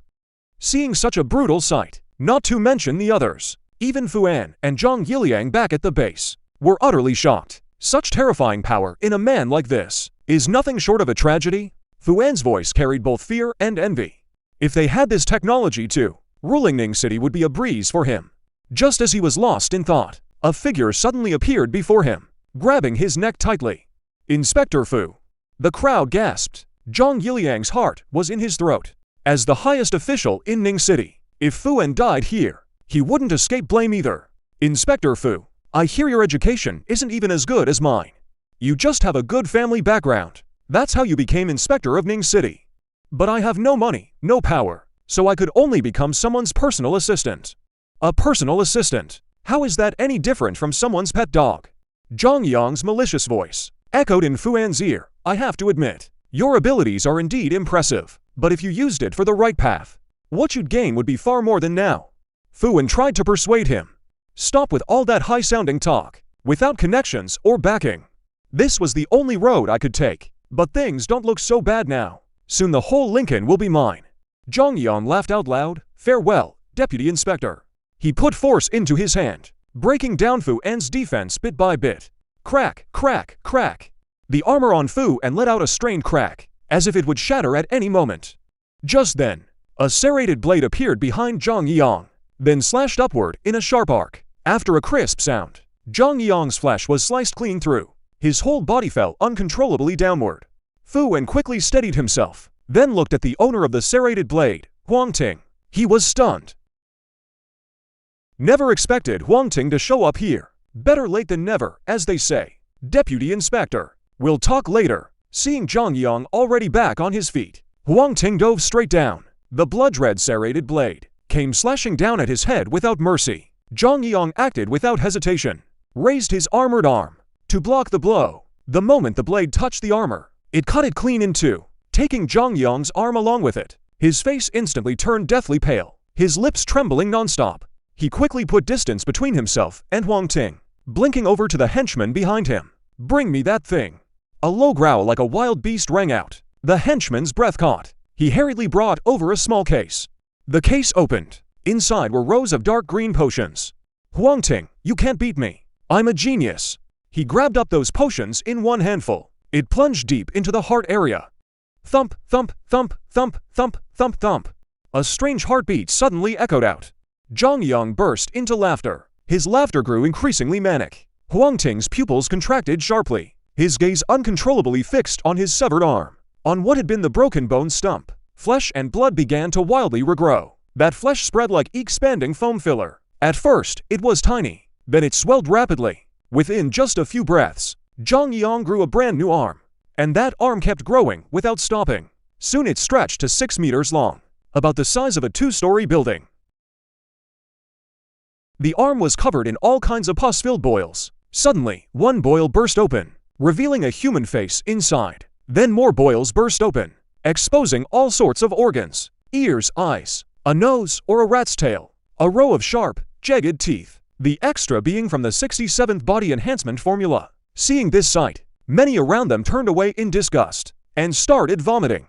Even the seasoned Fuan and Zhang Yiliang couldn't escape it either. One by one, they threw up violently. Huang Ting clicked his tongue twice, slightly disdainful. He had to admit, in his past life, when pollutants roamed everywhere, this look of yours could still rank among the worst. Later, all kinds of evil gods would appear, their power radiating across the blue heart, causing already mutated creatures to undergo even more unspeakable transformations. Such creatures no longer belong to the category of mutated beings. They had a more professional term, pollutants. Clearly, thanks to Zhang Yiyang's reckless actions, he had successfully turned himself into a pollutant, and the ugliest pollutant at that. With the appearance of this bizarre arm, the life-bound mech on Zhang Yiyang's body completely vanished. From this moment on, he is no longer a human being, but a complete and utter monster. A flash before his eyes, the eye of detection activated. Several lines of information appeared at once. Name, Contaminant Zhang Yiyang. Rank, Elite, Tier 4. Danger level, extremely high. Extremely high, Huang Ting chuckled, raising the blood-red serrated blade in his hand. An invisible energy radiated outward, instantly weakening Yiyang's aura by a few notches. This was thanks to the blade's second effect. Huang Ting had named it the King's Prestige. Having lost all reason, Zhang Yiyang had no idea what was happening to him. All he wanted now was to destroy everything in sight, and the first thing in his way was to eliminate the one who dared stand before him. He let out a furious roar, swinging his massive, deformed arm straight toward Huang Ting. Huang Ting had no intention of meeting the blow. His form slipped into the shadow space, vanishing from where he stood. The next second, he appeared behind Zhang Yiyang, swinging the blood-red serrated blade downward. Whether it was learned cunning this time, or just pure instinct, Yiyang stepped back slightly, and actually managed to dodge the strike. Huang Ting's attack missed. He slipped back into the shadow space. This void concealment module wasn't just for evading threats, it was also perfect for sneak attacks. As for whether this fighting style was a bit underhanded, Huang Ting didn't care at all. Survival was the greatest victory. If it meant ambushing, so be it. The ones who foolishly charge head-on at enemies, those are the real idiots. Slip in, strike out, ambush, then vanish again.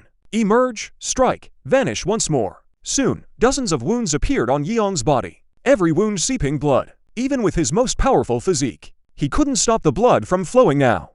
He emerged from the shadow space once again. Huang Ting gasped for a quick breath. His mana was completely drained. Now he could only face the enemy head-on.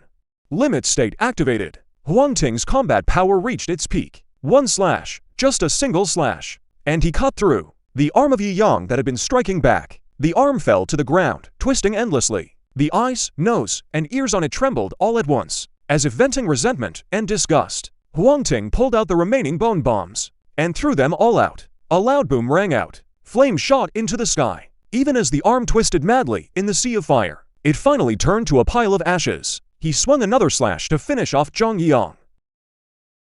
The familiar notification sound rang in his ears. Elite defeated. Zhang Yiyang, 4th rank. Obtained basic body enhancement formula blueprint 1. Vision landmark item for Ginger. Yiyang only dropped 2 items, but both were things that made Huang Ting feel absolutely overjoyed. Name, basic body enhancement formula. Quality, excellent. Type, blueprint. Effect, enhances the mech pilot's own physical condition.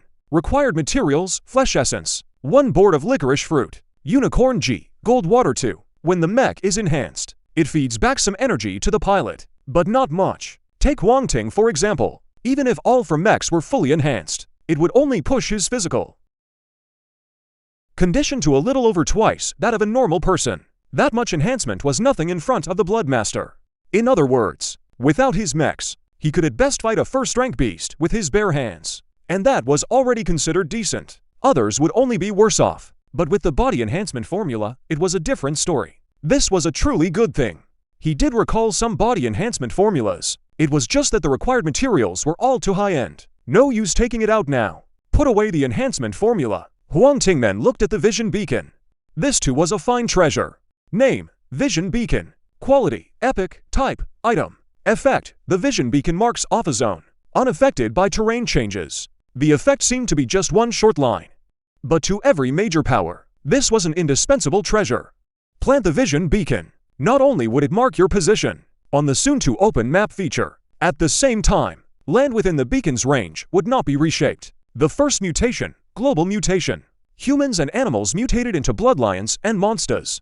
The second mutation, secret realms appeared, opening passages connecting to other worlds. The upcoming third mutation would expand the entire volume of Blue Star, and it would keep going on, expanding very fast in the early stage, only gradually stabilizing in the later stage. At the same time, various geological disasters and meteorological disasters struck frequently, making the living environment even harsher. With the vision beacons, no need to worrying about those things happening. Each vision beacon was 1 kilometer apart. Using these for vision beacons, Huang Ting centered on the abandoned building, enclosed a 1 square kilometer area.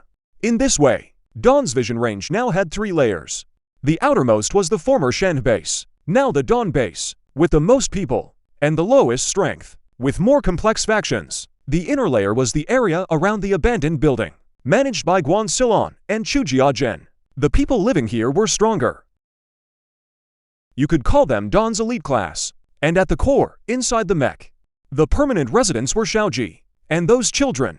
Besides them, only Guan Silon, Su Dahai and Chu Jiazhen's wife had been in. Even the people inside didn't know. There was an inner area, handling the matter of player Yang. Huang Ting started purging Dawn again.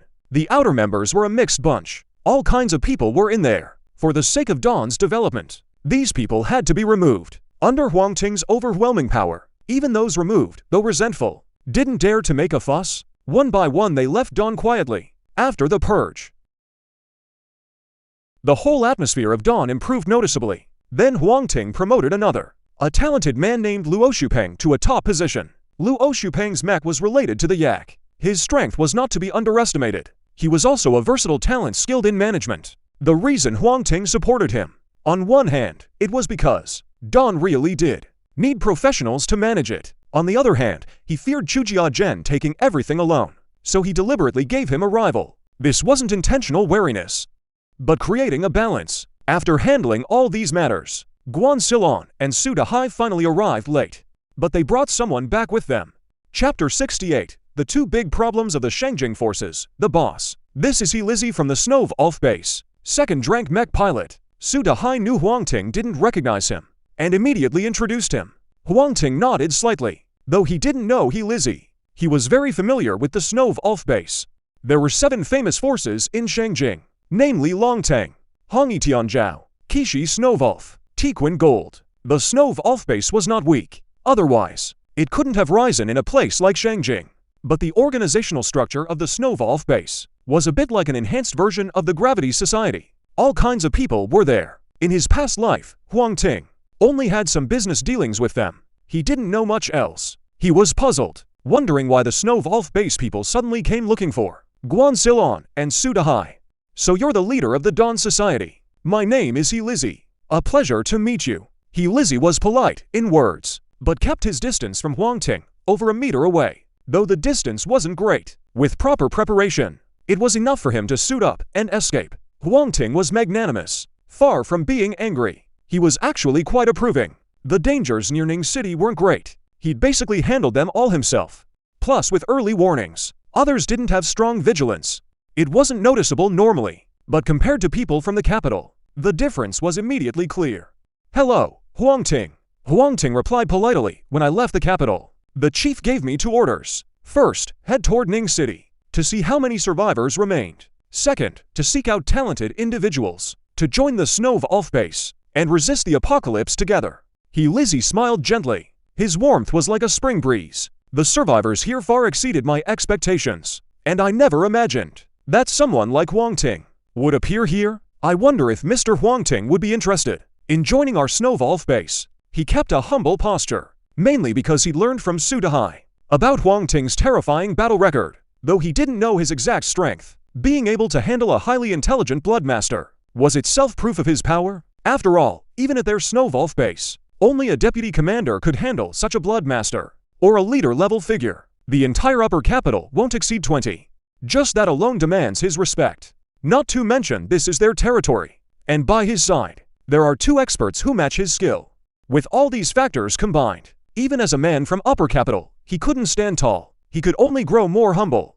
Join Snove Alf, then. Sorry, I have no plans to join any faction for now. You can ask someone else. Huang Ting shook his head. Snow Wolf base wasn't that strong. It ranked among the bottom 3. Such a faction clearly had no potential. In fact, even the top-ranked dragons or base, he wouldn't join either. Having a big faction for support is nice, but it also comes with many restrictions. Better to treat other factions as partners. That was the best approach. Hearing Huang Ting's refusal, Lizzie's face showed mixed emotions. If he could pull this master in, his reward would surely be substantial. Mr. Huang Ting, our Snow Wolf base's strength is among the best even in Upper Capital, not to mention our leader. Saying this, he glanced around, then whispered, our leader has already reached the peak of Tier 3, and is about to advance to Tier 4. With such a strong figure here, you needn't worry about safety at all. Is Tier 4 really that strong? If Snow Wolf's leader faced Changshan, he'd probably get beaten so badly he'd question his existence. No need for me to join. If there's a chance in the future, perhaps we can discuss cooperation. He once again rejected Lizzie's invitation. Then I look forward to next time. A flicker of ferocity crossed Lizzie's face, but he hid it well. Now wasn't the time to show his true colors. After he left, Sudahai's face turned cold. This guy doesn't look like a good person. The moment those words were spoken, Guan Silon and Huang Ting were both stunned, staring straight at him. Why are you all staring at me? That's creepy. Didn't think you, who's usually so carefree, could actually see that? Huang Ting looked him up and down, as if seeing Sudahai for the first time. I call it camouflage. How could I let others see my true self? In that case, I'll give you a mission. Accompany this Snow Wolf base guy around Ning City. See what trouble he runs into, and who he comes into contact with. Mission guaranteed to be completed. Sudahai happily took the order and left. Time quickly came to half a month later. With a loud boom, people were horrified to find the ground was expanding, and expanding at an incredible speed. Countless buildings collapsed rapidly, unable to withstand the expansion. Mutant creatures hidden in every corner also began to roar. For a moment, the whole Ning City was in chaos. Huang Ting silently watched the scene. His mood barely changed. World expansion is an inevitable trend. Only a planet strong enough can carry so many mutant creatures, can open the passage connecting to other worlds, can forge the grand spectacle of 100 races battling for supremacy. If it were on the original Blue Star, once a king rank made a move, the entire Blue Star would cease to exist. But looking at it from another angle, a Blue Star that weak probably couldn't have birthed a king rank. Such a powerful life form. The second tide should be coming soon. Once the tide ends, it's time to head to the capital. Ning City's pond is too small. It can't nurture the strong. Huang Ting lowered his eyes. Then he summoned Guan Silon again.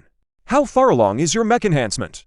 Just 10% more, and it can be enhanced to the limit. Probably needs about 10 more days. 10 days isn't too slow. How about those materials you had people collect? We've already collected 500 portions of flesh and blood essence, 68 portions of licorice fruit, 31 portions of unicorn fruit. As for golden water, haven't seen any yet. Golden water is a mid-tier material. Not many appear right now. Even if there are, people won't put them up for sale. Huang Ting happens to know a dungeon rich in golden water. We'll just make a trip there when the time comes. There's one more thing.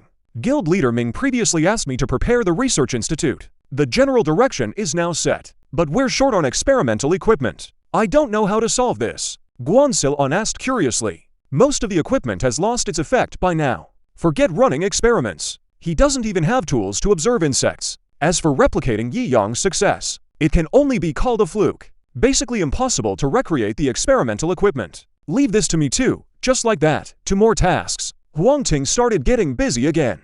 First thing to solve was the golden water problem. Following his memory, he searched for 2 straight days before finding that dungeon. Current location, outer edge of East Sea. Difficulty inside the area, hard. Description, an ocean polluted by contaminated materials from Qingdao. After coming into contact with a projection of some evil god's power, an even more terrifying mutation occurred. Kill or be killed is the only eternal truth here. Chapter 69, Mutant Seashells, Body Strengthening Secret Method Succeeds. A pungent stench of rot came with the roaring waves, carried over together. Huang Ting looked around. The black ocean churned endlessly. Mixed in were some tools of unknown purpose, and the corpses of sea creatures. Suddenly, a fish with a huge eye on its forehead burst out of the water, biting down on the corpse of a dead whale, tearing off a large chunk of flesh. The terrifying part was, the whale wasn't a normal whale either. Its once smooth body was now covered in dense, writhing tentacles. So why did Jinshui have to be in a place like this? After steeling himself on the shore, Huang Ting dove straight into the sea. In an instant, all kinds of smells rushed at him, leaving him dizzy and disoriented. At the same time, the marine life gathered all around, as if catching the scent of blood, surged toward him in a frenzy. He'd barely swum any distance when a strange octopus appeared before him, its body transparent, covered in white. From a distance, you'd mistake it for a pile of bones, drifting back and forth in the water.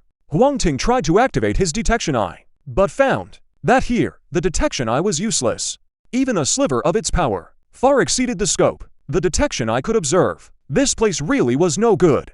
He drew his blood-red serrated blade and swung. The blade cut through the water with difficulty, slicing the bone-white octopus in two. Staring at the shattered corpse, Huang Ting's heart hardened. Based on his experience, that bone-white octopus was at most an elite monster of some rank. On land, he could crush it effortlessly, but in the ocean, his strength was severely weakened. The force of that strike just now would have been more than enough for a second-tier creature. In that brief moment of hesitation, dozens of creatures suddenly appeared around him, bizarre in every shape and form. In just a few bites, they devoured the bone-white octopus, clean down to nothing. Two of them, crab-like creatures, even started fighting over it. The creatures kept circling nearby. The moment one side showed weakness, they'd rush in to finish the job. The outcome was obvious.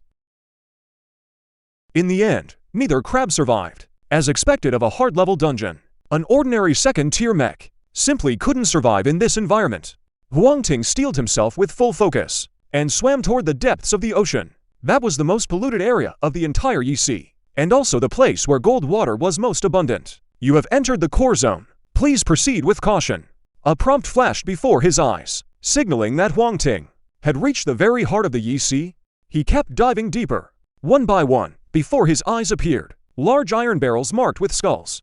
At that moment, thin strands of green liquid were seeping out from the barrels, and were then swallowed by the sea creatures that drifted past. At first, the number of barrels wasn't many, but as he went deeper, more and more barrels appeared, as if they were about to fill the entire seabed. Finally, after climbing over a hill, piled high with nuclear waste barrels, Huang Ting spotted a giant clam coiled on the ground. Its size was like a giant seashell as big as a basketball court. Sensing another creature's arrival, the clam opened its eyes at once. In that instant, hundreds of gazes fell upon Huang Ting. Being stared at by so many eyes at once, even Huang Ting couldn't help but feel a chill run down his spine. Suddenly, a long tentacle shot out from the shell, racing toward Huang Ting at full speed. Huang Ting dodged to the side. The tentacle grazed past his body and slammed hard into the iron barrels below. Dozens of barrels were smashed to pieces on the spot. Green substance gushed out rapidly, spreading through the nearby waters. Looks like I need to finish this fast, otherwise these pollutants could be lethal. If his mech hadn't been reinforced with antitoxin earlier, Huang Ting wouldn't have dared come here. After all, his real body was still very fragile. Those pollutants are no joke. They can even bypass mech defenses and invade directly. Only with the right enhancements could one barely resist the toxin's assault. Another tentacle shot out from the greenish seawater, then a second one, a third, quickly. Within this entire area, the mutated sea clam's tentacles spread everywhere. Whoosh, whoosh, whoosh, tentacles like long whips lashed fiercely toward Huang Ting.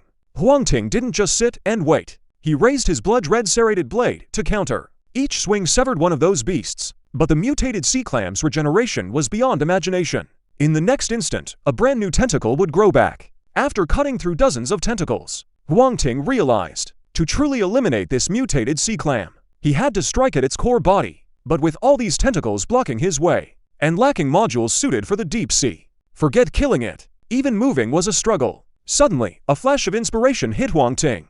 Since he couldn't kill it here, then he'd change the battlefield. Void stealth activated. He vanished straight into the shadow space. In an instant, the world turned gray and pale. His body continued to sink. No living thing existed in the shadow space, so Huang Ting could only rely on rough impressions to locate the mutated sea clam's body. Luckily, many large iron barrels were nearby, scattered in a pattern like trail markers, guiding Huang Ting to the right spot. This should be about the right place. Arriving above an open area, Huang Ting activated his limit state, raised the blood-red serrated blade, and slashed downward with all his might. Void stealth deactivated. The mutated sea clam appeared before his eyes, staring at the enemy suddenly above its head. Panic filled the hundreds of eyes of the mutated sea clam.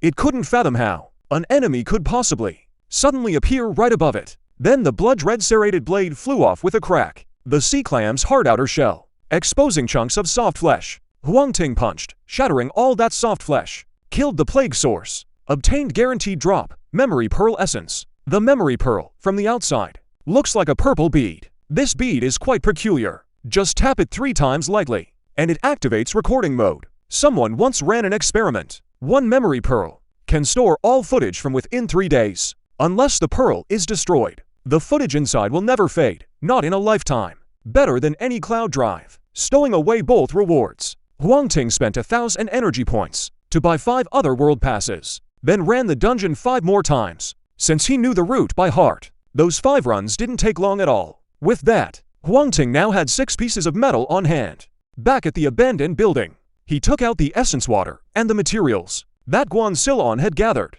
then pulled out the basic body enhancement formula. Generally speaking, potion blueprints can be used endlessly. This one was no different. 100 portions of flesh essence, 10 licorice fruits, 5 unicorn fruits, plus 2 portions of essence water. That's enough. He laid all the materials on the blueprint. A flash of white light, and a tube of red liquid appeared. Name, basic body enhancement potion. Quality, fine. Type, item. Effect, a perfect body enhancement potion. Though it's the basic version, after taking it, his physique would still see a major boost. The only pity is a person can only take it once. Chapter 70, Big Fish Eat Small Fish, seeking monthly tickets. He picked up the red potion, pulled out the cork stopper, and Huang Ting drank it all in one go. The potion was spicy on the tongue, like taking a gulp of hot pot broth. In an instant, Huang Ting felt an indescribable surge of heat, spreading rapidly through his entire body. From his chest to his limbs to every single cell, his body began to tremble slightly, as if countless electric currents were racing within him. Beneath his skin, thousands of tiny electric snakes seemed to slither, bringing waves of tingling sensations. As time passed, this feeling gradually transformed into an intense burning heat, like molten fire surging through his veins. On the surface of Huang Ting's body, a faint red glow began to emanate, as if wrapped in some mysterious energy. Suddenly his heartbeat quickened. Every pulse seemed to deliver newfound power throughout his body. A few minutes later, Huang Ting felt his body had undergone a dramatic transformation. His once heavy and sluggish body now felt incredibly light. His muscles became firmer and more powerful. Even fine veins could be seen bulging beneath the skin. Not only that, his senses became extraordinarily sharp. Even the faintest footsteps in the distance could be clearly detected. At the same time, his vision improved greatly. Even in darkness, he could see every detail clearly. This is the power of the enhancement potion. Even the basic version brings such a dramatic change. It seems this formula's enhancement effect is even better than I expected. He found a towel and casually wiped the sweat from his body. Huang Ting once again used the blueprint to craft 2 more enhancement potions. Then he called over Guan Silon and Su Dahai. Su Dahai had a bruise on his face. No one knew when he got hurt. Guan Silon stood quietly to the side, her eyes filled with curiosity. She knew Huang Ting rarely called both of them over at once. If he summoned them together, there must be something important to discuss. Huang Ting pushed the enhancement potions in front of them. 1 tube each. Drink up. If the boss values him this much, it must be something good. I'll drink mine first as a toast. Su Dahai hesitated. He picked up a tube and gulped it down.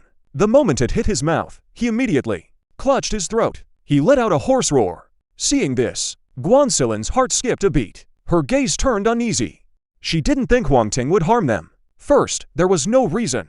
Second, there was no need for poison. It's just that this potion clearly didn't taste good. Otherwise, Su Dahai wouldn't have reacted like that. Alright, stop acting. It doesn't hurt that much. If Huang Ting hadn't already drunk one himself, he might have actually been fooled by Su Dahai's act. Just kidding. Just kidding. Su Dahai lowered his arm. He chuckled. Bang, no sooner had he spoken than Guan Silon slapped him.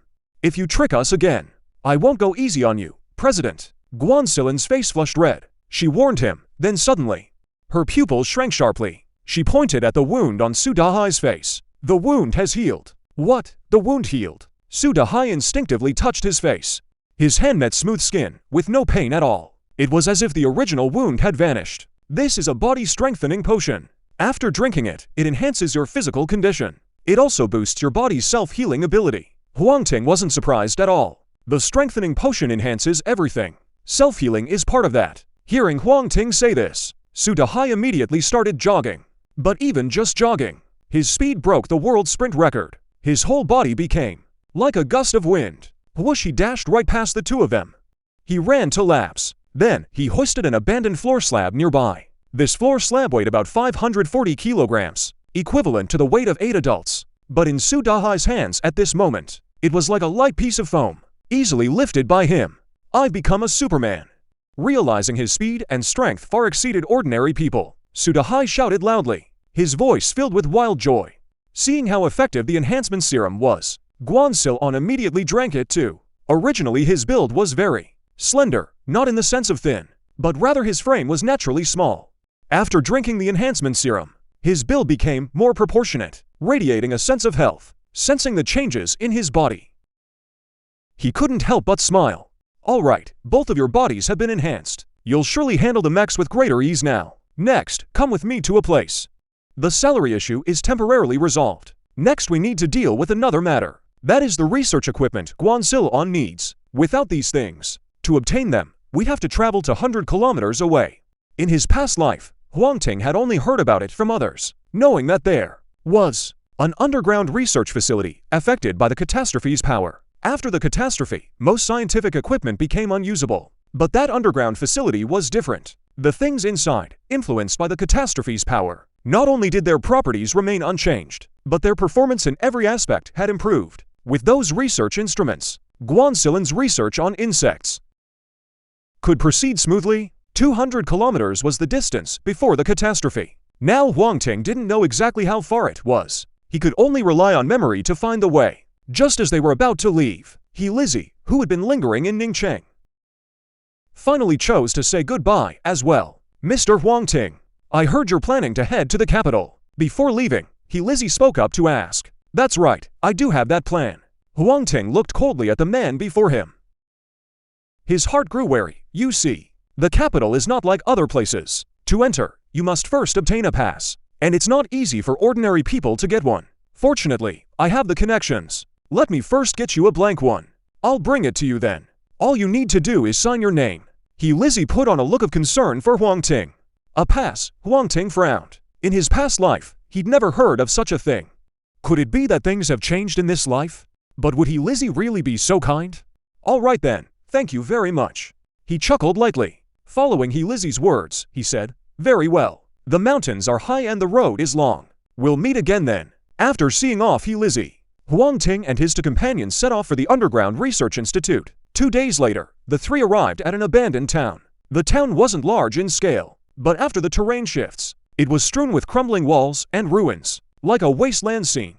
The moment the three stepped onto the ground, it suddenly trembled. The broken walls that had barely been standing could no longer hold on. With a crash, they collapsed, kicking up a huge cloud of dust. Suddenly, a ferocious head emerged from the dust. Then, hundreds of steel-like limbs extended outward at once. A mutated centipede. Huang Ting instinctively frowned. Centipedes aren't insects, but they do belong to the insectoid race. The insectoid race covers a very broad category. Logically speaking, he could extract the genes of this centipede before him too. But at this size, swallowing it whole wouldn't be easy. Before he could think further, above the centipede's head, an even larger head suddenly appeared, and swallowed it in one gulp. Huang Ting saw the full shape of that head. It was a snake. Chapter 71. The mutated giant snake arrives, begging for golden tickets. Kill, kill, kill. Harsh scraping sounds rang out one after another. Only when the dust had fully settled, did the three of them finally see that at some unknown point, before them, was already packed with mutated snake monsters of all sizes. I heard there's a town outside Ning City called Snake Town. Every household there makes a living raising snakes. Could this be the place? Sudahai said, trembling with fear. Even though he knew these mutated snakes weren't all that powerful, being suddenly surrounded by dozens of snakes would scare anyone. Luckily, over this period, he'd already seen quite a few mutated creatures. If this had been back when the catastrophe first began, he probably would have gone weak in the knees from fright. It's fine, just think of them all as enhancement materials, and you won't be scared. Huang Ting pulled out his blood-red serrated blade, locking onto the giant snake that had bitten off the mutated centipede's head. Of all the snakes before them, that one had the biggest body and the greatest strength. Too bad snakes, though called longworms, aren't actually part of the insect race. Otherwise, we could have had snake soup tonight. A bold idea flashed through his mind, and Huang Ting lunged forward, charging straight at the mutated giant snake. The giant snake seemed to know how deadly the blood-red serrated blade was.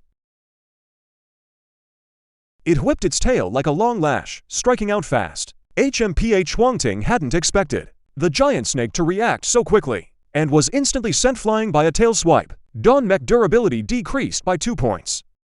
"Boss, Captain," two worried voices rang out. "I'm fine, you to go deal with the other snakes." Huang Ting bent his legs and kicked off, charging back to the giant snake's front. Perhaps because the opponent's level was too high, the eye of detection could only give a vague piece of information now, roughly inferring that this mutated giant snake was a third-tier creature. Combined with the surroundings the underlings following him came to see, it's very likely a third-rank leader class. Street rank represents potential. It doesn't always accurately represent strength. For example, if someone has a high street rank, like Street 4 or Street 5, but their attribute enhancement is only Street 2, then they can only handle a Street 2. Can't even beat a Street 3. Of course, most people max out their attribute enhancement first, then rank up. So generally, rank can be seen as strength. The reason Huang Ting was thinking so much was purely because the mutant serpent before him wasn't. Once it advances to rank 4, this mutant serpent's body would become even more massive, becoming something like Ran. Forcing its way to rank 6, horns would sprout from its forehead, transforming into something else entirely. If it breaks through to rank 9 and above, it would become a true dragon. Of course, that step is still very far away. Too early to talk about that now. Seeing Huang Ting charge at it again, a flash of anger passed through the mutant serpent's eyes. It was the king of this region. How could it tolerate a little bug coming to provoke it? With a dragon's tail whip, it kicked up a huge cloud of dust, heading straight for Huang Ting. This time Huang Ting didn't let his guard down. He dodged aside, then stepped onto the mutant serpent's tail. Raising the blood-red serrated blade with both hands, he struck down hard. Who knows what material those serpent scales were made of? The moment the blade struck, sparks flew everywhere. The mutant serpent's scales shattered, revealing patches of white flesh beneath. Clearly, that strike had dealt it serious damage. The wounded mutant serpent grew even more frenzied, but Huang Ting just smiled slightly. Anger can certainly bring experience, but it also makes one lose composure. The same applies to the mutant serpent. Limit state activated. Huang Ting vanished into the shadow space. When he reappeared, he was right at the serpent's 7-inch weak spot. He took out the gargoyle heart. A beam of grayish-white light shone down upon the mutated serpent. The serpent's movements froze instantly. Then Huang Ting raised his blood-red serrated blade and sliced clean through the 7-inch mark. A massive wound appeared. Blood sprayed out without restraint, soon dyeing the surroundings a bloody red. Mutant Snake King slain. Obtained Great Beast Soul 11, Great Blood Essence 11, Tough Snake Hide 5, Venomless Snake Fangs 2, Antidote Snake Gallbladder, Item 1. Though the venomless fangs carry no poison, they can be used to enhance weapon attachment modules, adding sharpness. They count as a little treasure. The Antidote Gallbladder, as the name implies, can neutralize a portion of toxins. This isn't aimed at the mech itself, but at the mech's pilot. Take the earlier Yihai dungeon for example. If someone got contaminated inside, the Antidote Gallbladder could cleanse it. He stowed away the materials. Huang Ting sat quietly to the side, watching Guan Silon and Su Dahai fight. Guan Silon isn't suited for this kind of fast-paced combat. Her mech ability leans more towards strategy, like creating a space filled with spores. Any living thing that enters gets parasitized instantly, and eventually drained dry. Earlier, when facing the Blood Fiend, her ability proved quite effective. Compared to her, Su Dahai's fighting style was plain and unadorned. Too lazy to think about how to fight, Su Dahai simply used his earth-manipulating ability to forge a giant hammer. When he met an enemy, he'd just charge in and swing the hammer wildly. And he also used the earth to form a layer of earthen armor around himself. Ordinary mutant creatures could never break through the earthen armor's defense. Able to attack and defend, a fighter like him is absolutely a killing machine. Before long, the two had wiped out all the remaining mutant serpents. After checking around and finding no living people in the variety show, the three of them rested for a while, then continued heading toward the Underground Research Institute, perhaps because the living space had grown larger. The number of mutated creatures encountered on the way had dropped significantly, but everything has its pros and cons. There were fewer mutated creatures, yet the ones remaining were all formidable. In several battles, Su Dahai's earth armor was shattered again and again. nearly draining the mech's original durability. This should be the place. Look around for any entrance. A week later, Huang Ting studied the small hill before him, gradually merging with his past life memories. Hearing this, Guan Silon and Sudahai immediately split up, searching for an entrance. Another 2 hours passed. Sudahai's excited voice rang out, "I found it." Huang Ting and Guan Silon rushed over at once. Sure enough, they spotted a silver-white alloy gate, hidden deep beneath a pile of weeds. "Stand back, I'll break it open." Signaling the two to move away, Huang Ting switched to the giant god mech. After the switch, the attributes remained the same as the original Dawn mech, only the exclusive module changed from limit state to giant god. Stepping back, he raised the blood-red serrated blade. Huang Ting let out a mighty roar and swung down fiercely. The originally hard alloy gate was instantly slashed open with a huge gash. 2 more swings revealed a wide triangular opening. Once inside, be extra careful. The dangers in here are far greater than outside. After repeated warnings, Huang Ting was the first to crawl through the opening. Guan Silon and Sudahai followed close behind. Chapter 72, The Secret to Walking the Path of the Strong. The underground space was not dim. On the surrounding walls were embedded thumb-sized light bulbs. Who knows what power source these bulbs use, that they still glow even now. The top floor held the security room and some staff rest rooms. Huang Ting and the others followed the signs, heading straight down into the earth. "Boss, this elevator still works." "That's really strange." Sudahai pointed at a small display screen in surprise. After the apocalypse, even light bulbs stopped working, let alone elevators. It was precisely because of the long past life, having not used technological items, when Huang Ting was just reborn. Using a phone felt so clumsy. Meanwhile, Sudahai had already pressed the elevator button.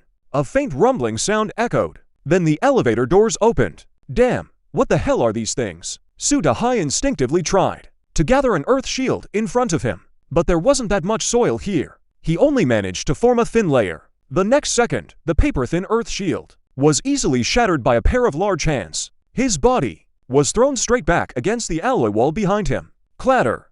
7 or 8 monsters swarmed out of the elevator. They had human bodies, but another part of their bodies was fused with various experimental instruments, looking incredibly bizarre.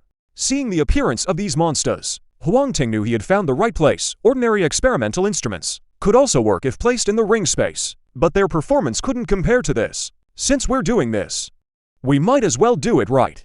Clearing this underground research facility isn't difficult. If we don't act now, and someone else beats us to it later, that would be a shame. "Boss, can I make a move?" Guan Silon asked softly. He wasn't afraid of these monsters, but worried that if he struck too hard, it would damage the equipment on them. "Don't worry. Go all out. What you see is just the surface. What drops out is the real treasure."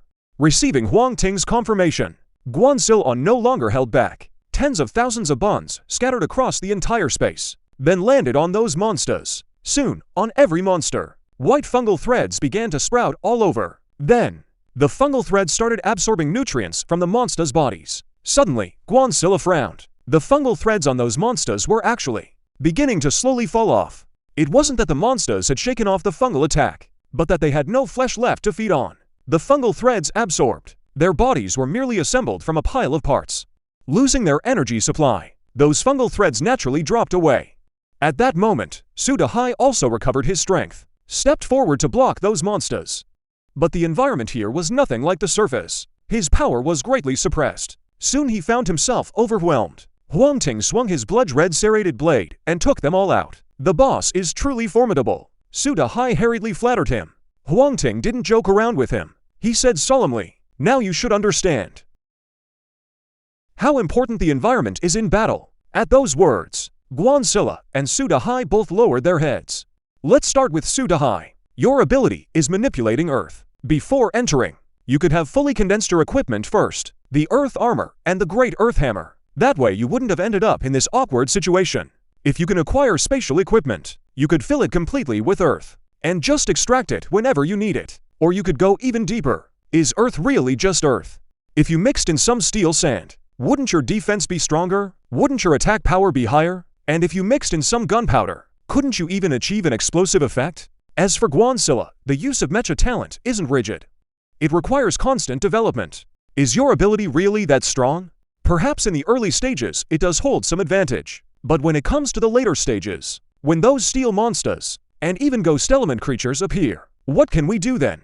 You can use mold and trichoderma fungi. They can even corrode magnesium alloys, so you can definitely cultivate fungi with different properties to adapt to different combat scenarios. That shouldn't be hard for you, right? Huang Ting's voice echoed through the empty underground research facility. What he was saying could already be called top secret. These were truly the key insights for walking the path of the strong.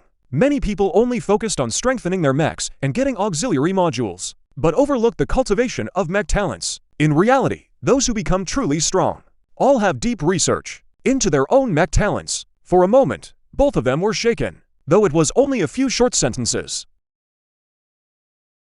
It showed them a path belonging to the strong. Guan Silon was deeply moved by this. She and Chuhui were good friends, and had heard from him about Huang Ting's ability to eat insects raw before. Combined with the abilities Huang Ting's mech had displayed, wasn't this exactly an application of mech talent? She was still thinking, when Su Dahai had already scurried out excitedly. In no time at all, he came running back down wearing a suit of earthen armor, carrying a giant hammer. However, the giant hammer in his hand seemed different from usual. It had some sharp protruding objects on it. Looking at it overall, it didn't seem like a giant hammer, but rather a spiked club. I embedded some iron shards I'd looted before into it, and used my mech talent to fuse them together, and it became like this. As he spoke, Su Dahai tried swinging it a few times. A fierce gust of wind rushed out, making people feel a sense of dread. Not bad, not bad. Looks like you've got a pretty clever head on you. Alright, remember what I said. Don't tell anyone else about this. Let's keep going. Perhaps because large equipment was being transported, the elevator's interior was very spacious. Fitting a mech inside was no problem at all. After cutting down the droppings, Huang Ting and Guan Silon deactivated their mech forms and moved to the very back of the elevator. Su Dahai stood guard in front of them. Luckily, the ambush on open didn't continue. The three reached the lower level safely. Unlike the upper floor, the light down here was very dim, and in the corners there were often piles of things that looked like muscle tissue. Su Dahai mustered his courage and poked at the muscle tissue. It burst open, leaking out some unknown pus. Huang Ting, being cautious, frowned slightly. In his past life, he'd only heard of this place, never actually seen it. So everything before him was unknown. To be safe, he could only slow down their pace. Not long after the three left, and I suddenly grew on that muscle tissue, staring intently at the direction Huang Ting and the others had gone. Boss, I keep feeling like someone's watching us. As they walked, Su Dahai suddenly said. Huang Ting didn't answer. His senses were sharper than Su Dahai's. He'd long known something was watching them. Watch out, Guan Silon. Without any warning, in an instant, a red beam shot out from the wall beside them, falling towards Su Dahai's head. Diagram 73, second wave incoming. Su Dahai reacted immediately. His earthen armor quickly transformed into a shield above his head, but the red beam sliced through easily. The earthen shield was about to fall on his head. Then, with a loud bang, a dark figure flew backward off the wall. Huang Ting lowered his fist, his sharp gaze fixed on the dark figure he'd just sent flying, which had already vanished. Of course, it wasn't because he destroyed it, but because that dark figure, the moment it touched the wall, it got sucked right in. Thinking back to just now, Black Eagle also attacked from within the wall. Huang Ting had a few guesses forming in his mind. Don't get near the walls. I suspect this whole underground research facility is one giant monster. Or rather, some monster has already taken over this area. This type of monster isn't all that rare. The vines that attacked him in the botanical garden earlier belong to this same category of monster. It's just that this one here is a bit more bizarre. Hearing Huang Ting speak up, Su Dahai immediately backed away from the wall. Guan Silon also moved closer to Huang Ting. The next second, three more dark figures emerged from the wall, bursting out instantly like breaking through a thin membrane. They each held a laser sword in hand, radiating waves of terrifying heat. That was the very thing that attacked Su Dahai just now. Its attack power is no joke. It can easily pierce through his earth shield defense. The dark figures looked on the outside like robots clad in bionic skin, though not as terrifying as the bloody tendrils. The uncanny valley effect still lingered in everyone's mind. This time, the three reacted in time and took them all out. The bionic robots' bodies were quite fragile, about on par with a first-tier bloodstone. The only thing to watch out for was the laser swords in their hands. Aside from Huang Ting, who could withstand them, the other two couldn't take more than a couple of hits. before their mech durability hits 0. Strange, why no kill notification? Sudahai was baffled. He looked down at the ground. Those bionic robots' bodies were actually merging back into the floor. Within a few seconds, 6 dark figures emerged from the ground. Each one still held a laser sword in hand. Seems like unless we take out the big boss behind this, these bionic robots won't disappear. Look around for any entrance or anything unusual. Huang Ting slew all 6 bionic robots in one sweep. Then he quickly began searching around. Sudahai and Guan Silon each split up to look as well. Soon Huang Ting spotted an empty room. The room had nothing else in it, only a machine that looked rather strange. He felt suspicious in his heart, secretly activated his detection ability. Name, level, danger rating extremely high. Just as he had expected, the machine before him was clearly a monster formed under the influence of calamity power. He pretended not to notice and moved forward to strike it with his blade. Unexpectedly, the machine monster was even more alert than him. It began transforming in the blink of an eye. A strange creature similar to a transformer appeared, the only difference being, this one wasn't truly made of machinery. Its abdomen was embedded with rows of human faces, wrapped around its body like a belt. Test subject, test subject. Suddenly, all the faces twisted at once. Their eyes bulged wide, staring intently at Huang Ting. As the machine monster kept muttering, bionic robots crawled out from the walls one by one, appearing inside the room, surging toward Huang Ting.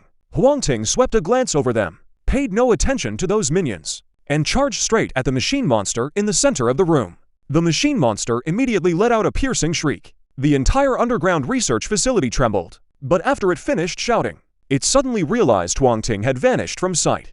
Inside the shadow space, Huang Ting's footsteps stopped for the first time. In what was originally a gray, blank expanse, a faint phantom of the machine monster had actually appeared. But the phantom was hard to make out clearly, vague and indistinct. This had never happened before. Perhaps there were 2 possibilities. 1. The machine monster before him had a body that was mostly machinery, so it could be captured by the shadow space. 2. After the mech armor was enhanced, even living beings could be revealed. Huang Ting hoped it was the latter, but I'll have to wait until we leave the research institute to run the experiment. Now that he had a clear target, he no longer hesitated. He climbed atop the machine monster. The wound then revealed its blood-red form. He swung the serrated blade down. The strike was fast and fierce, cutting the machine monster clean in half. Huang Ting was about to leave when he felt a numbness in his hand. A powerful current surged out from inside the machine monster, racing wildly through his body. The laser sword of another bionic robot nearby was about to land on him. Huang Ting suddenly had an idea. With a thought, a pitch-black seed grenade appeared in his hand. Boom! The seed grenade exploded violently, blasting Huang Ting away. The mech's durability dropped by 3 points. As for the machine monster, first cut into by his blade, though it didn't trigger the bleeding effect, it did disrupt its internal functions. And with that explosion on top, it clearly had no strength left to fight, just thrashing around on the ground.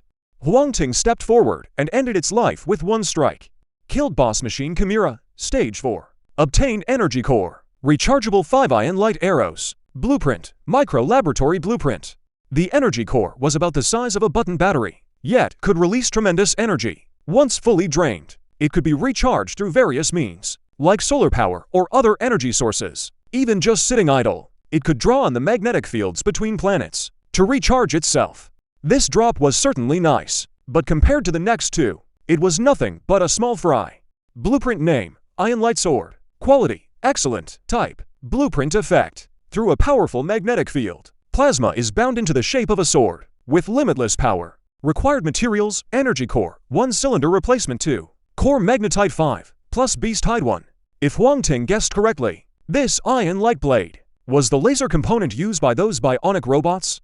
The cylinder replacement and core magnetite would appear in some dungeons. Not hard to find. The only thing missing was the energy core. That one's not easy to get. The ion light blade blueprint can be reused, meaning it can craft 5 ion light blades. And this blade's damage is extremely powerful. It won't fall behind even at tier 3. Putting away the ion light blade blueprint, Huang Ting couldn't contain his excitement. He opened the last drop. Blueprints come in 2 types, regular and construction. Regular blueprints are for various weapons, auxiliary modules or items, and construction blueprints, as the name suggests, are blueprints for building structures, like a common quality single-person cabin blueprint, or something high-end like what he had here. Blueprint name, Mini Laboratory, Quality, Epic, Type, Blueprint. When unfolded, you get a 10 by 10 meter mini laboratory. The lab comes equipped with basic experimental instruments. Required materials: nanocarbon fiber 100, superalloy 150, ghost glass 70, energy crystal 50, and liquid metal 50. Seeing the required materials above, he smiled bitterly. These materials weren't hard to find. They were scattered across the major dungeons, but gathering them all would still take some time. Just then, Guan Silon and Suda Hai rushed over. We ran into monster attacks in another room too. Luckily they weren't that strong, and we've already dealt with them. And the equipment they dropped is about enough for me to complete my most basic research work. Guan Silon reported. Huang Ting was about to speak when a ding suddenly rang in his ear. In 3 days, the first wave of tide will arrive. Everyone, please be prepared. There are 71 hours, 59 minutes, and 59 seconds left until the tide arrives. Chapter 74, Demon Contract Lightsword Distribution. The arrival of the tide surprised Guan Silon and Suda Hai, but Huang Ting had anticipated this long ago. His face showed little surprise. Instead, his expression carried a hint of delight. What a coincidence! Perhaps with this tide, I can gather all the materials I need.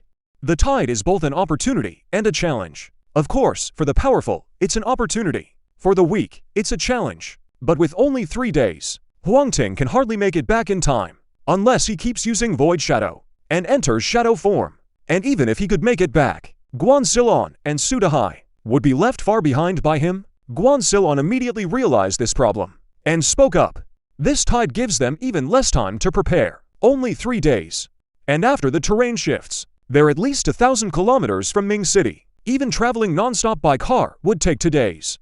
And if they encounter mutated creatures along the way and get delayed, they definitely won't make it back. Huang Ting chuckled. I am the Dawn Society's leader, but not their babysitter. Some storms they must face on their own. If I rush back to help them through this tide, what about next time? If there's a second tide, there will be a third, and perhaps more after that. I can't protect them forever. Having said that, Huang Ting's expression turned cold. If they can't even survive one tide, then it's better they disappear sooner rather than later. Since Huang Ting had already made his decision, the two naturally had no objections. Meanwhile, in Shangjing, at the Snowwolf base leader's office, Lizzie lowered his head, his eyes filled with fear. Before him stood the Snowwolf base's supreme leader, the man known as the Snowwolf, Fan Raizhong. Fan Raizhong, known as the Snowwolf. Fan Raizhong. He was originally a famous figure in the underworld of the capital, nicknamed the Bloodwolf. When the great disaster struck, he felt the name Bloodwolf didn't sound good, so he changed it to Snowwolf. And using his own underlings as a foundation, he quickly gathered a large group of people, establishing the Snowwolf base. Up to the present day, the Snowwolf base has become one of the capital's 7 major powers. Its strength cannot be ignored. From what you say, this Huang Ting is truly a talent. What, does he think our Snowwolf base is too small to accommodate him? Some kind of supreme Buddha? Fan Raizhong said calmly, as if talking to himself. He's hardly a Buddha. At best, he's a minor deity. With the leader here, no matter how capable he is, he can't stir up trouble. Lizzie let out a chuckle, his body trembling slightly. This man before him, whether before the apocalypse or after the apocalypse, was someone he could never afford to provoke. His fear was only natural. Leader, I think that guy's strength is considerable. If we could bring him into the fold, our Snowwolf's power would definitely increase significantly. So I want to use that thing to keep him in check. Seeing Fan Raizhong's expression was still fairly calm, Lizzie continued. Hearing about that thing, Fan Raizhong clicked his tongue twice, a fierce glint flashing in his eyes. It wasn't directed at Lizzie, but rather recalling not long ago a dungeon he had just gone through. He thought it was just a simple dungeon, but unexpectedly, all his men were killed. Even he barely managed to clear it, scraping by with his life. The reward for clearing the dungeon wasn't anything flashy, just a brand new piece of white paper. The only difference from ordinary paper was the intricate patterns on it. It gives one a feeling of being lost in it. This contract, named after the devil. Once the contract is sealed, all those who take part in signing it must abide by the contract's rules. After a long silence, he suddenly burst into laughter, turned and walked over to a safe, fiddled with it briefly, then with a click, the safe swung open. Lizzie wanted to see what was inside the safe, but out of fear, in the end, he didn't dare to look up. He didn't wait long. Fan Raizhong, holding a blank sheet of paper, came back before Lizzie, placing a hand on his shoulder, said softly, This is what you need. Go on, you must bring him back to me, understand? Yes, yes, yes, I'll definitely bring him back to you.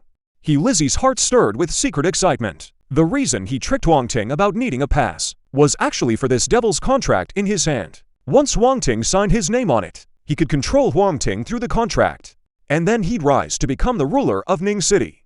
As for Shang Jing, he'd have to be insane to come back. Rather than play errand boy for Fan Rai Zhang here, better to be a local tyrant in Ning City. Besides, after the third mutation, the distance grew from Ning City to Shangjing, at least 7 or 8,000 kilometers. With that kind of distance, Fan Rai Zhang couldn't possibly send people to cause him trouble. After all, if too few came, they couldn't beat Huang Ting and his men at all. And if too many came, humph, the other 6 major powers wouldn't let the greatly weakened Snowvolf base off the hook. He could escape Fan Rai Zhang's control and win over a strong man like Huang Ting, while secretly taking charge of all of Ning City. Now that was truly killing 3 birds with 1 stone. Before the second tide arrived, most people's mechs had already reached level 2. Plus, having experience from the first tide, they held out with relative ease, without suffering much loss. Back at dawn, Huang Ting had no idea he'd been set up. He was busy gathering materials. Soon, 5 iron lightsabers appeared before him. When not activated, the iron lightsaber looks much like a stun baton. But once activated, the tip immediately erupts with contained plasma. 5 lightsabers. Guan Silon took 1. Chu Jia Zhen and Chu Hui each took 1. The remaining 2 were meant for Su Dahai and Li Miaxing. After all, those 2 were core figures at dawn. But Su Dahai said he had his earth hammer, and it felt great to use. No need to switch weapons. He also worried the iron lightsaber might hurt him by accident, so he gave it up. Li Miaxing, meanwhile, focused on logistics. With few chances to fight, an iron lightsaber would go to waste in his hands. Since neither wanted one, Huang Ting had to store them in the guild warehouse, priced at 10,000 contribution points. The top-tier members right now had around 8 to 9,000 points. With a bit of effort, within a week, they could earn that iron lightsaber. But Huang Ting underestimated how tempting the lightsaber was to these people. All at once, everyone at dawn went crazy, hunting monsters and dungeons everywhere for contribution points. In just 3 days, someone gathered 10,000 points and immediately redeemed the lightsaber. His name was Yan Miao, around 23 years old, fairly handsome, a bit like that studious guy with glasses vibe. When his mech unfolded, it looked like a mix of tiger and bear, radiating fierce killing intent. According to Yan Miao, on the day of the cataclysm, he took a sip of liquor and awakened this mech. As for the liquor's ingredients, tiger penis, bear bone, and various other materials. Hearing Yan Miao's account, Huang Ting looked puzzled. If he remembered correctly, in his past life, an Honghai's top general was indeed named Yan Miao. Chapter 75, Situation Dungeon. Even though he knew Yan Miao's identity, Huang Ting didn't say much more. In truth, within Dawn, a complete reward system was already in place. As long as Yan Miao had the skill, he'd rise up. Besides, his mech was so powerful, staying low-key wasn't even an option. Yan Miao happily took the light sword and left, drawing envy from many. After thinking it over, Huang Ting cleared the artsy dungeon a few more times, farming some basic body enhancement serums. Each serum cost 8,000 contribution points. At first, few redeemed them. After all, they didn't know what these enhancement serums could do. But where there's a first, there's a second. And a third came quickly. Soon, the whole of Dawn knew the power of the body enhancement serums from an ordinary person. In an instant, becoming stronger than even the best special forces soldier. With a serum like that, people would sell everything they owned to get it. People rushed to contribute materials for points, then use those points to redeem the enhancement serums. In the blink of an eye, all the serums were gone. Left with no choice, Huang Ting kept farming dungeons.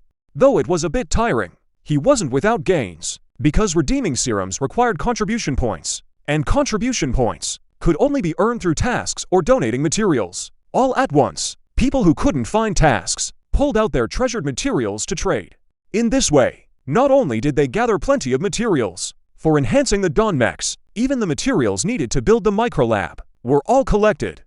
This went on for 7 straight days, until the contribution points in the first echelon's hands were completely spent. And so this grand drama finally came to a close. While everyone was still basking in the joy, Huang Ting calmed his mind and quietly took stock. The situation in Ning City had largely stabilized. Feng Hua, after the deaths of An Honghai and Zhang Yiyang, had completely lost its top leadership. The remaining members joined the University Alliance, the Ning City base, and his own Dawn base. As for the Gravity Council, he had overestimated that ragtag bunch. After losing their leader Shai Rong, the remaining vice leaders, fighting over the top seat, scrambled for power and profit, and ran the Gravity Council straight into the ground. Most of the council leaders chose to pledge allegiance to the three remaining major powers. Only a few stubborn holdouts were left huddling together. With that, the situation in Lin City became crystal clear. Only three major forces remained: the University Alliance, the Ning City base, and the Dawn base.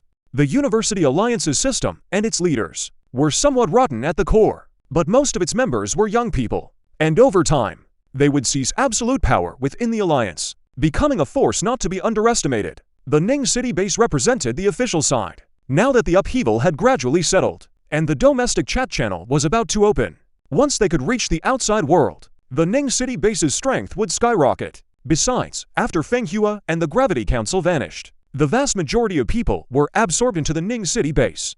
So purely in terms of numbers, the Ning City base was even stronger than the Dawn base was now. As for the Dawn base, there wasn't much to say. After the screening process, the remaining people couldn't be called absolutely trustworthy, but they were more than good enough to use. With Chu Jiazhen, that old hand of the world, plus Luo Xuping, that professional management talent, keeping the whole base running was no problem at all. On the contrary, the Dawn base's biggest problem was Huang Ting himself. As long as he stood firm, the Dawn base would be safe, but if anything happened to him, the Dawn base would fall apart in an instant. He weighed the forces in Ning City. Huang Ting gazed into the distance, looking toward the capital.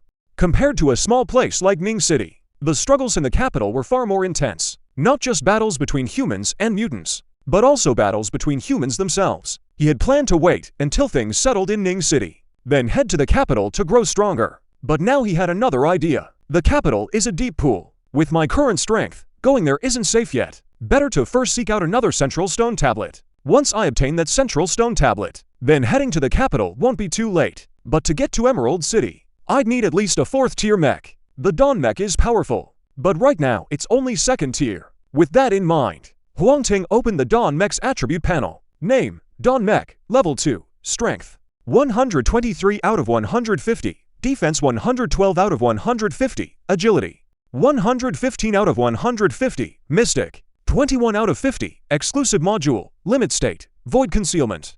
When limit state is activated, all attributes increase by 50%. Advancing the mech increases duration and amplification. When void concealment activates, you enter a shadow space, undetectable by the real world. Advancing the mech extends the time you can stay in the shadow space. Just looking at the attributes, the Dawn mech already meets 4th tier standards. But Huang Ting still felt it wasn't secure enough. Emerald City was already far from Ning City.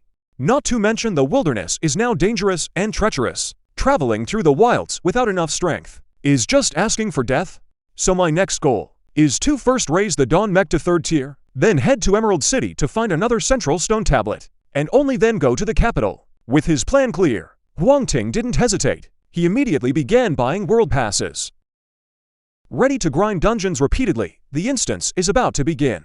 Welcome to the other world. Current location: Green Hell. Outer zone: difficulty normal. Description: vegetation grows wildly, dense branches and leaves. All traces of civilization are hidden by greenery. Here you can only feel the desolation of emptiness and the fear of being insignificant. Huang Ting's gaze fixed tightly on the prompt text before him. From the description, it's not hard to see. This dungeon must have plenty of creatures. What's worth noting is the last paragraph. Desolation of emptiness is easy to understand. After all, it's a solo dungeon. But what does the fear of being insignificant mean?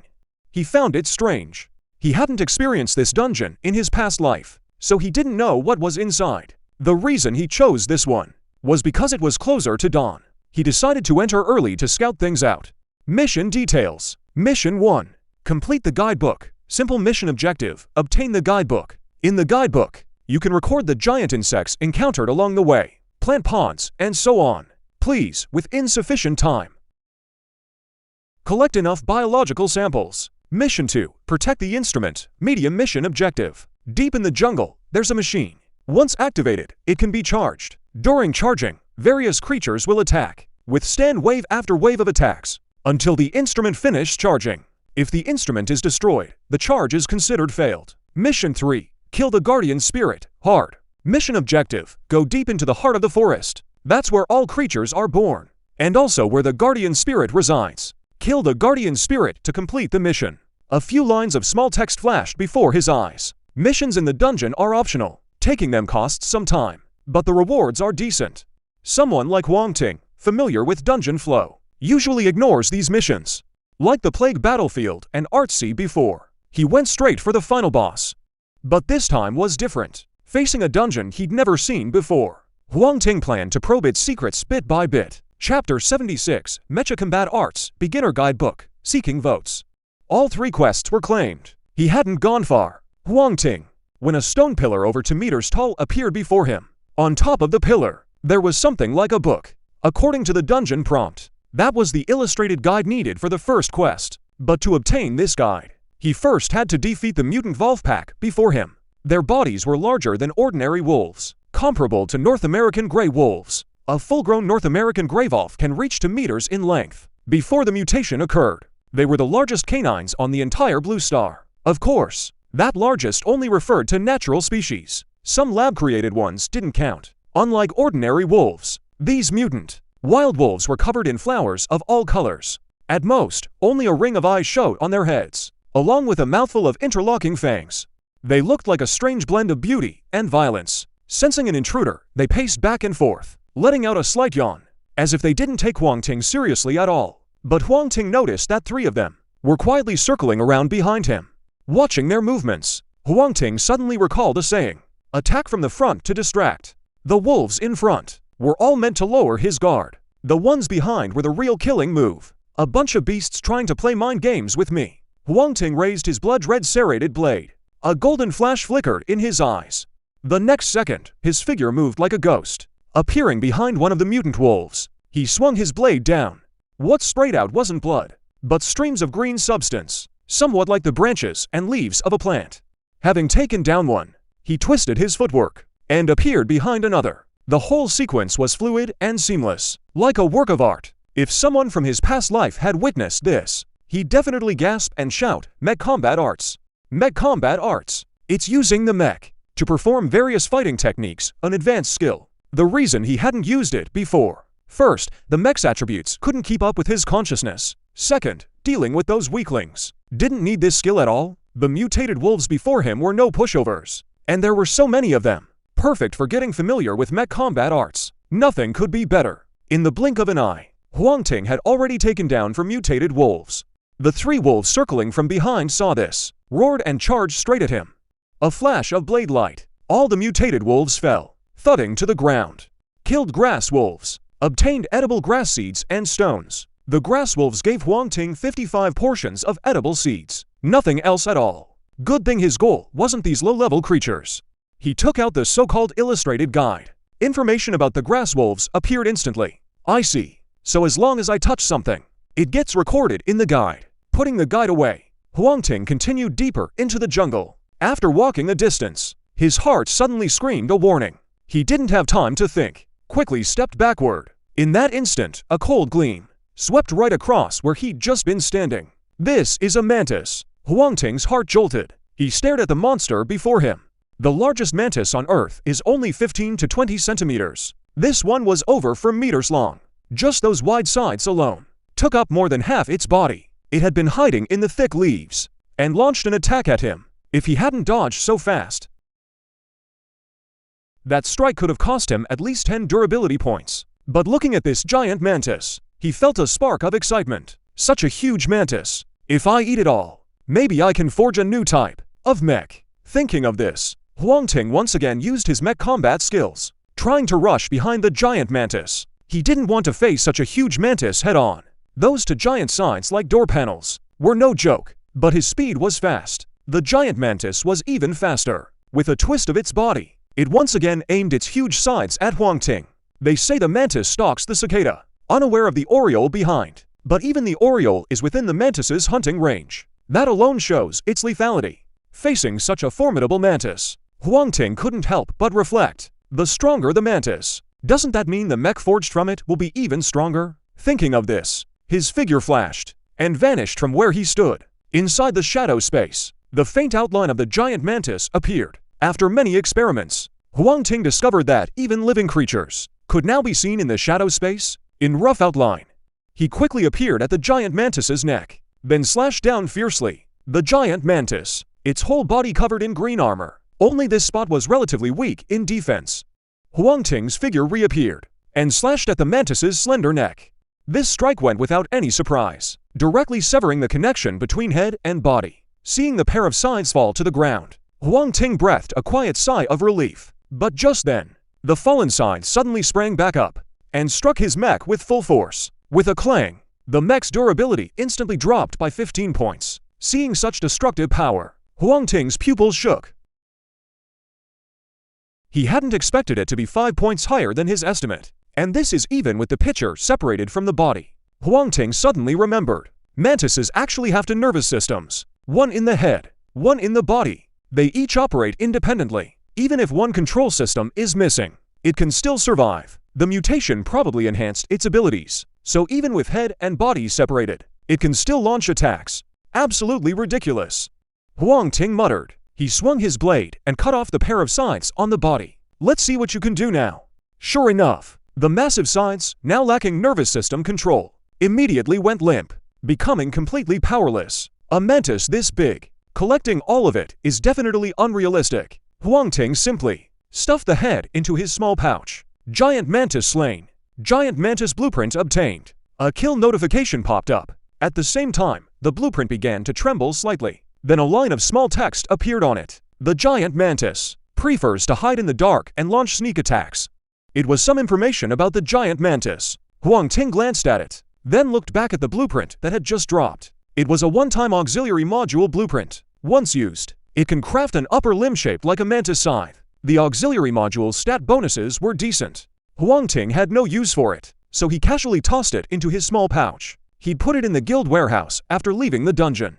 If it weren't for not being able to open the guild warehouse inside the dungeon, he would have stuffed that giant mantis in there too. Next, Huang Ting encountered many more giant insect creatures, like roly-polies the size of tanks, firefly larvae the size of buses, and giant centipedes with hundreds of legs, feeding on carrion in the dark, but also able to spray high-temperature fluid from their abdomens. Ants with highly acidic fluid. Besides these giant insects, there were also plenty of attacks from plants. Once those plant seeds landed on him, they would immediately drive their roots deep into the mech, and then grow rapidly. It was lucky the mech wasn't alive. Without the mech's protection, he would probably in an instant be drained dry by those terrifying plant seeds, turned into a dried husk. Task 1. Complete the illustrated guide. Simple, already completed. Reward. Page 77 of the Beginner Creature Guide. Task 3 Secret Ball Gold Ticket. The Beginner Creature Guide. Now that's a good thing. The guide items were divided into beginner, intermediate, and advanced tiers. The Beginner Guide could cover most creatures of level 4 and below. Each time you defeated a creature, the image would automatically record the defeated creature's name, its habits, weaknesses, and even its origins. And the information in different guides could be transferred and shared between them. For example, if Huang Ting recorded the giant mantis's information in his guide, and another person also had a guide, he could send the giant mantis's info over to them. Of course, others could send theirs to him too. The only restriction was that lower tier guides could transfer to higher tier ones, but higher tier guides could not transfer to lower tier ones. In the later stages, basically everyone had a creature guide. Everyone just shared information with each other, just like the forums before the disaster. Too bad with most things, the earlier you had them, the better. But with guides, the later you got them, the easier it was. Someone always had to be a pioneer. Why couldn't it be me? Huang Ting chuckled to himself, put away the guide. Task 1 was done. Next was Task 2, a defense-type dungeon. He had been through plenty in his past life, but they were mostly team efforts with several people. Holding the line alone, that was a first. After carefully planning it out, he pulled out the Wild Boar's Will, a second-tier elite-level creature. Still not considered a loss, just right to use as labor. Then he pulled out the remaining seed grenades. After using the seed grenades, if the surrounding environment is suitable, a new mutant rouge flower will be planted on the spot. There's no better place than here. After a brief thought, he crafted another batch of bone bombs. Only then were the preparations truly complete. Searching for the little deer, a machine soon appeared before his eyes. A huge spherical machine. Below the machine was a flat surface, with a giant red button on top. So this was the machine that needed charging. Huang Ting stepped forward and pressed the red button. In an instant, an invisible ripple spread through the entire forest. Then a formation rose from above the machine. Yes, this was the charging formation. But something seemed a bit odd. Staring at the pale purple formation above the machine, a flicker of doubt crossed Huang Ting's mind. This was something from the mysterious side. If he hadn't seen many in his past life, he wouldn't recognize it now. The formation above looked like a charging formation. But it was different from ordinary charging formations. All the energy gathered together. It didn't seem like charging, more like offering. Before he could think deeper, the first wave of monsters had already reached the machine's perimeter. 5 giant snails, over 3 meters tall, and over 5 meters long, opened their huge mouths, revealing rows of fine teeth inside, rushing forward swiftly. Their speed was by no means slow, even comparable to cars on the highway. In the blink of an eye, they went from afar to right in front. Huang Ting dealt with them easily. A pile of snail teeth dropped. Though these teeth were also reinforcement materials, they required special processing before use. Then a giant spider came running over. After dealing with it again, a pile of earthworms appeared before him. At first, the number of attacking monsters wasn't large. Huang Ting could still handle them alone. But as time went on, the monsters in the forest went berserk, desperately trying to destroy the machines. And those that came to attack were mostly insect-like creatures, only under some kind of catalyst. Their bodies had grown incredibly huge. It was only then that Huang Ting understood the meaning of that line in the dungeon description. Ordinary bugs suddenly growing huge was indeed quite terrifying, but Huang Ting was different. He wasn't afraid at all. In fact, he was a little excited. If Guan Silon were here, she might come up with many new ideas. Summoning the elite wild boar, Huang Ting started throwing seed grenades again. Things went about as he expected. After the seed grenade exploded, a dark object fell into the soil, then grew at lightning speed. Within just a few minutes, a mutated rouge flower over 1 person tall appeared before him. Then little green pellets emerged, quickly turning black and hard, until they fully took the shape of grenades. Huang Ting picked one off and tossed it far away. Boom! The blast wasn't as powerful as before, but it still knocked over plenty of monsters. More importantly, after those seed grenades exploded, they actually formed another mutated rouge flower, stacking up layer after layer. Soon, around Huang Ting, he was surrounded by a dense thicket of mutated rouge flowers. Who knew this environment would be so perfect? In that case, I can focus on studying that strange formation. The mutated rouge flowers will automatically fire seed grenades and detonate them, since the first mutated rouge flower was Huang Ting's drop. Therefore, the next generation of mutated rouge flowers derived from it wouldn't treat him as a target. In other words, as long as Huang Ting doesn't provoke them, these mutated rouge flowers won't be attacked. Explosions thunder outside, but inside, Huang Ting is focused on studying the formation before him. After a long while, he finally sees the mystery of this formation. He can't help but curse under his breath. The formation can indeed absorb energy, but it's not absorbing solar energy or wind energy, but the life essence from other living beings. Even Huang Ting himself is one of the targets. That's exactly why those creatures attack so ferociously. Attacking might mean death, but not attacking means certain death. Between certain death and possible death, it's only natural they choose to attack the machine. And all the absorbed energy goes through special processing in the machine, finally gathering together, as if waiting for some creature to absorb it. Suddenly Huang Ting remembers the third mission.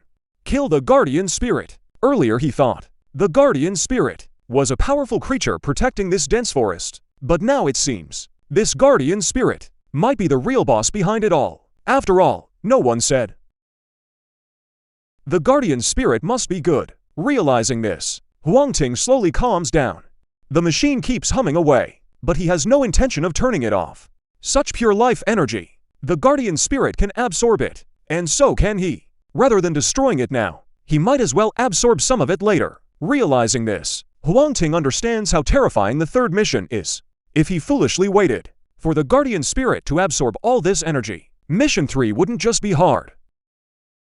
It would be a nightmare or hell. After who knows how long, he sees that mass of life energy is about to take shape. Huang Ting immediately shut down the machine, grabbed the ball of energy and swallowed it. The energy entered his mouth, barely there, like a soft, fluffy piece of cotton candy, with just a hint of sweetness.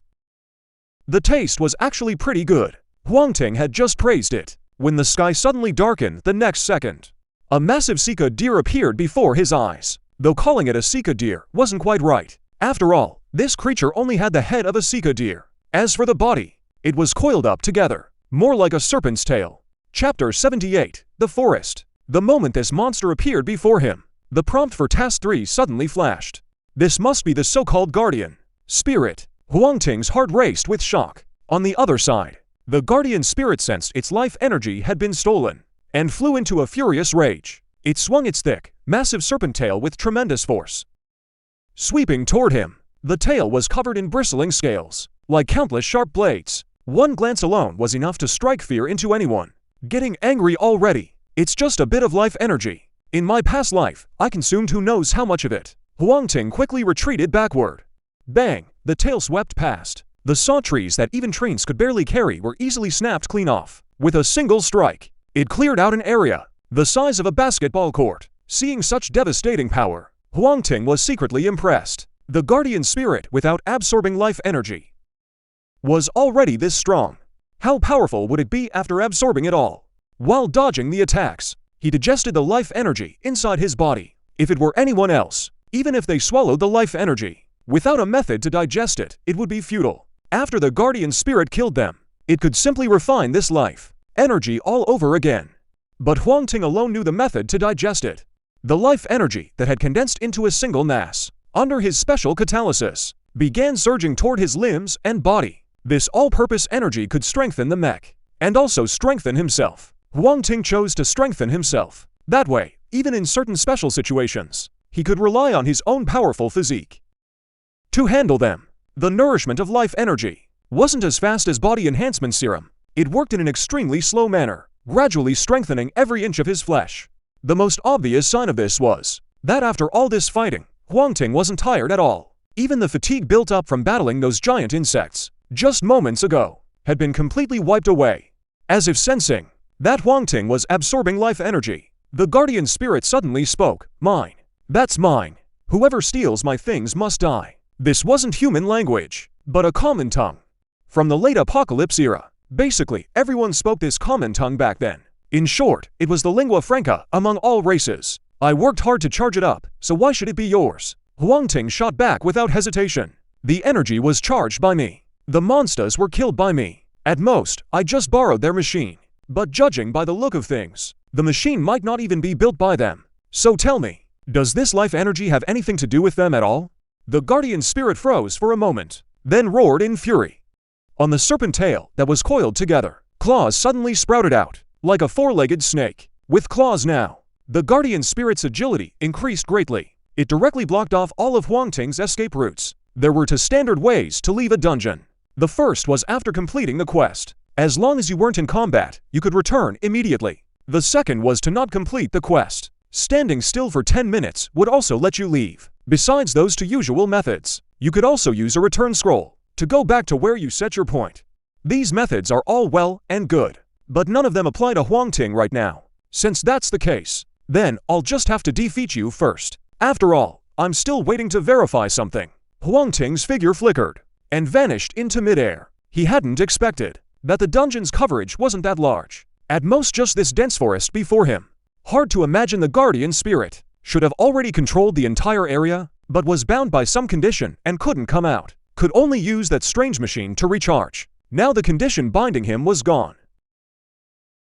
The whole forest was within his control. Using the shadow space, could indeed dodge his attacks, but the moment Huang Ting showed himself, he would definitely be detected.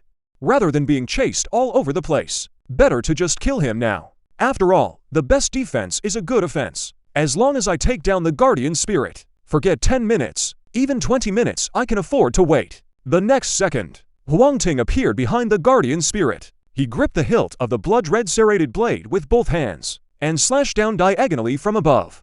A flood of green leaves burst out, nearly splattering all over him. The guardian spirit let out a roar. Its originally massive body shrank instantly to about Huang Ting's size. After shrinking, its agility increased once again, and the scales on its tail turned completely from black-purple to pitch black, from the light reflecting off those scales.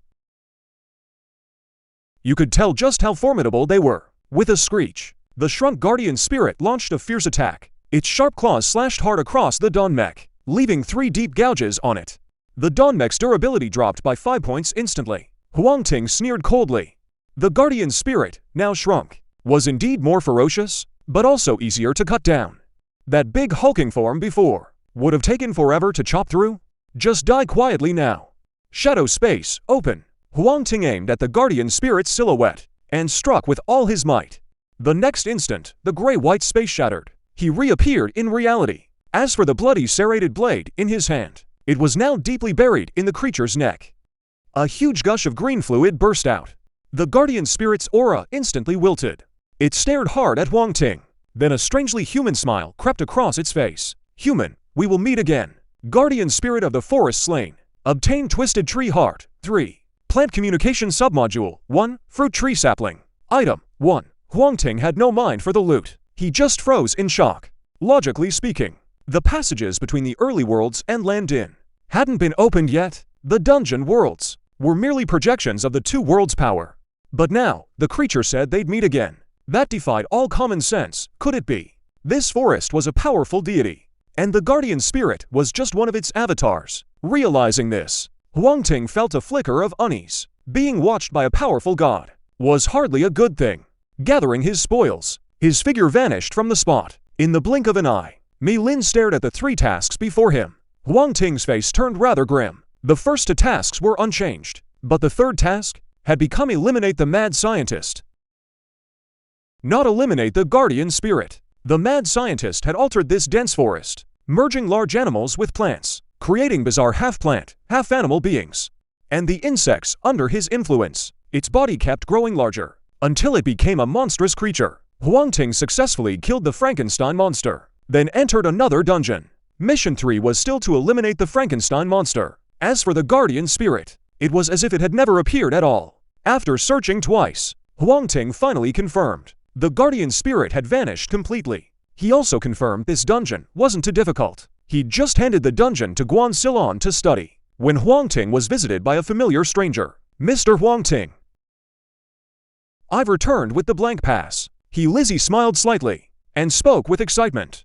Chapter 79, The Blank Pass and the Demon Contract. With this pass, you can travel to the capital without any special inspections along the way, Lizzie said mysteriously. Hearing this, Huang Ting glanced at the blank paper in his hand. His mind shifted. The middle of the paper was nothing special, but the patterns around the edges looked like demon markings. Demon markings on a blank paper. Could this be a demon contract? Huang Ting was overjoyed. Why is there not a single word on the pass? As long as there's a place to sign, that's enough, he asked knowingly. Lizzie was taken aback. He hadn't expected that question, but his eyes darted around, and he quickly thought of a good excuse, because passes differ from region to region. Last time I forgot to ask where you wanted to go, so I didn't write anything on it. If that's the case, any blank paper would do. Couldn't you just grab anyone? Why trouble yourself to bring it all the way from the capital? Ah, no trouble. My mission isn't over yet, so it's on my way anyway. Please sign your name quickly. I have other things to finish. I can't stay here too long, Lizzie said anxiously. He was afraid Huang Ting would keep questioning him, and he might end up signing his name away. No problem, Su Dahai. Take good care of our guests from the capital. Su Dahai stepped forward with a big stride, and locked Lizzie's arms behind his back. Mr. Huang Ting, what is the meaning of this? Lizzie was taken aback, panicked and lost. The capital really is a fine place. Who would have thought in such a short time you could unearth something this good? Let's work together to secure this.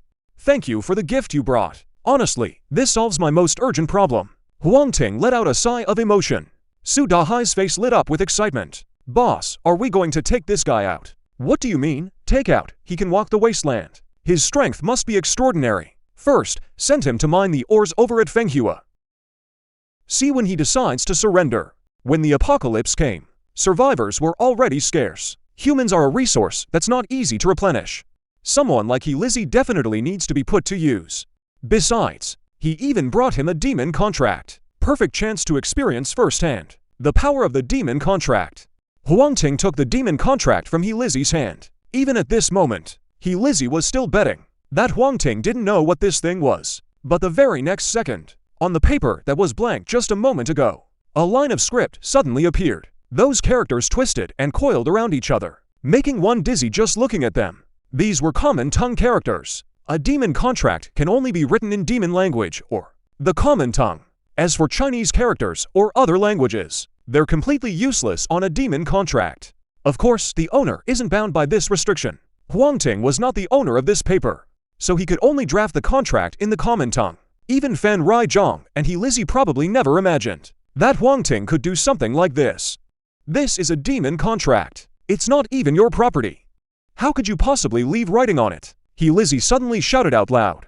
He had planned to use this demon contract to trick Huang Ting into the trap and make him his slave. But who knew Huang Ting saw through it at a glance and even knew how to use a demon contract. His happiness for the rest of his life was all destroyed here. Of course his mind would collapse. Leaving my mark isn't that hard. You just need to study more. Huang Ting answered while drafting the contract. Absolutely impossible. How could you possibly know? There's no way you could recognize this thing. Everything of mine is mine. Haha, it's all mine. He Lizzie shouted and raved as if possessed, drawing countless people to stop and stare. What's going on here? I recognize that man.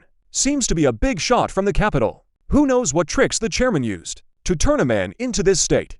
Since he's from the capital, his backing must be considerable. The chairman is being so reckless.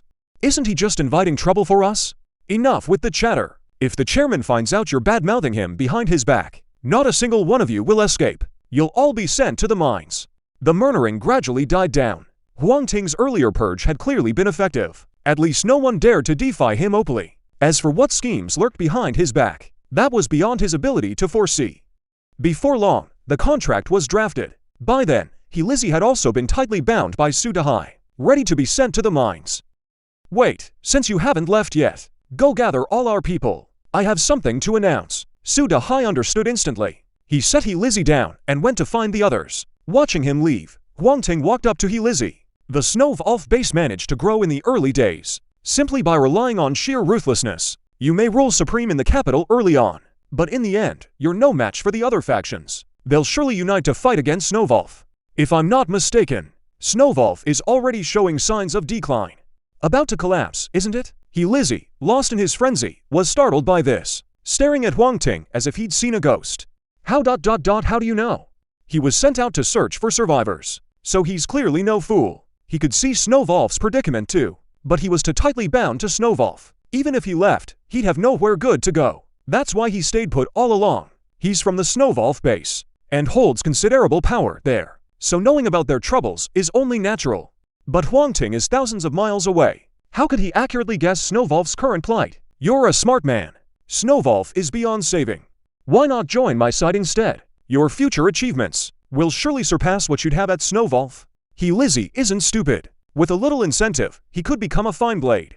Seeing him stay silent, Huang Ting didn't mind. He calmly waited for Su Dahai to return. After half an hour, everyone arrived. First came Guan Silon and Su Dahai, then Li Mayangsen, along with Chu Jiazhen and Chu Hui, and Luo Shupeng, who'd just risen to the inner circle. Luo Shupeng was a tall man.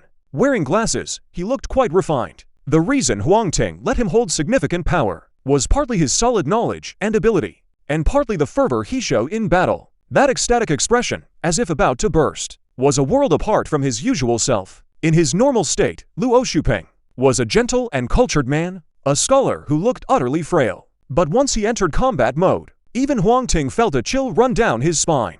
Seeing everyone was present, Huang Ting laid out that demon contract. This is a demon contract. The contract above, I've already prepared it for you. Next, I need each of you to sign your own name on it. Of course, I know you can't read what's on it. If needed, I can translate it for you. Huang Ting smiled slightly. No need to translate. I'll sign. Guan Silon was the first to step forward and signed his name on it. His life was saved by Huang Ting, and it was because of Huang Ting that he achieved what he has today. Even if Huang Ting told him to die, he wouldn't even blink an eye.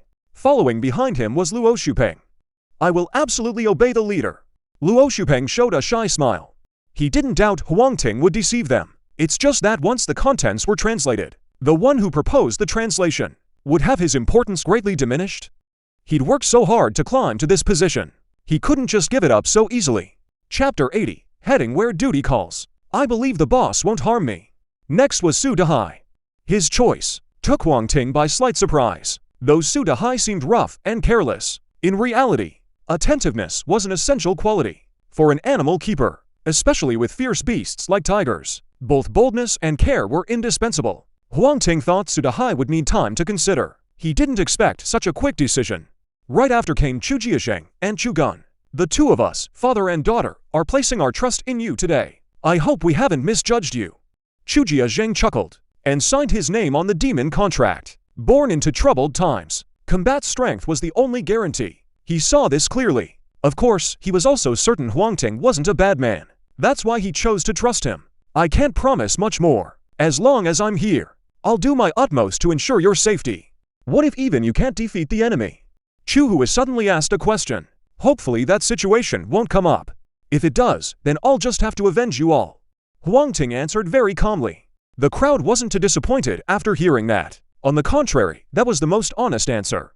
As for this answer, Chu Hui was fairly satisfied. She signed her name on it very swiftly. Everyone's gaze fell on Li Myangsing.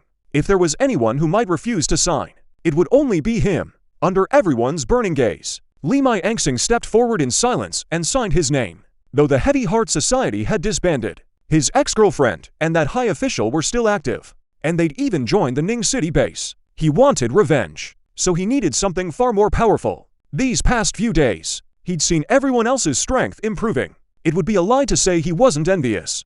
But he also understood. His position in Dawn was extremely awkward. It felt like having a relative living in your house. Sure, you didn't have to feed them, but having them stay forever was still grating. However, he just hadn't found a good way to fit in. That's why he'd put it off until now. So no matter what was written on this paper, he would sign it. He had to use this chance to break into Dawn's inner circle. If he didn't fit in now, he might never get the chance to sign again. The contract was sealed. Li Din looked at the others and found their gazes toward him had become much friendlier. Sure enough, this decision of his wasn't wrong. Lizzie, you're next. You're the one I'm worrying about most. Either sign your name and gain greater power in the future, or go mine in the mines. Pick whichever of the two you want. Lizzie was on the verge of tears. Did he even have a choice? He broke free from Su Dahai's grip, stepped forward, and picked up the pen. He wrote his name on the demon contract. This time, he really lost both the bait and the fish. Not only did he fail to subdue Huang Ting, but he ended up trapping himself. A flash of light swept by. The demon contract officially took effect. Huang Ting put away the demon contract and looked at the crowd. Don't worry. This is a named demon contract. I'm sure you can guess what it does. I only wrote two clauses on it. First, you cannot betray me. Second, you cannot betray your allies. All right, go back to your work. The crowd was stunned. Then they felt relieved, though the signatures were there. But not understanding the contents still left them a bit restless. But now, it's just two simple rules. They could easily follow them. The appearance of the demon contract freed Huang Ting from all worries behind him. Over the next few days, he swept through the areas around Ning City, clearing out all the stronger monsters. He didn't spare the dungeons either. Anything with value got his attention. With constant fighting, his mecha combat skills grew more and more refined. Later, he even compiled those mecha combat skills into a manual, handed it to Guan Sil-on and the others, then posted it in the guild warehouse. Finally, after a full month of sweeping, the Dawn mecha advanced once again. At the same time, the first three basic attributes also underwent earth-shaking changes. Name, Dawn mecha, level 3. Strength 1473, Defense 1613, Agility 1333, Mystery 2. Level 3 exclusive module, Limit State, Void Stealth. When Limit State activates, all attributes increase by 60%. Completing the mecha advancement can extend the duration and boost the amplification. With attributes grown to this point, Huang Ting finally hit a bottleneck. As mentioned before, certain enhancement materials, they need special processing methods before they can be used. Since the materials found in the early stages were widely distributed, the processing methods were widely known. For example, blood and other low-grade materials. Before Huang Ting, he also used those low-grade materials for enhancement. The process was very simple. Now, the Dawn Mech's attributes have reached a certain limit. Low-grade materials have no effect at all. Only mid to high-grade enhancement materials work. But the processing methods for those materials, he knew very little about. He could only try them one by one. A huge waste. This task was temporarily handed over to Li Myangsing. After all, he was the only one who dealt with these enhancement materials all day long. Unfortunately, there are many kinds of enhancement materials. To fully utilize them, One can only slowly find the patterns. I hope he can surprise me.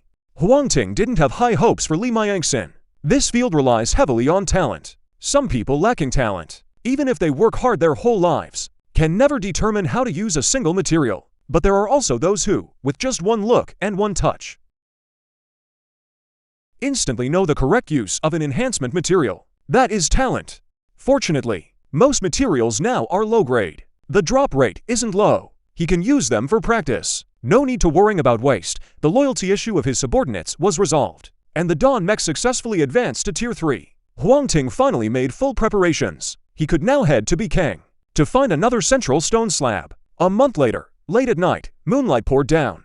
Huang Ting, who had traveled all day, spent 50 energy points to exchange for a roast chicken from the system shop, plus a bottle of mineral water. He rested with his back against a broken wall. This trip, he brought no one with him. Even Li Miyangxin, who knew the location of the central stone slab, was the same. Not to mention the long and dangerous journey. He wasn't confident he could guarantee Li Miyangxin's safety. But a terrain change, it left the beings inside utterly bewildered. Their original memories were useless. After all, between him and the Zhongyan stone slab, there was some inexplicable connection. So it was better to search on his own, more convenient. The roasted chicken smelled delicious. The aroma drifted far and wide. In the surrounding grass, soon came a rustling sound, as if something was crawling through it. Huang Ting kept working with his hands, but his heart was on guard. Then a huge dark shadow appeared behind him, charging straight toward him at full speed. He tossed away the roasted chicken.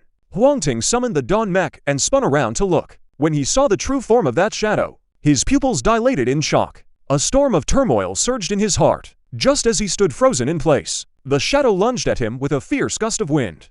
Chapter 81, Little Hobostar Island. Woof woof woof woof. Huang Ting held a little pug by the scruff. His expression was odd. The size of this pug in his hand was about the same as a normal dog. If not for the extra eye on its head, he would have thought this was before the catastrophe. The pug barked wildly, but its gaze never left the half chicken he had thrown away. The moment he let go, the pug dashed over, bone and all. It gulped down most of the chicken in a few bites. After finishing the half chicken, it still wasn't full. It came to Huang Ting's side, rubbing against his leg. Huang Ting bought another roasted chicken and placed it before the pug. The pug's three eyes all lit up at once. It buried its head and devoured it. After finishing a whole chicken again, the pug still seemed hungry. It kept staring at Huang Ting with pleading eyes. Just as he was about to buy it another one, it suddenly turned its head to look somewhere. Its barking grew frantic. Huang Ting frowned as well, and looked into the darkness not far away. The next second, a fierce mutated stray dog burst out of the darkness. Its blood-red eyes kept sizing up Huang Ting. That's right, this is a true mutant hound. Compared to this fierce and brutal mutated stray dog before him, the little pug standing in its way could practically be described as harmless. The mutated stray dog let out a savage howl and lunged forward. It was about to sink its teeth into Huang Ting's arm. In that instant, a blood-red serrated blade pierced straight through it. Seeing the mutant dog dead, the little pug excitedly chased its own tail, spinning in circles. After spinning 5 or 6 times, it barked twice and pounced behind the dead mutant dog. Then, a huge mouth that could open a full 180 degrees gaped wide and bit down hard on the mutant dog's carcass. Dead. A big chunk of flesh was torn off by the little pug and swallowed down its throat. Huang Ting made no move. He quietly watched the little pug eat. This mutated stray dog's body length was about 2 meters or more. Its weight should be between 130 and 150 kilos. Yet within just a few minutes, it was devoured clean by the little pug. Not even a bone fragment was left behind. Strange. Huang Ting found it strange. But seeing the little pug refuse to leave his side, he didn't shoo it away. The next day, just as he was about to leave, the little pug actually followed along. "You want to come with me?" The little pug seemed to understand and nodded its head earnestly. Then it ran to the corner of the wall and picked up a pet shop flyer in its mouth. Recalling how alert the little pug had been yesterday and its brave display afterward, Huang Ting only hesitated for a moment before taking it along with him. After the catastrophe struck, all sorts of strange things were beyond counting. One more dog was nothing special. Since you're following me, you'll need a name. You're a pug, and you love roast chicken. Just call him Little Haba. Huang Ting felt proud of his naming skills. Little Haba, on the other hand, just gave him a look of disdain. And with 3 eyes all showing that look at once, along the rest of the journey, Huang Ting unexpectedly found a small cart, so the man and the dog started working together. By day, Huang Ting pushed little Haba along in the cart. At night, little Haba took charge of keeping watch, staying alert for any danger that might come. Little Haba's senses were exceptionally sharp. Some dangers in the night, even Huang Ting failed to notice, but he could sense them in advance. Once, Huang Ting was about to enter a cave, but little Haba started barking wildly, pulling at his pant leg to stop him from going in. Because of that brief delay, the cave that was there suddenly vanished, leaving only a patch of white on the ground. Seeing this, Huang Ting was completely shaken. It wasn't just creatures that had mutated. The changes in the environment were even more terrifying. He could only imagine, if little Haba hadn't stopped him, and he'd insisted on entering that cave, he'd probably be dead by now. After stumbling along for half a month, the man and his dog finally spotted the first human settlement. This settlement had originally been on a small island in the middle of a lake. Later, as the land area expanded, the lake island officially became a human settlement. By the lakeshore, there were many flying mechs, offering passenger services. As for payment, they took flesh and blood crystals. 10 flesh and blood crystals could buy you 1 round trip going to the island, cheaper for those heading to the island. Come on, brother, heading to the island? Since it's your first time, I'll give you a discount. 8 flesh and blood crystals for a round trip. How about it? A man with 2 pairs of translucent wings came up to Huang Ting, enthusiastically pitching his service. Oh, and a dog too. That dog's quite a rare sight. If you want to bring this dog along, it'll cost you 10 portions. But don't worry, my price is already very low. Others will only charge more than me. The man glanced at the little husky by Huang Ting's leg, a bit curious, but he didn't ask further. His gaze still fixed on Huang Ting. It's indeed not expensive, but after I go, how do I get back? Simple, we're good friends here. Just let me know when you're ready to return. Don't worry, I won't ruin my own reputation over a bit of flesh and blood. It's just that, if I'm carrying a passenger, you might have to wait a little while. I see. Huang Ting nodded, then asked curiously, so how much can you earn in a day? Just a hard-earned living. The man waved his hand. When it's busy, I can earn dozens of portions of flesh essence a day. When it's slow, just a few. Besides keeping hunger at bay, I can barely afford materials to upgrade my mech. Just as I thought. In a crazy world, there are crazy social rules. Huang Ting took out 10 portions of flesh, and Yu Jing sat on the chair the man had prepared. Then, the man flapped his wings and flew toward the islet in the lake. 3 minutes later, Huang Ting officially set foot on the island. In the morning, the shops were bustling, crowded with people, very lively, almost like the days before the apocalypse. Beast soul stones, cheap beast soul stones. Fenju from before the great calamity. These are one of a kind. Selling auxiliary modules. Don't be fooled by their ordinary quality. Their power is no less than fine grade ones. Only one available. Buy now and you're getting a steal. All sorts of shouts echoed around Huang Ting, almost making him feel like he was back in his past life. He strolled around for a bit. Huang Ting bought 10 pieces of ghost glass, plus 5 energy crystals. These are all materials for building a mini laboratory. Absolutely cannot be wrong. Just as he was about to head elsewhere, the crowd not far ahead suddenly dropped with a whoosh, all of them kneeling down. Not just up ahead, the people around him also began to kneel, including the street vendors. This is the chief's youngest son. If you don't kneel down quickly, you'll be in big trouble. The vendor saw that Huang Ting still wasn't moving, and whispered a reminder. Huang Ting looked around, and noticed 2 others who hadn't knelt. The 3 exchanged a glance, all seeing disdain in each other's eyes. Those 2 didn't look weak. At the very least they were second-tier mech pilots, and their attributes were nearly maxed out. After the basic body enhancement serum, and the double baptism of life energy, Huang Ting could now roughly gauge everyone's strength. And precisely because they had strength, those 2 wouldn't just kneel with the crowd. Soon, a young man who didn't look very old, riding a mutated yellow ox, slowly passed through the street. Seeing this yellow ox, the people around bowed their heads even more reverently, not daring to show the slightest disrespect. A 3rd-tier creature. This chief of Huang Island has some real power. Huang Ting stood straight as an arrow, staring opally at the young man on the ox's back. An outsider, the young man muttered. But he didn't say more, just nodded. You don't have to kneel, but don't cause any trouble on the island, or don't blame me for being rude. With that, he was about to leave, when the corner of his eye suddenly caught Ziha lying at Huang Ting's feet, and he suddenly took an interest. Chapter 82, 1 punch breaks armor, breaking his legs. This dog is pretty good. Name your price. The young man lowered his head, looking at Ziha with a hint of admiration in his eyes. After the catastrophe, it was the first time he had seen such a strange marriage. Huang Ting glanced at Ziha lying at his feet. Frowning, he said, "This guy has eaten quite a lot of my food. How much has he eaten? I won't give you all of it." The others immediately began to whisper among themselves. It seems young Master Jiaobo really likes this dog. What a pity, why isn't that dog mine? Even if it cost nothing, I would still want to build a connection with young Master Jiaobo. You still want a dog? I'd rather be that dog. Don't you know many people were mocked last time? There's a saying that goes, better to be a dog in peace than a man in troubled times. If I could get in good with young Master Jiaobo, being a dog wouldn't be so bad. At least I'd have food and drink and be safe. TSK. I think this outsider has a proud streak in him. Young Master Jiaobo might be in for a tough time. No matter how proud he is, what can he do? Leader Zhao Lai is already a Tier 3 mech pilot. Not only is his mech powerful, through the mech, his body is reinforced. He's even stronger than a Special Forces king. This outsider is definitely going to suffer. Besides, young Master Jiaobo's mech is also about to be upgraded to Tier 3. He's not the kind of weakling who can't even lift a chicken. At the very least, he's the top figure in this area. Apart from Leader Zhao, the one most worth betting on is this young Master Jiaobo. Hearing the discussions around him, Jiaobo's face showed a look of pride. This is his reputation. This is his strength. Fine, let me count. He's eaten a total of 100 roasted chickens from me. One roasted chicken is 40 energy points, so that's 4,000 energy points. Huang Ting began to calculate carefully. 100 roasted chickens, 4,000. The people around were stunned. Good heavens, people can't even get enough to eat. And he's feeding roasted chicken to a dog.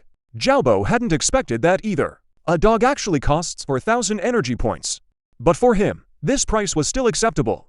It's just 4,000 energy points, right? I'll give it to you. Just a moment. I'm not done calculating yet. Huang Ting cut off Uncle Zhao and continued. Besides the roast chicken, he also ate 18 second-tier ones and 5 third-tier ones. All of those need to be counted too. The crowd around them stirred in commotion. This little dog was at most a first-tier creature. It might not even qualify as first-tier. They all thought Huang Ting had lost his mind, asking for such an outrageous price here. Uncle Zhao's face also turned cold instantly. I'm trying to talk to you in good faith. And I'm talking to you in good faith too. He really ate all that these past few days, and I'm still undercounting it. Hearing this, the others quickly backed away from Huang Ting, afraid they'd get dragged into it later. Fine, you ungrateful brat, seize him. Uncle Zhao gave the order. 5 men stepped out from the watching crowd and surrounded Huang Ting completely. Huang Ting watched the scene with amusement, nudging the little dog lying by his leg. Hurry up and deal with all these people. Otherwise, no more roast chicken for you. Hearing the words roast chicken, the little dog perked up instantly. Dropping to all fours, it growled low at the 5 men. A mere beast dares to snarl at us. The bald man among the group let out a shout. Black and yellow armor automatically attached itself. Then gun barrels emerged from both shoulders, aiming at Huang Ting and the little dog. Whoosh, whoosh, whoosh, spikes shot out from the barrels, heading straight for the man and the dog. Huang Ting's body merely twisted slightly and dodged the spike attack. The little dog hopped left and right, like catching a frisbee, catching every single spike. Then it pawed at Huang Ting with both front paws, wanting a reward. Helpless, Huang Ting had to exchange a fragrant roast chicken for it. Seeing the roast chicken, Jiaobo's mouth twitched. So the dog really was fed roast chicken. His attack had no effect at all. This infuriated the bald man. He crouched slightly, pulled a spike arrow from his back and charged straight ahead. Bang! Before anyone could see what happened, they heard a loud crash. Turning to look, the mech piloted by the bald man had somehow already smashed into the stall behind him. The stall owner stood behind his stall, at a loss. Others didn't understand, but Huang Ting saw it clearly. The moment the bald man charged, Ziha grabbed the roast chicken and leapt up. A rear kick sent him flying, seemingly because he'd eaten so many good things. Ziha's combat power had been growing stronger lately. That's why Huang Ting had him handle the 5 men. Seeing this, the other 4 summoned their mechs one after another, planning to attack together. But another voice interrupted them, saying, "I'll handle him." Jiaobo could tell Ziha was no pushover, so he decided to take him on personally. He leapt off the ox's back and charged at Huang Ting. During the charge, a pitch-black mech formed around him automatically. The mutated yellow ox behind him also began panting heavily, lowering its head, revealing sharp, sturdy horns. Seeing this, Ziha quickly finished the roast chicken in his mouth. Eyes fierce, fangs bared. Don't think you can act tough here just because you have some skill. You're not qualified. Jiaobo clenched both fists and slammed down at Huang Ting. The nearly third-tier mech was just too fast. Look at that guy. The mech's already on him and he hasn't reacted yet. Still lacking experience in the martial world. If he'd summoned his mech earlier, he might have been able to withstand it. Too late now, he's doomed. Before they even finished speaking, they suddenly saw Jiaobo's fist, caught steadily by another hand. Then a mech mixing black, white, gold, and blue for colors appeared before them. Good speed, but lacking a bit in power. Huang Ting, with his other hand, casually threw a punch. He didn't switch to the giant god module, just an ordinary, simple punch. Crack, Jiaobo's mech armor shattered, completely broken apart. The surroundings fell instantly silent. One punch pierced through Jiaobo's mech. How is this possible? The mutant bull had intended to deal with Ziha, but seeing Jiaobo about to be in danger, it immediately charged at Huang Ting with its horns. There were only a dozen meters between them, gone in the blink of an eye. Just as everyone thought Huang Ting would dodge, they suddenly saw him reach out a hand. A dull thud rang out. The charging mutant bull was easily caught by his single hand. Everyone couldn't help but gasp. One punch shattered Jiaobo's mech, and one hand stopped the charging mutant bull. Remember, that mutant bull was a third-tier creature. If it went mad, it could easily ravage half of Lone Star Island. Friend, please show mercy. At that moment, a voice called out from afar. Hearing that voice, those in the know changed expression slightly. Huang Ting stopped and looked into the distance. If he guessed right, the newcomer should be the human leader of this settlement, the one others called Zhao. In the blink of an eye, Zhao Li's friend, I've been a poor host. The newcomer ordered, break two legs of this beast for me. Upon meeting, Zhao Li first offered an apologetic smile, then ordered his men to break Zhao Bo's legs. Chapter 83, Killing the Chicken, the sinister mountain city underlings. They looked at each other, and not a single one dared to act. No one will do it. Then I'll do it myself. Zhao Li shouted. One punch destroyed a second-tier mech. One hand stopped a third-tier beast. Even he couldn't do that. Perhaps when strengthened to the third-tier limit, I might barely be able to try. If Huang Ting hadn't shown such terrifying strength, he would have made his move long ago. He glanced at Huang Ting, and found him just watching coldly, with no intention of mediating at all. Zhao Li gritted his teeth, grabbed a steel rod from the ground, and slammed it hard onto Uncle Zhao's legs. Extreme pain shot through him. Uncle Zhao's face instantly turned pale. His eyes barely concealed his terror. He was afraid of Zhao Li, and afraid of Huang Ting. Friend, is this acceptable to you? Zhao Li forced back his grief and asked with a smile. As they say, you don't strike a smiling face. Huang Ting nodded. You're a reasonable man, and I like dealing with reasonable people. Of course, if someone refuses to be reasonable, then they won't have an easy time. Yes, yes, yes, Zhao Li agreed repeatedly. Just as he was about to say something, a shadow suddenly passed overhead. The ghost-headed eagle was back. Everyone run. Damn, this is a third-tier flying monster. But where can we even run to? We can only pray it eats its fill and leaves soon. What terrible luck. Didn't expect a ghost-headed eagle today. The bustling street instantly fell into chaos. Some people didn't even bother to pack up their stalls, and hurriedly scrambled for cover. That beast is here again. Zhao Li also looked up at the sky, feeling quite uneasy. He had only just entered the third tier, but the ghost-headed eagle had long been in the third tier, and it also had the ability to fly. On the ground, he might have a slim chance of winning, but the ghost-headed eagle often attacks from above. Even he found it a huge headache. If not for the ghost-headed eagle, Lake Heart Island would be far livelier than it is now. Huang Ting looked up. The ghost-headed eagle looked very much like a vulture, except it had several huge growths on its neck. Those tumors were about the size of 2 fists, and on them were human facial features. They looked just like heads. No wonder this monster was called the ghost-head eagle. Without a word, he spread his arms wide. Huang Ting shot up into the sky in a flash. A third-tier monster could already drop. Good enhancement materials. He couldn't let this go. Actually, there were mechs on the island that could fly, but even flying up wouldn't help. They were no match for this ghost-head eagle. That's why it was so arrogant. But its good days were about to end today. Look, that man is flying up. Is he trying to kill this ghost-head eagle? Looks like it. But does he have the strength? I think he probably does. Didn't you see even Leader Zhao treats him with such respect? Respect is one thing, but the ghost-head eagle is no pushover. I think it's a bit risky. High up in the sky, the ghost-head eagle saw Huang Ting soaring up. Its narrow brown pupils suddenly shrank to pinpricks, revealing pure ferocity. Someone really was reckless enough to come and provoke it. In that case, it would just eat him outright. A third-tier monster's intelligence was already considerable. The ghost-head eagle dove down like a javelin. This move was its signature killing technique. Whether the prey was in the air or on the ground, it could kill with a single strike. The moment they collided, a burst of blood mist exploded in midair. Everyone on the ground was startled. Even Zhao Li's eyes went wide.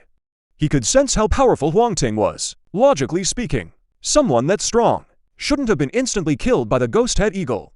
He himself had come close to cornering the ghost-head eagle several times. Huang Ting couldn't be weaker than him. Could that guy have been faking it all along? This time he overdid the act and got himself killed. Zhao Li suddenly felt overwhelming regret. If he'd known this would happen, he wouldn't have interrupted Uncle Zhao's plan. It was just that at the time he didn't want to provoke such a powerful being. Before he could think further, a ghost-headed eagle suddenly appeared before his eyes, startling him. He steadied himself, and only then realized the ghost-headed eagle was just a corpse. Ziha hopped forward and began tearing at the flesh. The crowd watched in silence, not daring to make a sound. In less than 5 minutes, the entire ghost-headed eagle was in Ziha's belly. Guluo. Uncle Zhao was still clutching his broken leg and wailing. But at the sight, he snapped back to his senses. The roast chicken was real. The Tier 3 monster was real too. This man hadn't lied to him after all. But regret began to set in. Had he known Huang Ting was this formidable, how would he have dared to act so boldly? He would have respectfully invited him home and treated him well. Now look what happened. Not only did he gain nothing, he brought trouble upon himself. His leg was even broken. Zhao Li was equally shaken inside. Good thing he'd broken his son's legs in time, or this time would have been a real mess. Chief Zhao, do you happen to have a map of the nearby area? I mean, after the terrain changed. Hearing that Huang Ting wanted a map, Zhao Li rubbed his hands together, looking troubled. We do have old maps, but with things so dangerous out there now, who dares to go out? However, I did recently organize my men to scout the surroundings. If you have questions, just ask me. In that case, which way do I go to reach Bai City? Huang Ting hadn't expected to get a map here anyway. He just needed to find some landmark buildings or other reference points to make sure he wasn't heading in the wrong direction. Bai City is far from here. Zhao Li sighed at first, then had his men bring a blank sheet of paper. He scribbled and sketched on it. Before long, a crude hand-drawn map came into being. The drawing is a bit ugly. Just bear with it. This little circle represents this place, and this mountain is that big mountain to the south. In the past you could cross that mountain, but not anymore. You can only go around it. This square is Mountain City. Past Mountain City, head further south. After Zhao Li's explanation, Huang Ting had a rough idea. Luckily he hadn't gone off track, otherwise he'd have wasted time. He took the map and headed straight for Mountain City. Once Huang Ting's figure vanished into the horizon, Uncle Zhao suddenly spoke, his tone full of complaint. You're really my own father. Not only did you break my leg for an outsider, you even kindly showed him the way. What do you know? Zhao Li shot him a fierce glare. Don't you want to know where your second uncle and those brothers went? I'll tell you. Except for your second uncle, everyone else died in Mountain City. Your second uncle managed to escape, but he went mad. He kept muttering that someone was crying in his ear. Several grown men vanished without a trace. That Mountain City place must be cursed. That kid went to Mountain City. Whether he makes it out alive is anyone's guess. Chapter 84, The Crying White Shadow. Mountain City wasn't far from Lake Heart Island. 2 days later, a stretch of abandoned buildings came into view. The terrain here was very flat, except to the southeast, where a range of mountains rose like a cliff, as if dividing one world into 2 places. No wonder it was called Mountain City. Past Mountain City, heading further south. That Zhao Li fellow can't be trusted. In his past life, Huang Ting had struggled for years and developed a knack for reading people.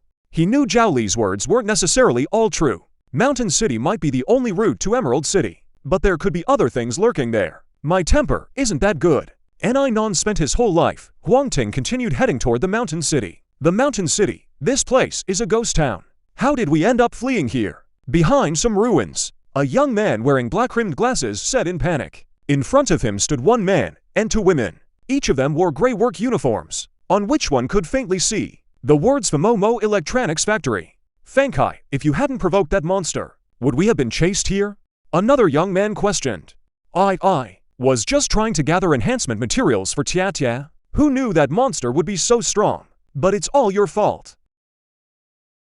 You're the one who led us into this godforsaken place. Fengkai was a bit embarrassed at first, stuttering and stammering. But the more he talked, the more worked up he got. He nearly pointed at the young man's nose and started cursing. All right.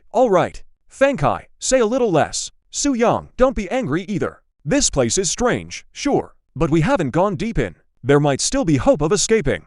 Seeing the two about to come to blows, one of the women in the group quickly tried to mediate. Su Yang heard this, turned his head and looked around warily. Fengkai, still indignant, walked off alone and sat on a big rock, sulking. After a long while, the last woman suddenly spoke up. Do you guys hear crying nearby? Her name was Miao. Fengkai did it all for her. That's why he provoked a mutant creature about to reach level 3. The 4 of them were chased wildly by that mutant. Fleeing in panic, they had no choice but to take refuge in the mountain city. Tia, don't scare me. I'm easily frightened. Fengkai's face changed from afar. He quickly stood up and walked over to the 3. Seems like it's gone now. Maybe I was just hearing things. Tia looked puzzled. Just now, she really did hear a strange crying sound. She just didn't know why. Suddenly, it was gone. At that moment, the girl who spoke earlier suddenly changed expression. Dana, what's wrong? Zhu Yang's relaxed mood suddenly tensed up again. I also heard crying. It sounded like a baby crying. Over there, Dana pointed sharply at a spot. The 3 of them looked toward it, but found nothing there. There wasn't a single thing there. Dana, are you trying to scare us here? Fengkai first squinted his eyes. After seeing nothing, he fully opened his eyelids. Dana had no time to deal with him. At that moment, her blood ran cold. As if frozen in place, she clearly saw a baby with an iron-gray body there, lying on a rock, smiling at her eerily. Suddenly, the baby turned and vanished. The crying by her ear also faded away. Let's get out of here, fast. After a long pause, Dana snapped back and hurried outside. They had only entered the outskirts of the mountain city. If they moved fast enough, they could still escape. They walked for who knows how long. Suddenly, Su Yang in the group let out a scream out of nowhere. Su Yang, are you okay? With all this jumping and shouting, one would think you saw a ghost. Fengkai mocked him, but found the other completely ignoring him. Not only that, even Dana and Miao Tiantian gathered around Su Yang. This made jealousy surge in his heart. Look, this is the mark I left earlier. Every time I pass here, I carve a white notch on it. Su Yang pointed at a wooden board leaning against a giant rock and said. Fengkai leaned in for a look. There were at least 7 or 8 white notches on the board. He chuckled. If we really walked here 7 or 8 times, how could we not remember this place? The other two nodded in agreement. But Su Yang still looked grim. He slowly looked at the 3 of them. That's right. This is only our second time through. I only carved 1 white mark on it. Whoosh! A chill suddenly shot straight up their spines. Only 1 white mark. Then how do you explain the rest of the marks? Could someone have been secretly following them after they passed by, carving more white marks on the wooden board? Tiantian, can't your mech talent sense danger? Are we still safe right now? Dana asked. I haven't sensed any danger. Should still be safe, I guess. Miao Tiantian found it strange. Logically, with something this eerie happening, they should already be in extreme danger. But he felt nothing at all. If not for the mech still on him, he'd have thought his mech talent had failed. The group fell silent. Then, without a word, they kept walking out. Soon, after rounding a corner, they suddenly realized the scene looked familiar. Fengkai rushed to the wooden board, took one look, and fell to the ground in fright. There were only 2 white marks left on the board. He nearly burst into tears. If there had been only 1 mark, he could have told himself they'd taken a wrong turn before, and this was their first time passing through. But when they'd left, they hadn't carved a second mark at all. The other 3 were equally stunned, and at their ears, they all seemed to hear faint, elusive sobbing. Looks like you folks are lost too. Just then, a gentle voice spoke up, startling the 4 of them, who spun around and bolted. Odd a ghost. Run fast. I told you this ghost town wasn't easy to get through. None of you believed me. Let go, don't grab me. Ah. Huang Ting found the 4 of them's reaction odd. The other 3, he could understand. The one with glasses was clearly you, tripped by a cable on the ground. So why claim someone had a hold on you? Come to think of it, he'd only just arrived here. He didn't want to bother with the 4 of them, but seeing them circle around him twice, he couldn't help but speak up. I'm not a ghost. I'm a living person. Seeing the 4 of them shouting and screaming, Huang Ting spoke again, afraid that they might actually attract something unclean. Isn't that just ghosts? Later on, when the undead and evil gods invade. Ghosts, skeletons, necromancers, lich, and those creatures are everywhere. He'd long since become immune to it. So-called ghosts are really just spiritual powers strong enough to influence other people's minds, or simply manifestations that appear directly. No need to make a fuss. A living person. Only then did they slowly calm down, seeing that Huang Ting was indeed alone, with a little pug following at his feet. Only then did they feel much more at ease. "How did you get here?" Dana asked, gathering her courage. "I'm heading to be king. When I passed by the island in the lake, Zhao Lai told me to come this way." Huang Ting explained. Zhao Lai, the leader of the by now lake settlement. Hearing that name, the four of them were taken aback. Su Yang glanced at Huang Ting with a strange look. "Do you have some kind of grudge? Him pointing you this way means he wants you dead." Chapter 85, The Weird Infant Hospital Battle. Huang Ting had long known Zhao Lai meant no good. He just hadn't expected this place to be so strange. Even when he entered the shadow space, he still got lost in this vast ruined city. "There's a bit of a misunderstanding. Once I get out, the misunderstanding will be cleared up." He gave a bright smile. The other three didn't take it to heart. Only Miao Tiantian looked at Huang Ting with eyes full of suspicion. His mecha talent is danger perception. In that instant just now, the killing intent erupting from Huang Ting nearly sent him into a daze. Miao Tiantian understood. This seemingly unremarkable man before her might be the greatest danger in this city. Seeing his companions curiously crowd around Huang Ting, he wanted to warn them. But just as he opened his mouth, he saw Huang Ting's gaze sweep over, and immediately shrank back. He dared not warn them openly, or he himself might very well die. Fellow sufferers in the same boat, Huang Ting quickly blended into the team. But there was still one person who resented Huang Ting. And that was Fang Can. Originally, there were only two guys in the group. He could still show off in front of Miao Tiantian. But ever since Huang Ting joined, Miao Tiantian's gaze had been fixed on him. Even Dana kept glancing at Huang Ting from time to time.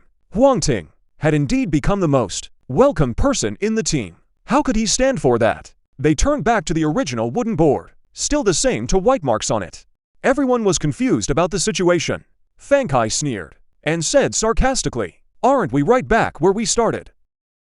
I say, does Huang Ting even have a way out or not?" The moment he finished speaking, his pupils dilated in shock. At some point, on the wooden board, there was actually a baby covered in rust lying there. It was holding a sharp stone, carving white marks into the board. The white mark fell, and the baby disappeared. TH there. He pointed at the board, stuttering. "There's a baby there, right?" Huang Ting asked, his heart racing. The moment those words were spoken, the others immediately began to tremble with fear, especially Dana, whose face turned deathly pale. Almost no blood visible at all. After all, he had seen a baby before, and even heard a strange crying sound. Fang Kai nodded stiffly. If his legs weren't frozen with fear, he would have bolted right now. "Don't worry. It's just a fourth-tier monster." Though its ability is a bit strange, Huang Ting looked at a building behind the wooden boards. A large cross pattern on the building, very conspicuous. It was originally a red cross pattern. Now after years of wind and rain, it had turned a grayish white. The decay carried a faint hint of death. A fourth-tier monster. A single third-tier monster could wipe them all out, let alone a fourth-tier one. "Come on, let's go face this monster." Huang Ting walked toward the hospital.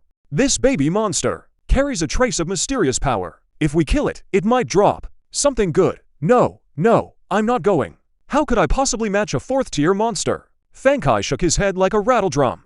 He wasn't about to walk into death. This area has already been affected by that fourth-tier monster. As long as it's alive, you'll be slowly drained to death here too. Go or don't go. The choice is yours. The fourth-tier monster's true body is outside the hospital. These active babies are just byproducts of the illusion realm. Once your spirit drops to low, you'll see these monsters. Of course, the reason Huang Ting can see them is because his spirit attribute is very high. He can directly track the baby's movements. "I'll go with you." Shi Yang gritted his teeth and followed behind Huang Ting. Dana and Miao Tiantian exchanged glances and followed too. Seeing everyone leave him behind, Fang Kai panicked. "Wait for me, I'm coming to Shancheng Obstetrics and Children's Hospital." Before the catastrophe struck, this was a famous major hospital nearby. People who came here seeking treatment every day were countless in number. But at the same time, countless lives vanish here every day. The spiritual remnants of those who died intertwine, giving birth to even more terrifying monsters. If they aren't dealt with, Huang Ting and the others could very well be trapped here for life, until death. The moment they stepped through the gate, eerie weeping echoed in their ears. Huang Ting ignored it, heading straight for the hospital building. The deeper they went, the louder the weeping grew. Entering the hospital building, they all halted in their tracks. Rows of child mannequins stood before them, shaking their heads as they stared. All wore blue and white hospital gowns, their cheeks flushed red, as if coated in some kind of makeup. Huang Ting frowned and took a step to the left. Something strange happened. The mannequins all turned their necks in unison, locking their eyes on him. Ah Fang let out a yell and instantly hid behind Su Yang, playing scared. Huang Ting smirked. A badge appeared in his hand. The boar's will was activated. In the hospital lobby, a mighty boar materialized. Tear them apart. The command was given. The boar's eyes turned bloodshot, and it charged at the mannequins. Bang bang bang. Mannequins flew everywhere, torn apart, as if enraged. All the mannequins came to life and swarmed the boar. Huang Ting paid the boar no more mind and turned to look at the corridor nearby. From the corridor, a baby with a sickly pale body slowly emerged. Then a second, a third, a fourth, more and more babies came, until the corridor could barely hold them. They all converged together, and in an instant burst through the rooftop, growing into a saw over 6 meters tall. In the end, we still have to fight. Huang Ting summoned the Dawn Mech, and drew his blood-red serrated blade with a calm smile. The detection I could no longer read the monster's info. All it showed were two dense words. Thank you. So the giant infant slightly opened its mouth. An invisible wave spread out. The people nearby could barely stand, restless and agitated. Cry, cry, cry, that's all you know. Can you stop crying? Suddenly a long staff appeared in Fang Kai's hand. He started swinging it wildly everywhere. Subdue him now. He's already under this monster's control. Huang Ting left a brief remark, then charged at the infant giant. His guess was right. The infant giant before him was indeed a 4th-tier monster. If it were allowed to grow any longer, it would become even more powerful. By then, the entire mountain city would truly become a city of ghosts. With the limit state activated and the Dawn Mech upgraded, the boost in limit state had reached 60%. Combined with his masterful mech combat skills, the infant giant before him, though eerie and fierce, couldn't land a single hit on Huang Ting. As for Huang Ting, every strike he made tore a large chunk of flesh from the infant giant, while also causing a bleeding effect. The bleeding stacked up quickly, soon staining the infant giant a deep red. Time to end this. Huang Ting's figure suddenly vanished, then reappeared. A long crimson streak slashed across the sky. The next second, the infant giant's body crashed to the ground, turning into a pile of ashes. Killed the resentment aggregate. Obtained 13 yin stones, ghost glass, and a resentment mask. Side Module 1, Chapter 86, Tallying the Gains. Returning to the White Fox gathering place. Yin stones are high-tier enhancement materials, but they're very simple to use. Just wear them on your body. The mystery attribute cap goes up to 300. With these 3 yin stones, I can finally improve a bit. When retracting the yin energy, along with the ghost glass, Huang Ting then looked at the resentment mask. Name: Resentment Mask, Quality Excellent, Type Head Module. Effect 1, Resentment Manifestation. Able to use resentment to transform into the form of others' deepest fears. Effect 2, Resentment Impact. Uses resentment to fire a powerful shockwave. Effect 3, Defense +2, Agility +1. Mystery +1. Description: wearing it, your resentment runs deeper than a working man's. The resentment mask stats are decent. It can just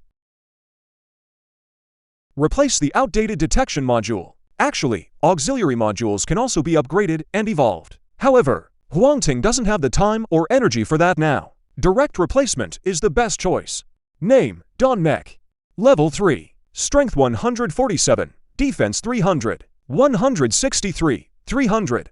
Agility 134. 300. Mystery 3. 3. Wearing the resentment mask. All 3 related stats have improved. Huang Ting then looked at the auxiliary modules mounted on the Dawn Mech. Head: Resentment Mask. Torso: Fangs of the Evil Hound, Words of Change. Upper limbs: Bloody Serrated Blade. Lower limbs: Mutated Flesh Mass. Among them, the Mutated Flesh Mass only works on one leg. That means he can still equip another lower limb module on a single leg. Besides the ones already equipped, he still has one in hand called Plant Communication, a head auxiliary module. Plant Communication is like a flower crown. Worn on the head, it allows communication with plants. Though it doesn't help much with combat power, it's an excellent functional auxiliary module. Thinking of plant communication, Huang Ting also remembered The attribute fruit sapling he planted inside the mess on Mech. That sapling is very miraculous. As long as it's nurtured with monster flesh and blood, it will bear fruit that can enhance. Up above, it will make contact and be able to improve the basic attribute fruit. The higher the quality of the monster, the faster the fruit grows.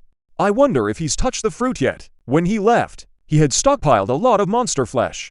Just as he was thinking, a message from Guan Silon suddenly popped up in the private chat. The guild leader's attribute sapling bore a red fruit. It's about the size of a fingernail, red in color. Looks like a fruit that can boost strength. Huang Ting replied, then looked up and glanced around. The illusion vanished. That power affecting the senses was gone. He could leave at any time now. Follow me. The four had witnessed Huang Ting's terrifying strength earlier. They didn't dare resist at all now. Following Huang Ting, they quickly left the range covered by the mountain city. We're out, we're out. I finally made it out. Looking back at the city that bordered the mountain, Fang Kai was so happy he nearly cried with joy. The other three weren't as excited as him, but they all showed relieved expressions too. Thank you, sir, for saving us. If you need anything, just say the word. Whatever we can do, we'll do it. Su Yang quickly stepped forward and said, I actually do have things I need your help with. Huang Ting didn't stand on ceremony and said right away, as I told you before, I need to go to be king. I wonder if you're familiar with the terrain around here. I know my dad drove long distance before the catastrophe. He's been to be king a few times, though the terrain has changed now. The general direction should still be accurate. Hearing this, Su Yang immediately agreed. It's just that my dad is at another settlement. If you're not in a hurry, I'll go find him and ask about it right now. No rush, no rush. Huang Ting waved his hand. I still have a misunderstanding with Zhao Lai to clear up. Then I'll head to the settlement with you all. It's not too late to say it. His figure vanished from the spot. After waiting for a while, Miao Tianqian's legs went weak. If not for the quick-eyed one catching him in time, he would have fallen to the ground by now. Tiantian, are you okay? Seeing Huang Ting disappear, Fang Kai perked up again. He moved close to Miao Tiantian, showing concern. Miao Tiantian had no mind for him. He whispered, quickly contact the leader. There's going to be a huge upheaval at the White Fox gathering. Tell him to send people there now. Better yet, have him go there himself. The White Fox gathering. Tiantian, you know as well as I do, that Zhao Lai and his crew not only kicked us out, they won't even let us trade on the island. Why would you have the leader send people there? Fang Kai continued, shameless as ever, because Zhao Lai is likely about to die. At those words, the three of them were startled. Fang Kai even wanted to reach out and feel Miao Tianqian's head, to see if he had a fever. Otherwise, why would he say such nonsense? You mean that strong one just now went to kill Zhao Lai? But by then, he had figured out the key. Zhao Lai tricked Huang Ting here. If Huang Ting had died, it would be one thing. But now Huang Ting isn't dead. Then the one who dies is most likely Zhao Lai. But I heard Zhao Lai has already reached the 3rd rank. The White Fox gathering has so many experts. Can that person really do it? Yao Tiantian suddenly showed fear in his eyes. He stammered. If the danger level of that monster in the hospital just now was 1, then this person's danger level is 100, maybe even higher. With his danger-sensing talent, it was hard to describe the feeling. A feeling like a mountain of corpses and a sea of blood. He even thought for a moment that what stood before him wasn't human, but some powerful monster in human form. That sense of danger was truly terrifying. Just from his aura alone, it made him feel like his throat was being choked by someone. What to do? Dana finally realized how serious things were, and quickly contacted the leader. Speaking of which, they were once members of the White Fox settlement. Even their current leader was the former leader of the White Fox settlement. Zhao Lai was only the deputy leader. But later, due to disagreements, Zhao Lai never became the official leader. The original leader had no choice but to leave in disgrace with his people. Now they finally saw a glimmer of hope to take back the White Fox settlement. White Fox settlement, get lost. A bunch of useless trash. Can't even heal a broken leg.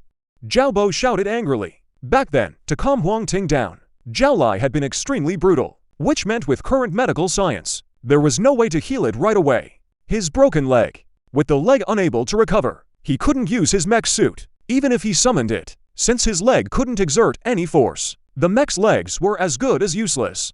I think what the elder said is right. With that temper of yours, it's good your leg is broken. Saves you from causing trouble everywhere. Zhao Lai let out a cold snort. At first he did feel a bit guilty, but seeing Zhao Bo like this now, he knew he had done the right thing. Though he spoiled his son, he didn't want to raise a grown man who acts like a baby. This broken leg wasn't a curse. It was actually a blessing. Zhao Guo was speechless with frustration. He could only fume silently. Seems like you understand quite deeply. In the air, a familiar yet strange voice suddenly rang out. Hun Zhaolai reacted quickly. His mech suit swiftly covered his body. Leader Zhao didn't expect to meet again so soon. Huang Ting deactivated the phantom armor's stealth and communication functions. His figure became visible.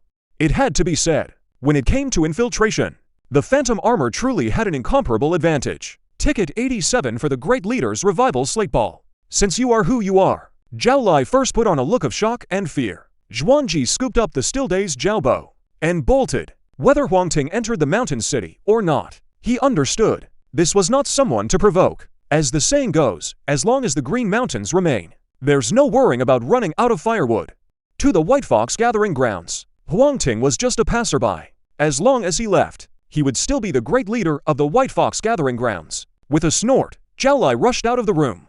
The many subordinates guarding outside looked bewildered, not knowing what had happened. Stop him! Zhao Lai didn't care about any of that. And with a loud shout, he was about to leave. But just then, a figure suddenly appeared before him. It was Huang Ting, who had arrived after but struck first. He kicked Zhao Lai, who was trying to flee, sending him flying. Huang Ting raised his blood-red serrated blade and slashed down. Zhao Lai was terrified, and hastily raised his arm to block. On his arm was a piece of green arm armor gleaming with silver-gray light. It looked quite sturdy. The large arm armor did block that strike, but the one solid armor was now covered in spider web-like cracks. Clearly, it couldn't withstand another blow. By then, the others finally surrounded them. Zhao Lai knew that unless he dealt with Huang Ting, today would not end well. So he steeled his resolve, tore off the nearly ruined arm armor, and swapped in a large blade. I'm telling you, no matter how strong you are, you'll never make the White Fox Gathering Grounds submit. He looked at his hesitant subordinates, and shouted once more. Alone, he was no match for Huang Ting.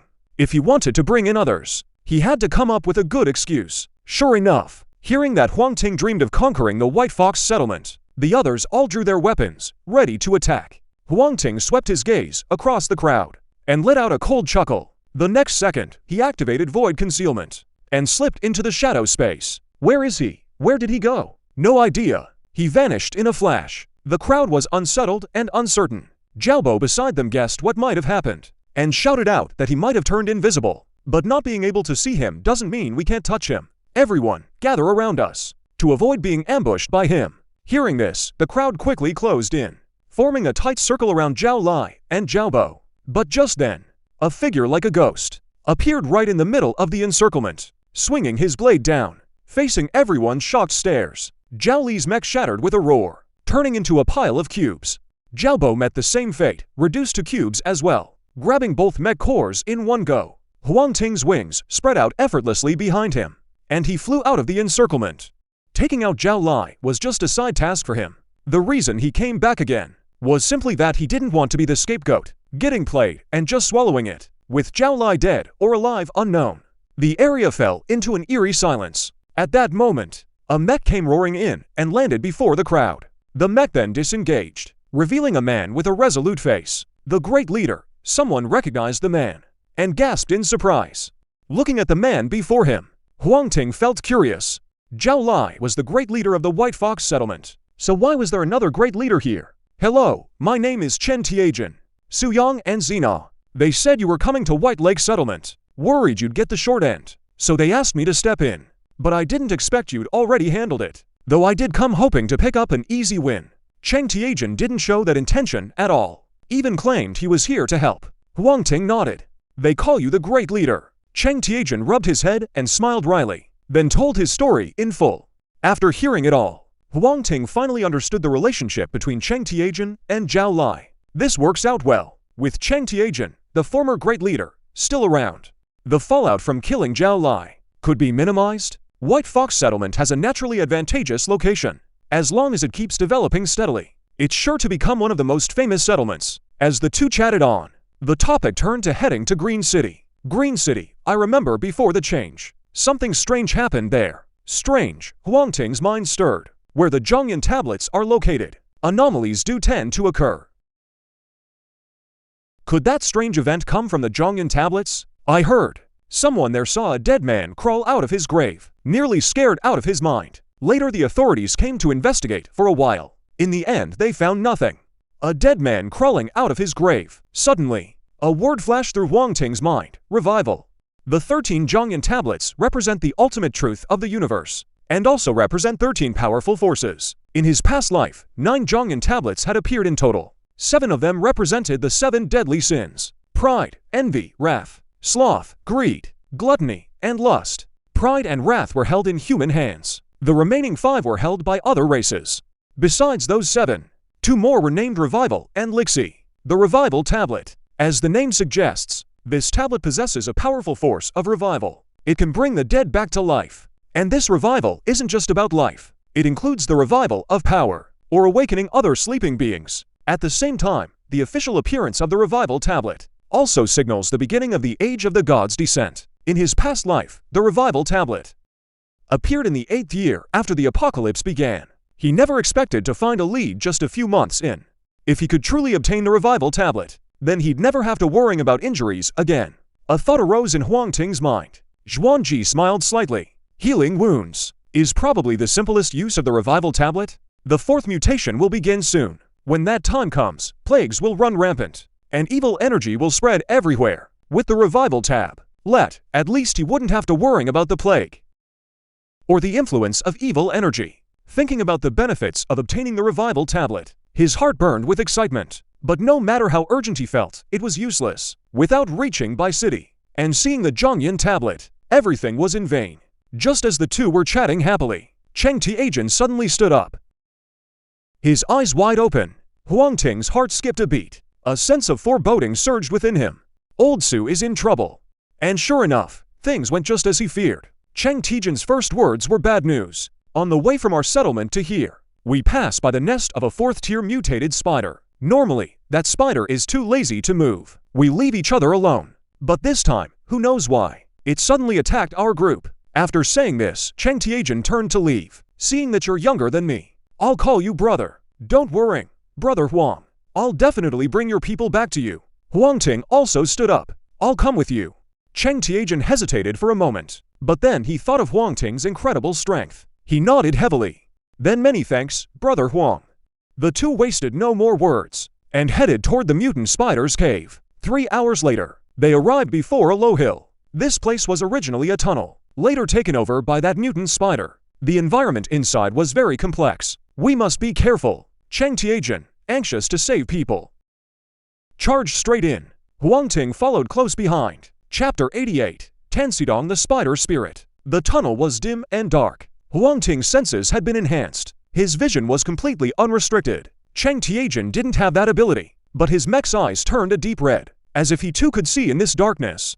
Which made sense. Cheng Tianjin was, after all, the leader of a settlement. He couldn't be that reckless. If he really had no preparation at all, and just barged in, then Huang Ting would never again bother with him. As the saying goes, better to face a godlike opponent than a pig like a lie. They hadn't gone far. On the walls around them, and on the ground, spider silk began to appear. These strands were extremely thick, about the thickness of a finger, covered in sticky slime. Every stretch of the way, they had to stop and clean the silk off themselves. Otherwise, the strands would tangle together, and before the mutant spider inside even struck, they'd be trapped in the web. Who knew how long they walked? From the darkness around them suddenly came a rustling, skittering sound. Before long, waves upon waves of spiders surged out from ahead. Hundreds, thousands, tens of thousands, until finally, their vision was completely filled with spiders. These spiders were no small size. Each one as big as a wash basin. Even more terrifying, they keep spewing highly corrosive acid from their mouths. Huang Ting shuddered, then immediately swapped his core module. In an instant, the Dawn Mech turned black and white, clearly entering Sky Domain form. Sky Domain boosts physical resistance by 60%, elemental resistance by 30%, including psychic damage. After completing the mech upgrade, it can further raise elemental resistance by 30%, directly blocking all the venom. As for biting, it's even harder to break through Sky Domain's defenses. Cheng Tianjin didn't have such insane defense, but a shell-shaped, translucent, protective barrier suddenly appeared around him, blocking all attacks outright. Hard to say whether it's a built-in ability of his auxiliary module, or the effect of some item. Seeing Huang Ting's mech transform, Chang Tianjin was stunned for a moment. But he knew this wasn't the time to freeze up. He immediately charged deeper into the tunnel. With this many mutated spiderlings, to deal with them all, you'd need the entire settlement's manpower. Their mission was to rescue people, not clear out spiderlings. The spiderlings were numerous, but weak in strength. Even an ordinary human, throwing caution to the wind, could stab such monsters to death. They didn't even drop materials. Huang Ting didn't bother wasting time, and followed Chang Tianjin straight to the tunnel's deepest point. The two charged through, and soon reached the very end of the tunnel. Suddenly, Chang Tianjin's face darkened. He called out softly, "Zima." Following his gaze, a youth with a somewhat boyish face appeared before them. Of course, if you ignored the boy's spider body, the scene would be far more harmonious. His big hands reached out. "Join us, join us." Zima, Chang Tianjin's hands grabbed at the air, as if inviting Chang Tianjin to join. "Sorry, little Ma, I'll avenge you." Chang Tianjin turned to look at Huang Ting. "Little Ma was one of our settlement. He always called me Brother June. Half a month ago, he suddenly vanished. Never thought he'd end up captured here, and turned into this kind of monster. I failed him. Then just kill him." Huang Ting had seen this kind of thing far too often. His face showed not a trace of emotion. Those not of our kind will always have different hearts. The spider in the tunnel was simply a mutation. Killing it was no challenge at all. Later, when the myriad legs invade, among them, some are good, some bad. Some will befriend you to your face, then stab you in the back. Some like you, and when no one's around, they'll devour you whole. Some will even disguise themselves as your parents, brothers, friends, or bosses, and kill you when you're off guard, or toy with you using fake identities, slowly driving you to madness. Until you finally kill the ones you love most yourself. Some evil gods do nothing but pull this kind of stunt. By then, enemies will hide within society. They're the real problem. Chang Tianjin steeled himself and put down the spider monster that Little Ma had become. Then the two pressed on. Along the way, they met more of these creatures, human-headed, spider-bodied monsters, but they posed no threat to them. Soon, the two reached the tunnel's depths. The environment here was even darker. On the surrounding cave walls, huge holes had been blasted one after another. Inside the hole sat massive spider eggs. From time to time, small spiders hatched out and attacked the two. Going further in, the number of spider eggs grew even greater. At the same time, clusters began to appear before them. Chang Tianjin split one open with a giant blade. Inside was a mutated monkey. Looks like this spider has a good habit of storing food. They should be safe for now. Huang Ting stepped forward to take a look, and found that the mutant monkey was only paralyzed by some kind of toxin. He breathed a sigh of relief. Chang Tianjin also felt relieved inside. If Old Su had gotten hurt, he wouldn't be able to answer to Huang Ting, and even less to Su Yang. Suddenly a white thread shot out from the darkness. The white thread landed precisely on Chang Tianjin, then quickly retracted. Caught off guard, Chang Tianjin stumbled and fell to the ground, being dragged back toward where the thread came from. Huang Ting had already seen the white thread coming. The reason he didn't warn him was to use this chance to find the thread's owner. He gave chase with big strides. At the same time, the black and white prison mech transformed into a silver-gray phantom mech, clinging tightly to his body. He didn't expect Chang Tianjin was no pushover either. While being dragged along, he actually managed to break free from the white thread. Fortunately, by then, the two had already seen the thread's owner, a mutant spider over 8 meters long, coiled inside a massive cave entrance. Its body was pitch black, covered with streaks of purple patterns, mysterious and alluring. The reason he used the word alluring was because the spider's upper body had the form of a human woman, while its lower half was a bulky spider body. Huang Ting felt a bit disgusted, not because he was scared, but because earlier, he had planned to taste this spider and try to forge a new type of mech from it. He never expected it to look like this. How could he possibly take a bite now? A dark shadow rapidly grew larger in his sight. Huang Ting reached out and caught the flying Chang Tianjin. "Leave this spider to me. You go find the others." He gave a brief warning. His figure instantly vanished into the darkness, preparing to sneak closer. But the mutated spider seemed to see through the ghost mech stealth module. Its glowing red eyes locked tightly onto Huang Ting. His position was exposed. Huang Ting didn't care. He switched back to the dawn mech and slipped into the shadow space. This time, the mutated spider truly couldn't find him anymore. Its 8 big eyes darted around wildly. Huang Ting had already reached the spider's back. He raised his blood-red serrated blade for a strike, but the spider spun around suddenly and spat out a stream of acid. In an instant, the Dawn Mech's durability dropped by 8. Huang Ting was slightly startled. Only then did he notice that on the spider's back, there was another ring of red eyes. He leapt into the air. The creature's head suddenly split open. 2 big eyes in the middle of its scalp blinked nonstop, constantly tracking Huang Ting's position. Eyes in front, behind, and above. He couldn't attack from below, could he? Huang Ting's eyes darted. His gaze settled on the spider's huge, fat belly. Since the upper body was hard to deal with, he'd strike the lower body first. He refused to believe there were eyes down there too. His mysterious attribute drained rapidly. Huang Ting slipped into the shadow space again. The void concealment module was powerful, but it had its limits, namely, the cost. When slipping into shadow space, the stronger the creatures nearby, the greater the drain, both entering and while inside. His mysterious attribute had already reached 3 points, plus the boost from the mech's ascension. It was enough for one battle. Seeing Huang Ting vanish again, the mutated spider reacted just as fast. It immediately shot webs all around. It was confident that with these webs in place, Huang Ting would have no way to launch another attack. The next second, a bloody blade slashed across his abdomen. With a squelching sound, all kinds of unknown fluids burst out. The mutated spider, wounded, began screeching wildly.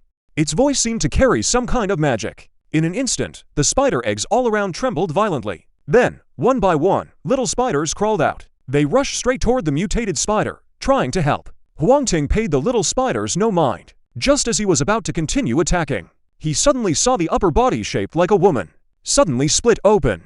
In the blink of an eye, an even larger spider head burst out. That way, he had no psychological burden. But he couldn't finish them all either. After turning into a spider head, the mutated spider's attacks became even faster. A mouthful of acid, a mouthful of webbing tightly restricted Huang Ting's movements. At the same time, it grabbed little spiders off the ground and stuffed them into its mouth. As one little spider after another went in, the wound on its abdomen seemed to show signs of healing. Eating those little spiders restores health. Huang Ting was somewhat surprised. Seeing that Cheng Tianjin seemed to have rescued a group of people, he no longer held back. Limit state activated. Combat power instantly surged to its peak. Since attacking the abdomen worked, he would focus solely on ambushing the belly. Soon, the spider's abdomen was torn open with one huge gash after another. Huang Ting estimated, just from the bleeding effect alone, it must have stacked over a dozen layers. The mutated spider was now like a torn sack, leaking everywhere. After swinging another slash, the mutated spider went completely still. Elite mutated spider, Tier 4, slain. Obtain tough spider silk, corrosive acid, 8-legged pig auxiliary module 1. And another auxiliary module. Not bad, not bad. Huang Ting was just about to check the 8-legged pig stats, when he suddenly froze. Something's wrong. This mutant spider bred so many little spiders. By its habits, it's clearly leader class. But what I killed was only elite class. Where did the leader class one go? Chapter 89, The 8-Legged Pig. So, hen, fake ball, gold ticket. Suddenly, Huang Ting felt a tremor in his heart. Some voice told him there was still a life inside the spider corpse before him. He stepped forward and tore open the mutant spider's body. After a search, a spider half the size of a fist, pure white as jade, appeared before his eyes. Could this be the leader class spider? Huang Ting had a guess. Some parasitic or puppet-type monsters aren't powerful themselves, but can gain experience by parasitizing or controlling powerful creatures. He just hadn't expected that this spider was also that type. Old Sue and the others are just a bit out of touch. Everything else is fine. I really have to thank you this time. Cheng Tianjin's voice sounded from behind and quickly reached his ears. Seeing the jade-white spider in Huang Ting's hand and glancing at the mutant spider corpse on the ground, he was a bit confused. What's going on here? That mutant spider was just a tool. This one is the true body of the mutant spider. The jade-white spider in his hand struggled fiercely, but still couldn't escape Huang Ting's grip. Even without the mech armor, it couldn't cause any harm. Cheng Tianjin watched in amazement, just about to say something more. His pupils suddenly contracted. He stumbled back to steps in fright. Even facing that massive mutant spider, he had the courage to take it on. But now he was truly afraid. Across from him, Huang Ting shoved the jade-white spider into his mouth. Rich juices burst forth in his mouth. Perhaps because of the mutation, the jade-white spider tasted quite good, like meat jelly tightly wrapped in a layer of bean skin. The outer skin had a hint of toughness. The meat jelly inside, after melting in the warm mouth, turns into a stream of meat juice, flowing quickly down the throat. This taste is way better than some dung beetle or tiger beetle stuff. To obtain the white jade so genes, they are modifying some insect nails and universal mech units. Modification time, 3 days. Because the white jade so is stronger, or rather, has higher potential, the modification time was extended accordingly. Previously, each mech modification only added 8 hours. He thought this time it would only take 24 hours, but it turned out to need 3 days. 3 days isn't long, but it gave Huang Ting a warning. Future mech modifications must be planned ahead. Leave plenty of time. Otherwise, while the mech is still being modified, the enemy comes knocking. And then it's too late. Hey, how does it taste? Chen Tianjin forced himself to ask. By now he was completely in awe of Huang Ting. After all, that huge, bizarre spider, even if he were beaten to death, he wouldn't eat it. Not bad, kind of like drinking beef soup. Huang Ting savored the memory and answered truthfully. At this, Tianjin's legs went slightly weak. Without another word, he finished off a pig. Old Su and the others were rescued successfully. The remaining little spiders posed little threat. The two left the passage smoothly. On the way out, Huang Ting checked the attributes of the 7-8 pig. Name: 8-legged pearl, quality epic, type torso module. Effect 1, agility plus 20. Effect 2, after installation, can adapt to various complex terrains. When agility reaches 100 points, can walk on water. Effect 3, when piercing into flesh and blood, can draw the target's blood to heal one's own wounds. If not injured, it can slowly enhance the body's constitution. Effect 4 releases a highly numbing venom. Description: besides not being able to fly, this is a really great piece of gear. They say its previous user was supposedly skipping that as usual. The unreliable description looks at for effects: 20 points of agility, enough to complete the leap from a fake second-tier mech to a real one. And it can fight and run. Truly a jack of all trades attribute. As for effect 2, its trait is also quite impressive. Terrain like mountain forests and swamps, or deserts, restricts mech speed too much. With the 8-legged pearl, no more worries about being affected. If he wanted, Huang Ting could equip it right now and walk on water. The third effect is outrageously powerful. Heals wounds and strengthens the body. Perhaps it's because of this effect that the 8-legged pearl is epic grade. Effect 4 is equally practical.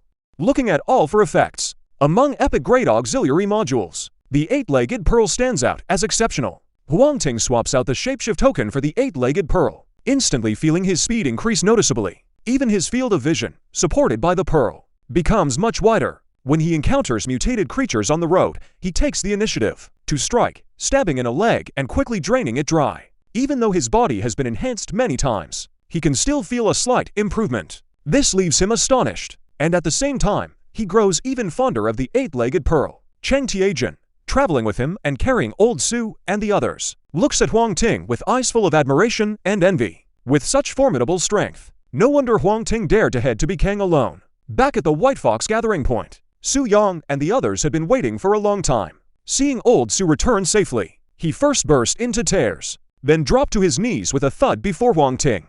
Speaking of which, Huang Ting has already saved him twice. The first time was in the mountain city. The second time was saving Old Su. Huang Ting can accept an enemy's kneeling submission, but this kind he really doesn't want to receive. He quickly pulls Su Yang up. Old Su was severely injured. Even after treatment, it took him 2 days to recover. After learning of Huang Ting's needs, he immediately drew a complete map based on the nearby terrain and his own experience. If his body didn't still need rest, he would have taken Huang Ting straight to City B. Remembering that the mech modification still needed time, Huang Ting stayed another day at the White Fox gathering place. On the 3rd day, the familiar notification sound arrived as expected. Due to absorbing part of the insect genes, the 1st-tier insect soldier general purpose mech has advanced to a 2nd-tier insect soldier general purpose mech. White Jade So gene absorption complete. The 2nd-tier insect soldier general purpose mech has advanced to the So mech form.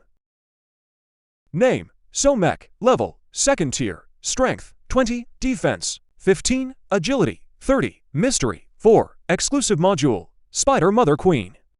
Poison Web, Spider Mother Queen. Energy consumption: spawn spider minions. Modified from a 1st-tier heavy soldier mech. After completing the mech advancement, energy consumption is reduced.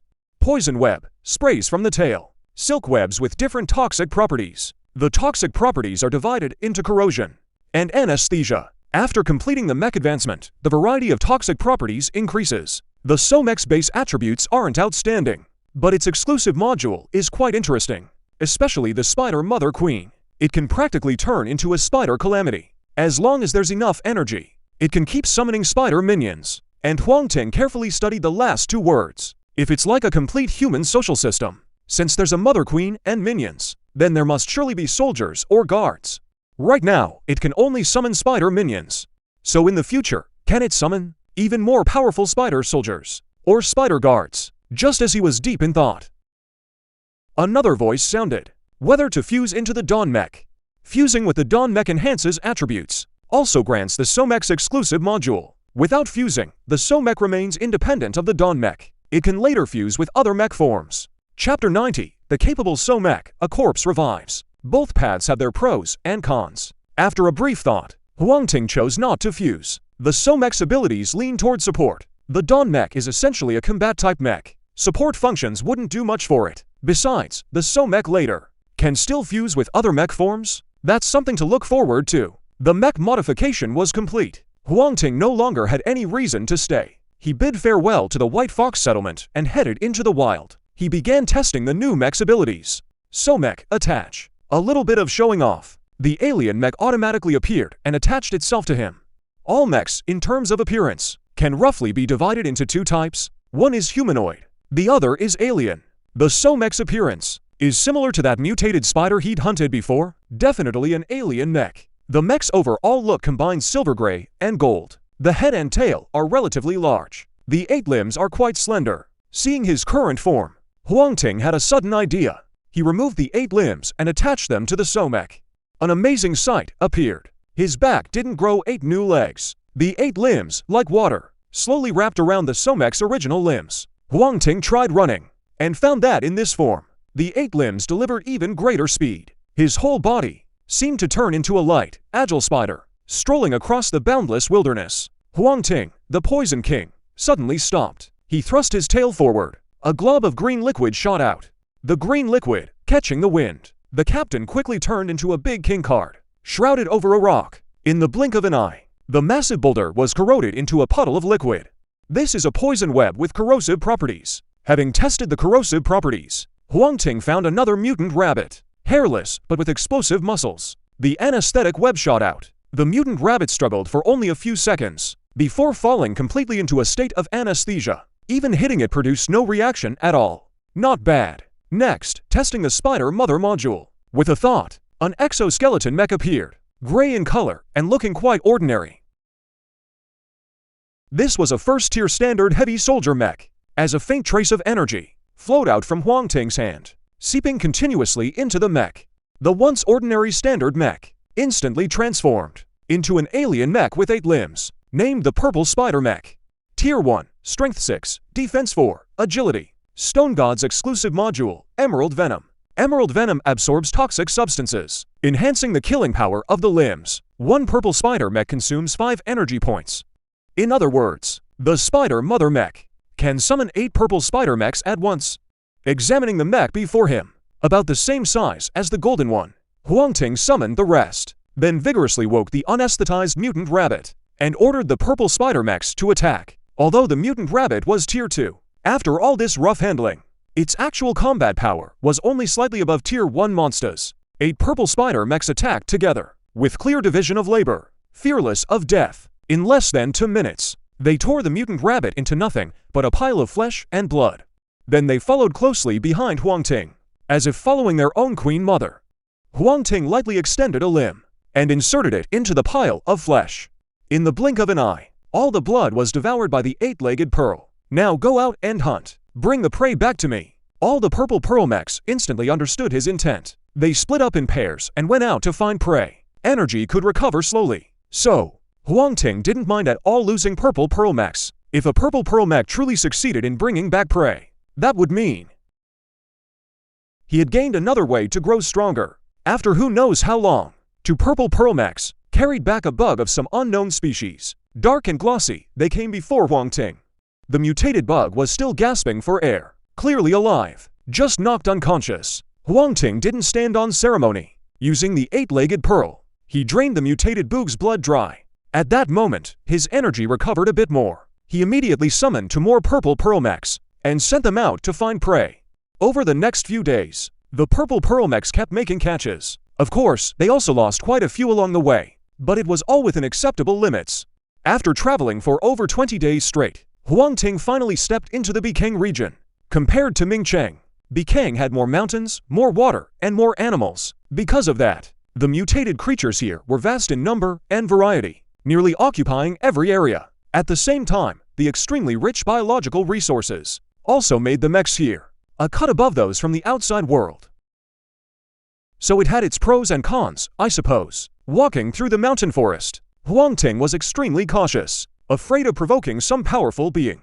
Here, even he had to be extremely careful. He hadn't gone far when his steps suddenly halted. His gaze locked onto a dark figure in the bushes. In the thicket, an old man in tattered clothes was searching all around. The reason Huang Ting didn't make a move, that was because the old man's body was shedding large chunks of flesh every moment, exposing the stark white bones beneath. Those chunks of flesh gave off a foul stench, clearly already rotting.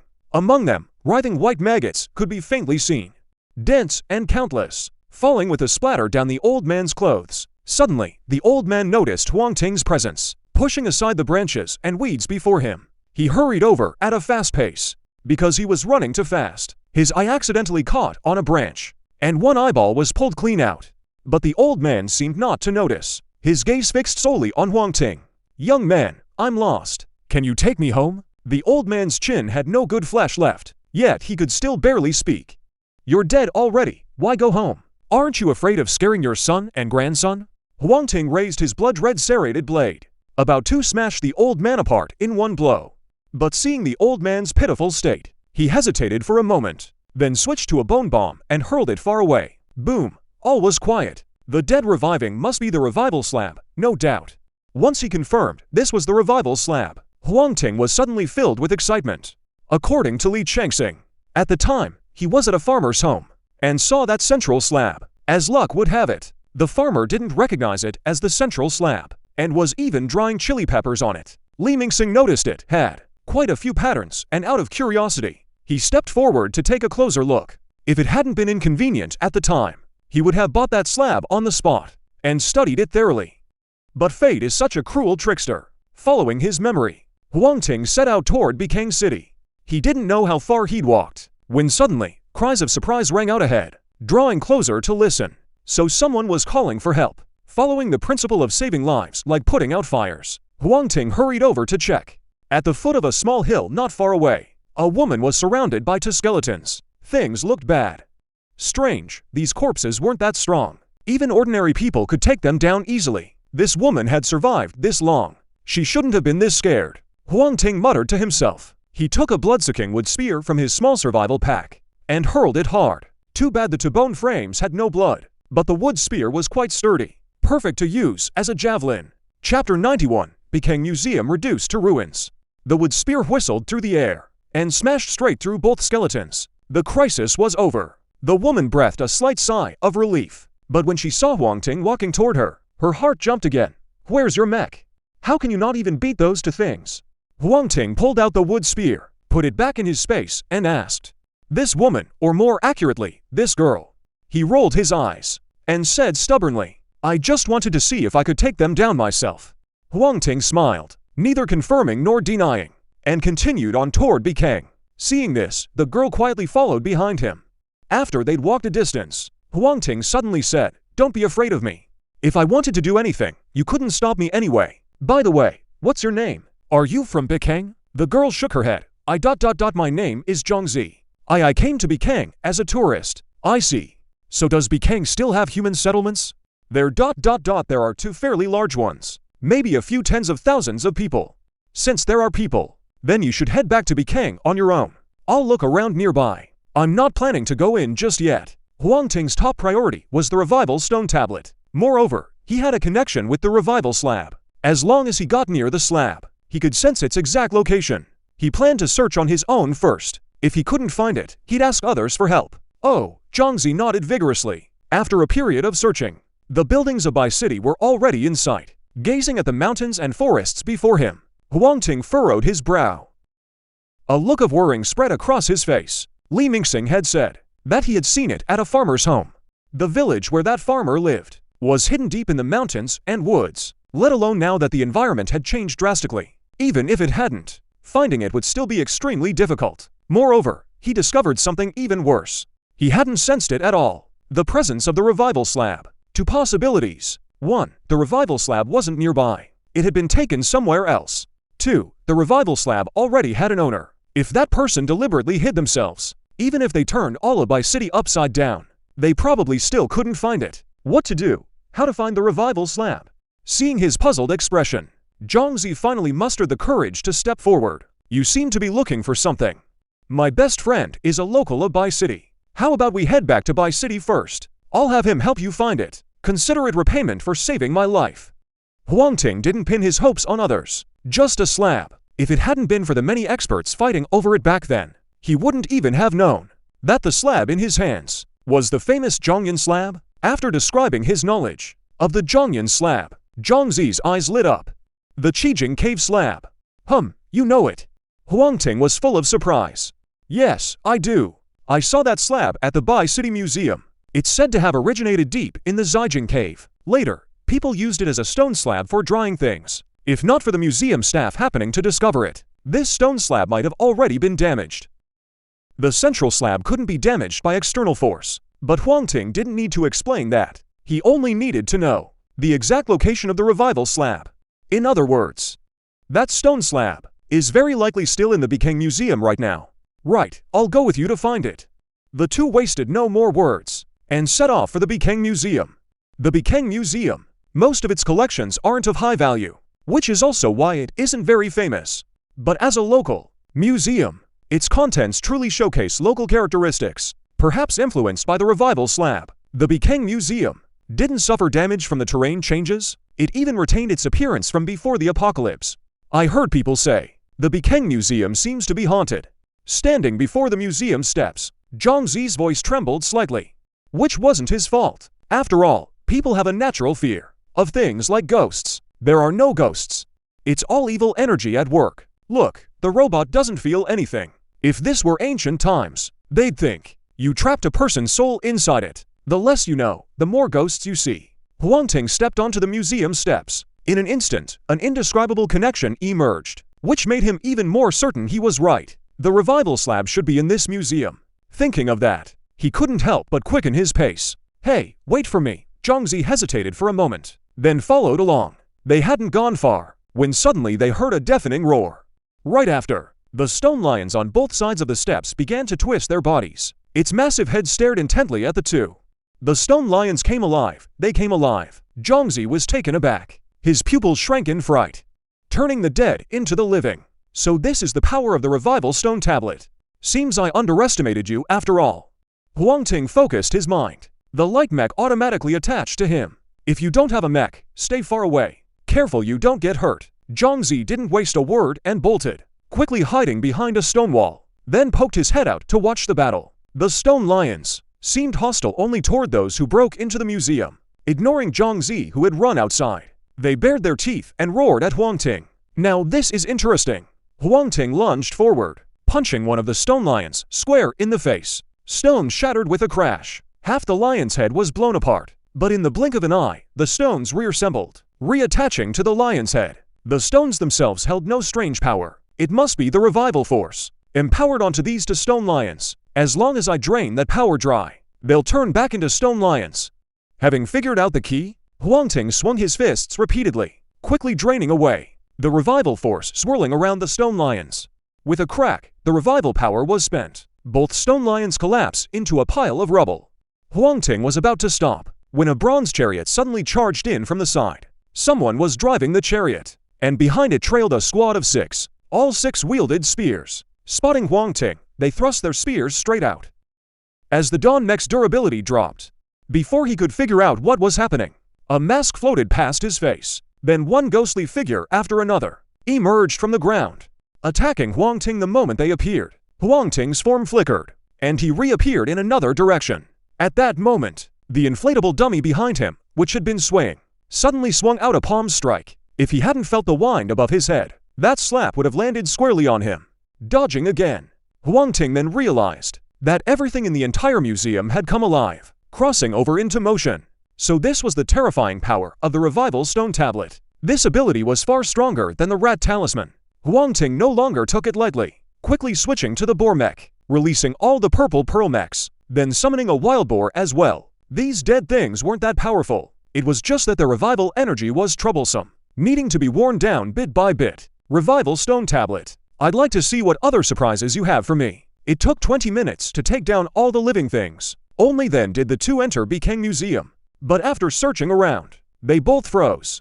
The entire Bekang Museum was empty, let alone the stone tablet. Even the exhibits had vanished without a trace. Chapter 92. What comes next?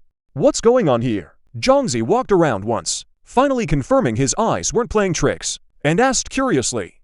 The last time he came, it was still lively here. He never expected only an empty shell remained now. Huang Ting guessed. The Revival Stone Tablet had indeed been here, and had revived some of the museum's exhibits, but for some reason, someone had taken them later. Thinking about how he'd worked so hard to get here, only to come up empty-handed, he felt extremely frustrated. Maybe someone else took it away. He explained casually, then turned and left. Huang Ting walked quickly, but strangely paused for a moment as he passed Zhongzi. What is it? Zhongzi was startled. Nothing. The gathering place shouldn't be far. You go on. Huang Ting sized up Zhongzi. He felt something was off, but he couldn't quite say what. Just a vague, instinctive feeling. It's not far indeed. But you saved my life. Let me come with you to find that stone slab. Maybe I can be of help. Huang Ting wanted to refuse, but the words stuck in his throat as that strange feeling returned. So he changed his tone, saying as long as you're not afraid. Then fine, let's go. And so Zhongzi officially joined the search.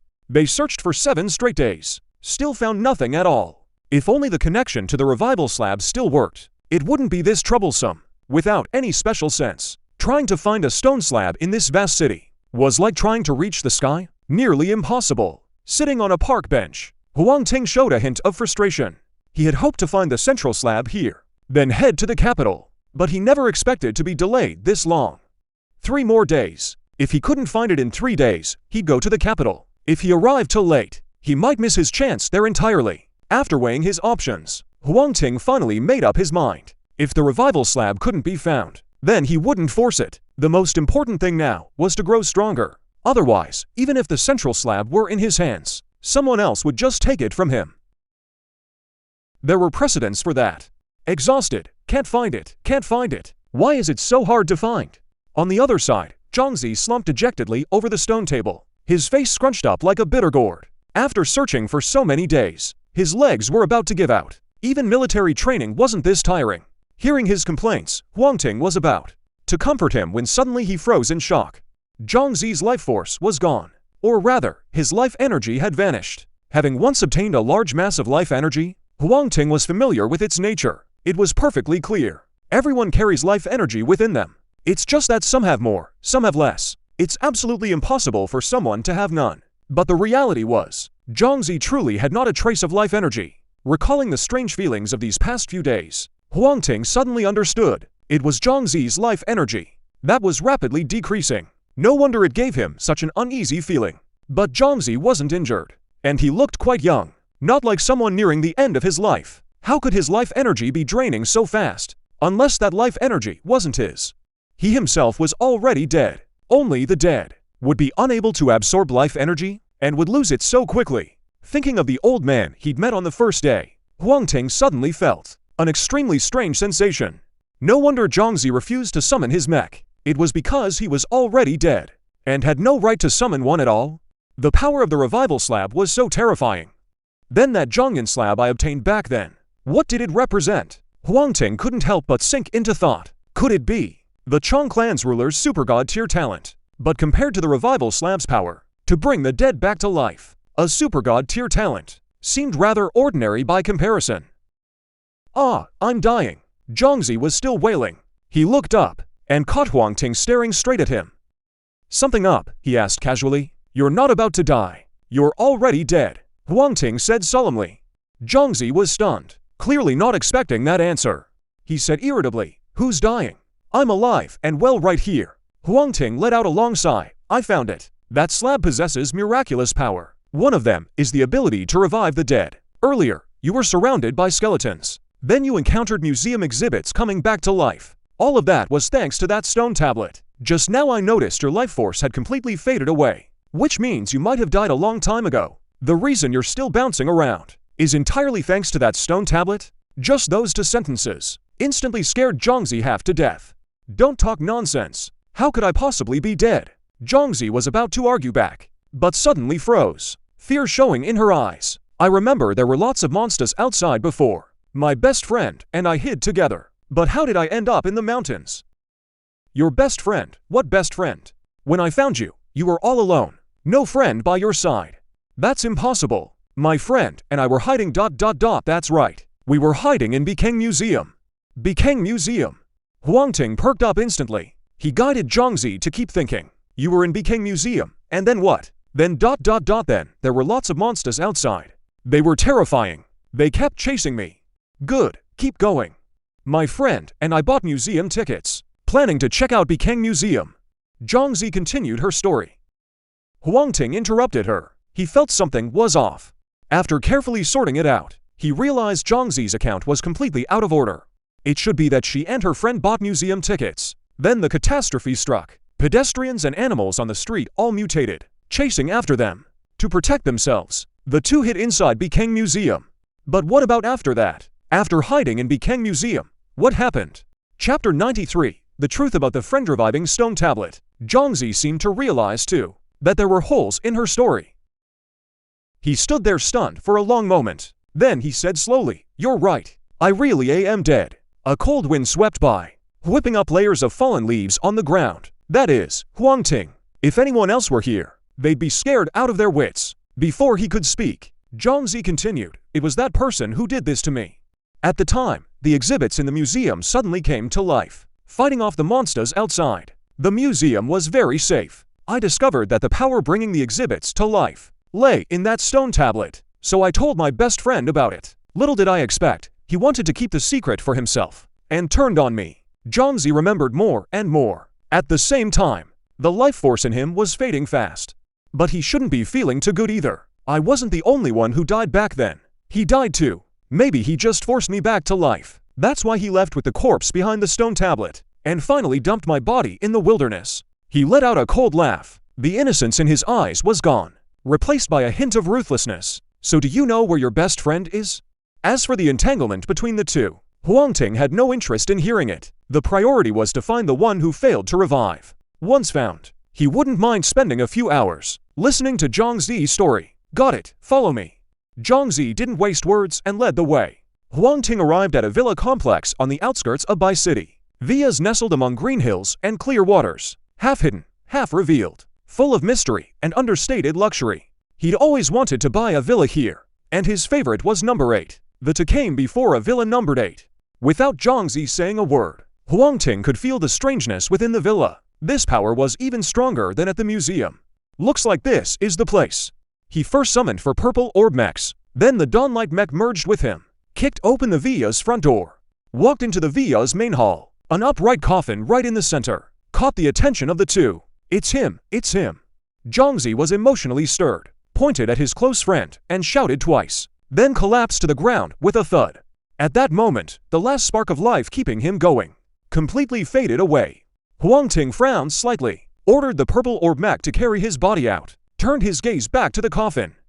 Inside the coffin lay a young woman, and beneath her head rested the very revival stone tablet he had been longing for. Just as he was about to rush forward and grab it, who knew that the supposedly dead friend of Zhongzi suddenly opened her eyes. A mere mortal dares to covet such power. He let out a cold chuckle, waved his hand. In a corner of the villa's main hall, a suit of armor suddenly rose, the spear in its hand thrust toward Huang Ting. Though it was merely formed from lifeless objects, its strength was not to be underestimated. It could easily be ranked among the 3rd tier. The friend's hands kept moving without pause. The giant baby specimen and grizzly bear specimen above her head now seemed to come alive, squeezing their bodies out from the walls, roaring endlessly at Huang Ting. They were just appetizers. The friend's ultimate move was actually a row of mutated creature corpses. Even though maggots had already bred on the corpses, their combat power showed no sign of weakening. Instead, fueled by the revival stone tablet, they grew even stronger. Huang Ting, caught off guard, was slammed by the specimen. The grizzly bear sent him flying with great force. Then an eagle swooped overhead, leaving claw marks across his head. Seeing other mutated creatures coming one after another, Huang Ting quickly exhaled. His figure vanished from where he stood. A smile had just appeared on the friend's face. But who knew that the very next second, a chilling touch came from the back of his neck. Seems your true body isn't that strong. You can only rely on those lifeless things. He slowly looked down. A blood-red serrated object was already pressed against his neck. No, don't be rash. I can tell you how to gain this power. Just spare Pu-Chi. Huang Ting didn't waste words. He slashed straight across, watching his companion fall in a pool of blood. His expression didn't change. He stood still and waited quietly. As his companion's life faded away, the living things around suddenly lost their drive. With a crash, they all collapsed. 10 minutes later, the companion who had already died suddenly blinked once. If Huang Ting hadn't been watching closely, he never would have seen that small movement. Since you've revived, then get up. I can kill you once, and I can kill you a second time. The companion's body trembled. She got up reluctantly. What exactly do you want? Huang Ting chuckled. He raised his blade again. Between this woman and the revival stone tablet, there's still a connection. If he didn't sever that link, even if he got the tablet, he couldn't use it. 10 minutes later, the companion gasped and scrambled up from the ground. She bolted to run outside. Whoosh! A blood-red serrated blade from behind her pierced straight through her chest, knocking her to the ground. The companion died again. In the time that followed, Huang Ting used various methods to kill her, like digging traps, or luring a mutated creature over, or even simply throwing her into a pool of water, making her feel what it's like to drown. After all that effort, the best friend completely broke down, and the connection between him and the revival stone tablet vanished entirely. Please, spare me. If I come again, I'll really die. The best friend's eyes were filled with terror, clinging to Huang Ting's leg, wailing in agony. He kicked the woman away with one blow. Huang Ting walked to the coffin and took out the revival stone tablet from within. Bang! In an instant, the revival stone tablet in his hand began to tremble violently. Then, countless rays of light emerged from his body. Those rays intertwined with one another and actually formed another stone tablet. Huang Ting saw it clearly. This was the central stone tablet he had fought for in his past life. The two tablets, as if drawn by some force, slowly merged. The moment the two tablets combined, a flood of complex memories rushed into Huang Ting's mind. After a long while, he finally came back to his senses, draining the primal power of an entire world and converting it into revival force. So this was the most terrifying aspect of the revival stone tablet, and even unformed worlds were under the tablet's surveillance. Once it set its sights on you, after draining your primal power, you become a dead core, completely unable to nurture life. This isn't the revival stone tablet. This is the real central tablet. Huang Ting finally understood where the revival stone tablet's power to bring the dead back to life and turn the lifeless into the living came from. This was the primal power of an entire world, let alone bringing the dead back to life. Even creating something from nothing was no trouble at all. Just after receiving the memories, he felt his muscles surging all over his body, as if something was trying to burst out. I never thought that obtaining one stone tablet would also strengthen my physical power. Huang Ting closed his eyes, carefully sensing the changes in his body. In an instant, he felt as if he had arrived in the starry sky. Countless celestial bodies shimmered around him. Those celestial bodies were a reflection of his own body. Suddenly, a star exploded, unleashing unmatched power. Then a second one, a third, and in an instant, all the stars exploded together across the endless starry sky, painting the most magnificent canvas. When all the stars fell into silence, Huang Ting opened his eyes. A punch slammed into the stone wall beside him.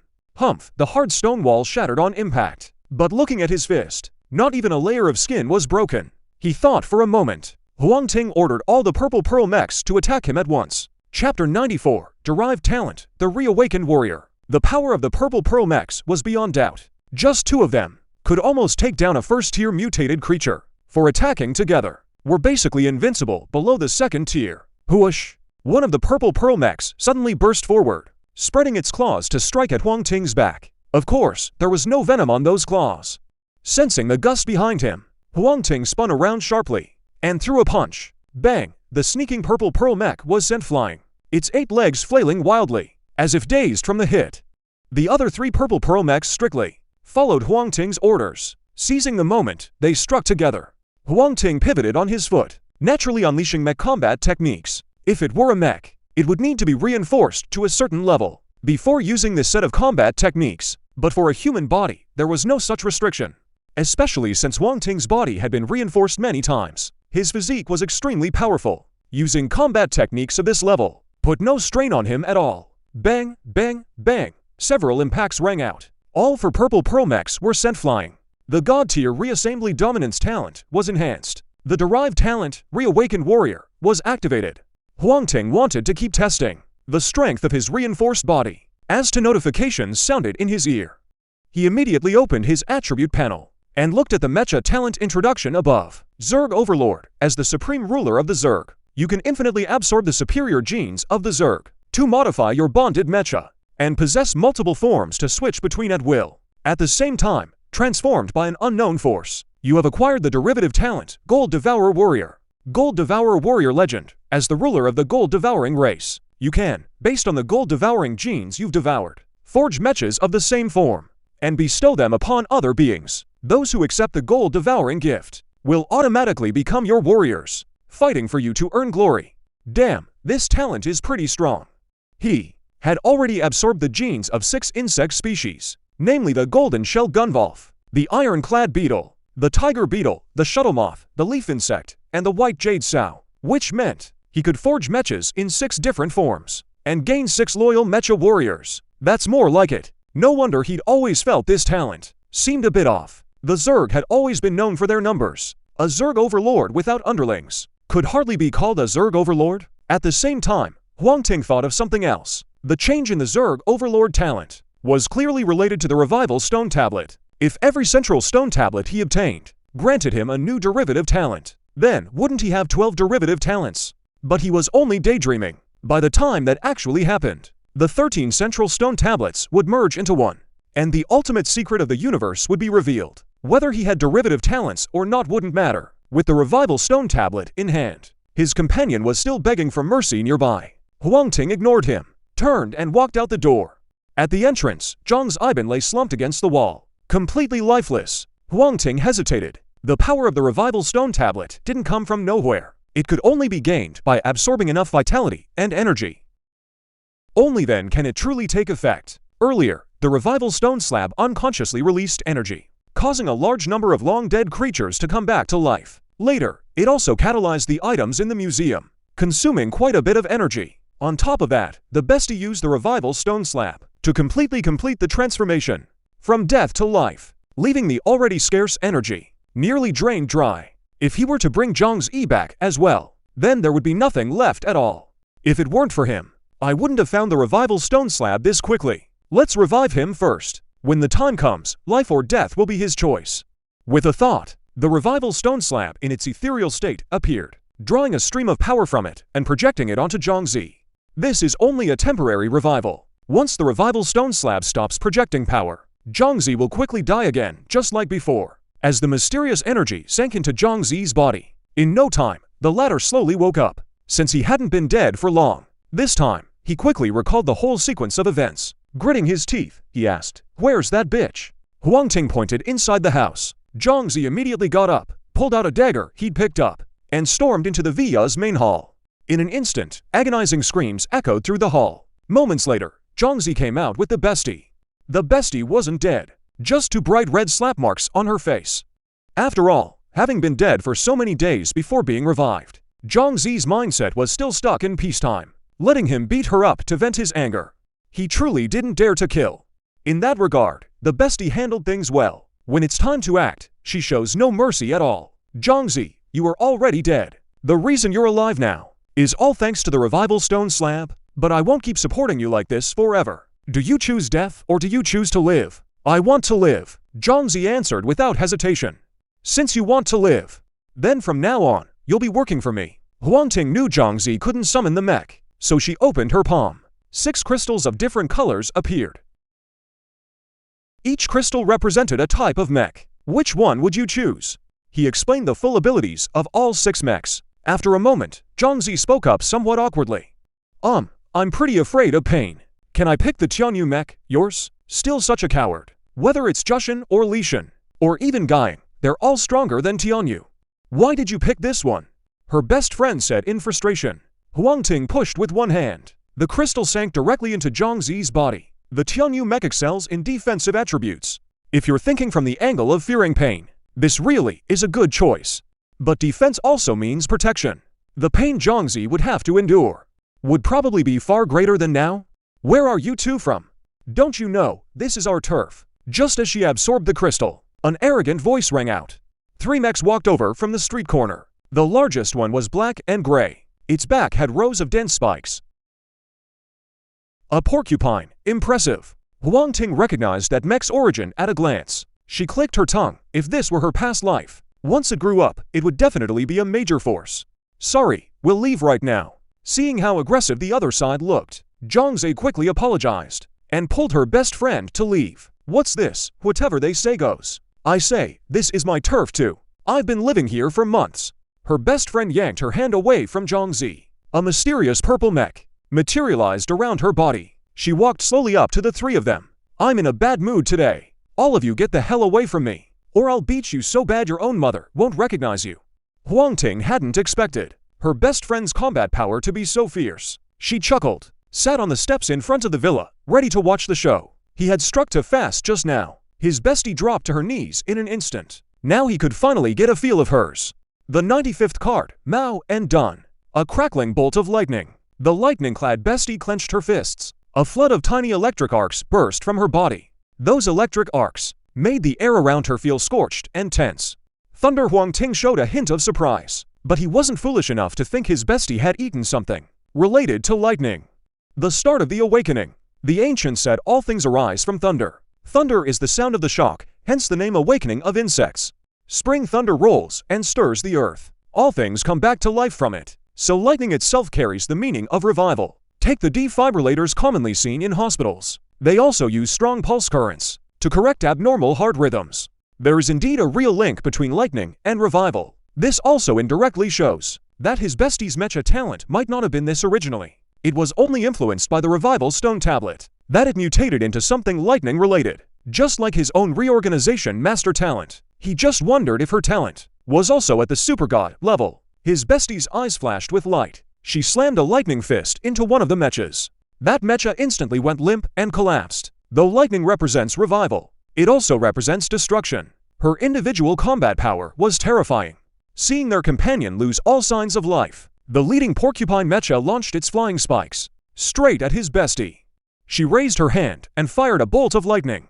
She thought that one bolt would be enough to take the porcupine mecha out of the fight, but that thing had thick skin and tough hide. It endured the lightning attack head-on and charged forward in big strides. Her mecha was only first tier and probably hadn't even been reinforced yet. The porcupine mecha across from her was already third tier, and a defensive type at that. Under such a massive gap in level and attributes, she was still taking it lightly. He was destined to suffer a great loss. Just at that critical moment, a mech in black and white suddenly blocked the porcupine mech's path. The Sky Prison is not the Imperial Court's Sky Prison, but Zhang Zi's Sky Prison.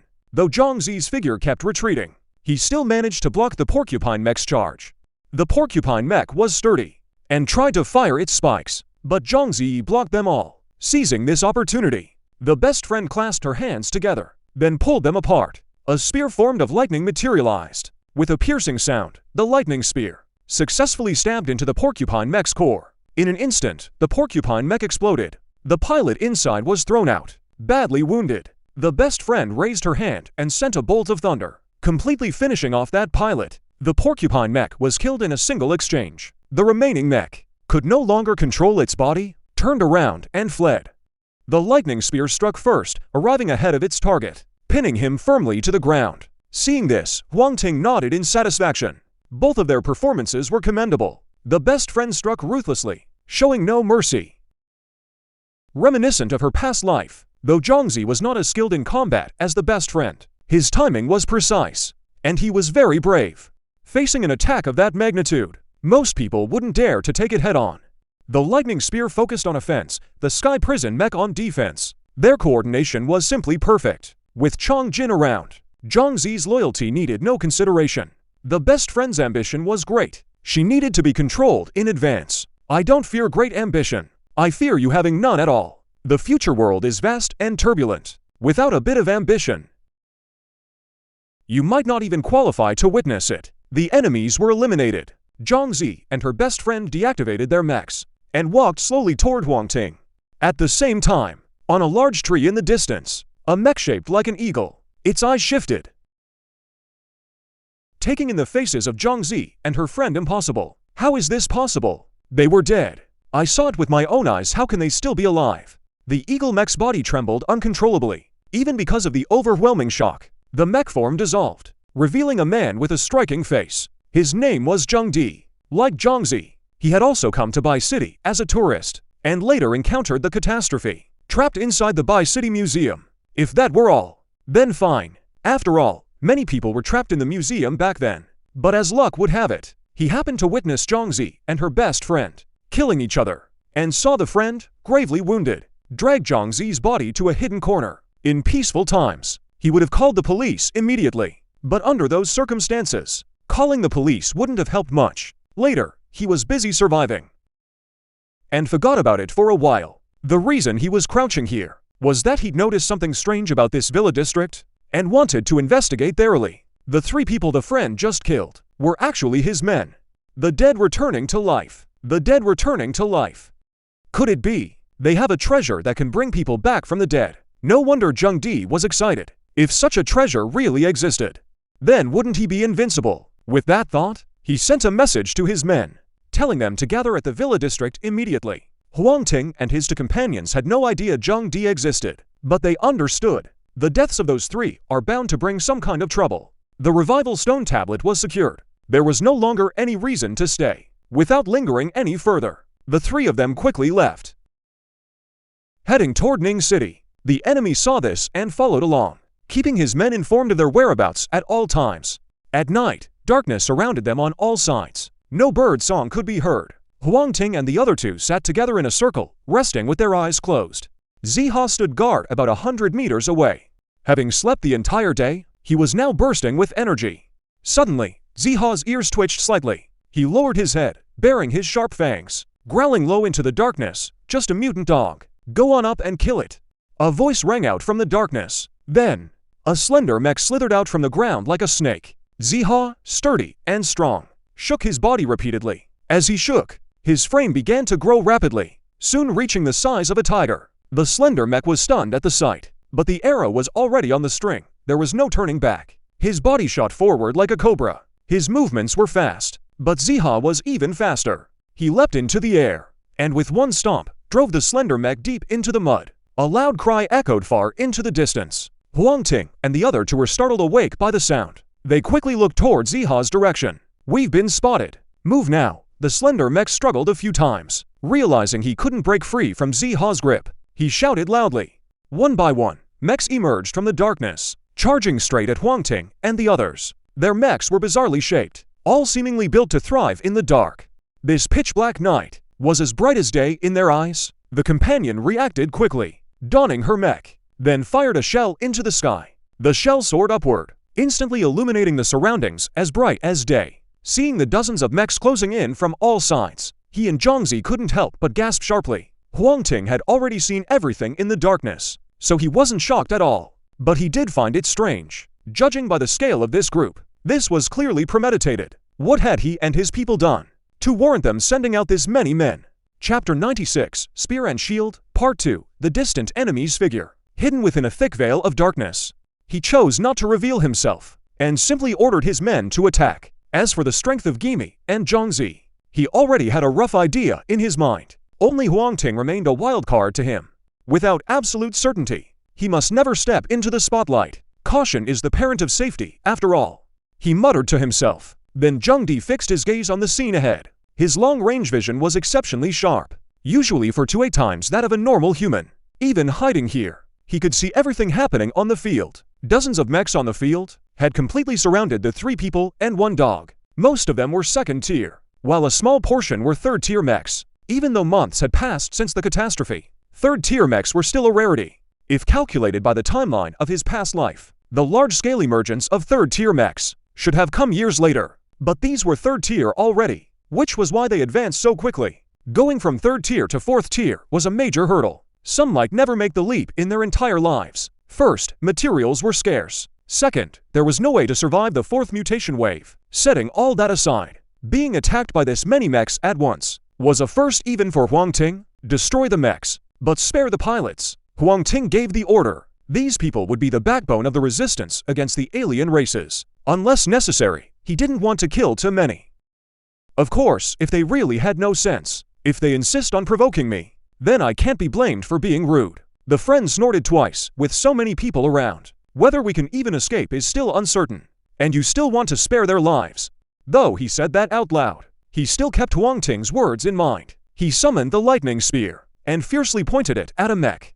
The spear shot past one side of the mech. Boom! The mech exploded and vanished. The person inside collapsed to the ground and was carried away by another mech. This spear is a cluster of pure energy. It doesn't actually exist as a physical object. If it leaves his hand, he can summon another one. The only drawback is that it drains a lot of energy. The friend pulled his hands apart, and the lightning spear appeared once more. The attackers surrounding them were strong, yet none could withstand the blow.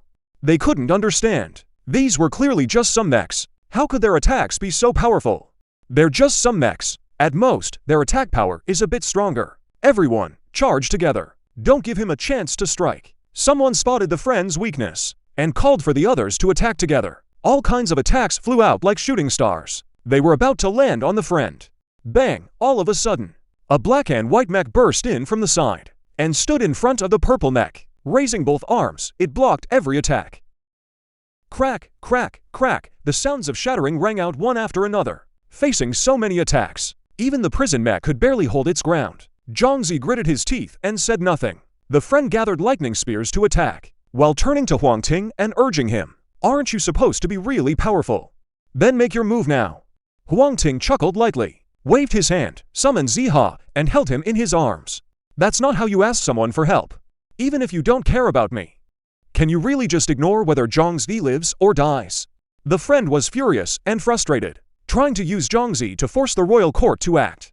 "Don't worry, he won't die. Even if he does, I'll bring him back. Zhongzi's life signature has already been recorded on the revival tablet. Even at death's door, he can be reborn through the revival tablet. At most it costs 1 point of energy. As for his life or death, Huang Ting doesn't really care. Maybe if he dies enough times, Zhongzi might even comprehend some ultimate move between life and death. That would be truly interesting.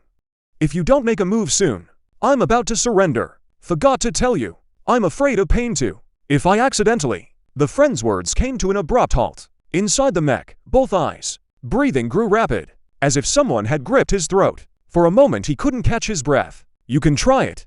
Huang Ting's cold voice echoed in his ears, completely shattered his psychological defenses. Tears flowed uncontrollably from his eyes. His whole body trembled beyond control. How can someone be this terrifying?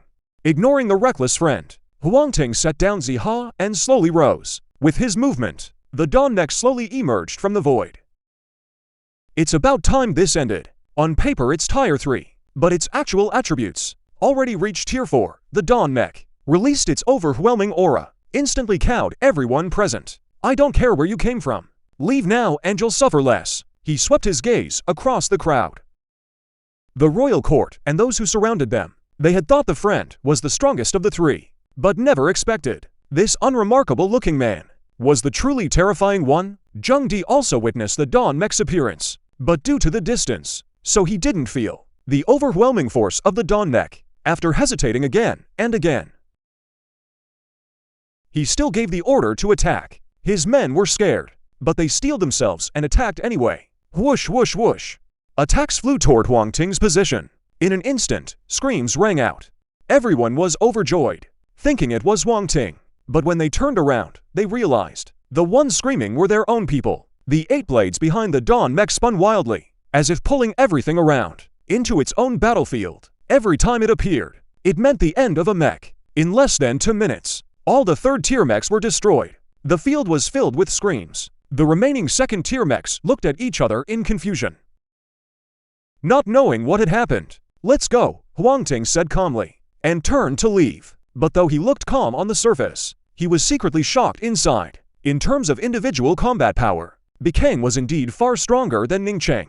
The reason he could defeat them so cleanly was that he had the element of surprise. If the enemy had been prepared, it wouldn't have been this easy. If there had been more of them, even he might have had to avoid their edge. Of course, that was in a defensive situation. In a life-or-death fight, even twice the numbers wouldn't scare him. Gimi and Zhangzi were stunned for a moment, then hurried to catch up with him. Seeing this unbelievable scene, Zhang Di felt relieved, glad he hadn't made a move, or he'd have been done for today. He didn't order his men to keep attacking either. Huang Ting's strength was far above his men's. The two were worlds apart. To defeat Huang Ting, they'd need to send out a much stronger expert.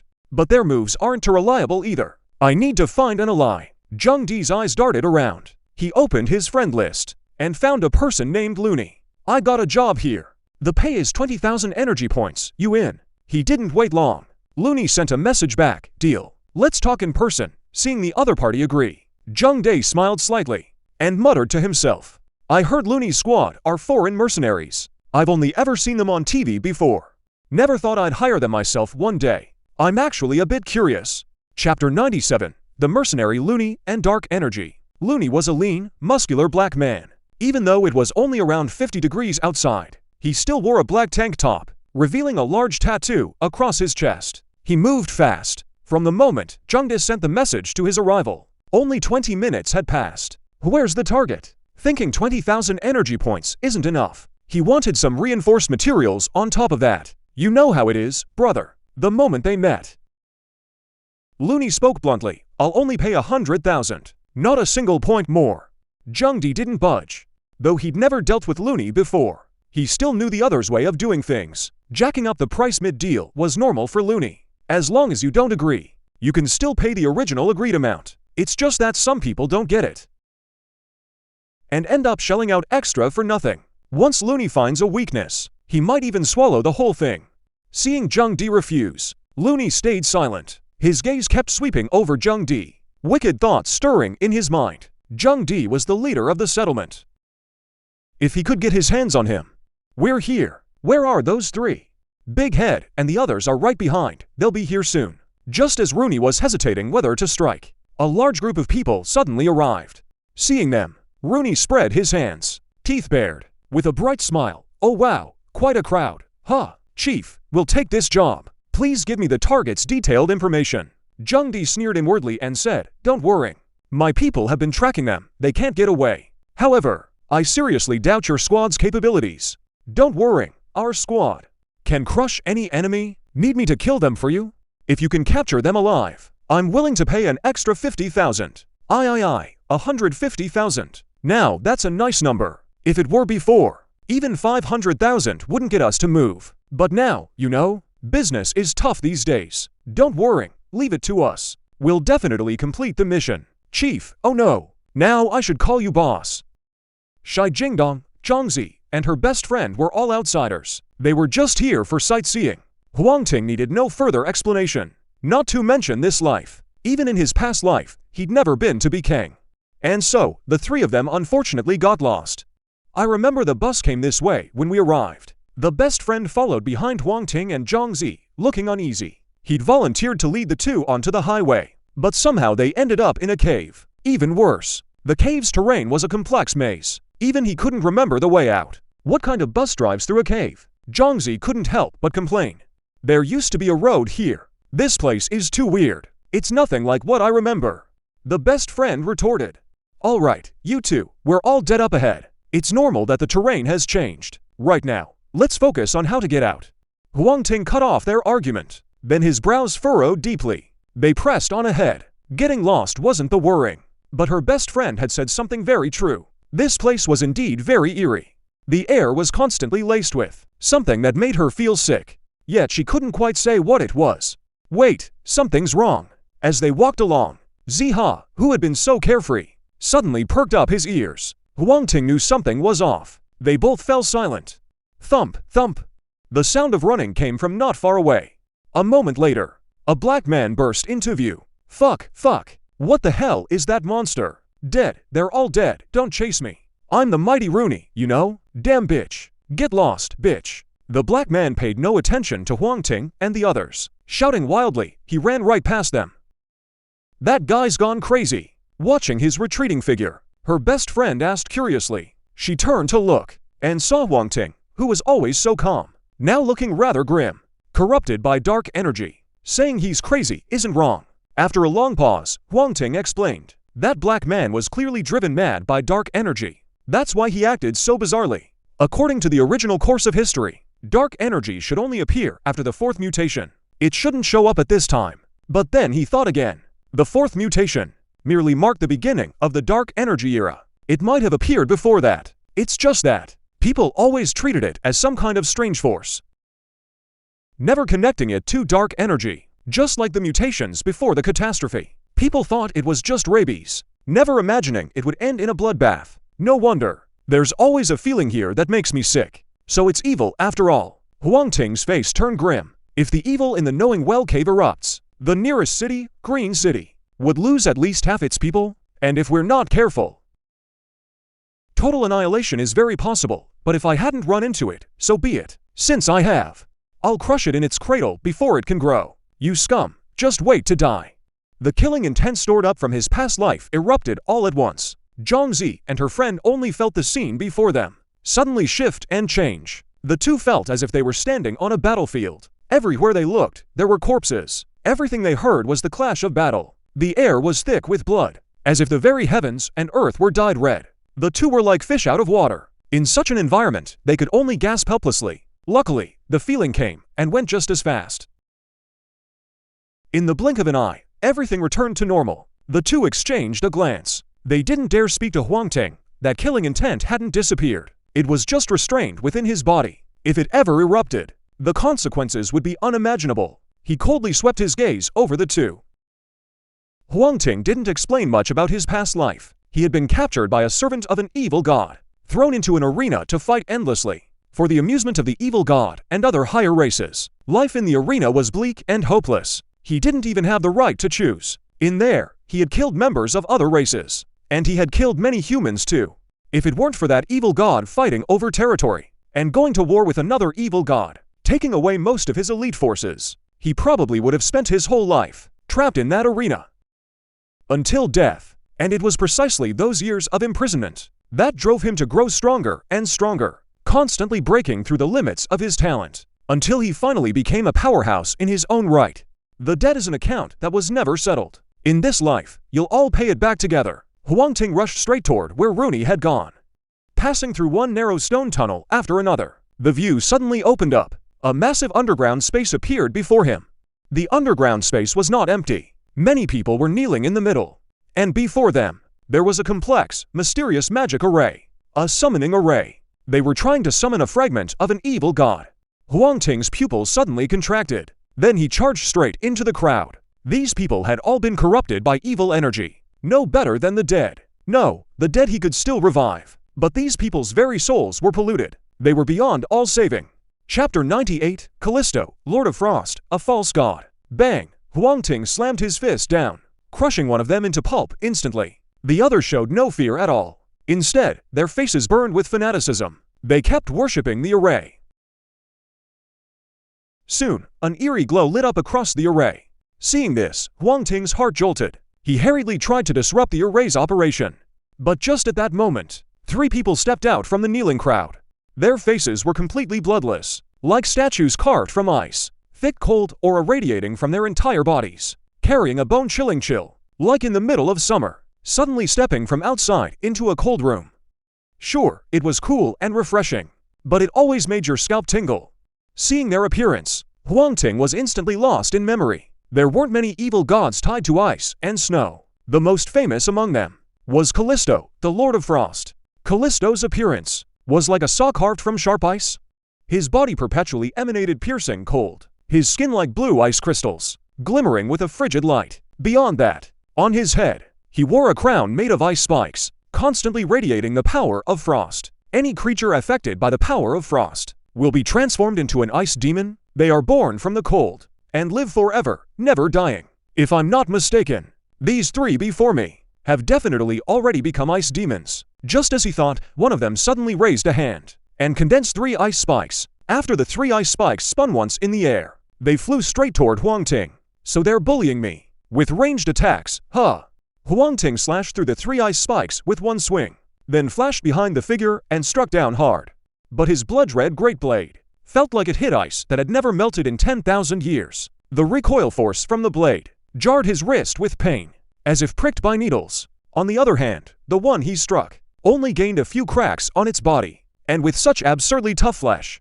It must indeed be an ice demon. In his past life, Callisto ruled the far north, and nearly turned it into a frozen kingdom. Countless ice demons were born under his influence. These ice demons have no brains, and aren't fast in their movements either. Their only strength is their sturdy bodies, with high resistance to physical attacks. Huang Ting focused his mind, and activated shadow concealment. He didn't want to waste time with these brainless ice demons here. Wouldn't it be better to slip through the shadow space and destroy the formation instead? His figure vanished, but the very next instant, he was forced back out of the shadow space. Huang Ting's face turned grim. Under the influence of some force, the energy needed to open shadow space drained at a terrifying rate. Even pouring in all his energy only barely let him open it. To bypass the ice demons and destroy the formation, his mysterious attribute would need to reach at least 10 points. Just then, Zhangzi and her friend finally arrived. "I'll hold them off. You two hurry and destroy the formation." The two reacted quickly. Immediately, the magic array drawn on the ground came into view. His companion's figure flickered, as if truly transforming into a bolt of lightning, weaving through the crowd. In the blink of an eye, she bypassed everyone and reached the array. Just as she tried to destroy it, a blinding light burst forth. A semicircular barrier appeared right after. The lightning spear struck against it, only causing the barrier to ripple slightly. It seemed that, in a short time, she wouldn't be able to break through the barrier's defense. At the same time, chaos erupted among the kneeling crowd. Waves of chilling cold surged out from the cave. The interior was instantly covered in a layer of frost. Huang Ting's heart sank. The magic array had already connected to the world that Callisto belonged to, though this tiny array wasn't enough for him to descend. Projecting a portion of his power was no problem. Those people, influenced by Callisto, were now slowly transforming into ice demons. The only saving grace was that he had discovered it early. Had they accelerated the array's progress, the ice demons transformed would have been far more powerful. At most, they were only on par with second-tier mechs. His companion kept attacking the barrier without pause. Zhangzi stepped in, blocking the ice demons that had already transformed. The entire cave descended into chaos. After barely taking down 3 ice demons, Huang Ting also began attacking the barrier. Under the relentless barrage of strikes, the barrier grew thinner and thinner. The light upon it gradually dimmed as well. "Keep pushing. It's about to break." His companion's face lit up. The attack frequency quickened once more. Finally, the barrier shattered, the array with inlay exposed before them. He stepped forward. The spear swept swiftly across the array. In just a few moves, the array was utterly destroyed beyond recognition. As the array was destroyed, all the other ice demons halted at once. "What exactly are these animals?"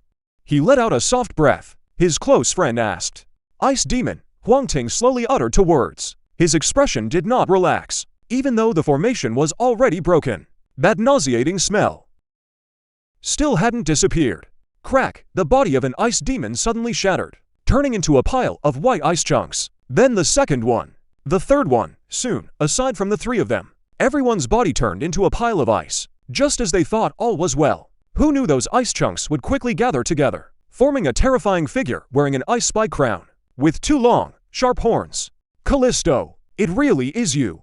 Huang Ting's heart was shocked. The common tongue slipped out. He hadn't expected that this formation would actually summon Callisto's avatar.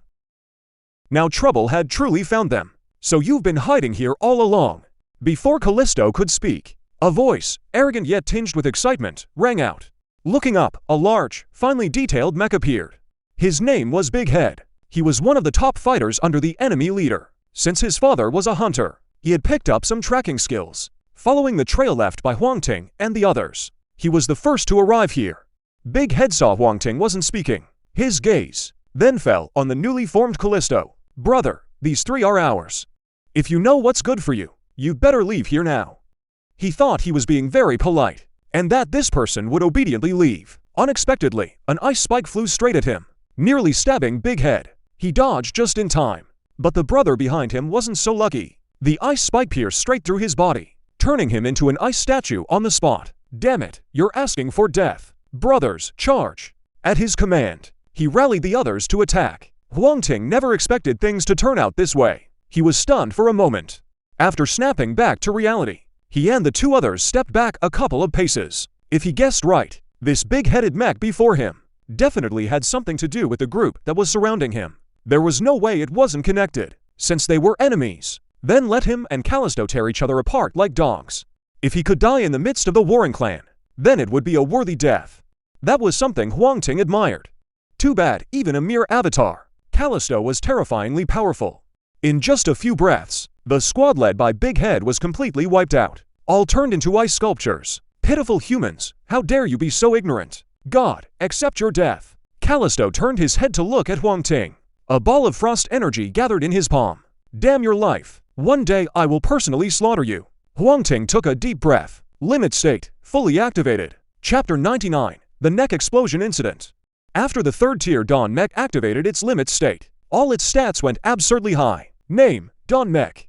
Level, Tier 3. Strength 147,300, 235 point, to defense 163,300, 260.8 agility. 154,300, 246 point for Mystic 330, for 08 except for the Mystic stat. The other three major stats had all broken through the 200 stat mark. Stats like these could rank mid-tier even among 4th tier mechs. Callisto was strong, but he was just an avatar, not even a proper avatar, maybe just a sliver of projected power. There was no reason he couldn't beat him. With that thought, Huang Ting hesitated no more. Bloody serrated blade in hand, he unleashed his mech combat arts. This time, he held nothing back. The combat experience accumulated from a past life erupted violently at this moment, empowered the Dawn Mech with just a single stride. He charged right up to Callisto, swinging his blade down.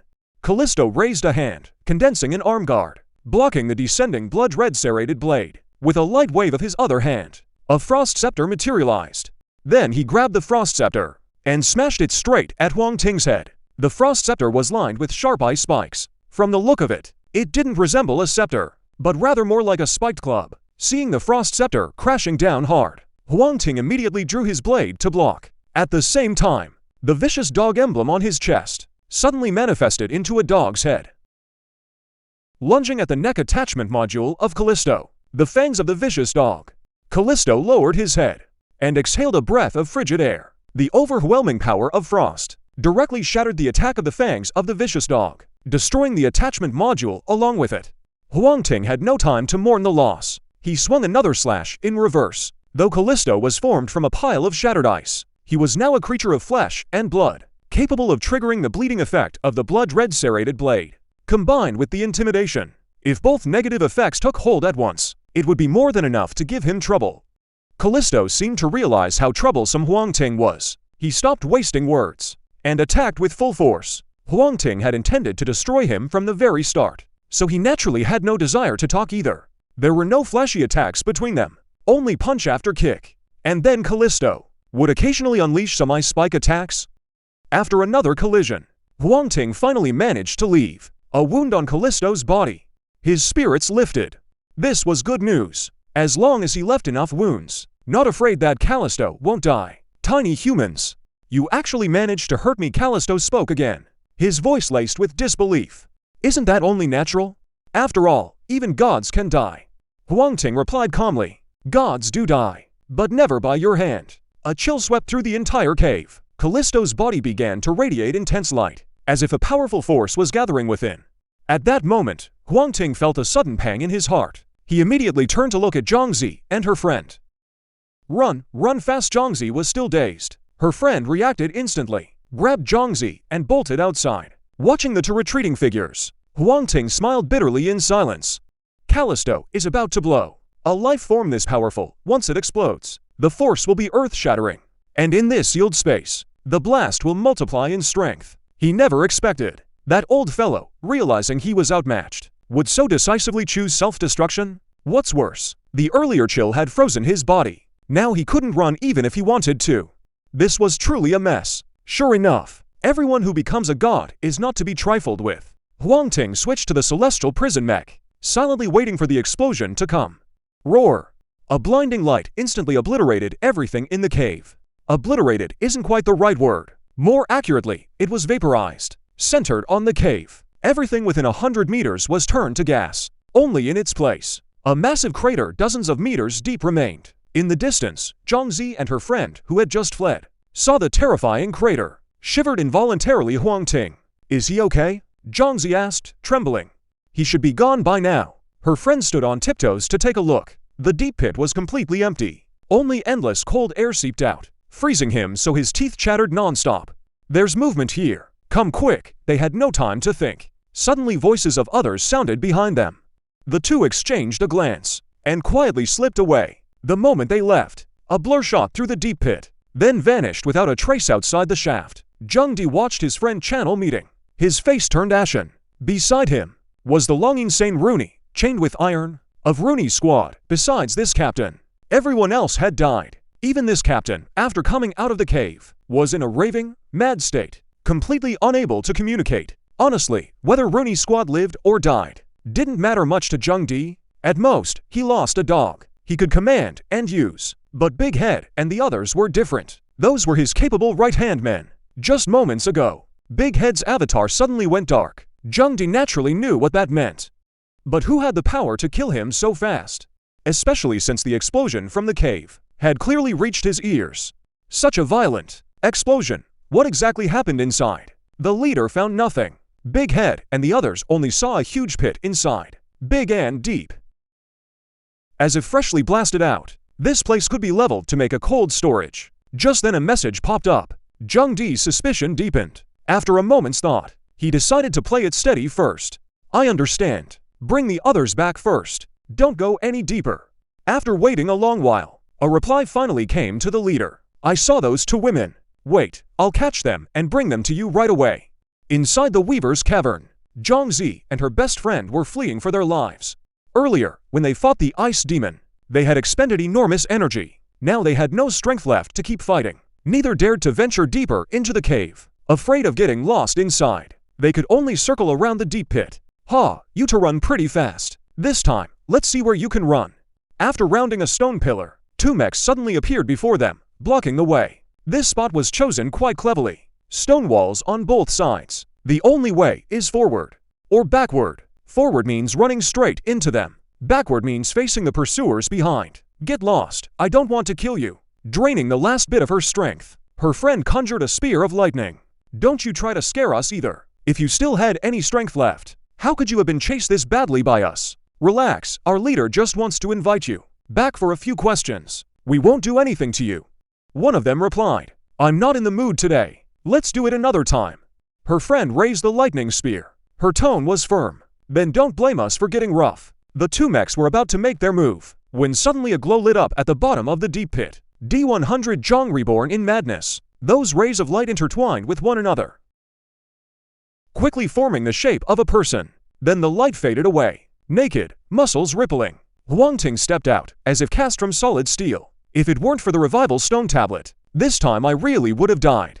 Huang Ting felt a wave of lingering fear. He looked up and saw Zhangzi and her friend, along with two mechs staring right at him. Only then did he belatedly summon his Mech to cover himself.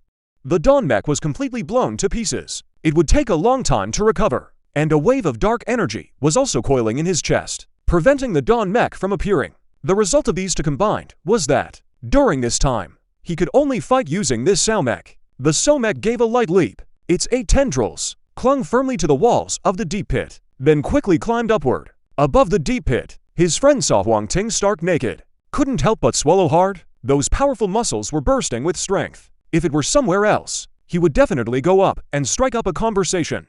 But for now, that thought had to be put aside. What are you standing there for? Get moving now. One of the ambushing mechs sensed something was wrong, and hurriedly urged his partner to act. Before he even finished speaking, an alien mech burst out of the deep pit, and pounced right onto that partner.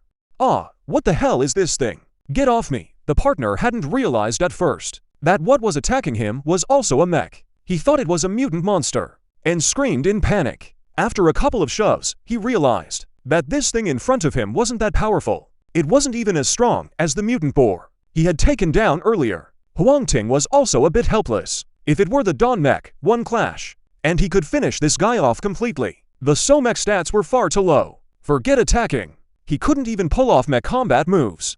What are you standing there for? Run, now. Huang Ting shouted loudly, mimicking the other man's tone.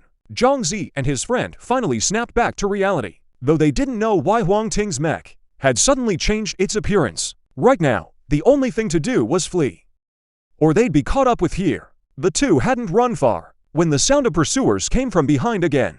They didn't dare stop, and ran faster and faster. Huang Ting raised his hand and released a purple pearl mechs to hold back those two mechs, while he himself managed to escape. The So-mech stats were about the same as a second-tier mech. Its only edge was agility and producing purple pearl mechs. If it were just one or two people, he could slowly outmaneuver them with the mech's traits. But with this many coming at once, he couldn't handle it, and could only run. The three of them sprinted fast, but among the pursuers behind, there were capable ones too. Soon a mech, shaped like a gopher, was chasing right behind them. The gopher mech neither attacked nor blocked their escape. It seemed to just follow them to report their whereabouts. Hey, can you guys stop chasing us already? We have no grudge against you, right? If there is one. That friend of Zhang Zi's quickly apologized. Having known her this long, Huang Ting only now realized he didn't even know his friend's name, and could only call her Zhang Zi's friend. I'd love to apologize, but they won't even listen. The friend said angrily, our leader said, to bring these two women back, saying they're old acquaintances. The gopher mech finally spoke, old acquaintances. The three exchanged glances, and opened a private chat while running. Huang Ting, do you have friends in Bai City? Zhang Zi, no, we're first-timers in Bai City too. We don't know anyone here. Who on earth is this friend? Why is she targeting me like this? If I ever find out, I'll make sure she pays dearly. Zhang Zi, wait, it seems we do have a friend. Friend, did you go make friends behind my back? Zhang Zi, what, you forgot? We came with a tour group. All the scenic spots were visited together with the tour group. If you count acquaintances, they'd qualify.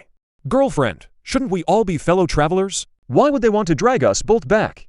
Huang Ting, I have a bold guess. Could it be that someone saw you kill those people? That person thought the two of you were already dead. Then they happened to see you to show up again. So they want to capture you and study you. After all, around Bikang, there have been many cases of the dead coming back to life. It's inevitable someone would think of something like that. Girlfriend, thinking about it that way, it really is possible. No wonder they won't let go and send so many people. Knowing the matter couldn't be reconciled, Huang Ting let out a long sigh. He looked at the gopher mech behind him. Tell your leader that everyone should pull back. I can let this matter slide. The gopher mech snorted twice. Who do you think you are? You want to give us orders? Just relay what I said to your leader. Cut the nonsense, though they were fleeing. Huang Ting wasn't really afraid of them. Unfortunately, his small backup unit was also destroyed in the explosion just now.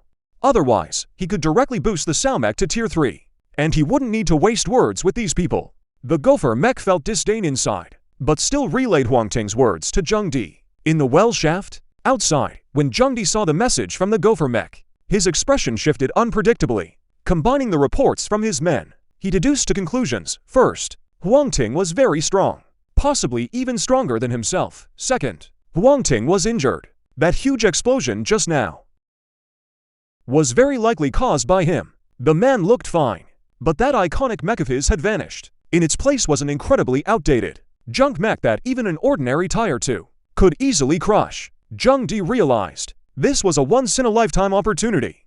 If he didn't seize this chance, afraid he would regret it for life. Keep chasing the man, kill him, spare the woman. The gopher mech was determined to keep pursuing. Huang Ting saw this and mustered a shred of strength. When he encountered Callisto, the fury in his heart had already been unstoppable. Later Callisto self-destructed, destroying the Dawn mech and the storage pouch, sending him straight back to square one. All of that was bad enough. Yet no sooner had he revived than he was being hunted again. In an instant, memories of the arena from his past life came flooding back. Wasn't he now no different from the beasts in that arena? Huang Ting stopped running, twisting his body around. He lunged straight at the gopher mech behind him.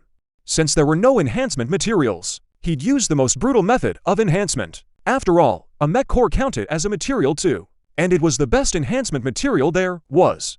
The gopher mech was clearly caught off guard by Huang Ting, pinned down beneath him. The next second, 8 sharp, barbed tendrils pierced into the mech's interior and began tearing it apart wildly. The gopher mech excelled at sensing and speed, but was equally weak in combat. That was exactly why it was pinned down and unable to move. In the blink of an eye, the mech dissolved, revealing the pilot inside. A tendril stabbed straight into the pilot's chest. A strange sight unfolded. The young pilot rapidly aged before their eyes. Wrinkles and age spots appeared on his face, until he shriveled into a husk, like a piece of dried orange peel. This was life energy. Huang Ting's mind stirred, recalling the power of the revival tablet. So it was the revival tablet that had absorbed all of this man's life energy, which was why he ended up like this. At the same time, the revival tablet fed back a trace of energy, flowing into his body. Nourished by that trace of energy, the evil energy at Huang Ting's chest was worn away. That evil energy didn't just dissipate. Instead, it was absorbed by the Mech. Consuming evil energy, 1 point, mystery attribute +1. Consuming evil energy, 1 point, mystery attribute +1. Seeing that evil energy could actually boost his mystery attribute, Huang Ting's expression turned manic. He never expected this misfortune to become a blessing. This time, he was really showing off. Chapter 101. Fuchsia's best friend, living in the apocalypse. In the end, you had to be a little crazy. Huang Ting had seemed perfectly normal before. He was just holding it all in. Now the leash binding him had started to loosen, and no one could predict what would happen next. Zhongzi was the first to sense something wrong. He was about to ask, but was driven back by the aura radiating from Huang Ting. Walk ahead, but don't stray too far from me. Inside the mech, Huang Ting's eyes were blood red. His mouth stretched wide open. His once handsome features were now twisted beyond recognition. Like a demon, Fuchsia wanted to say something more, but Zhongzi, quick as lightning, grabbed her arm. We'll wait for you up ahead. Seeing the two leave, Huang Ting retracted the mech core, leapt onto a nearby rock wall, then climbed to the top of the cliff. Like a true spider, he charged at the pursuers. During his 6 years in the arena, he wasn't just fighting. He was also learning how other races fought, learning how to hunt more efficiently. Within just a few minutes, Huang Ting met the pursuers head-on. His figure vanished into the darkness above, silent and still, yet brimming with killing intent. As everyone knows, spiders usually build webs to hunt, patiently waiting for prey to stumble in. But some spiders can actively strike, like the Brazilian wandering spider, one of the most venomous spiders in the world. They roam around hunting everywhere. Huang Ting was just like a Brazilian wandering spider now, ready at any moment to deliver the decisive blow. Inside the weaving well cave, there are some special ores that can emit light, so the cave isn't too dim. But there are also places without these ores. Pitch black, can't even see your own hand. When the pursuers pass through a dark zone, Huang Ting made his move. He shot out a poison web from his rear, with anesthetic properties attached. Then he lunged fiercely at a mech with fur and long slender legs. Judging by its appearance, the owner of this mech, on the day of the catastrophe, must have eaten rabbit. The rabbit mech has clear advantages outside. Those long legs can run at lightning speed, and it also has great jumping ability. Too bad they're in the cave now. Those long legs are just a burden instead. By the time the poison web landed deep, the rabbit mech hadn't even reacted. The next second, the toxin seeped through the mech into the inside. The person inside instantly went numb all over, unable to move. In the darkness, Huang Ting dismantled the rabbit mech piece by piece, and absorbed all its life energy along the way. Until the light came back on, the pursuers still hadn't realized their team had shrunk. Soon another darkness arrived. Another mech was absorbed by Huang Ting. This time, the pursuers finally sensed something was wrong. One by one, they became cautious and wary. Huang Ting just grinned at this. If they left right now, he would stop too. But unfortunately, they just wouldn't do that. They insisted on chasing him relentlessly. Since they're this bold, then stay here forever. Another patch of darkness came. Huang Ting shot out his poison web and lunged at another person again. Just as he jumped down, a flash of light suddenly burst out. He's here. Kill him, quick. Move, don't let him escape. You few, keep the lights on. The rest of you, charge together. Turns out someone had pulled out a prop they'd gotten before, using the prop to light up the darkness, probably right after the second attack ended. So they came up with this plan, using the dark zone to lure him into making a move. But while they were scheming against him, he was scheming against them just the same. A stream of data flashed before Huang Ting's eyes. Name, Mech. Level 2, Strength 26, Defense 21, Agility 36, Mystery 11. The mech cores of 3 people boosted the 3 basic attributes by 6 each. But the most eye-catching was the 11 points of mystery. Each point of mystery can convert into 5 points of energy. Every 5 points of energy can summon a purple pearl mech. In other words, crouching atop the stone wall now wasn't just Huang Ting alone. There were 11 more. 11 mechs that feared no death, and were already above the clan level. The poison-drenched purple pearl mechs poured down, instantly throwing everyone else's formation into chaos. For a moment, the scene was utter pandemonium. Huang Ting seized the chance to strike, absorbing the life force of 2 more people, then left with the surviving purple pearl mechs. In the time that followed, he struck from every shadowy corner, constantly whittling down the pursuers' numbers. More and more people died, and the revival slab absorbed more and more energy. After taking down another one, a sudden realization rose in Huang Ting's heart. So this counts as revival too. A flash of light in his hand. The blood-red giant fangs destroyed by the explosion reappeared, weapon in hand. The killing intent in his heart actually faded quite a bit. As they say, when one bears a sharp blade, the urge to kill recedes on its own. But Huang Ting understood better than anyone what the weapon truly meant. He could only press forward, never be ruled by destruction. What was destroyed could be restored through the revival slab. This lifted Huang Ting's spirits considerably. Looking at the last 2 men, he waved his hand and said, "Go back and tell your leader. This is the last time. If you chase me again, don't blame me for being rude." The energy coiled in his chest was running low, but it wasn't a big problem. The revival slab could absorb the life force of anything. The revival stone tablet can absorb the breath of any living being. Supplementing with mutated creatures works the same way. Continuing forward through the cave opening, light gradually appears ahead. Walking further, a mountain forest comes into view. Not far from the cave entrance, Zhangzi and her friend are staying put obediently. The former needs the revival stone tablet to replenish energy. The latter, alone, doesn't dare walk through this deep mountain forest. Besides, her friend also realizes Huang Ting's identity is no ordinary matter, and wants to ally with him. In her words, working for anyone means being exploited anyway. Might as well switch to a boss with real ability. Not bad, you didn't take the chance to run. Huang Ting nods, affected by the revival stone tablet. Her friend's mech talent has mutated. Talent like this. He really doesn't want to let her slip away so easily. Where else could I run to? Might as well throw in with you. Let you handle my food, drink, and everything else. Her friend spreads her hands. Alright, my name is Guanzu. You can call me Guanzu or Little Guan. Just don't call me Zhu. Call me whatever else you like. No problem, then I'll call you Guanzu from now on.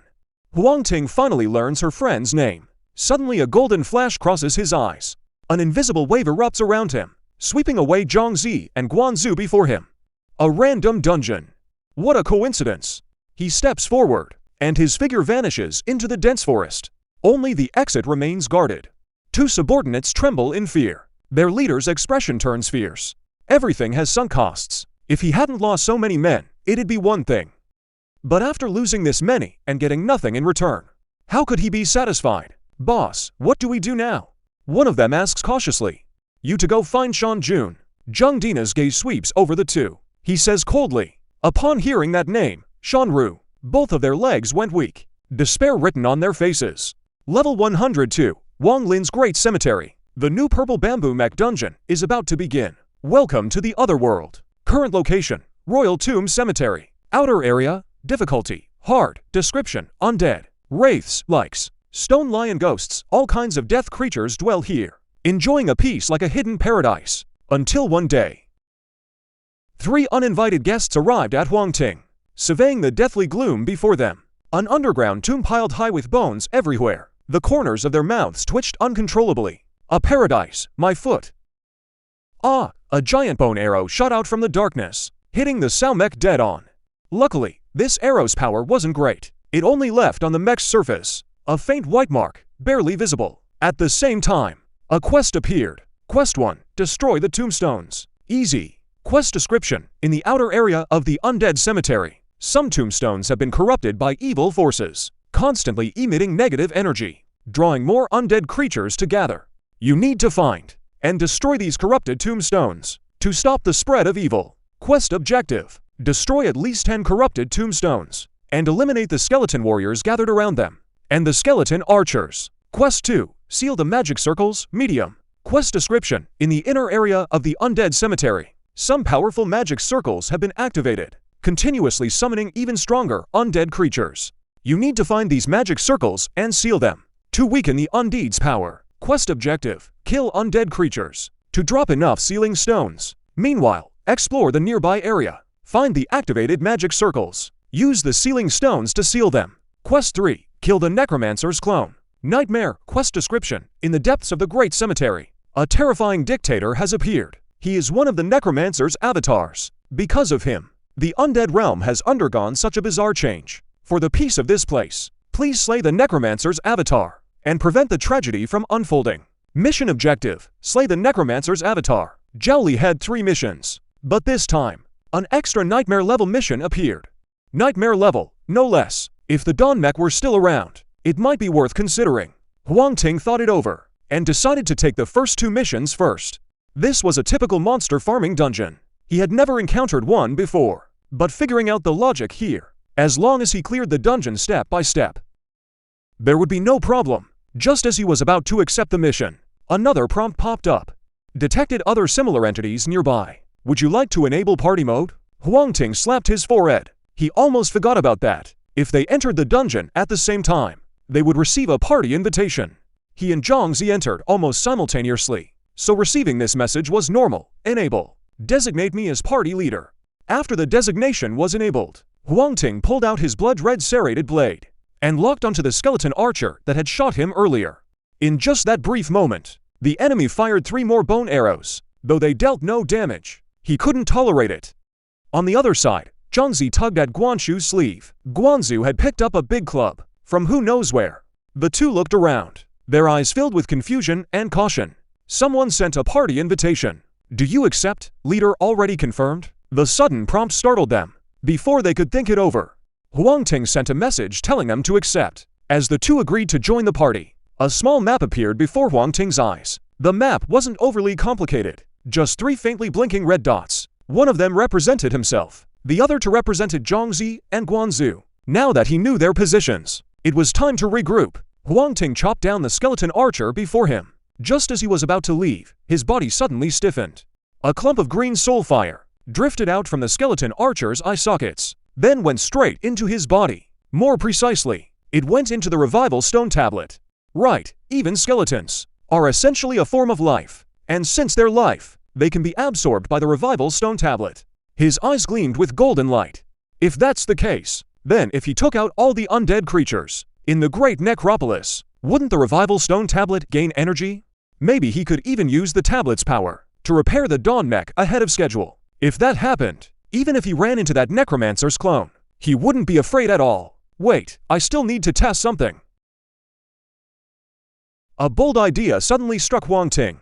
He raised his hand and summoned 2 purple pearl mechs and ordered them to hunt down nearby skeleton warriors or skeleton archers. Meanwhile, he headed toward where Zhangzi and Guanzhu were. After who knows how long, a surge of nameless energy suddenly poured into the revival stone tablet. Huang Ting was overjoyed to see this. Sure enough, even though the purple pearl mechs were manufactured, they were essentially his own. The creatures they killed could also be absorbed by the revival stone tablet.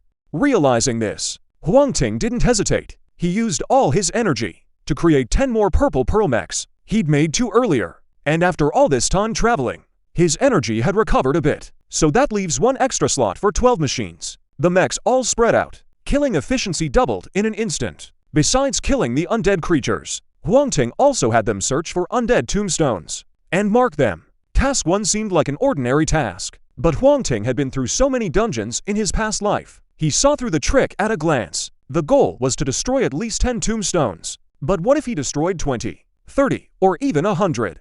Or destroyed every single tombstone? The more tombstones destroyed, the better the final reward. That was the hidden condition behind the task device. After weaving through a pile of bones for 10 minutes, Huang Ting finally spotted Zhangzi and Guanzu hiding inside a giant skull. What is this place? Bones everywhere. Just now we even saw a ghost float right past us. Good thing it didn't notice me. Zhangzi's voice was trembling, clearly scared out of her wits. You're already dead. Why be afraid of these? Huang Ting chuckled. This is a dungeon. You've played games, right? Think of it as a game dungeon. You can tell from the dungeon's name. The creatures living here are all undead, so seeing ghosts is perfectly normal. You two got lucky. A ghost whale can pierce through mech armor. If one catches you off guard, it'll be an experience you'll never forget. Zhangzi was stunned. She was already dead herself. No reason to fear the ghosts here. Guanzu played games often too. He'd guessed as much when he first saw the task. Now he just got confirmation from Huang Ting. So what do we do next? Find the corrupted tombstones and complete the task. Right, my little ones have already found one. Follow me. Huang Ting gazed into the distance. A crimson mech was nimbly dodging the piles of bones, sprinting straight toward him. Clearly it had found something. Stone 103, mysterious attribute, Great Pombal gold ticket. Huangling Grand Tomb, outer region. Following the purple mech's wings, Huang Ting soon spotted the first tombstone. The tombstone was made of black rectangular stone. The inscriptions on it were long blurred beyond recognition, guarded by a large wave of skeleton warriors, wielding iron swords and shields. These skeleton warriors' individual strength was about the same as some creatures, but when they gathered together, their power was a different story. Huang Ting didn't hesitate. He charged out with his blood-red serrated blade. Before leaving, he specifically told the two not to act, and to rest well. After all, these monsters to him were nothing but experience points. Not one could be missed. Zhangzi and Guanzi were indeed exhausted. The two of them sat on a huge greybone to rest, watching Huang Ting slowly clearing the skeleton warriors around the tombstone. Skeleton warrior slain, 1. Gained worthless bones, 3. Skeleton warrior slain, 1. Gained worthless bones, 1. Slain. Skeleton warrior slain, 1. Gained worthless bones, 1. Stone tainted with soul aura, 1. Before it was all bones. This time a stone also dropped. Huang Ting casually opened the material description. Name, stone tainted with soul aura. Quality, fine.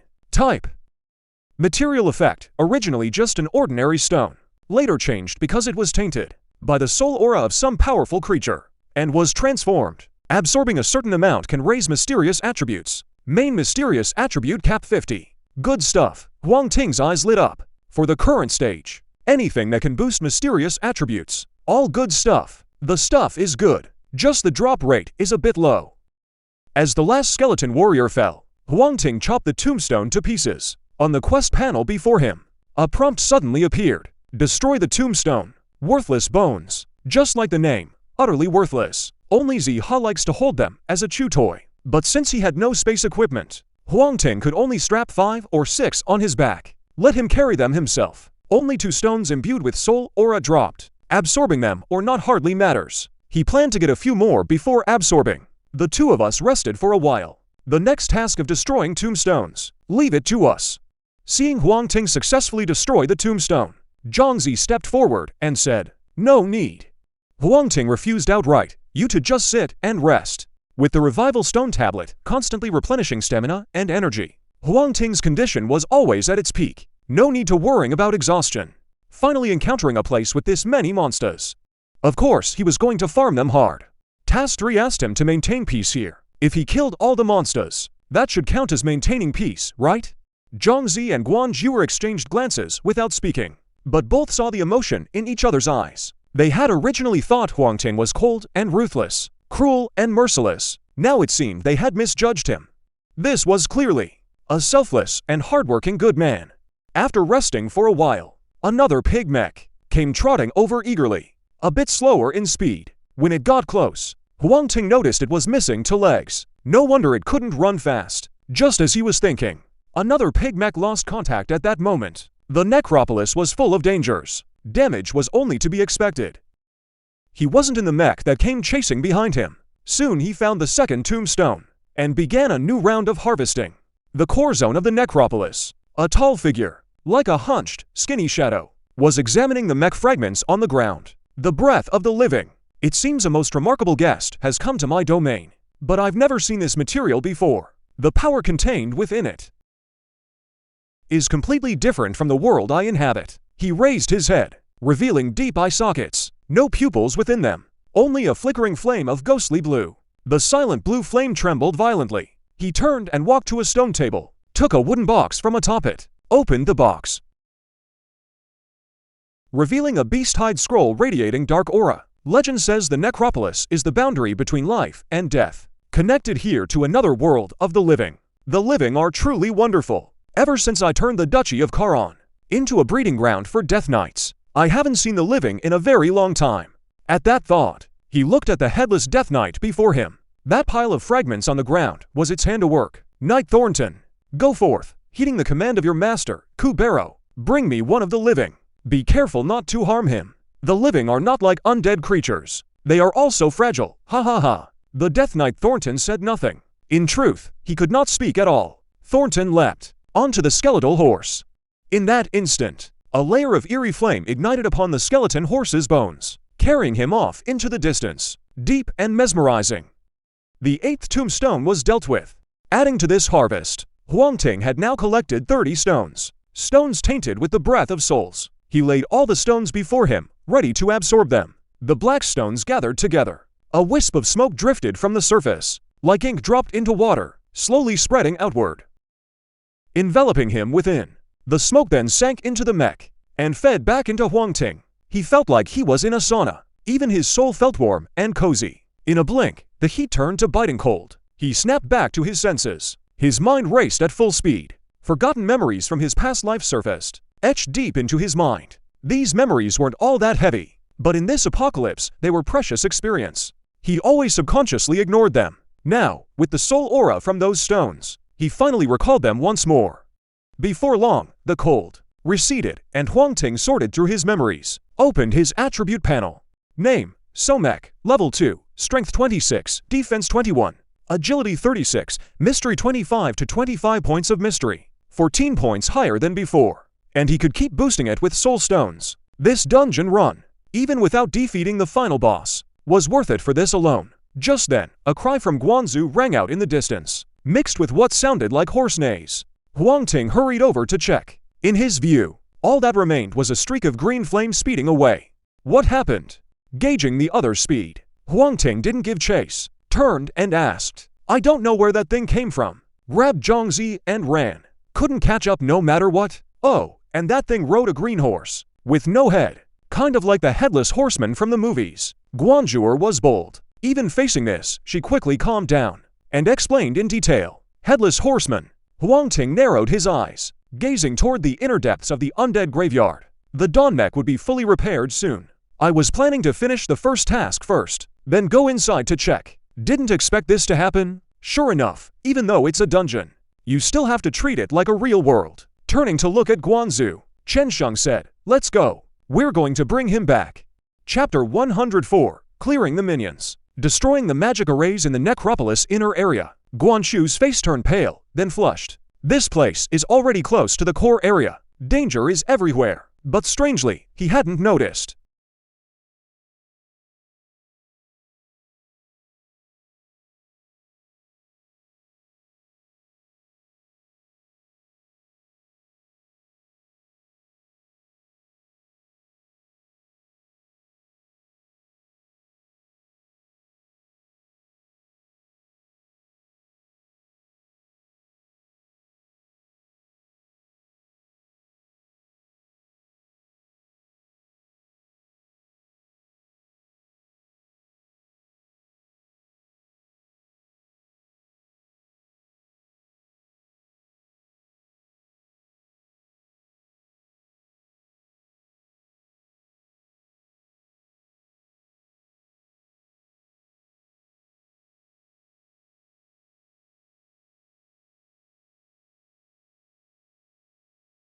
There are 6 light points.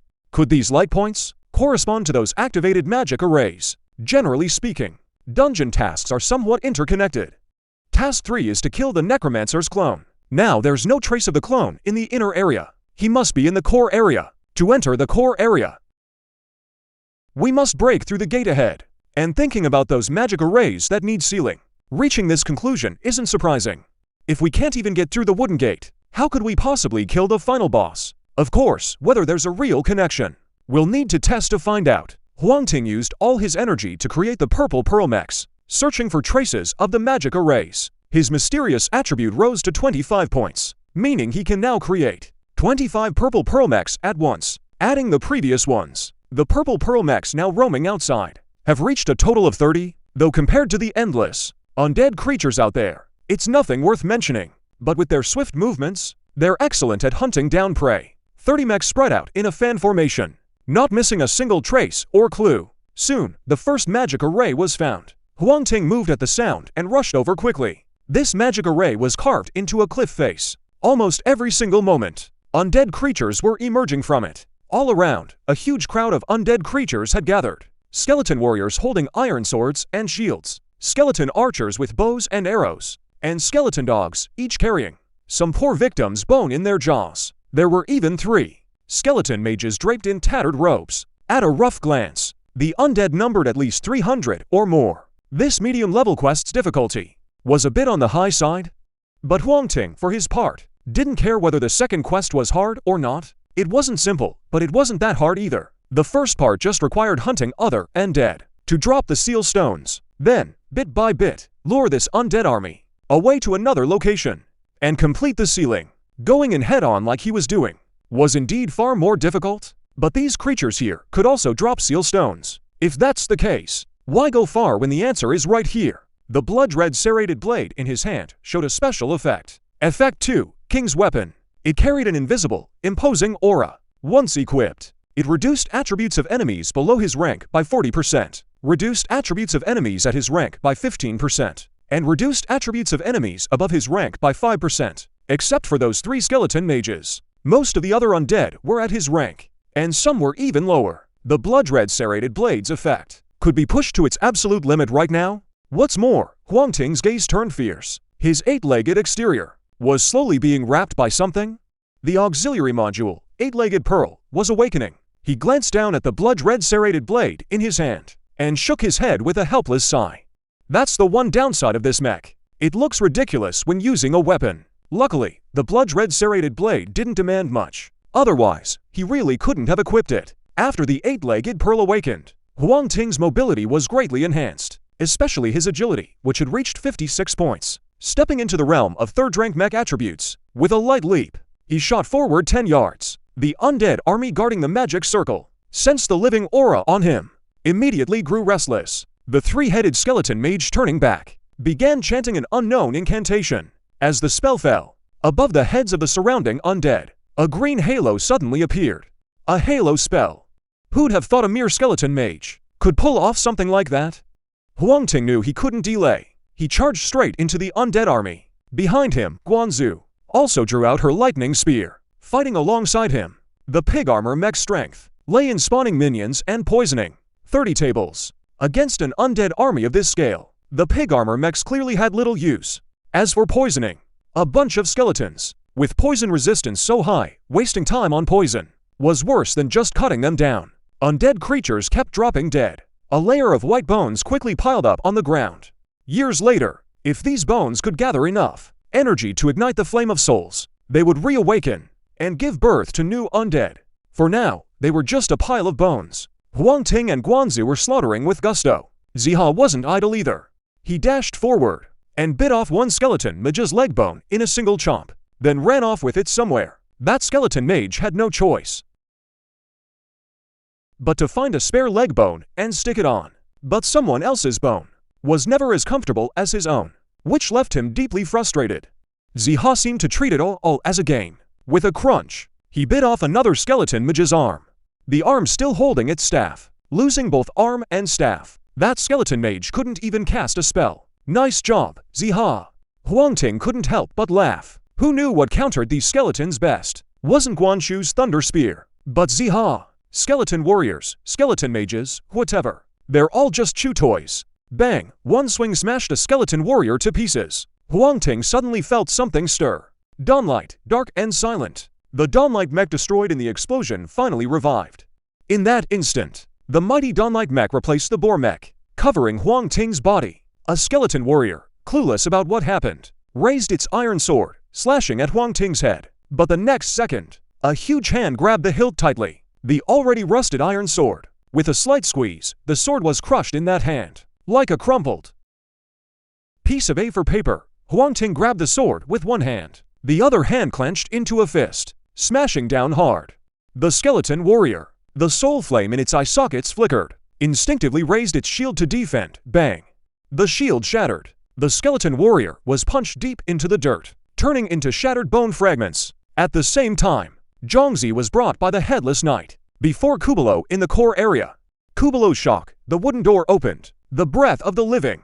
Kubalo slowly walked up to the unconscious Zhongzi, reached out a slender finger, gently brushed across her cheek. Suddenly, his movement paused. The blue flame in his eye sockets began to flicker violently. This is the breath of death. No, it's the breath of the living. No, no, it's death. Kubalo, for a moment, stepped back from where he stood. Even he was confused. Was the woman before him alive or dead? He hesitated for a moment. He took off the black robe from his body. Underneath the robe was a black pottery basin. He carried this basin on his back year after year, so much so that he looked hunched over like an old man. Of course, even without this iron basin, his condition wouldn't be much better. Dry and lifeless skin, clinging tightly to his bones. The word emaciated describes it best. Setting down the black pottery basin, a wisp of eerie blue flame suddenly rose from it. Fu Bai Luo placed his hand over the flame. At the same time, he gestured for the newly awakened Zhongzi to do the same.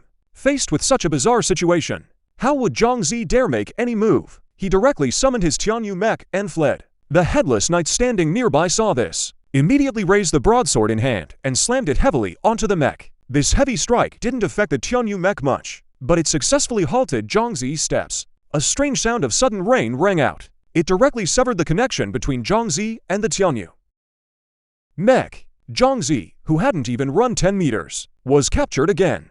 I'm telling you, my leader is very powerful. He will definitely come to save me. With no hope of escape, Zhongzi could only warn the person before him not to do anything rash. Kubai Luo couldn't understand what Zhongzi said, but he understood that the creature before him wanted to communicate. So the flame in the pottery basin ignited once more, gesturing for him to place his hand on the basin. Zhongzi didn't want to, but seeing the headless knight beside him, he tremblingly reached out his hand. In an instant, a mysterious energy enveloped his entire body. He only felt as if his soul was floating up. At the same time, a surge of unfamiliar memories began flooding into his mind. This is the common tongue. Zhongzi was shocked. Who are you? Why did you capture me? Recalling how to use the common tongue, he spoke up to ask. Kubai Luo had no time to bother with him.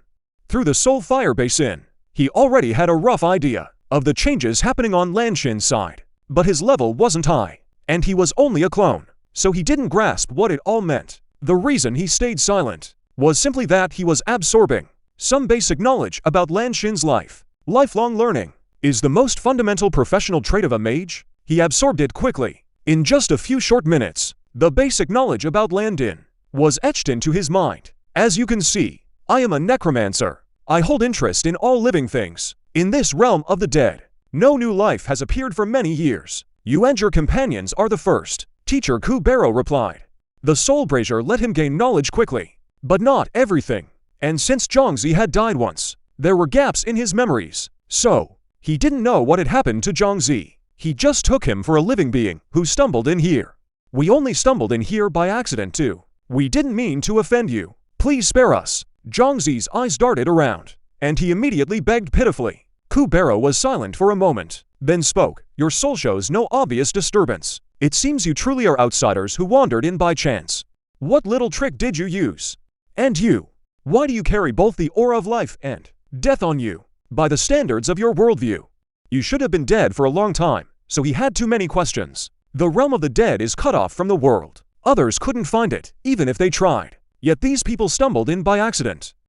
And this woman before him carried both life and death to completely opposite auras. How is that possible? It's like someone telling you water and fire mixing together is nothing short of a fantasy. Before Zhongzi could answer, the flames in his eye sockets suddenly began to burn fiercely. Then a tongue of fire as thick as an arm shot out, wrapping tightly around Zhongzi's body. Let me see what secrets your flesh and soul hold, Kubero murmured, examining carefully.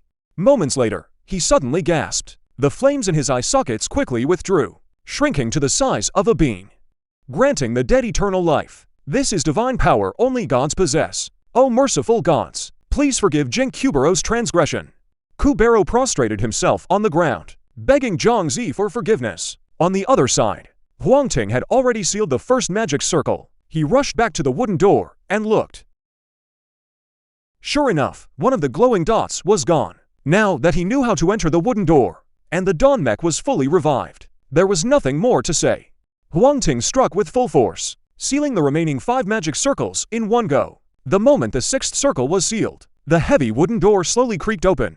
Behind it lay a deep, dark passage, so pitch black you couldn't see your hand in front of your face. The two were about to enter, but just inside the passage, A ball of green flame suddenly surged forward. It's the Headless Knight. Guanzu was the first to react. She whispered.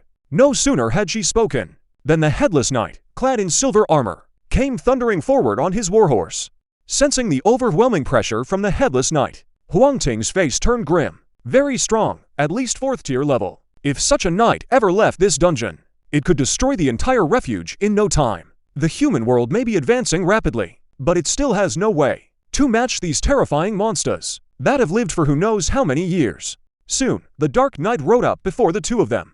Huang Ting expected a fierce battle to break out next, but to his surprise, the other dismounted and knelt directly on one knee. "O Divine One, allow me, the Knight Thornton, to offer you my purest faith." The Headless Knight had no head. His voice came from his abdomen. Though it was somewhat muffled, Huang Ting still understood the meaning of those common words. "Knight Thornton, where is the girl you captured?"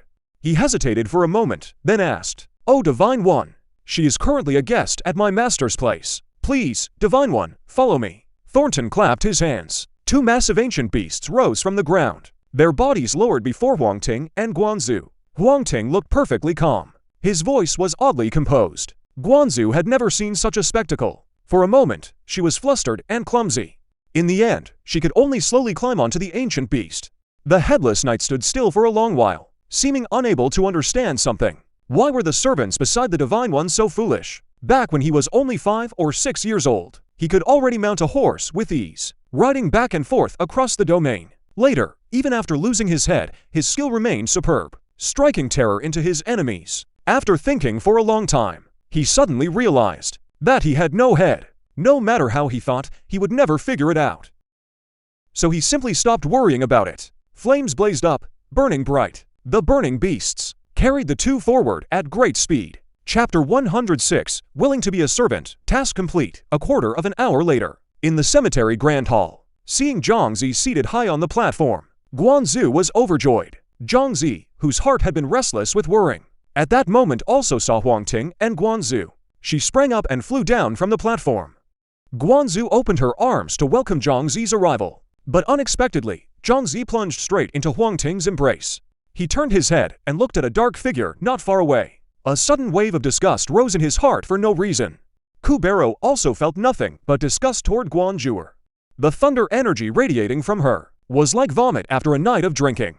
Just one whiff could make him sick for days. But the great deity was right beside Guanzu, so he had no choice but to steel himself and step forward. Jin Kakubero had met the great deity before. Kubero placed his right hand on his left shoulder and knelt on one knee with a respectful demeanor.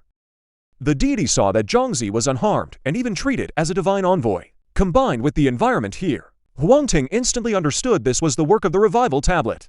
He gave a slight nod. As one who had been a ruler in his past life, he let out a trace of authority and said, "Rise." "Thank you, great deity." Kubero had originally doubted Huang Ting's identity, but now he was certain Huang Ting was the deity. Even if his current power was weak, he was still a reincarnated god. After standing up, he quietly studied Huang Ting.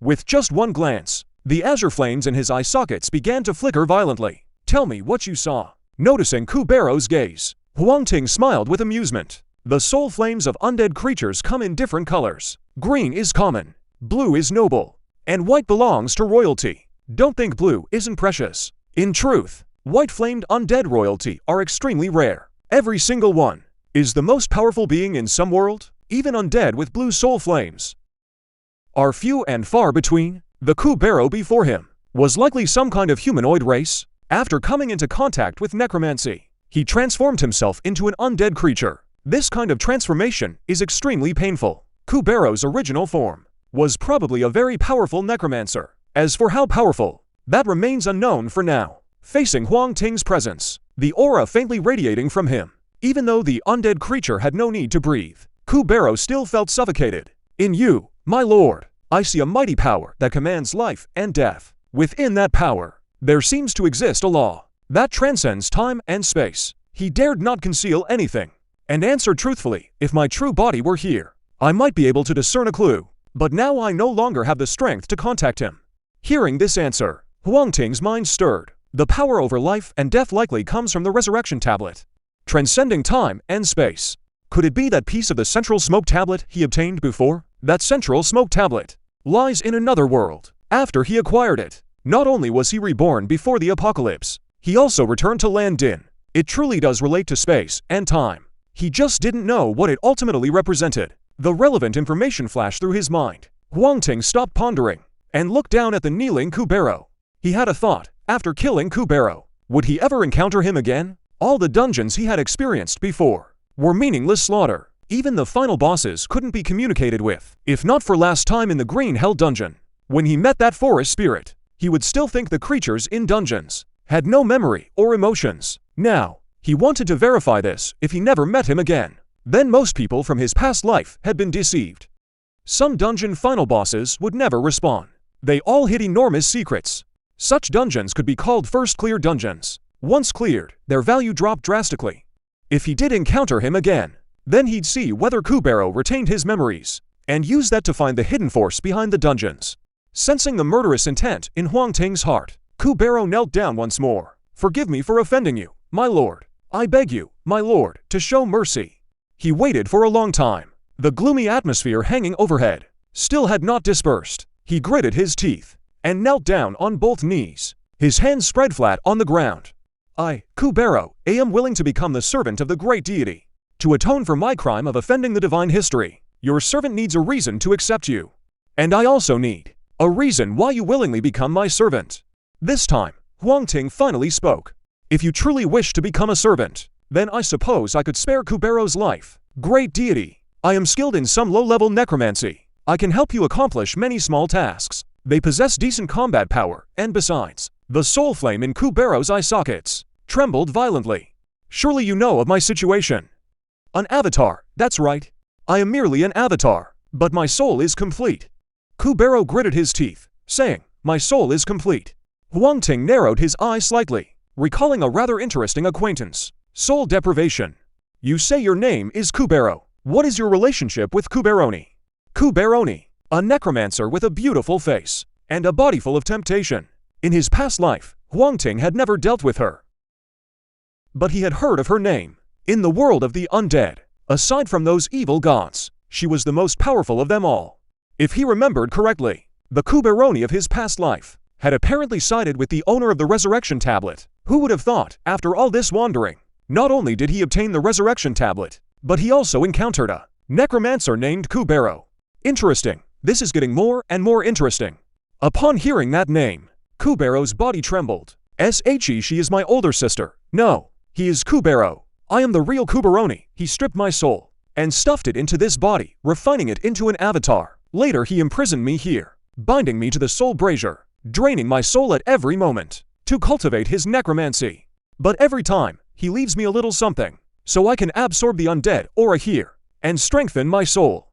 He is a devil, plain and simple. The soul fire in Kubero's eye sockets flickered constantly. Clearly this memory was burned deep into his heart. I want to borrow the power of the deity to defeat my sister and make her my avatar too. Trapped in this lifeless necropolis, I want her to regret everything she did. Huang Ting heard this and curled his lips. A hint of a smile, not a bad reason. Pick one and merge it into yourself. He opened his palm. 5 crystals appeared. Kubero stepped forward and examined each one. In the end, he chose the ring mech. Huang Ting couldn't quite understand that choice, but the next second, he got it. Kubero summoned the ring mech and opened its gate. In an instant, the undead creatures wandering nearby all surged inside. The ring mech's internal space was enormous, perfect for housing undead creatures. Later, when the mech's inner space expands without limit and can be packed up and deployed at will, that will be a true undead calamity. By then, Kubero alone could match an entire army. For a necromancer, this is the best mech there is. Subdue the necromancer. Mission 3 was declared failed by Pengyu. While Kubero was busy absorbing undead creatures, Huang Ting wasted no time destroying the remaining stone tablets. Soon, all the tablets were destroyed. Huang Ting submitted the mission. Mission 1, destroy the tombstones. Simple, already complete. Mission 2, seal the magic array, complete. Mission 3, kill the necromancer's avatar, Nightmare. Completed the 107th talent scroll. The guild leader is a mythic and talent. Seeing task 3 also shows complete. Huang Ting was stunned again. Could it be that taking Kubelo away also counts as restoring peace to the royal tomb? Regardless, completing the task is a good thing after all. It means he can get rewards again. Task 1's reward is a tombstone. A fine quality item. Can be placed on land. Generates 1 skeleton warrior daily. Or a skeleton archer. Not strong in combat, but useful for daily patrols. It's a fairly interesting item. Task 2's reward is 10 mode magic stones. Crush to use. Instantly restores consumed energy. Many times. A single magic stone often decides the outcome of a battle. Compared to the first 2 tasks, Task 3's reward is the real prize. Name, talent scroll. Quality, legendary. Type, item. Effect, open the scroll. Gain a legendary mech talent. Undead Realm, simultaneously awaken the corresponding mech. Ineffective on legendary tier and above talents. This is the real treasure. 1 scroll. Can nurture a legendary, level supreme expert. In the past life, it was known, those able to awaken legendary mech talents numbered fewer than 20 people. From this, one can see the scroll's importance. At this moment, Huang Ting noticed. Kubalo was staring with an extremely eager gaze at the talent scroll in his hand. His heart stirred. He asked, "You want this?" "Master, this item is very useful to me. It can improve my necromancy talent." Wanting it, Kubalo didn't show much modesty, and said immediately. After thinking for a moment, Huang Ting tossed the talent scroll to him. After all, he was already under his control. Even if his strength increased, it would be equivalent to his own improvement. This talent scroll is useless in my hands for now. If I reward it to my own people, their contributions aren't enough yet. If I sell it to others, no one can afford its value. When something is too precious, sometimes that's not a good thing. Huang Ting clearly remembers. When he was a kid at boarding school, he brought a big fragrant pear from home. Couldn't bear to eat it, planned to save it until the holidays. In the end, it just went bad. Since then he understood. Some things, no matter how shiny and good, even in your hands, they may not truly be yours. Kubaro took the talent scroll, but didn't open it. He just pressed it tightly to his forehead. Then his body trembled. An invisible energy surged wildly from the scroll, rushing into his body. As the energy poured in, Huang Ting felt the bond between him and Kubaro grow even stronger.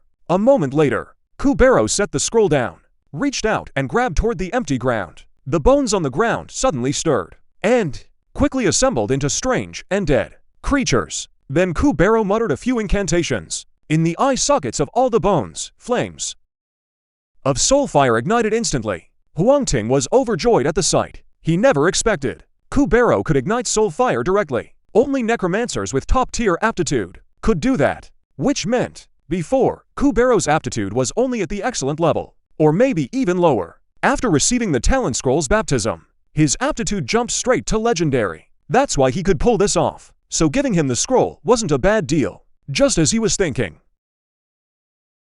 Kubaro handed the scroll back. "Master, the writing on this hasn't faded. It should be of some use to you." Kubaro willingly became a servant of the imperial court, so he could also see what was marked on the scroll. Hearing him say this, the imperial court took the scroll and looked, stood frozen in place. The words on the scroll had not changed, but he could feel that its essence had vanished completely. This was a talent scroll with only a shell, completely useless. His heart stirred. He put the talent scroll up on the guild chat channel. The guild chat channel costs no extra money. Once enough members joined, it would appear automatically. At first, when it was just Huang Ting and a few others, this feature had never been activated. Not until Chu Shan brought people into Dawn did it finally appear. Seeing on the chat channel the introduction of the talent scroll appear, Huang Ting was so excited his whole body trembled slightly. Any item posted to the bulletin or chat channel could choose to reveal or hide its information. He directly chose to reveal it. What truly excited him was, after the talent scroll entered the chat channel, its information still did not change. That meant others had no idea this talent scroll had already been used. If that's the case, once the world channel and exchange open, I can sell it again. Harming others for personal gain brings joy, but if the harm is to some island nation's interests, everyone would surely applaud. The imperial court was delighted, and the guild channel exploded too. Guild leader, this, is it real? Holy crap, holy crap. Can the legendary talent be given to me? You look like a legend yourself. Something this precious won't be handed out easily. It must require a very high contribution score. But the description says you need to touch Wang Lingli. I'm scared of ghosts. What do we do? Scared of nothing. With something this good, even if 10 female ghosts showed up, I could take them all down. If you don't want it, plenty of others do. Is the guy upstairs for real? Wow, the president's amazing. Bringing out something this good. Wait, I think I just spotted a blind spot. What blind spot? Upstairs. I did a quick calculation. If you got a talent scroll, what would you do? No brainer, use it right away. Exactly right. With something this good, I can't stand a single day without using it. A normal person would want to use it immediately after getting it. Only two kinds of people would hold back. One kind is those who already have legendary talent. Then what's the other kind? Curiosity peaked in the crowd. They all asked one after another. Huang Ting was intrigued too, wanting to hear what brilliant insight that person had. The other kind would be those who rank even higher than legendary talent. Haven't you all noticed? The president's strength has always been rock steady, keeping the other factions under his thumb. I suspect his talent might be mythic grade. Damn. The channel fell into an eerie silence. Legendary talent was already something they could only dream of, let alone mythic grade. Just like its name, it's a myth. Seeing that person's guess, Huang Ting chuckled. His talent wasn't mythic grade, but super mythic. Keep working at it. Bread will come, and talent scrolls will too.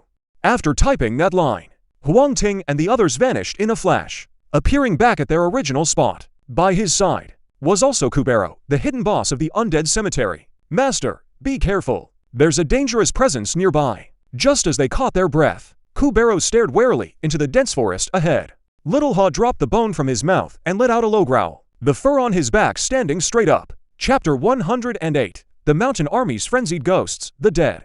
In the dense forest, the massive white tiger's figure slowly emerged. Its overwhelming aura nearly solidified into stone.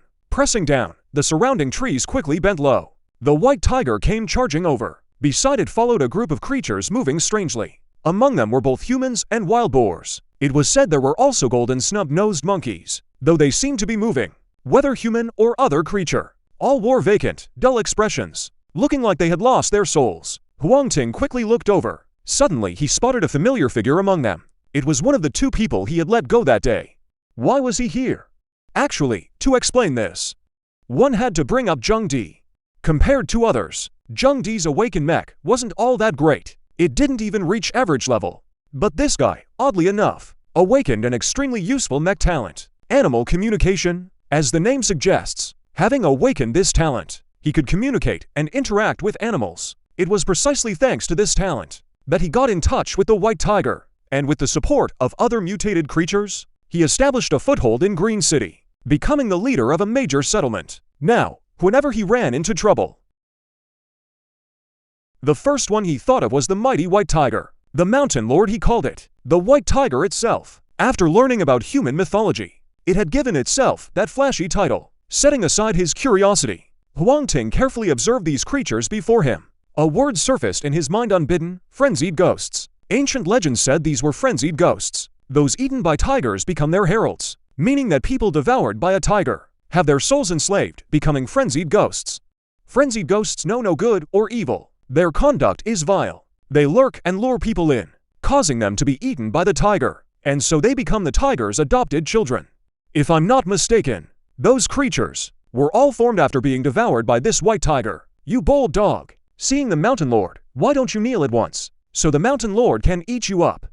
A fierce ghost dressed like an office worker stepped forward, adjusting the glasses, missing a lens on his nose. Huang Ting, standing there arrogantly, was left speechless. Is this the mountain lord? You'd think it was some Japanese officer instead. How dare you, lowly creature, show disrespect to my master? Kubero saw the man being so insolent, and immediately waved his hand, releasing a burst of necrotic energy. The moment the necrotic energy touched the office worker, it devoured every bit of flesh, still clinging to his body. Then, a wisp of soul fire ignited in the office worker's eye sockets. He knelt on one knee, head bowed low. Greetings, my lord.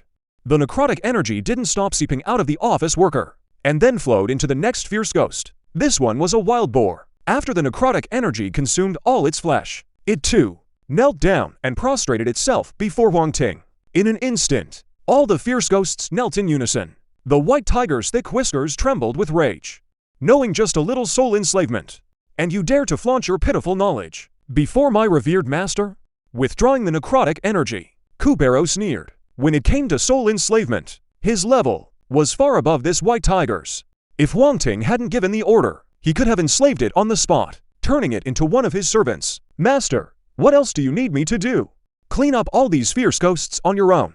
Kubero asked. Huang Ting said nothing, and pointed at the pursuer he had turned into a skeleton. The energy from the revival stone tablet surged forth, continuously regenerating flesh upon the bones. Seeing this scene, not only did the white tiger's eyes go wide, even Kubero felt his scalp tingle, and his head unconsciously lowered a bit more. He could turn the living into the dead, and make the dead stand up again. But reviving a dead person completely, like Huang Ting had done, was simply impossible, let alone him. Even the great being most skilled in necromancy could not achieve such a feat. Perhaps this was truly a miracle only a god could perform.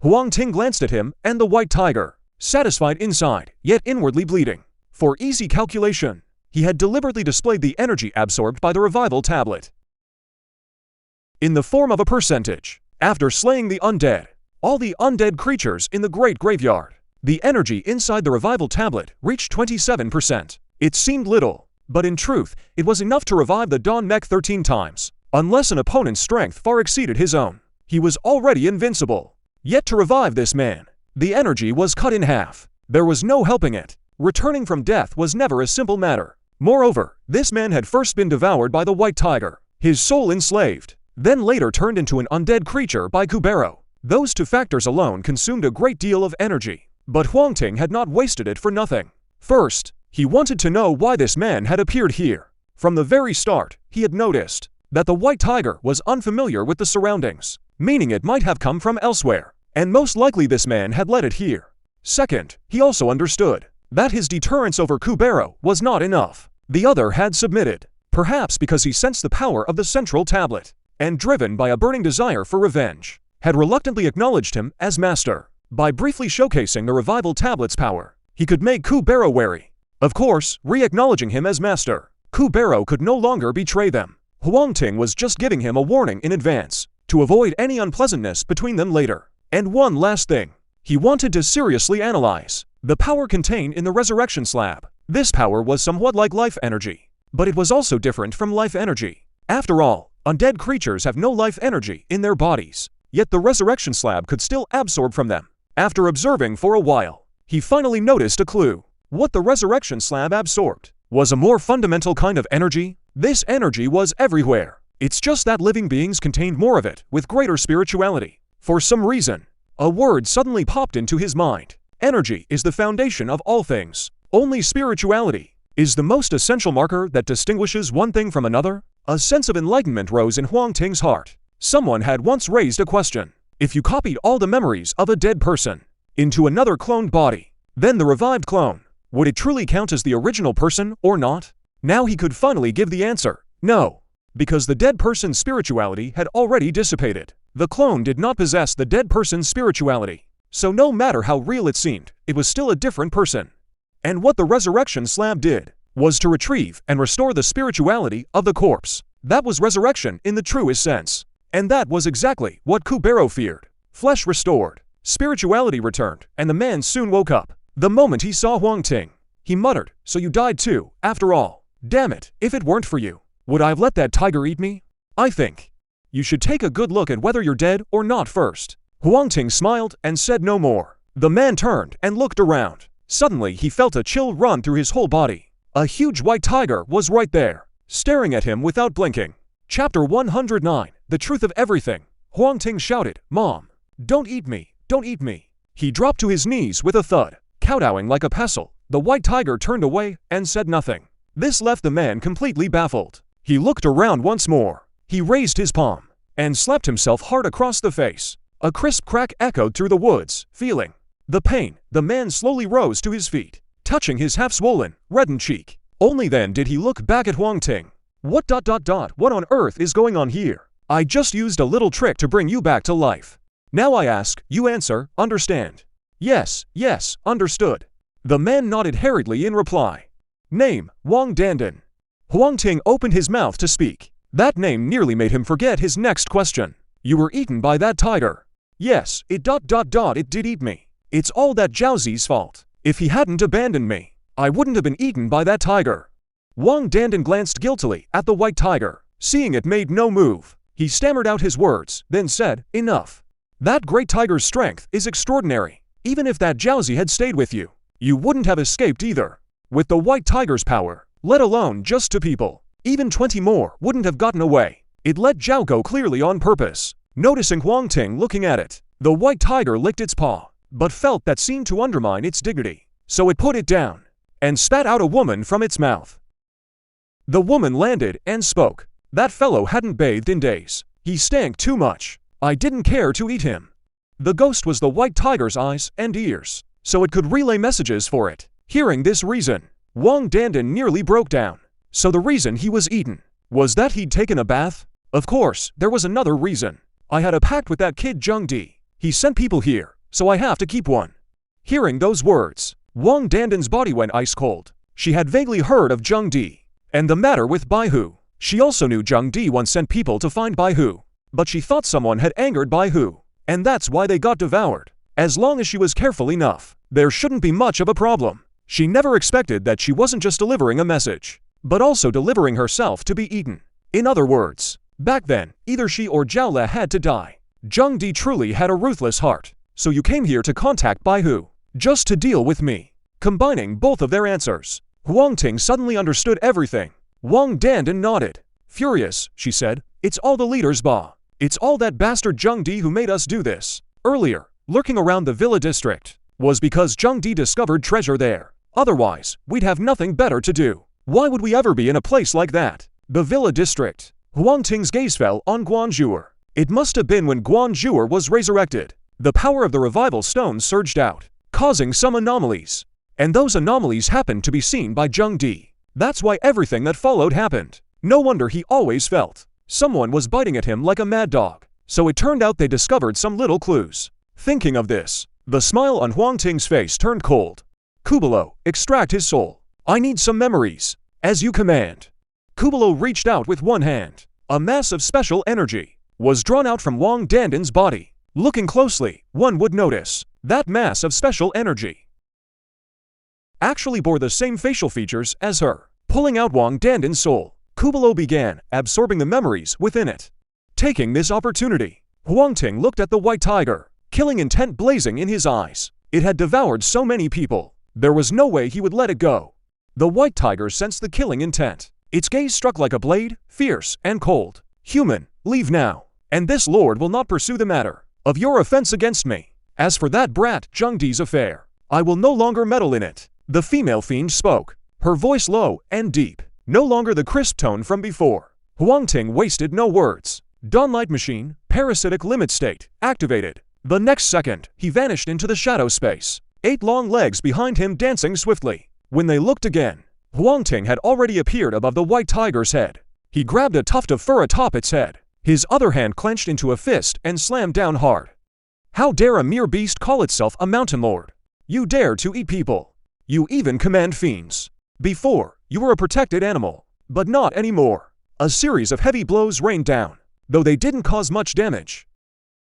The humiliation was immense. The white tiger let out a furious roar. The fur on its body began to show signs of turning red.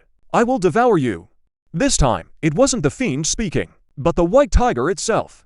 As the words fell, its fur turned completely red, shaking off rapidly. Huang Ting, who had been gripping its fur, let out a roar of his own and lunged forward to bite. Huang Ting raised his blood-red serrated blade, blocking the white tiger's massive fangs. The fangs bit into the blood-red blade, emitting a cracking, grinding sound, as if it would shatter apart any moment.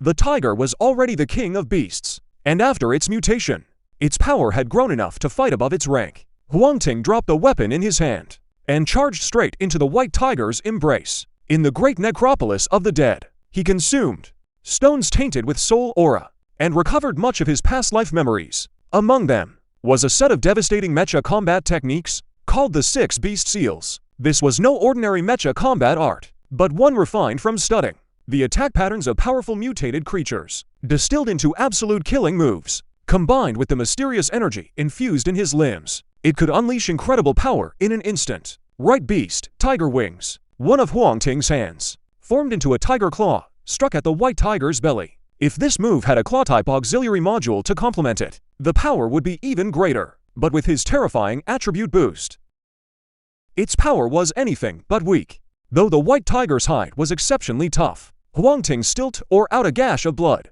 Crimson blood seeped out continuously. quickly staining the area a vivid red. The white tiger, enraged by the pain, turned and bit back. Six beast, serpent wings. Huang Ting's massive, sturdy frame dropped low in an instant, as if he had no bones at all. In the blink of an eye, he circled to the other side. Bear strike, he raised both hands high and slammed down.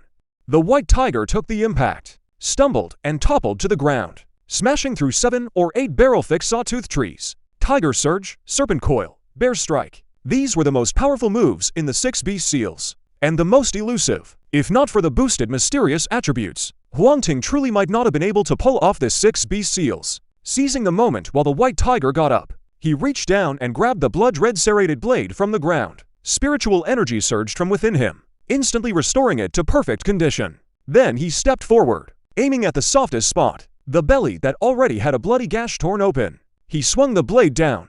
Seeing the white tiger still had a spark of life, he activated the revival stone tablet and began to draw out its spiritual energy. Moments later, a kill notification popped up before his eyes. Killed the leader, Mountain Army White Tiger, 4th rank. Obtained White Tiger Flesh Stone, White Tiger Hide X8, White Tiger Bone X8, White Tiger Fang by 4, White Tiger Face Mask.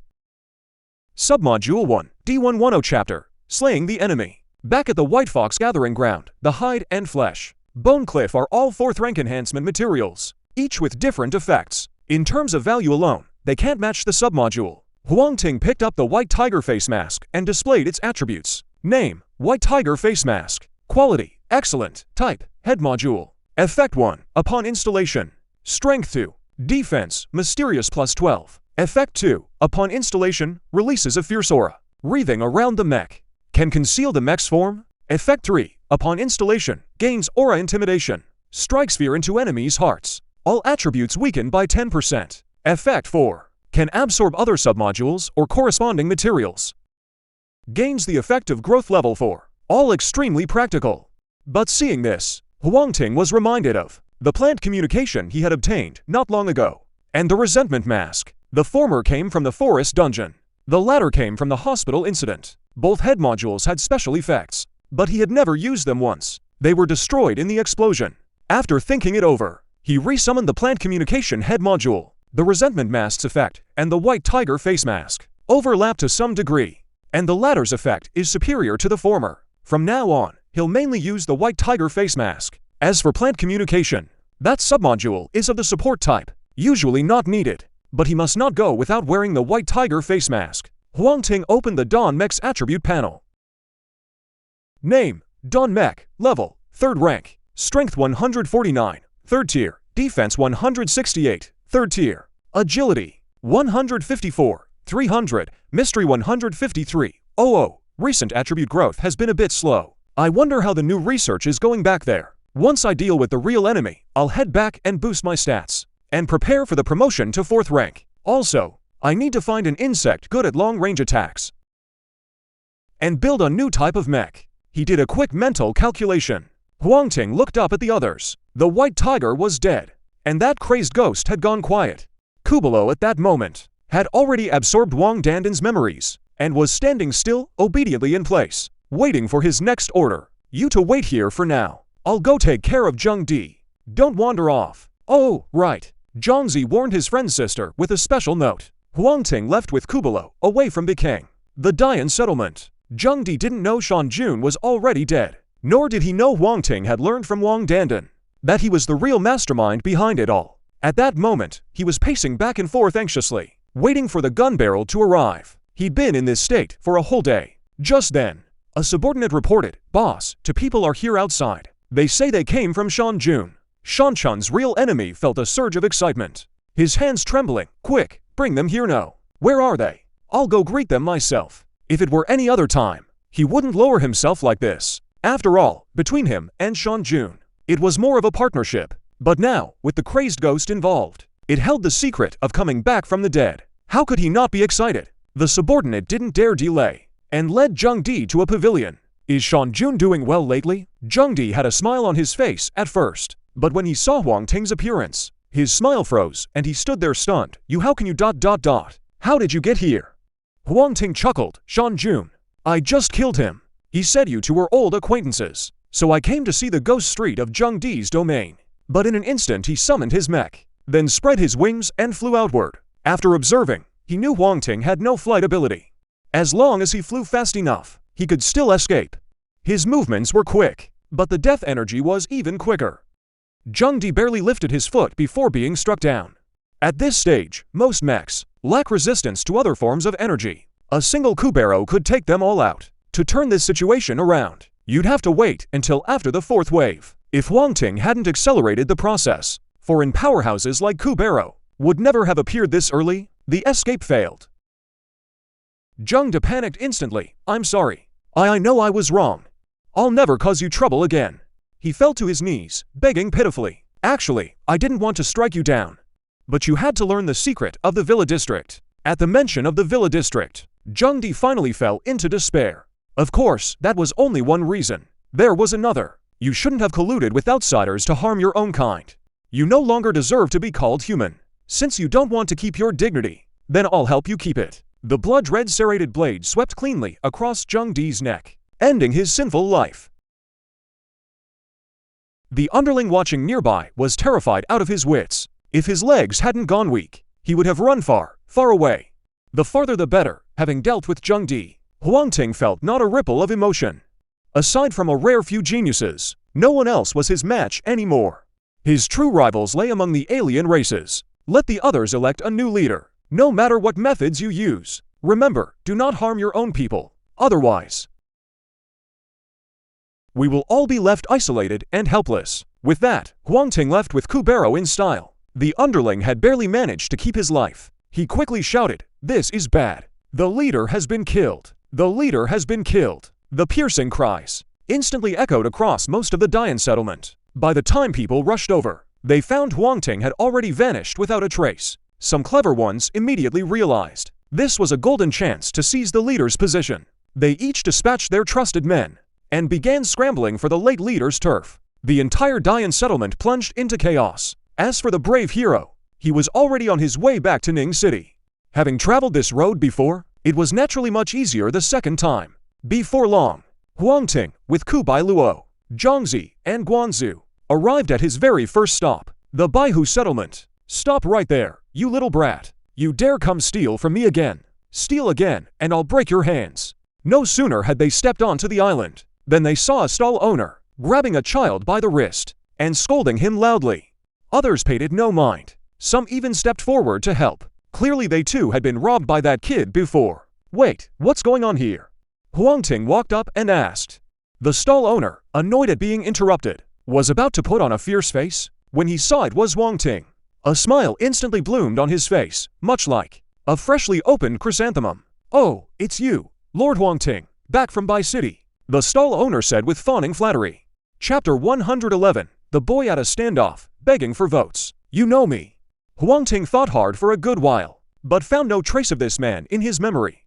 The stall owner nodded eagerly, then quickly shook his head. Hey, who in the Baihu settlement doesn't know you? Whether it was taking down the Zhao Lai father and son, or killing that man-faced spider, we all remember it well. Hearing the stall owner say this, Huang Ting finally understood, and smiled, saying those were all in the past. What's wrong with this kid? Speaking of the kid, the stall owner let out a long sigh. His name is Zhangqi. He's been an orphan since he was little, living in the Yuangsing welfare home. I heard that in the welfare home, a very powerful mutant monster appeared. Everyone else died, and he was the only one who escaped. I see. Huang Ting opened the system store, bought a food pack, and gave it to Zhangqi. Here, eat this first. Zhangqi looked at Huang Ting, then at the stall owner beside him, snatched it and tore open the packaging, pulling out the contents and wolfing them down. All they could see was his bobbing Adam's apple. The way he swallowed was like a demon devouring its meal. A medium food pack. This one costs 100. That's about 2 days of my income. The stall owner was quite envious, but had no other intentions. Just 100 energy points. Barely a day's income. Not enough to make him truly jealous. Besides, those 100 energy points came from Huang Ting. Even if he had other ideas, he wouldn't dare show them. Master Huang Ting, this is only a temporary fix. Don't let his skinny look fool you. But this kid can really eat. That 1.1 food pack. He needs at least 10 of those a day. It's not that I wanted to catch him. I just couldn't feed him enough. Ask him yourself. I used to buy him food all the time. Zhangqi didn't nod, But he didn't shake his head either, clearly accepting what the stall owner said. Huang Ting was secretly surprised. He thought this stall owner looked so fierce, and must be someone not to mess with. But he turned out to be kind-hearted after all. He pulled out 10 large longevity soul stones, and placed them on the table in front of the stall owner. This was his meal money from before. That should be enough, right? This is just a bit of pocket change, not even worth 1 large longevity soul stone. Master Huang Ting, you should take it back. The stall owner was certainly tempted, but still said cheerfully, keep it, and in the future if you meet someone in need, just remember to lend a hand.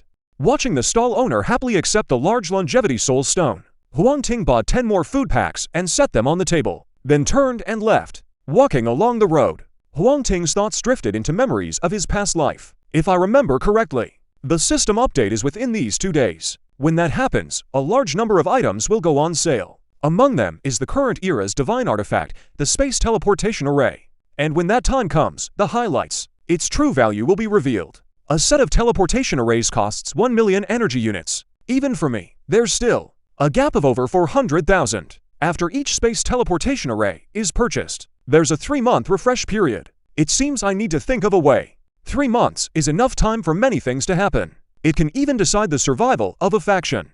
In my past life, the first teleportation array was bought by Huang Ting from the capital. With that teleportation array, Huang Ting quickly gathered a large amount of enhancement materials and regained control of the Dragon Nation. Huang Ting doesn't have such grand ambitions to want to control the entire Dragon Nation. But he must ensure the safety of Dawn. For that reason, he was determined to secure the first space teleportation array. Master, that child named Zhangqi is following me. As he walked along, the voice of Kuberlo came to his ears. Huang Ting turned to look back, and immediately spotted that child with wary eyes. He took another look at Zhangqi. His hands were empty, not knowing where all the food he'd just given him had gone. Thinking of a certain possibility, anger surged in Huang Ting's heart, even daring to rob a child. He wanted to see who these people were. This Zhangzi. Coincidentally, you share the same surname as him. Go ask him where the food went. Zhangzi trotted over to Zhang Kai's side, squatted down, and began to ask. He was small and delicate. His smile was also very infectious, making it hard for people to get angry or wary. In no time at all, Zhangzi brought Zhangqi over to the group. The leader said, you're really capable. Everyone here is afraid. They want to follow you and make you their big brother. As for that food, he ate it all by himself. No one took it from him. Zhangzi's expression turned odd, not expecting Zhangqi to eat so much. That was enough for over a dozen people. Enough to feed an ordinary person for a whole month. And in such a short time, it was all gone. You want to follow me?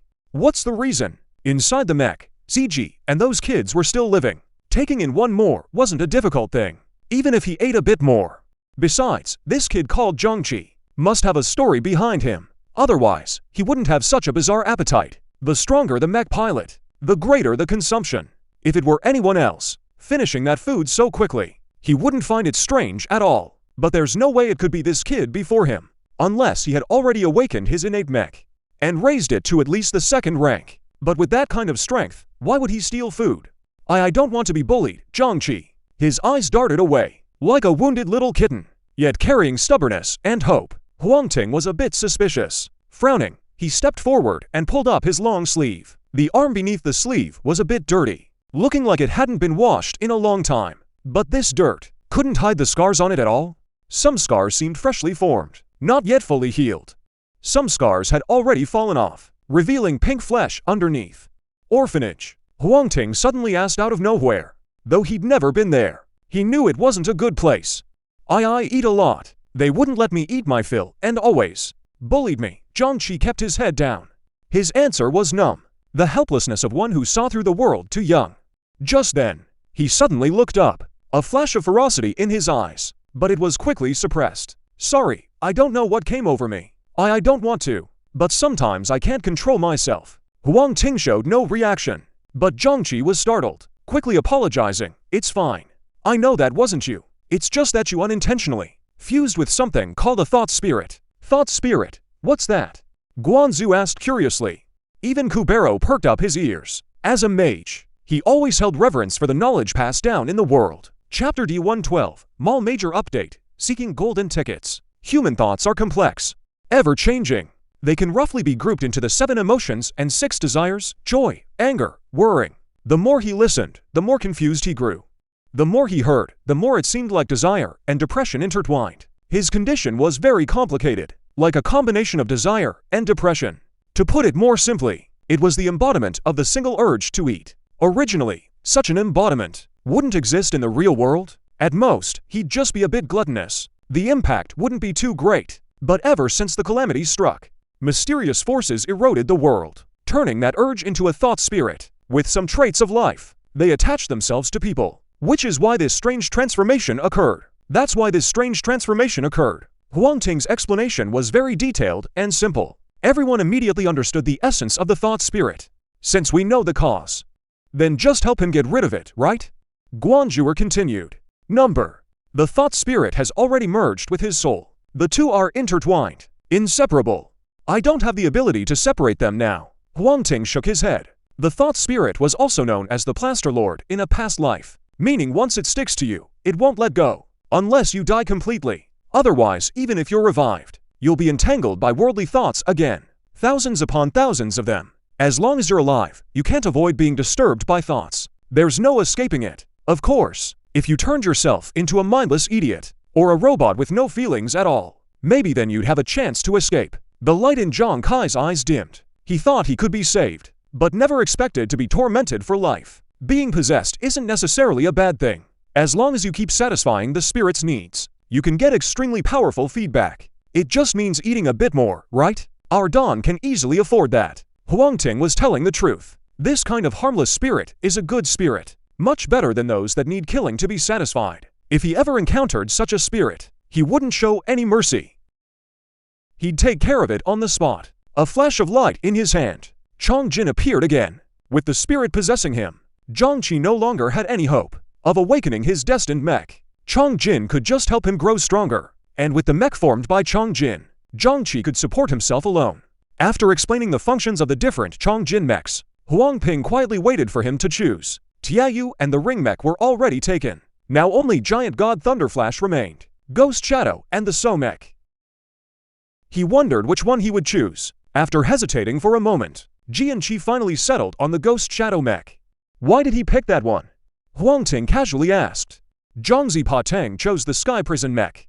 Kuberlo, to nurture undead creatures, chose the Ring mech. Now Jianqi picked the Ghost Shadow mech. He must have his own reasons too. I want to become a shadow nobody notices. Jianqi answered seriously. The answer surprised the others, but they didn't press further. Let's rest here at the White Fox settlement for a few days. You can look around, but don't cause trouble. Right after accepting Zhangqi, Huang Ting gave that reminder. Once the others left, he opened his friend channel and pulled Guan Xilan, Chu Jiazhen, and Luosho Peng into a temporary group chat. How many energy points does Don have now? Currently available, 631,128 points. Guan Xilan replied first. The number was about what Huang Ting expected. It looked like a lot, but compared to what was needed to buy a teleportation array, it was still far short, and even that was thanks to the low-tier material synthesizer, buying low and selling high for the margin. Without that artifact, they'd have at most 300,000. Tell everyone to be frugal with their contribution points. Don't redeem anything from the guild warehouse. Then contact other factions and sell those materials at a discount. Convert everything into energy points. Aim to reach 1 million within 2 days. At Dawn Base, seeing Huang Ting's message, Guan Xilan's expression turned serious. Could something big be coming soon? If Huang Ting was treating it this carefully, it was definitely no small matter. She feared she might not do enough, and wanted to ask for clarity. If we sell materials on a large scale, it might cause panic among others. Chujia also replied with a line at that moment. In fact, he had already noticed it long ago. The reason this group chat had no illustrations was also to downplay his own influence. After all, Dawn was built upon the foundation of the mountain river base. If he grabbed too much power, it might very well provoke Huang Ting's wariness and suspicion. Even if Huang Ting didn't think about such things, it was hard to guarantee others wouldn't have their own ideas. If it weren't for the fact that what Huang Ting said was no small matter, he wouldn't have stepped forward. Indeed, without a real understanding of the situation, other factions would likely not accept these materials either. Luo Shupeng also chimed in at this point, saying it was simple. Huang Ting had no intention of hiding his plans. He told them, I plan to purchase a spatial teleportation array, capable of ultra-long distance teleportation. The price is 1 million energy units. One end of the array is in Ning City. The other end is in another settlement I discovered. Oh, and different teleportation arrays can also establish teleportation links between each other, allowing teleportation to other regions as well. What? A teleportation array? The three of them were stunned. Such a great thing actually exists now. Soon, they realized the benefits of having a teleportation array. Food, clothing, shelter, and transportation are essential parts of human life. They had already temporarily solved the first three, leaving only transportation unresolved. Once they had a teleportation array, travel would become much more convenient. And if Dawn could master the teleportation array, the profits would be simply unimaginable. This was a goose that laid golden eggs. No wonder Huang Ting was selling materials at a discount to gather funds. Once they realized there was profit to be made, the three of them wasted no more words, and all sprang into action, just as they had expected. Not to mention Dawn. The entire Ning City was thrown into chaos. The University Alliance was getting a bit bald. The road ahead is full of worries. The principal found Ran Zijin, Yu Lang, and the others. I heard you know Huang Ting. Can you try to contact Xu Guang and see what's happened? Is he ... The principal is worried? Big shot Huang Ting will be fine. Yu Lang cut in to retort before the principal finished. That's right. I bet Xu Guang's moves must mean something else. Ran Zijin also backed Yu Lang. He's Huang Ting's friend. Of course he knows Huang Ting is doing just fine. Besides, Xu Guang may be a bit chaotic now, but management has always been rock solid. That shows it's nothing serious. The principal is just worrying too much. Principal, don't forget there's also Ningcheng base. If something big really happened, they definitely wouldn't just sit by. Let's just wait in peace. Xu Guang selling enhancement materials at a discount this time is the perfect chance for us to boost our strength. Don't worry about what's happening outside. True strength comes from within. Don't you think? The principal's face turned red. He never expected to be lectured by his own students. But Ran Zijin made a very good point. True strength comes from within. He hesitated no longer and ordered people to go buy the materials. With this many enhancement materials, it's more than enough to raise the Alliance's overall strength by a whole level. Ningcheng base has already reached an agreement with Xu Guang. They also understand that on their own, they can't afford the teleportation array. Better to cooperate with Xu Guang first and seek development. As for the whole matter, the only ones with complaints were the people inside Xu Guang base itself. After all, only their exchanges were affected. Their interests were hurt. Some people grew resentful over it and waited for a chance to stir up trouble. Luo Shupeng didn't indulge them. He used this opportunity to deal with quite a few people. After his purge, the atmosphere inside Xu Guang immediately cleared up a lot. At the same time, with large amounts of materials sold off, Huang Ping's energy points reached a terrifying 1.5 million. 2 days later, the system had a major update. A special announcement appeared before everyone's eyes. The system shop has been updated.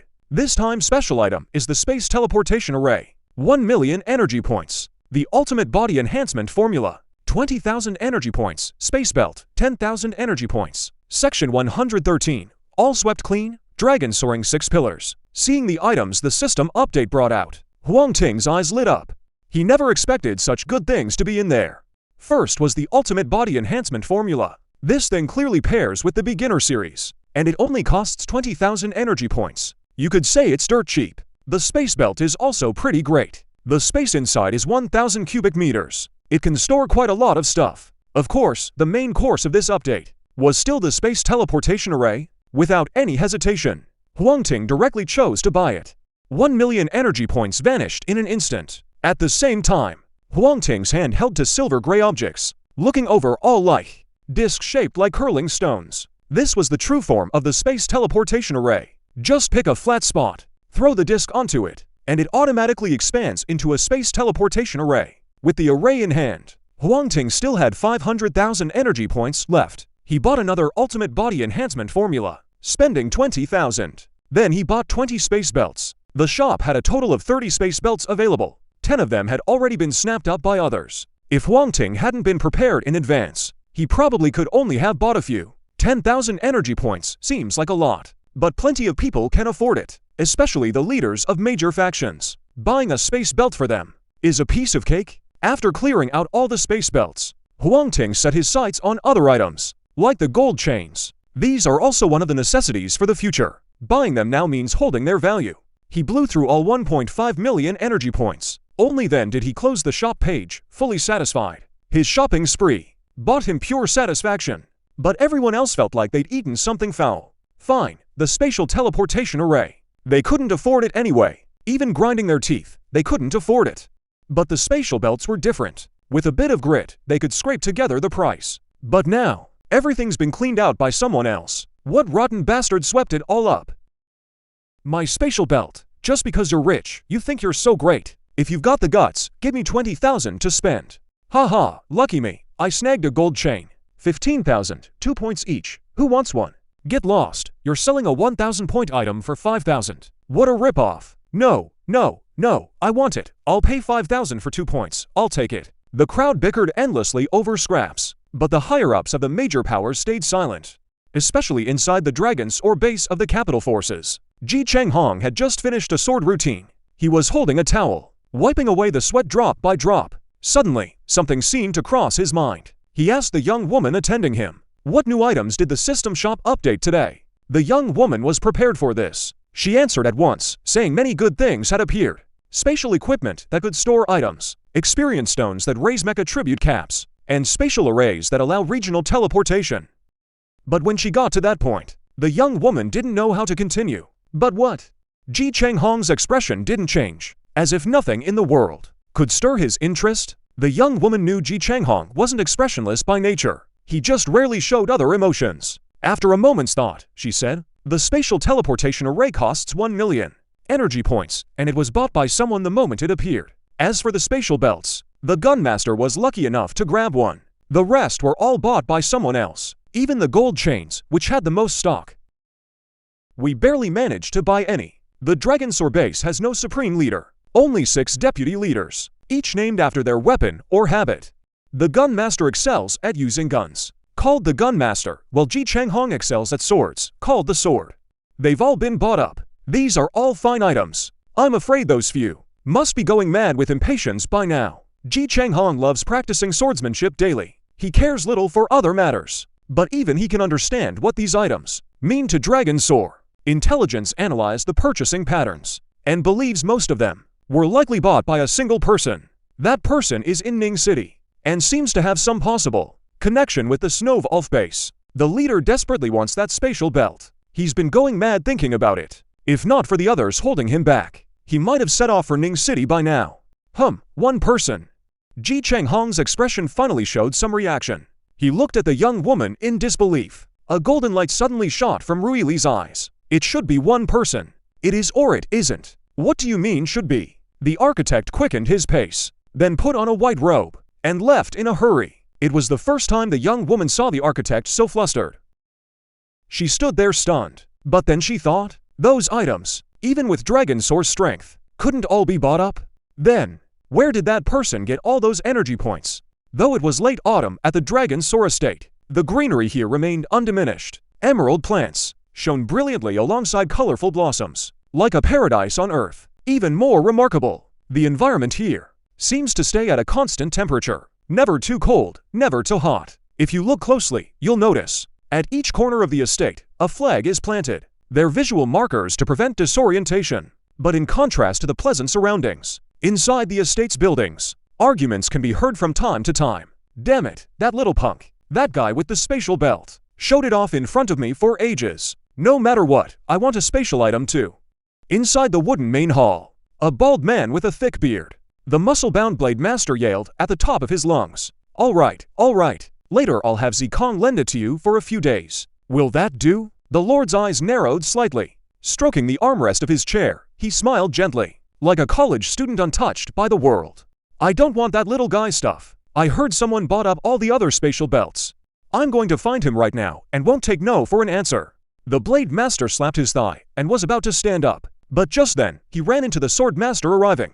The two exchanged a glance, and both let out a cold snort. Everyone in Dragons or knows the Lord and the sword master have a grudge. Though it's not a major feud, they just can't stand each other. Seeing the two about to start arguing again, the Lord quickly stood up and separated them.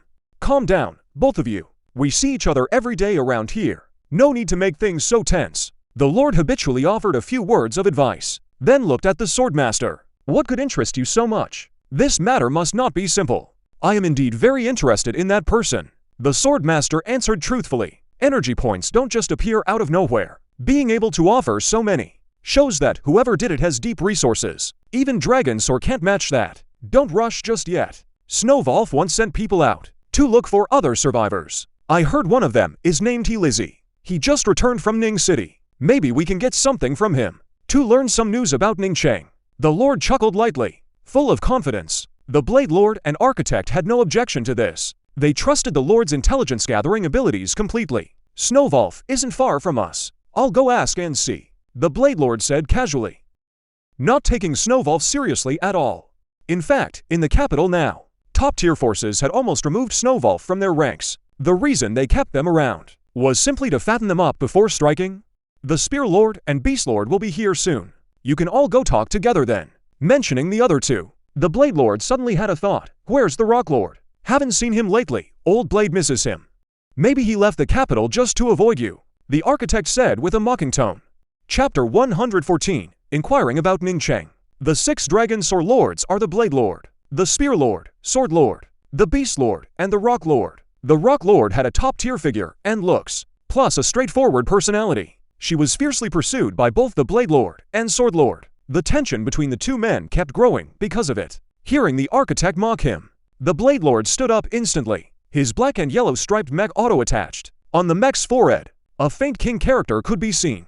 The Architect didn't back down either. His deep blue mech materialized, though his mech looked more like a sword mech. The whole thing resembled a long blade floating in mid-air. With an imposing aura, the Lord smiled bitterly and stepped between them once again. Trying to persuade these two was harder than planning a nightmare dungeon. Luckily, 2 more people walked over just then.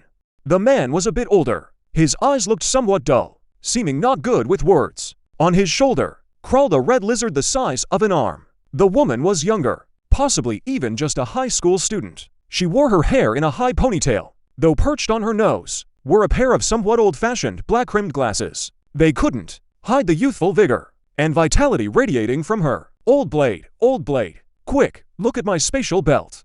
The moment they met, Spearmaster showed off her spatial belt. She clenched her fist, and a gleaming long spear appeared. Then she opened her palm, and the spear vanished again. Appear, vanish, appear, vanish. In just a few seconds, she demonstrated it several times. Can it hold living things? Beastmaster's voice was hoarse as he asked. He and Spearmaster had only met by chance, and hadn't had a chance to speak yet. If it could hold living things, then his precious creatures would have a perfect new home, and his combat power would soar. No, I've already tried. Living things go in alive but come out dead. Spearmaster turned her palm over, and a small snake appeared in her hand. Sensing the snake had no life left, Beastmaster silently lowered his head and stepped aside. The others knew his surname, but didn't strike up a conversation. Hey, little spear, why don't you let me have that spatial belt first? When I find good loot later, you'll get first pick. How about it? Blade Master grew more fond of the belt the longer he looked. He couldn't help himself. It was only because Spearmaster was a girl. If she'd been a man, he'd have snatched it long ago. No way, no way. I've got nowhere to put my stuff. It fits perfectly in here. How could you bear to take it from me? Spearmaster refused outright, and backed away repeatedly. Left with no choice, Blade Master turned to Beastmaster. He knew the Gunmaster listened most to the Master's words. If the Master spoke up, the Gunmaster would surely yield. The Master spread his hands. I have no way either. But Fan Raijong might have company. Right, I almost forgot the real matter. Let's go find him now. Snowvolf Base. Fan Raijong stood quietly before the huge floor-to-ceiling window, overlooking the scenery outside. Before, he could see endless traffic. Now he could see boundless green. But autumn had arrived. That boundless green was now beginning to turn yellow, as if heralding the end of life. A knock sounded at the door. Come in. Fan Raijong did not turn around. Still handling matters, the great leader Long Tang's visit. His subordinate opened the door and walked slowly to behind him. His voice was lowered. Why would they have leisure to come to my place? Who all came? Except the Yan Master. Everyone else came. He spun around sharply, his gaze like lightning. The Master's banner. What does this mean? Could they want to destroy Snowvolf today? He stood in place thinking for a long while. Only then did he let out a sigh of relief. Snowvolf is a piece of fat meat. Everyone knows this. If they truly wanted to strike at him, It would never be just Long Tang's faction alone. He was likely safe today. Thinking of this, he straightened his clothes and followed his subordinate to the reception hall. The moment he entered, he indeed saw the master sitting in a chair, waiting for him. "My apologies. I was busy just now and neglected you all." He gave an uneasy smile and took the seat of honor. "As long as Snowwolf hasn't fallen, this seat remains his. You're too polite. We should be the ones apologizing for disturbing. I heard the vice leader sent quite a few people out recently to look for other survivors or settlements. I wonder how it went." The leader narrowed his eyes with a faint smile and went straight to the purpose of this visit. Fan Raizhong was a bit confused. He had indeed done that, and it wasn't a secret. It was only natural Long Tang knew. Besides, the leader was always known for his strategy. There was little Long Tang could hide from him. After thinking for a moment, he finally spoke up, admitting it was true. Although the mutant creatures were troublesome, everyone had awakened their life-bound mechas, and with the country's early warning, the number of survivors was quite large, and they had already begun establishing large-scale settlements. The leader asked about this. Could he be wanting to make contact with other places and restore social order? If that was the case, then leaving it to us snow wolves would be perfect. Having work meant having value, and having value meant not being destroyed. Fan Raizhong saw this clearly. That would be a blessing in disguise. By the way, the leader had always dreamed of visiting Ning City. I wonder how things are over there. Has he Lizzie sent back any news? Ning City, he Lizzie. Hearing those two names, Fan Raizhong was startled. Could the leader already know about the demon contract? Several thoughts flashed through his mind. He let out a long sigh. Looking troubled, he said he didn't know. If you hadn't mentioned it, I'd almost forgotten that guy existed. He was a key contributor in the search for survivors. How could you forget him? Why don't you contact him now, Vice Leader, and ask about the situation in Ning City? Fan Raizhong couldn't keep up with the leader's thinking, and was completely baffled. But since it was about Ning City, as long as he didn't reveal the demon contract, everything else was easy to handle. He sent a few messages to He Lizzie. These messages contain hidden codes, not afraid of what He Lizzie might reveal. Before long, He Lizzie indeed replied with some news about Ning Cheng. Having obtained what they wanted, the leader and the others didn't linger, and quickly left. Watching their departing figures, Fan Raizhong finally realized their target wasn't him, but Ming Cheng. Guards, go investigate what's happening in Ningcheng. Chapter 115, Return to Ningcheng. Let's stop the search here. Cheng Tianjin led Huang Ting and the others to a giant tree 10 meters in diameter. The tree stood perfectly straight, dark brown roots above tangled together, like a knot of messy threads. Luckily, the space at the base was quite flat, and no other plants grew there. It was very clean. Plus, the roots offered protection, not only hidden, but when needed. The sturdy roots outside could block attacks. Just walking around the giant tree took them several minutes. It truly was a great spot. Huang Ting nodded in satisfaction. Turning the lake island into their private base, that was his original plan. With the surrounding water as a barrier, the safety and privacy here far exceeded that of Ningcheng. As they say, a cunning rabbit has 3 burrows. Now, the Yuanshan River base, the building area controlled by Chujiazhen, was the outermost zone of Shuguang. The abandoned building housed some of the elites. This lake island could serve as the inner core area. Simply put, other places were the outer sect, while the lake island was the inner. And inside the Mech itself was an even more core area. Across all of Shuguang, only a handful of people could enter. Cheng Tianjin naturally knew this. Huang Ting was at the White Fox gathering place, planning to set up a teleportation array. But he didn't stop them. In fact, he welcomed it. When life itself is threatened, everything else can be set aside for now. Besides, he wasn't one to crave power anyway. With this teleportation array, the safety of the White Fox gathering place would greatly improve. He tossed out the disc. The disc, originally only head-sized, expanded rapidly, and in the blink of an eye became a large disc 4 meters in diameter. Whoa! The next second, the disc hit the ground with a heavy thud. Name: Level 1 Spatial Teleportation Array. Quality: Epic. Type: Item. Effect: Can link with another teleportation array to teleport within a range of 3,000 kilometers. Each teleportation costs 1,000 energy points. Can set to administrators. Current administrators, 0. Teleportation arrays also have levels. The higher the level, the farther the teleportation distance, and the energy consumption decreases accordingly. As for the administrators, that would definitely go to Cheng Tianjin and the others once it was set up. Huang Ting gave a few brief instructions, then led the group back to Ning City. He had left alone. On the way back, Huang Ting looked at the group's composition and found it rather hard to look at. A mutant dog that loves roast chicken, a pair of inseparable best friends who love and hate each other, a necromancer whose exact species was uncertain, looking human on the outside but not human at all. Even the most normal-looking one, Zhangqi, carried a lingering spirit on his back.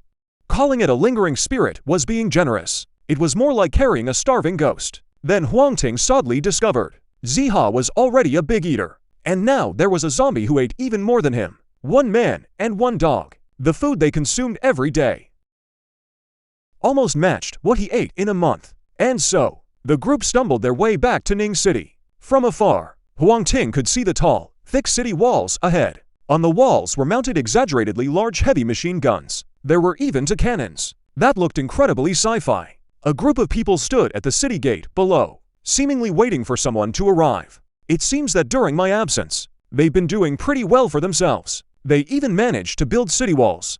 Huang Ting marveled inwardly, since even lab blueprints could drop. Getting a few city wall blueprints shouldn't be too hard. There's a large war dungeon near Ming City that might drop this kind of wall blueprint.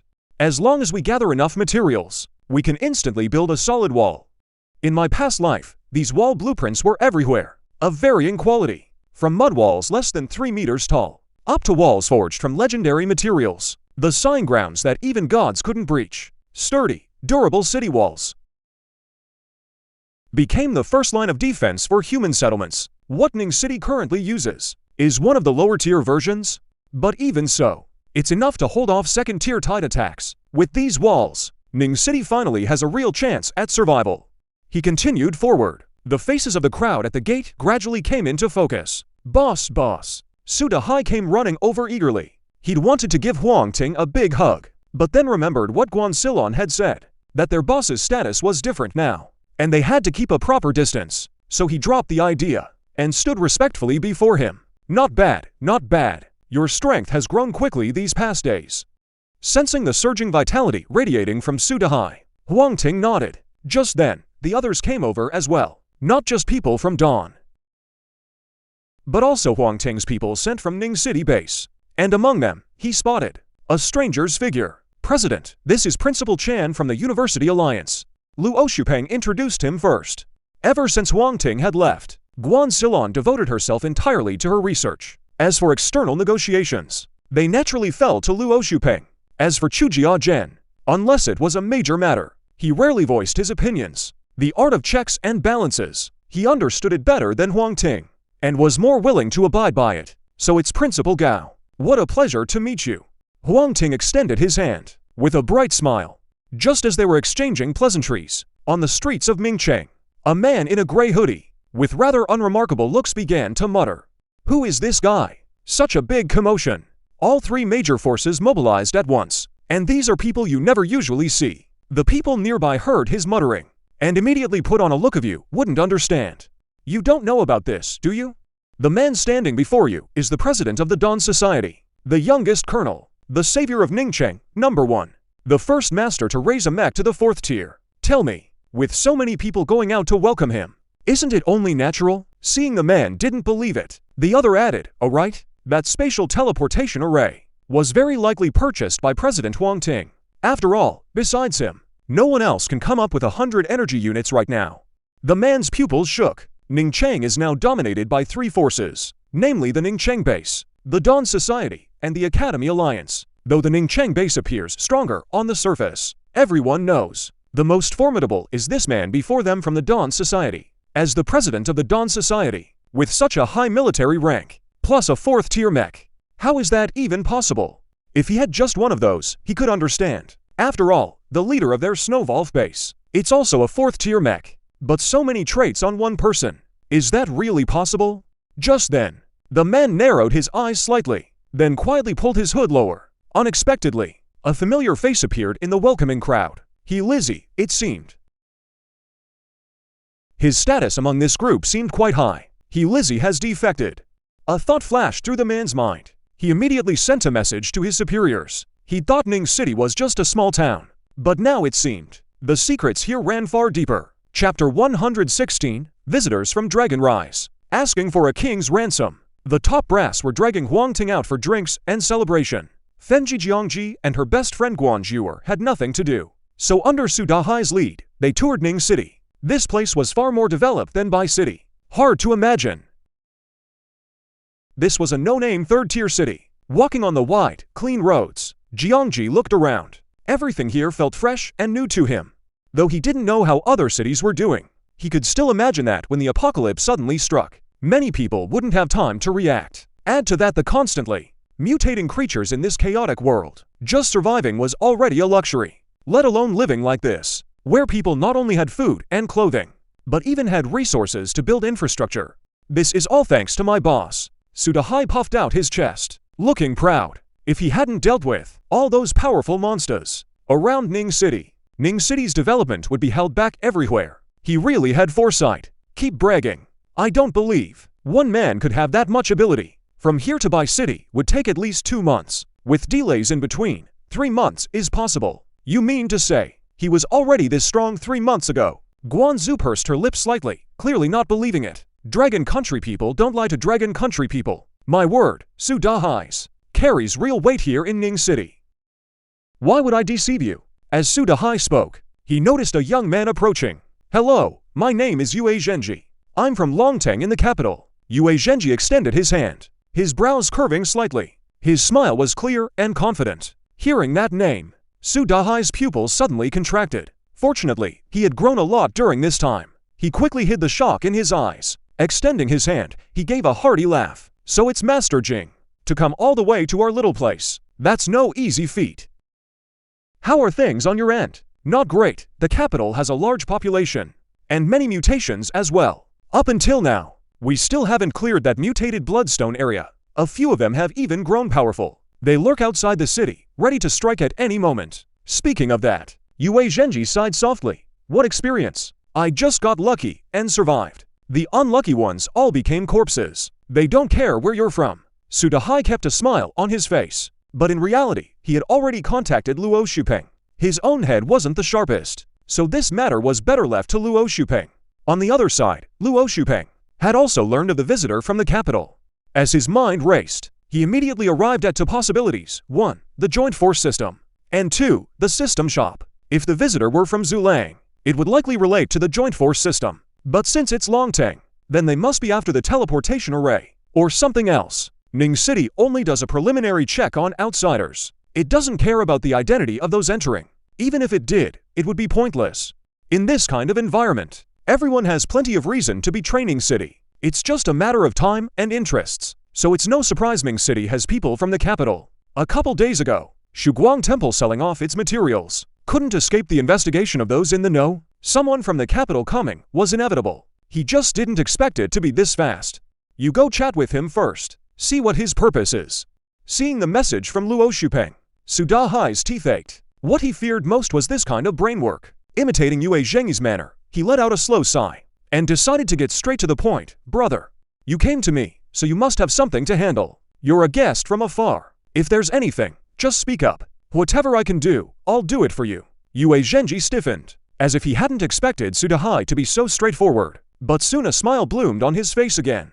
I do have a matter I need your help with, brother. The door slid open slowly. The noisy sounds inside instantly faded. Yue Zhenji cursed inwardly that Su Dahai was no good man, then steeled himself and walked into the room, greeting the inspector, President Huang Ting, and Principal Chan, one by one. Sweat on his forehead was visibly streaming down, because everyone seated here was either a powerhouse or a high-ranking figure of major forces. Even though he came from the capital, before these big shots, he was still humbled. Another fine young man has arrived. Someone, quickly arrange a seat for him. Fuan said with a chuckle. Thank you, Inspector.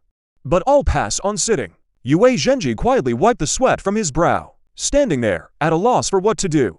Huang Ting, seated beside Fuan, had long received the news, and knew everything in detail. In his past life, he had no grudge against Longtang, nor did he truly want to embarrass Yue Zhenji here. He just wanted to use this method to gain the upper hand in the negotiations ahead. There's no outsider here. Just say what's on your mind. He finally spoke up, not only easing Le Zhengyi's awkwardness, but also stirring a flicker of anger in the others. Huang Ting hadn't kept anything from them, and had treated them as his own people. That was a sign of trust. President Huang Ting.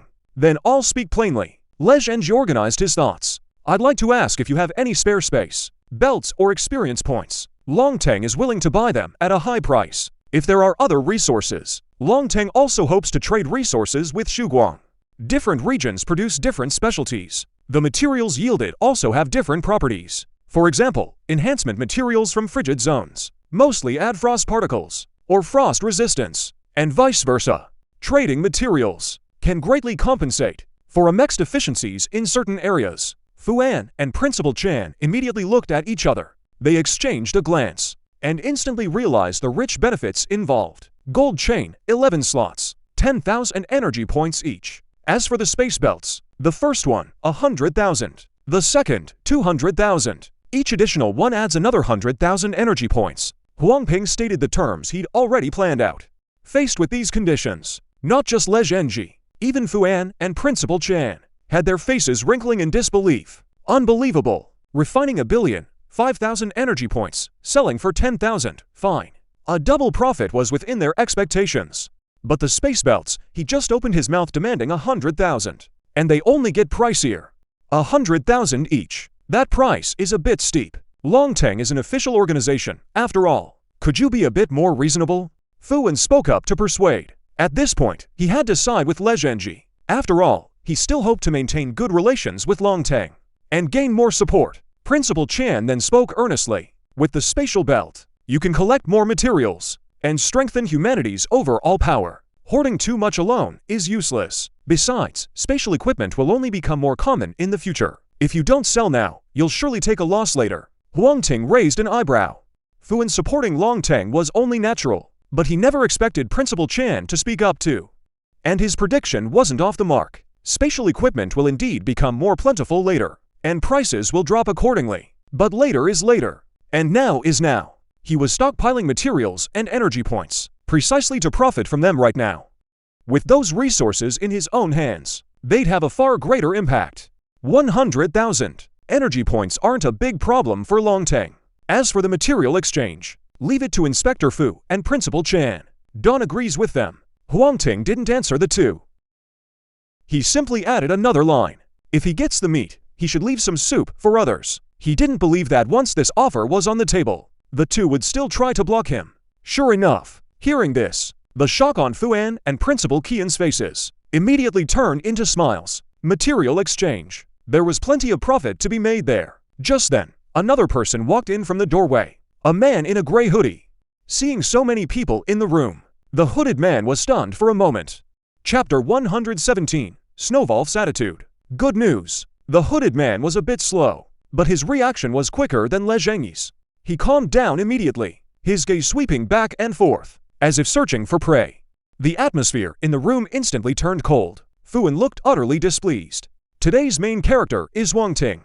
He couldn't easily get involved. Otherwise, he'd have given the order to kill by now. President Huang, greetings. I'm from Snowwolf, one of the 7 major powers of the capital. You may not know us well. Enough, I don't know what business you have with me.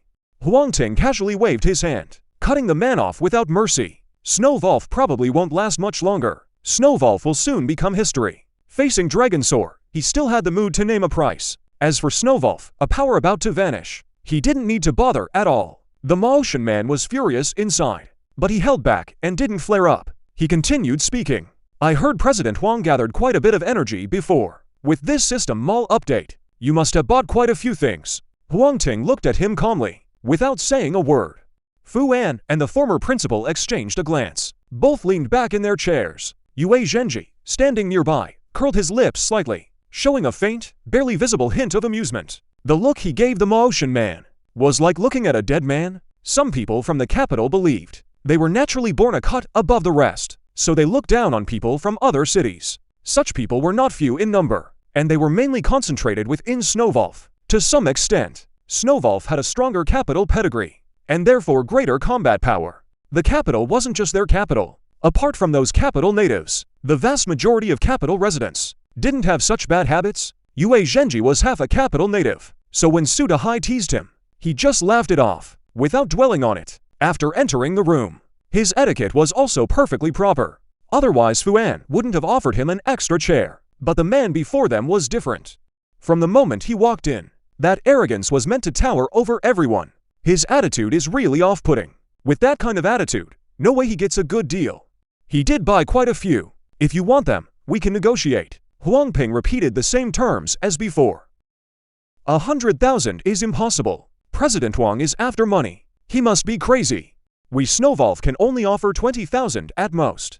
And that's 20,000 per item. The man from Shannon rejected it outright. Seeing this, Le Zhengyi's heart rate shot up. He quickly opened the private chat window and briefly explained the current situation. In less than half a minute, a reply came back. Space belt, 2 gold chains, 1,210 grams, at his price. Seeing those small words, he finally felt a wave of relief. Seeing Huang Ting stay silent, the man from Maotian spoke again. President Huang, this price is very sincere. After all, you only paid 10,000 per item. Selling them to us now, you not only earn an extra 10,000 energy, but also win the friendship of Snowvolf. 2 birds with 1 stone. Oh, by the way, there's something I think I should remind you of. The city wall outside your town isn't sturdy enough. It can't withstand the attacks of the monsters from the 4 streets. We Snowvolf can provide you with blueprints for a much better wall. The moment those words were spoken, the atmosphere in the room nearly dropped to freezing point. Huang Ting caught the implication. This was clearly a threat. He let out a light chuckle, then turned to look at Le Zhengyi. Caught by that gaze, Le Zhengyi's body tensed up instantly. For some reason, even though Huang Ting was the one among them with the least experience, he himself felt that the core of this group should be him, and only him.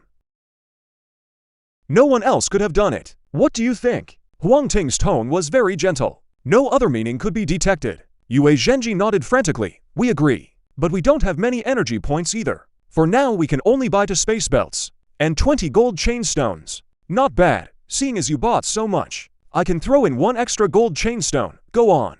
Inside, you can craft refined stones. The cost is only 1,000. 2 points, giving 1 extra is no big deal. Seeing Yue Zhenji about to leave, the man in the hat was displeased and blocked his path. Kid, this is what our Snowvolf wants to buy. If you want to buy, you'll have to wait until we finish trading with President Huang. Seeing this ridiculous scene, Huang Ting shook his head helplessly. No wonder Snowvolf rose quickly in the past life, and fell just as fast. If they're all this kind of talent, they'd drive President Huang to despair in no time. There's one more thing. Earlier I saw an acquaintance in Ning City. His name is Lizzie. I wonder if President Huang knows this man. Though he phrased it as a question, his expression made it clear he knew Huang Ting was familiar with him. I do know him. I'll have him come over. Huang Ting signaled someone to fetch Lizzie. Hearing that name, Yue Zhenji, who was about to lose his temper, gradually calmed down. He came this time with 2 main tasks. First, to try buying space belts and discuss resource exchange with Ning City. Second, to investigate Ning City's main factions and Lizzie's whereabouts. In no time at all, Lizzie arrived. After seeing the man in the hat's face, he froze slightly, as if he couldn't believe it. What, you know him? Huang Ting noticed something was off, and asked, I know him. He's Fan Raizhong's brother-in-law, by nature. Very arrogant, caused plenty of trouble before. I heard he also drugged and raped a few young girls. Once in a fight, he even knocked down the other guy's house. Fan Raizhong helped him cover up all of that. Lizzie answered honestly, you're talking nonsense. Mata, so you really did betray my brother-in-law. You son of a bitch. I'll fucking kill you. The Maotian man looked like he'd been stepped on his tail, and started cursing furiously. Though he didn't admit it, everyone present was sharp as a tack, and knew those words were probably true. Seeing things going south, the Maotian man let out a loud shout and summoned his mech, charging straight at Huang Ting. Suiting up in the mech takes a moment. As long as he could restrain Huang Ting in that time, he'd be able to leave Ning City safely. Since it all happened so suddenly, no one present had time to react. In the blink of an eye, the Maotian man's green mech was already right in front of Huang Ting. Humph, but the next second, a shocking scene unfolded before everyone. Huang Ting kicked out with 1 foot, and actually forced back the green mech that was several times his size. Lizzie snapped back to his senses, summoned his mech, and stood in front of Huang Ting. But before he could make a move, a streak of gray energy suddenly shot into the green mech. The green mech then exploded and fell apart, leaving behind only a spinning mech core. Le Zhengyi's pupils suddenly shrank to pinpricks. His gaze fell on the 2 women outside the door. One of them he recognized. She was a veteran figure of the Dawn Society. Her name was quite distinctive too, called Guan Silon. In the intel provided by Huang Ting, Guan Silon didn't have this kind of ability, so that gray energy must have come from the other one. He was just about to take a closer look when he felt a sharp sting in his eyes, like being pricked by needles. Luckily, he held back the urge to summon his mech. Otherwise,